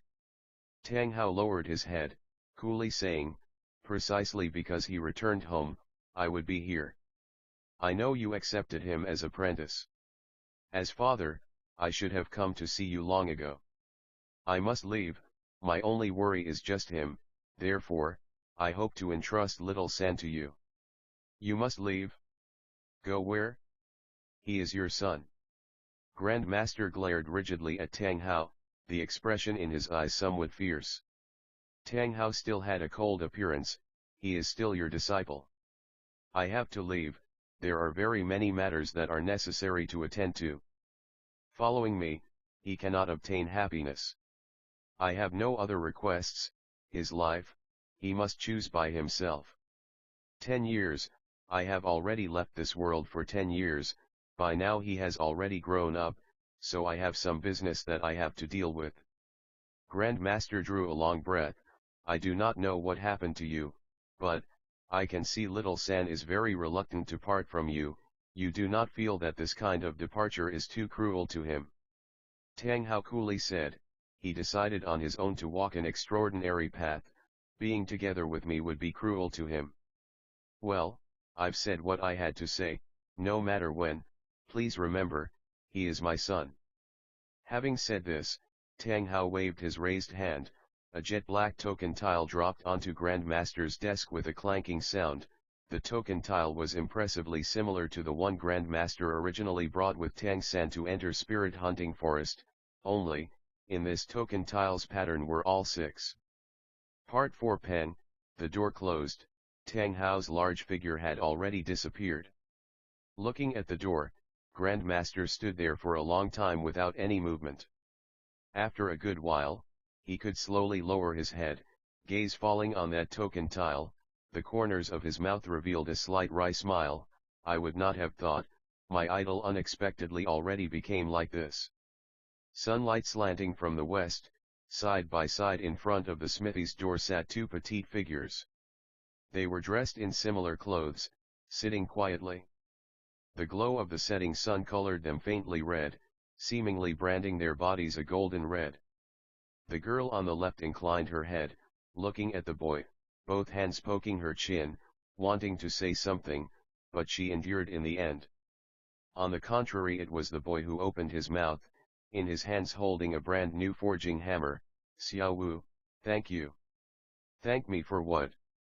Xiao Wu, full of curiosity, asked. "Thank you for keeping me company all along." Tang San lowered his head, looking at the ground underfoot, the expression in his eyes somewhat misted, also somewhat hazy, but in the end without tears falling. Xiao Wu giggled, pushing Tang San's shoulder with great force, nearly pushing over Tang San. "Don't be gloomy. Your dad only left temporarily, that's all. Inevitably one day, you will meet again. Maybe, his leaving was only in order to let you grow even better, let you gain even more power. If you again became down like this, wouldn't it disappoint his efforts? Tang San's face revealed a trace of a wry smile. Maybe so, but why did he not let me see him again? Xiao Wu, did you know, Dad is my only family. Home without Dad is also no longer a home. Xiao Wu flung back her head, tossing her long scorpion braid in front. Without Dad, you still have me, this friend, right? If you absolutely want to find family, I wouldn't mind being your older sister. Quickly, let me hear you call me Xiao Wuji. Everyone calls me that, only you are an exception. Looking at Xiao Wu's lovely and smart appearance with that evening sunset glow illuminating her flushed little face, Tang San couldn't help but smile. Just when a person's heart was the weakest, having by his side a person for company was an extremely happy matter. If you want to become my little sister, I won't be opposed. I remember what was said, although we are of the same year, it seems you compared to me must be a few months younger. I was born on the 1st month, you on the 8th month, correct? Don't imagine that's possible. I will only be the older sister, I'm unsuitable to be the younger sister. Xiao Wu angrily raised her hand to knock Tang San's head. Tang San's body in a flash had already leapt up, standing 3 meters in front of Xiao Wu. Xiao Wu, follow me onto the hill, I will show you some things. Tang San's expression was very earnest, seemingly like having decided on something. Xiao Wu also did not again play, on her little face revealing cleverness, nodding towards him. Tang San took the initiative and pulled Xiao Wu by her delicate hand, and ran for the small hill outside the village. The two's shadows under the illumination of the setting sun gradually lengthened on the ground. Tang San brought Xiao Wu continuously running to the hilltop before coming to a stop. Under conditions of fully pushing mysterious heaven skill, he could not help but pant slightly. Standing on the hilltop, Tang San faced the setting sun, both eyes already filled with purple. Xiao Wu, this is my former practice place. I am very seriously asking you a question, and I hope you can seriously answer me. Xiao Wu bit her lip. Don't you know, your current appearance is very like that old fogey at the academy. Tang San slowly turned around, seriously looking at Xiao Wu. Are you willing to be my little sister? I truly hope to be able to again have a family member. Xiao Wu was about to say something, but was stopped by Tang San. First listen to what I have to say. I have nothing, you have also seen my family's circumstances, and I am only descended from impoverished commoners. I cannot give you wealth and also cannot give you power. You also have innate full spirit power, but you and I are not alike. I can see your life's experiences should have some story. But I never asked, because I feared that our background's disparity is too great, and we could not even become friends. But, I truly hope to be able to have a little sister like you. Although I am unable to give you what nobles possess, I can give you my promise. I will always protect my little sister, will not let her come to the slightest harm. Seeing teardrops glimmer in Tang San's eyes, Xiao Wu's eyes gradually reddened. If one day, there are very many people wanting to kill me, and you are unable to defeat those people, then what? Tang San unexpectedly revealed a tiny smile. Then let them to first step over my corpse. Xiao Wu was silent. Tang San also did not speak again, and the red of the setting sun gradually slipped away.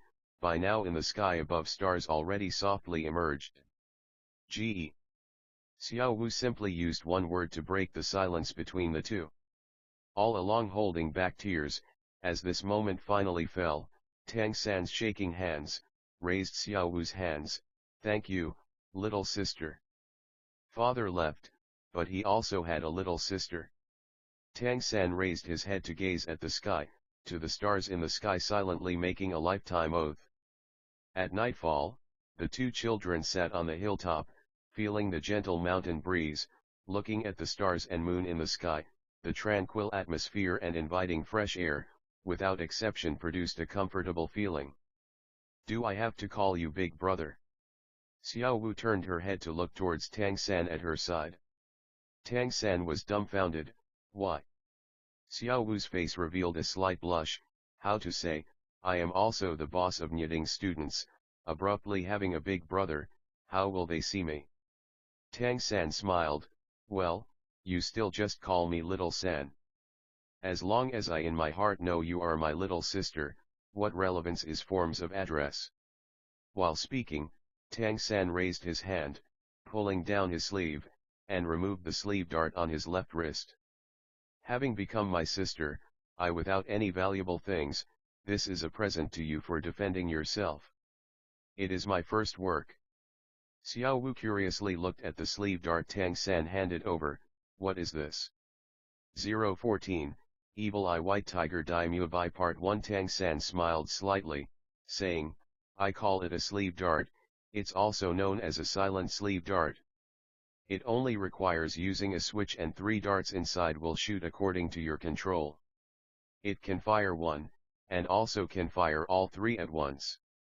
Because the noise of launching is very small, it's not easy for the opponent to detect, therefore, when confronting enemies on par with you, it's able to produce very good effect. Xiao Wu astonished said, before when we exchanged pointers, how come I did not see you using this kind of thing? Tang San smiled calmly, saying, Blockhead, we are fellow students, and also friends. How could I use this kind of deadly weapon? Still remember that time I used stones to hit you. You think, that was only coincidence? Look, over there is a mosquito. Xiao Wu followed the direction of Tang San's finger. 3 meters away, sure enough was a buzzing mosquito flying, and it could with difficulty be seen with the aid of moonlight. If I told you I could hit its left wing, and not kill it, what would you say? Xiao Wu stared at him saying, are you joking? Purple light flashed in Tang San's eyes, abruptly raising his right hand, a faint shadow softly passed, and that mosquito disappeared in thin air. Pulling Xiao Wu's hand, Tang San said, follow me.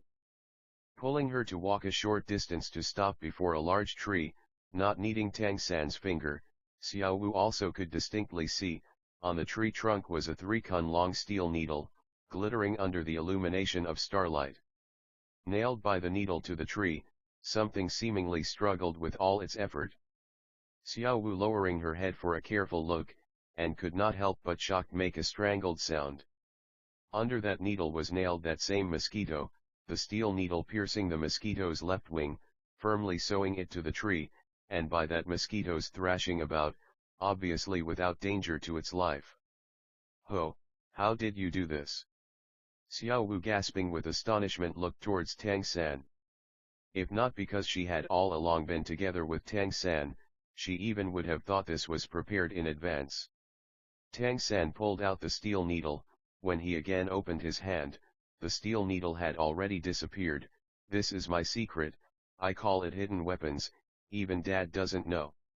I only want to tell you, I have the strength to protect my own little sister. Regarding new things, Xiao Wu was always very interested, excitedly shaking Tang San's hand and saying, good big brother, can't you teach me that? Tang San said with a wry smile, with your violent tendencies, if you also learned hidden weapons, who knows how many people would suffer disaster. And also hidden weapon cultivation is not an overnight matter. The sleeve dart I gave you is also a kind of hidden weapon, so first grasp using it well. Wanting to study Tang sect hidden weapons certainly was not easy. First of all one must have mysterious heaven skill as foundation, and Xiao Wu's spirit power already was not weak. Cultivating mysterious heaven skill anew was clearly impossible. Tang San had already secretly resolved, afterward he would make some mechanism-type hidden weapons equipment for her body. This should also be considered as sufficient. Tang San personally put on the sleeve dart on Xiao Wu's left arm, properly adjusting the sleeve dart size, completely fitting to Xiao Wu's wrist. Afterwards he explained once the silent sleeve dart's use method details to Xiao Wu, letting her try it out several times. Xiao Wu was practically immediately in love with this treasure. As Xiao Wu leapt to one side to try shooting the sleeve dart, Tang San slowly raised his head, watching the stars overhead, saying to himself, "Dad, do you truly fear I would be unable to become strong at your side? You be at ease, I will work hard at cultivation, become a true man. Inevitable one day, I will become your pride. Tang sect, I already left you for 6 years, but I will always be a Tang sect person. In this Douluo continent, I definitely will carry on Tang sect's everything to new heights."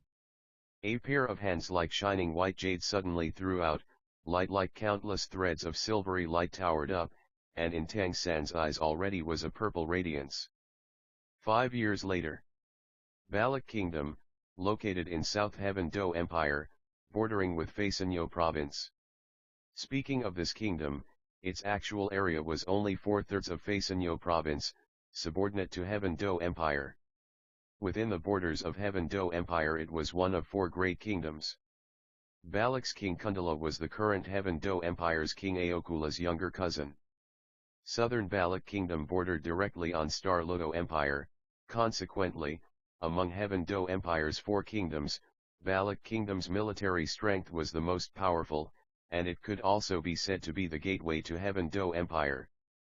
Heaven Do Empire originally had 10 provinces that were later divided among the 4 great kingdoms forming 6 powers. The empire itself directly controlled 5 provinces, the 4 great kingdoms each controlled 1, and there was still one duchy second only to kingdoms, occupying the smallest province on the empire's eastern side. On the surface, the 4 great kingdoms and 1 duchy must all be subject to Heaven Do Empire's rule, but in fact, these 5 states long ago already became nations within a nation. Besides the necessary tribute, they were all entirely independent. If not for Heaven Do imperial family controlling a large number of troops, perhaps a civil war would long ago already have appeared. Star Lodo Empire also had similar circumstances. Consequently, while the 2 empires looked to be strong forces, in fact both were in decline. If someone spoke badly, that day the entire continent's situation would abruptly transform. Within Balak Kingdom were 2 most important cities. One was Balak King Kundala's resident capital Balak City. Here was the heart of the entire Balak Kingdom's politics and industry. And the other city was located at the richest granary within the borders of Balak Kingdom called Suotuo City. These 2 cities both had massive garrisons, and were the entire kingdom's highest priority. Suotuo City was a large city. This bit could be seen from spirit halls allocated as the 3rd-ranked Lord Spirit Hall. Currently just past noon, the blazing sun shining fiercely, at Suotuo City's west gate entered 2 youths. By looks, they both only appear to be 10-some years old, not carrying any luggage, 1 boy and 1 girl.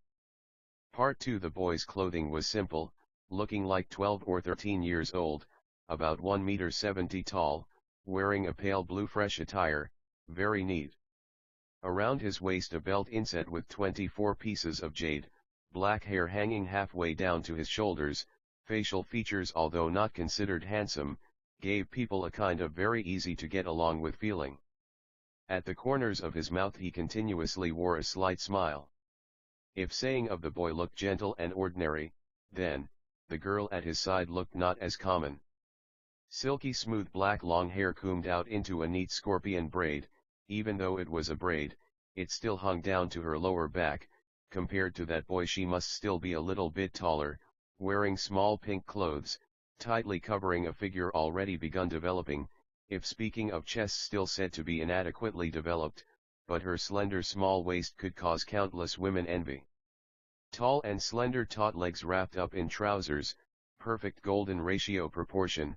Even though her age appeared not old, her face was still childish, but a perfectly round little buttocks were already somewhat hinted at. The natural shape of curved eyebrows, a pair of bright and intelligent big eyes matching a somewhat round soft and fair little face, not only pretty, also giving people a somewhat charming feeling, the word lovely seemingly made to measure her. That boy standing at her side, was long ago concealed by her intangible radiance. The girl raised her hand, wiping her slightly moist forehead, and somewhat grumbling said, "Finally reached the Suotuo city. I truly don't know how Grandmaster thought. Obviously quite a few intermediate Spirit Master academies expressed they would unconditionally recruit us, yet he asked you to come take the examination here at that not even separating grades worn down academy. The boy smiled slightly, saying, "Teacher asked me to come take the examination, but did not ask you to come. Who asked you to insist on following?" Fortunately Balak Kingdom borders on Fasanyo region, if not wouldn't you have to be complaining even more. The girl stared coldly at the boy, truly without conscience. Everything is not for your sake. Who asked you to be my big brother? Anyway, the day after tomorrow we can take the examination. No matter what, you must accompany me to play in Suotuo City for these 2 days, make good the injuries to my young and small heart. The boy couldn't help but laugh and said, "The formidable Knitting Academy's supreme sister for 6 years in a row, still has a young and small heart? Let those younger brothers of yours see that. I do not know whether they would immediately go jump into the river." This boy and girl were exactly Tang San and Xiao Wu from Knitting Primary Spirit Master Academy. 5 years' time had passed, and they at long last successfully graduated from Knitting Primary Spirit Master Academy. Of course, with their talents, Knitting Academy intended to recommend they immediately enter Intermediate Spirit Master Academy, even to the extent of having several famous academies issue invitation letters, giving an abundance of places to choose from.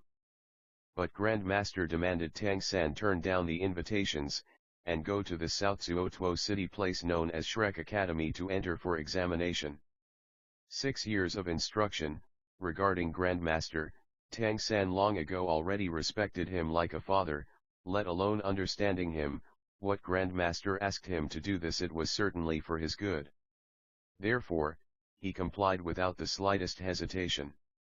Over the past 6 years, Tang San and Xiao Wu's relationship long ago became close like blood siblings. If Tang San chose here, then Xiao Wu naturally also followed. When leaving the academy, Grandmaster told Tang San he must go to the imperial capital, then afterward would come find them. The 6 years in Knitting was to Tang San an extremely rich 6 years, morning classes, afternoon work, evening cultivation, practically without free time. At 12 years old he already no longer resembled that originally frail look. Working in the smithy every day, gave him a healthy and strong physique, although looking at him he could not be considered majestic. The body covered by the fresh clothing was full of explosive force muscle. Xiao Wu pouting said, "Regardless, do you promise?" Tang San laughed, saying, "As you want. Only, having traveled so far, aren't you tired? We should first find a place to stay and speak again. Also it's almost noon, so eat first, right?" Xiao Wu smiling said, "This is just about right." Tang San very rarely went against her words. Ever since the two people established a sibling relationship, he all along took care of her like a big brother. Although he was very busy, the unexpectedly displayed consideration still gave Xiao Wu a pleasurable kind of feeling. Suotuo City compared to Knitting City must be much bigger, and naturally also must be much livelier. On the street, everywhere could be seen patrolling soldiers. A bustling stream of people were passing by non-stop. The two first simply ate some small things, and afterwards looked for a place to stay. Soon Xiao Wu discovered a very unique hotel. The hotel was 3 floors tall, and although the size could not be considered too large, the exterior adornment was completely rose red. The entire hotel building style was like an enormous rose, very easily able to give people looking at it a certain feeling. Rose Hotel. Little San, we'll stay here. Xiao Wu pointed. Tang San unnecessarily said, "I hear you." Working these several years, adding to the stipend given by Spirit Hall, he by now could be considered as having some savings. Xiao Wu never cared about amounts of money, spending extravagantly, so in order to not let her overspend, she simply let Tang San hold her income, letting him put it away.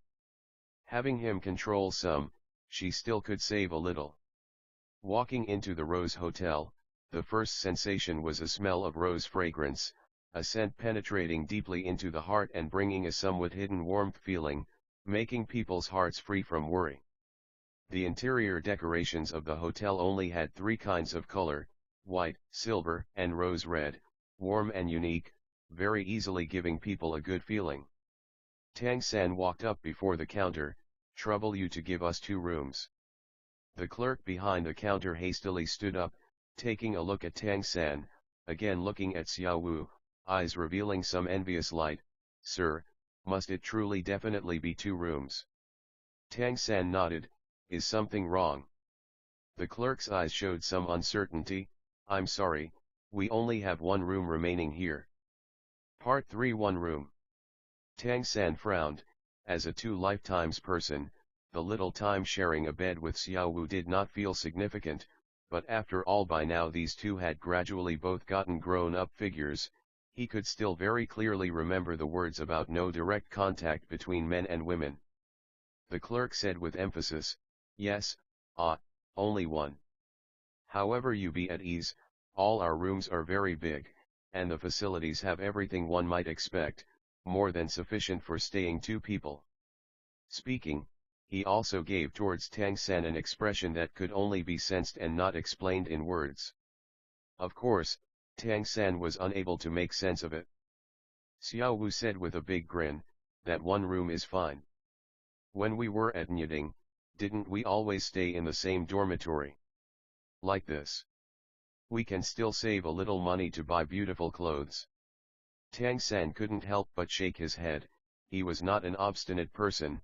At worst he would sleep on the floor, at night would also cultivate, that could be the best sleep.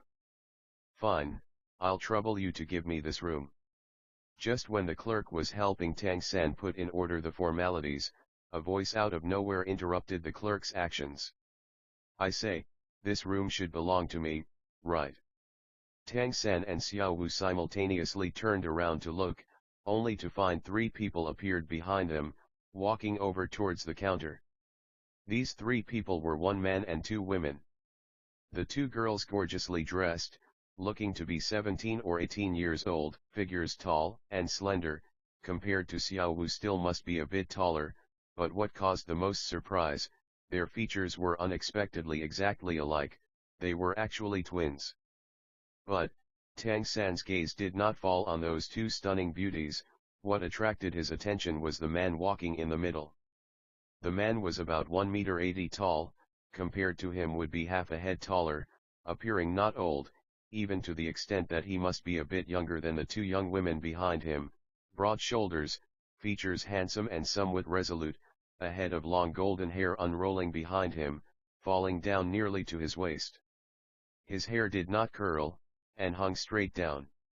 Most eye-catching were his eyes. Those were a pair of evil eyes. Both eyes unexpectedly had twin pupils.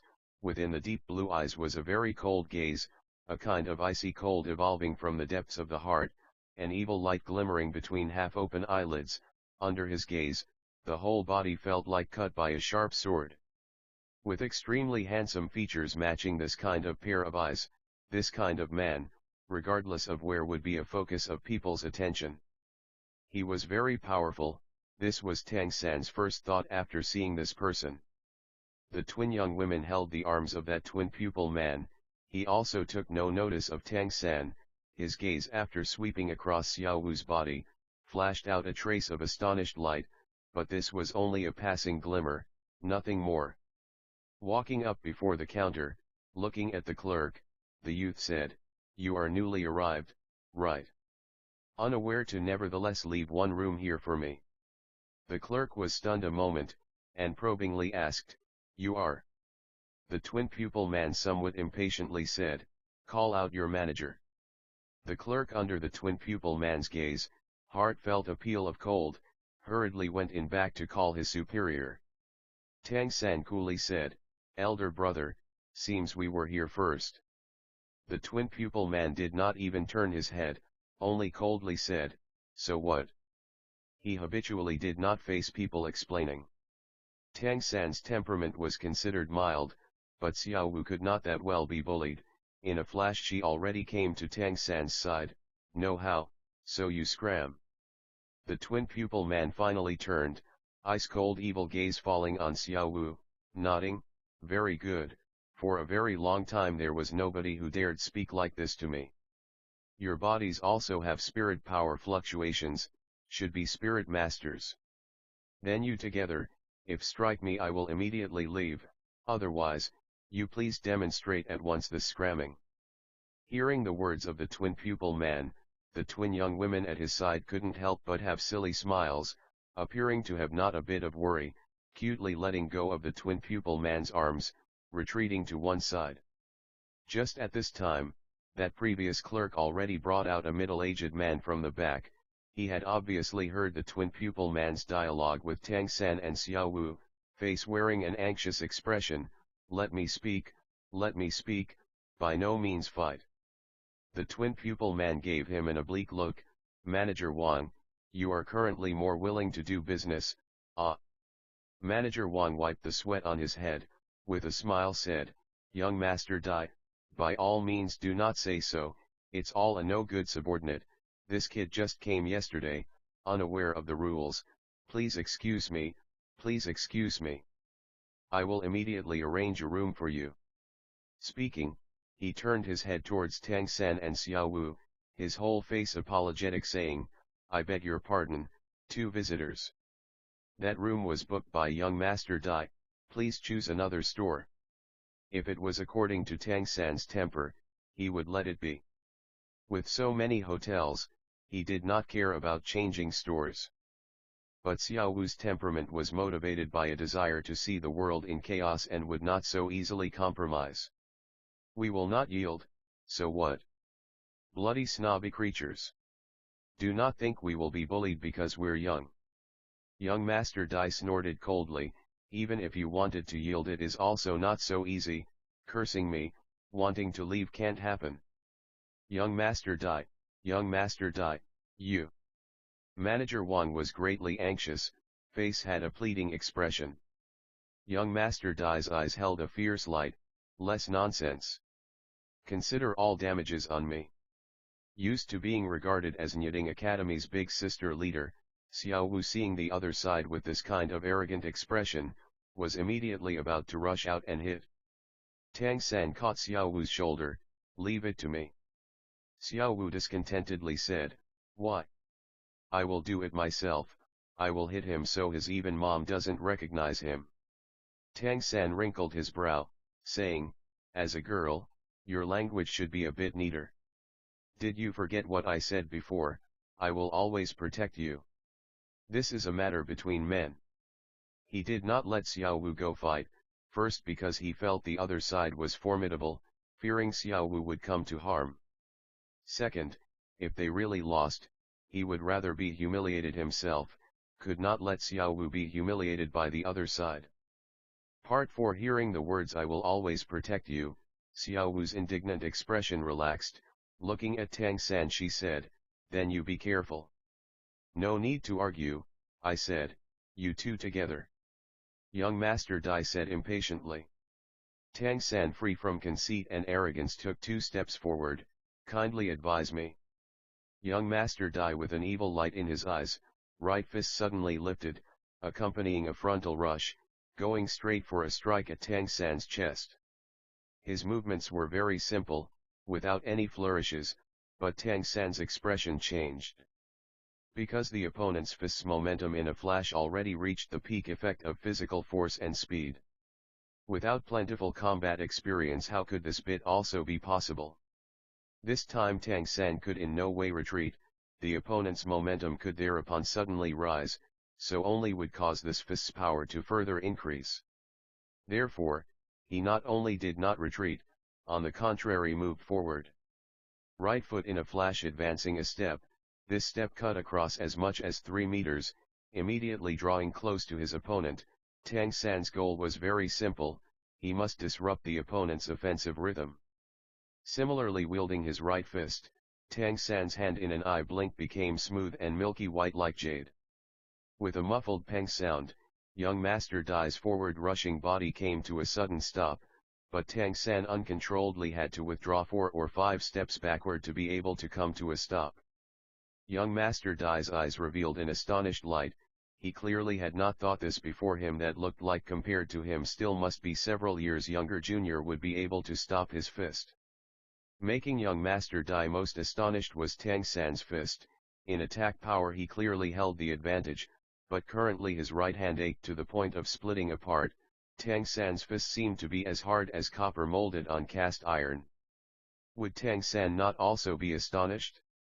One must know, his fist not only included mysterious heaven skill internal strength, but his physical power in itself also did not in any way match his age. Working as a blacksmith for years made his physical strength far above the average person, adding onto mysterious jade hand's properties, three great advantages mixing, and he still lost.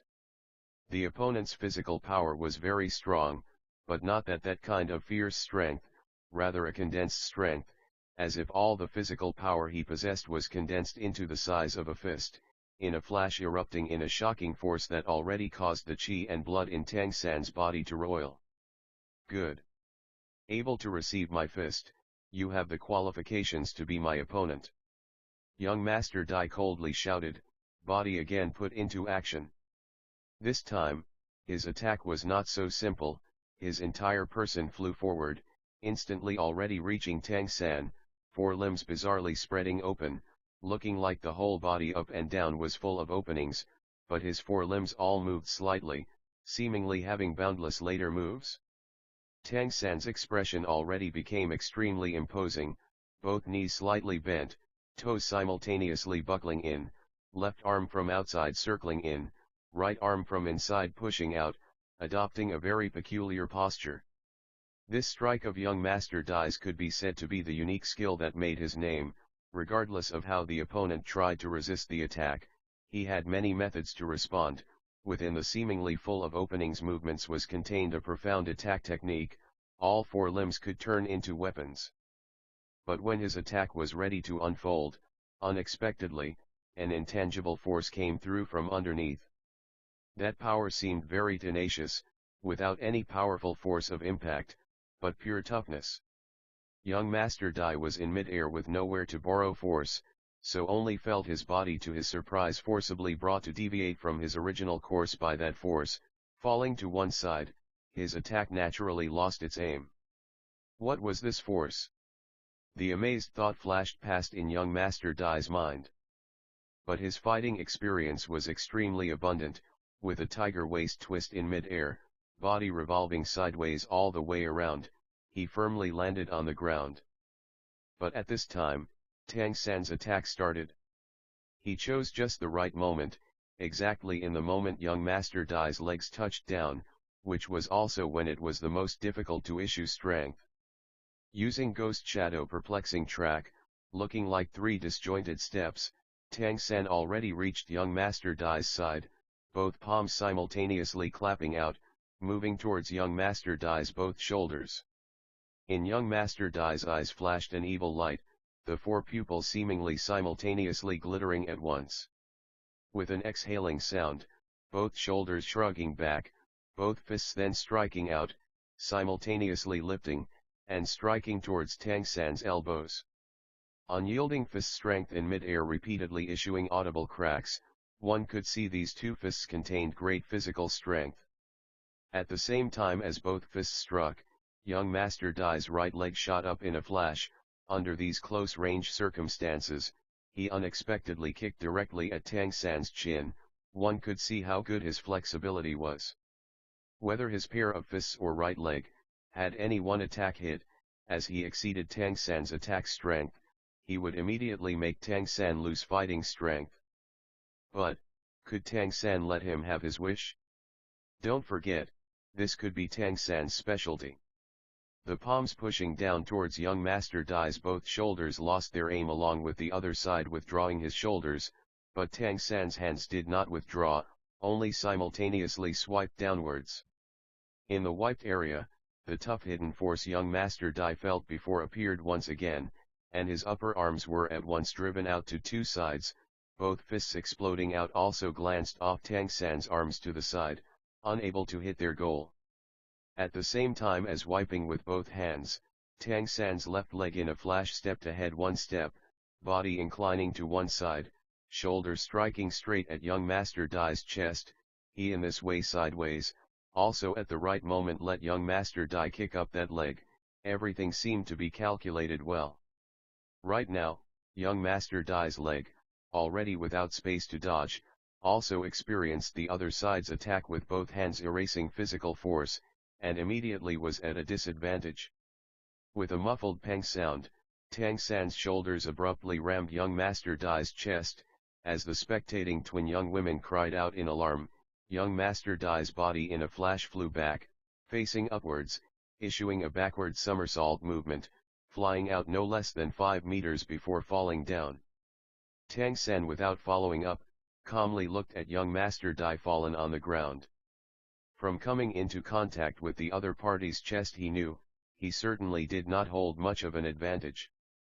Part 5. The moment he was struck, young Master Dai's chest muscles abruptly became hard as iron, although because of the advantage young Master Dai was thrown, from that hard meeting hard his own shoulder also had a burning ache.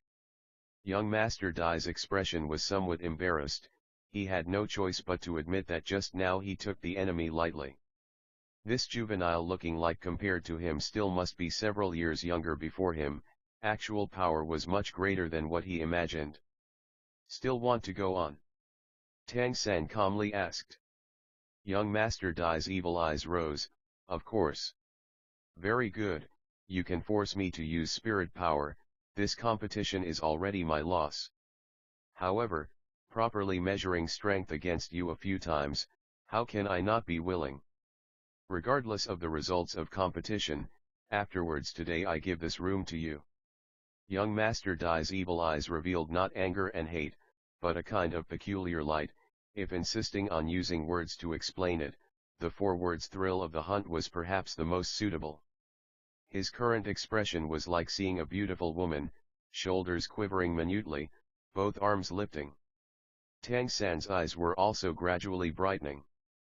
He realized, young Master Dai in front of him was alike, if before calling him ice-coldly disdainful, then, the current him was all over filled with fiery battle anticipation. White Tiger, body enhancement. A layer of intense pale light abruptly erupted out from all over his body. Young Master Dai's both arms simultaneously spread to either side, throwing out his chest, the entire body's skeleton making a cracking sound, muscles abruptly swelling, filling out the clothes to the point of bursting. Every muscle under the clothes became exceedingly distinct, even the atmosphere at his side seemed to already become irritable.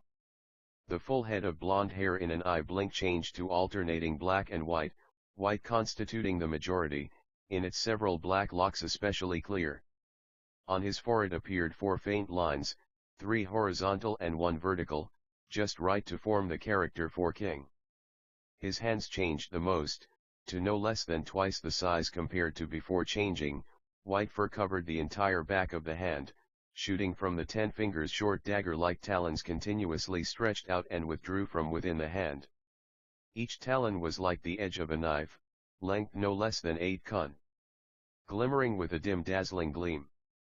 Young Master Dai's body slowly bent over, 4 pupils all becoming thoroughly deep blue, giving people a feeling like of a killing machine.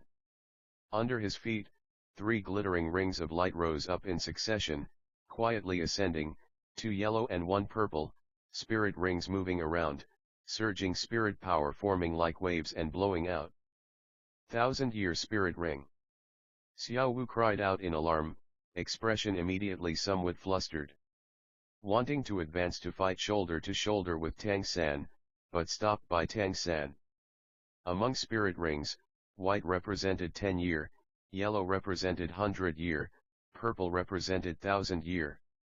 This youth before them called young Master Dai, actually already possessed a 3rd spirit ring, and also among them still had what was a 1,000-year existence. One must know, looking on the surface, his age compared to Tang San and Xiao Wu was merely 3 or 4 years older, that's all. 3 spirit rings meant that young Master Dai's rank had at least reached 30, also to say, he was a spirit elder, and was a battle spirit elder possessing a powerful beast spirit. Dai Mubai, spirit, White Tiger, 37th rank Battle Spirit Elder. Kindly advise me. Among the domineering power, Daimyobai announced his spirit and rank. This represented a desire for a formal challenge. Before the tremendous pressure, Tang San also started becoming different. The violent impulses hidden deep in his heart gradually emerged, eyes covered by a layer of faint purple, slowly raising his right hand. Deep blue light suddenly surged out, a cluster of deep blue grass abruptly grew from his palm, each blade of grass very tenuous, but on the surface covered with serpent lines. The blades of grass no longer had the previous flat shape, but became cylindrical, and if watching carefully, one was able to clearly see on these blades of grass, were covered with fine little thorns. Milky white light rose up from all over Tang San's body, and as if those deep blue blades of grass received some stimulation abruptly enlarged, in the blink of an eye already became as thick as a person's arm, just like rattan. The black snake lines glimmered with faint light, moving quickly like 10 big snakes spiraling around Tang San's body. 2 yellow spirit rings simultaneously rose up from under Tang San's feet, orbiting his body. Tang San, Spirit, Blue Silver Grass, 29th rank Tool Spirit Grandmaster. Kindly advise me. Daimyobai's eyebrows that like his hair had turned white rose at once. Your spirit is only Blue Silver Grass. Tang San spoke Grandmaster's original words, there are no good-for-nothing spirits, only good-for-nothing spirit masters. Since Tang San entered Nyiding Primary Spirit Master Academy, Daimyobai was the second powerful spirit he encountered. Only originally the Nyiding Academy Dean, under Grandmaster's invitation at the time helping him together obtain the second spirit ring revealing the actual strength of a 42nd rank Tool Spirit Ancestor. But that Dean's age long ago already exceeded 50, and Daimyobai before him, probably was 16 or 17 years old, that's all.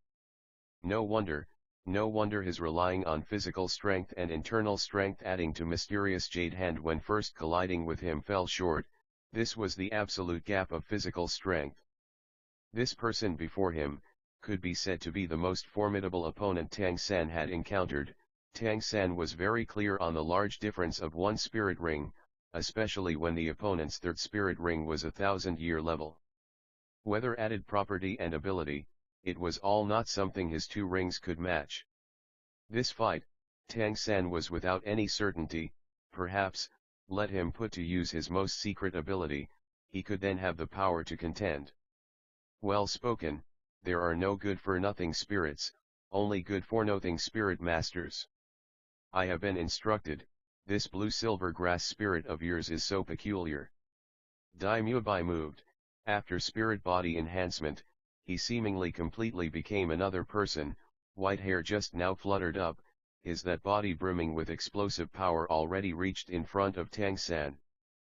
Both hands' 10 fingers talons simultaneously emerged, raking towards Tang San's body. Part 6 Tang San practically without hesitation retreated lightning quick, using Ghost Shadow perplexing track, dodging Daimyobai's attack by a hair's breadth, and simultaneously, his released blue-silver grass spirit also very quickly moved up, a circle of blue and black thick vines spiraling out, from all directions surging towards Daimyobai's body. But Tang San himself, like he was hidden among the vines quietly disappeared. In Daimyobai's evil eye light flashed continuously, entire body covered by surging spirit power, both hands dancing beneath, the vines rushing to his side one by one cut open. He originally intended to directly cut off these blue-silver grass thick vines, but he realized with a shock, these vines were unexpectedly extremely tough. With his added 37 rank spirit powers tiger claws when swinging at the vines he could only cut halfway through, and was unable to completely cut free. But in a very short time of the vines leaving the tiger claws range, it could very quickly heal itself. A faint sweet tea fragrance spread among the vines. These vines were seemingly inexhaustible, unceasingly welling out from all directions. Even though Daimyobai's strength and speed both were substantially increased under the effect of the spirit, he still could not rush out of the range of the vines. This was blue-silver grass. Daimyobai was greatly astounded, he had never thought that blue-silver could be this fierce, the opponent compared to him had one less spirit ring, yet blue-silver grass was able to temporarily tangle him.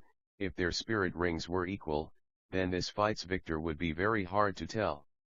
Dai Muebai never was a patient person, and his love to outshine others was particularly powerful.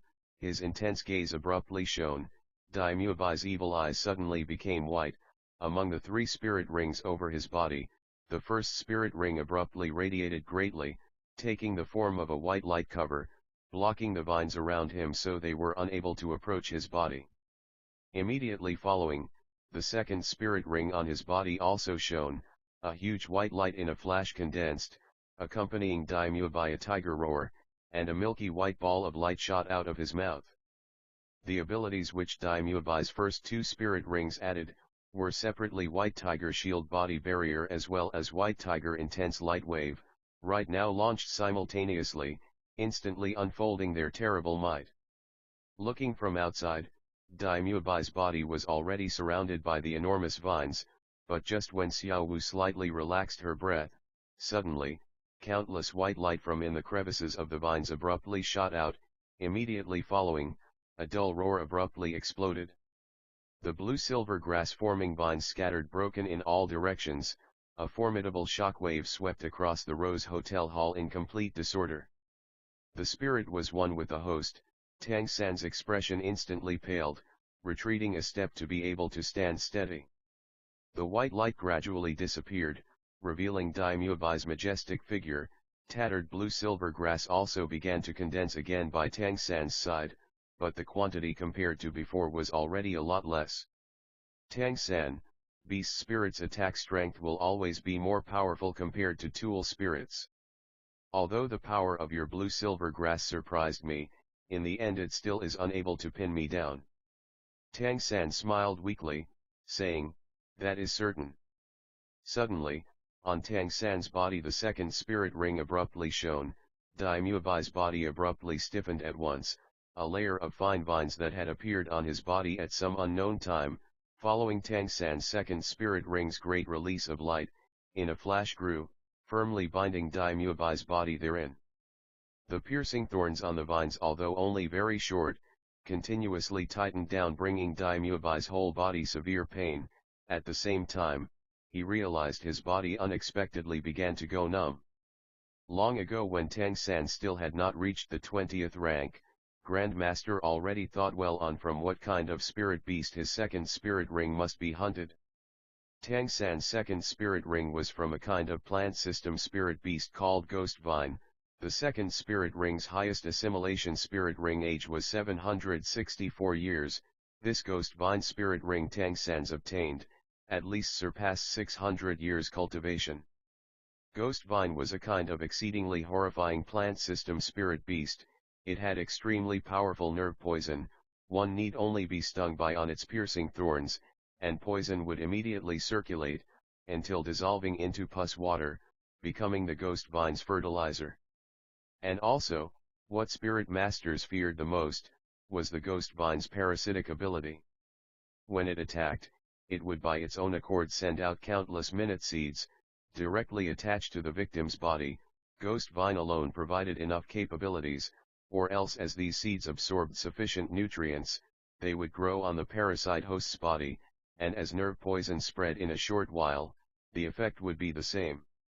Obtaining this more than 600-year Ghost Vine spirit ring, even if it was Nyiding Academy's dean, that 42nd rank tool spirit ancestor, also took a lot of trouble, relying on himself rather than mutually restraining spirit, could not easily subdue it, letting Tang San accomplish the final killing strike. After obtaining the Ghost Vine spirit ring, Tang San's own properties substantially elevated on all sides. Blue spirit grass became even tougher, and also turned similar to Ghost Vine's outward appearance, only the color and veined pattern maintained its original appearance. And its poison also became nerve paralyzing. Its effect greatly increased. Even if it was in the air, the volatile smell could also give rise to a certain effect. And the ability the Ghost Vine spirit ring gave Tang San, was parasite.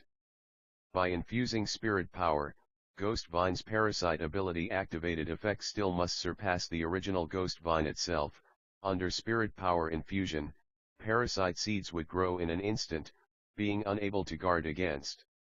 Could be said to be an extremely insidious control ability.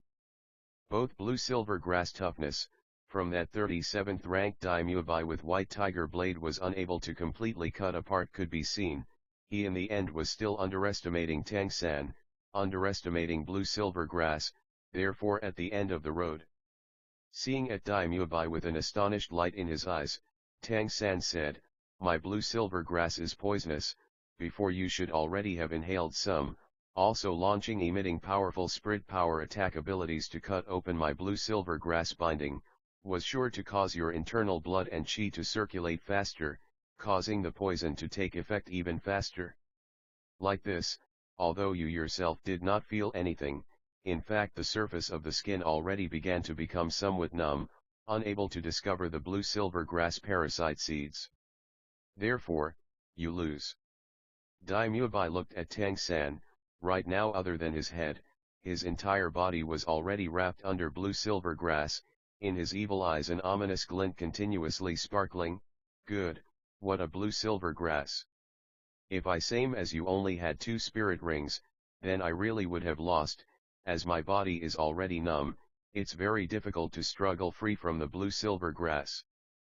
But, after all compared to you I have 1 more spirit ring. I will still let you have a look at my 3rd spirit ring ability.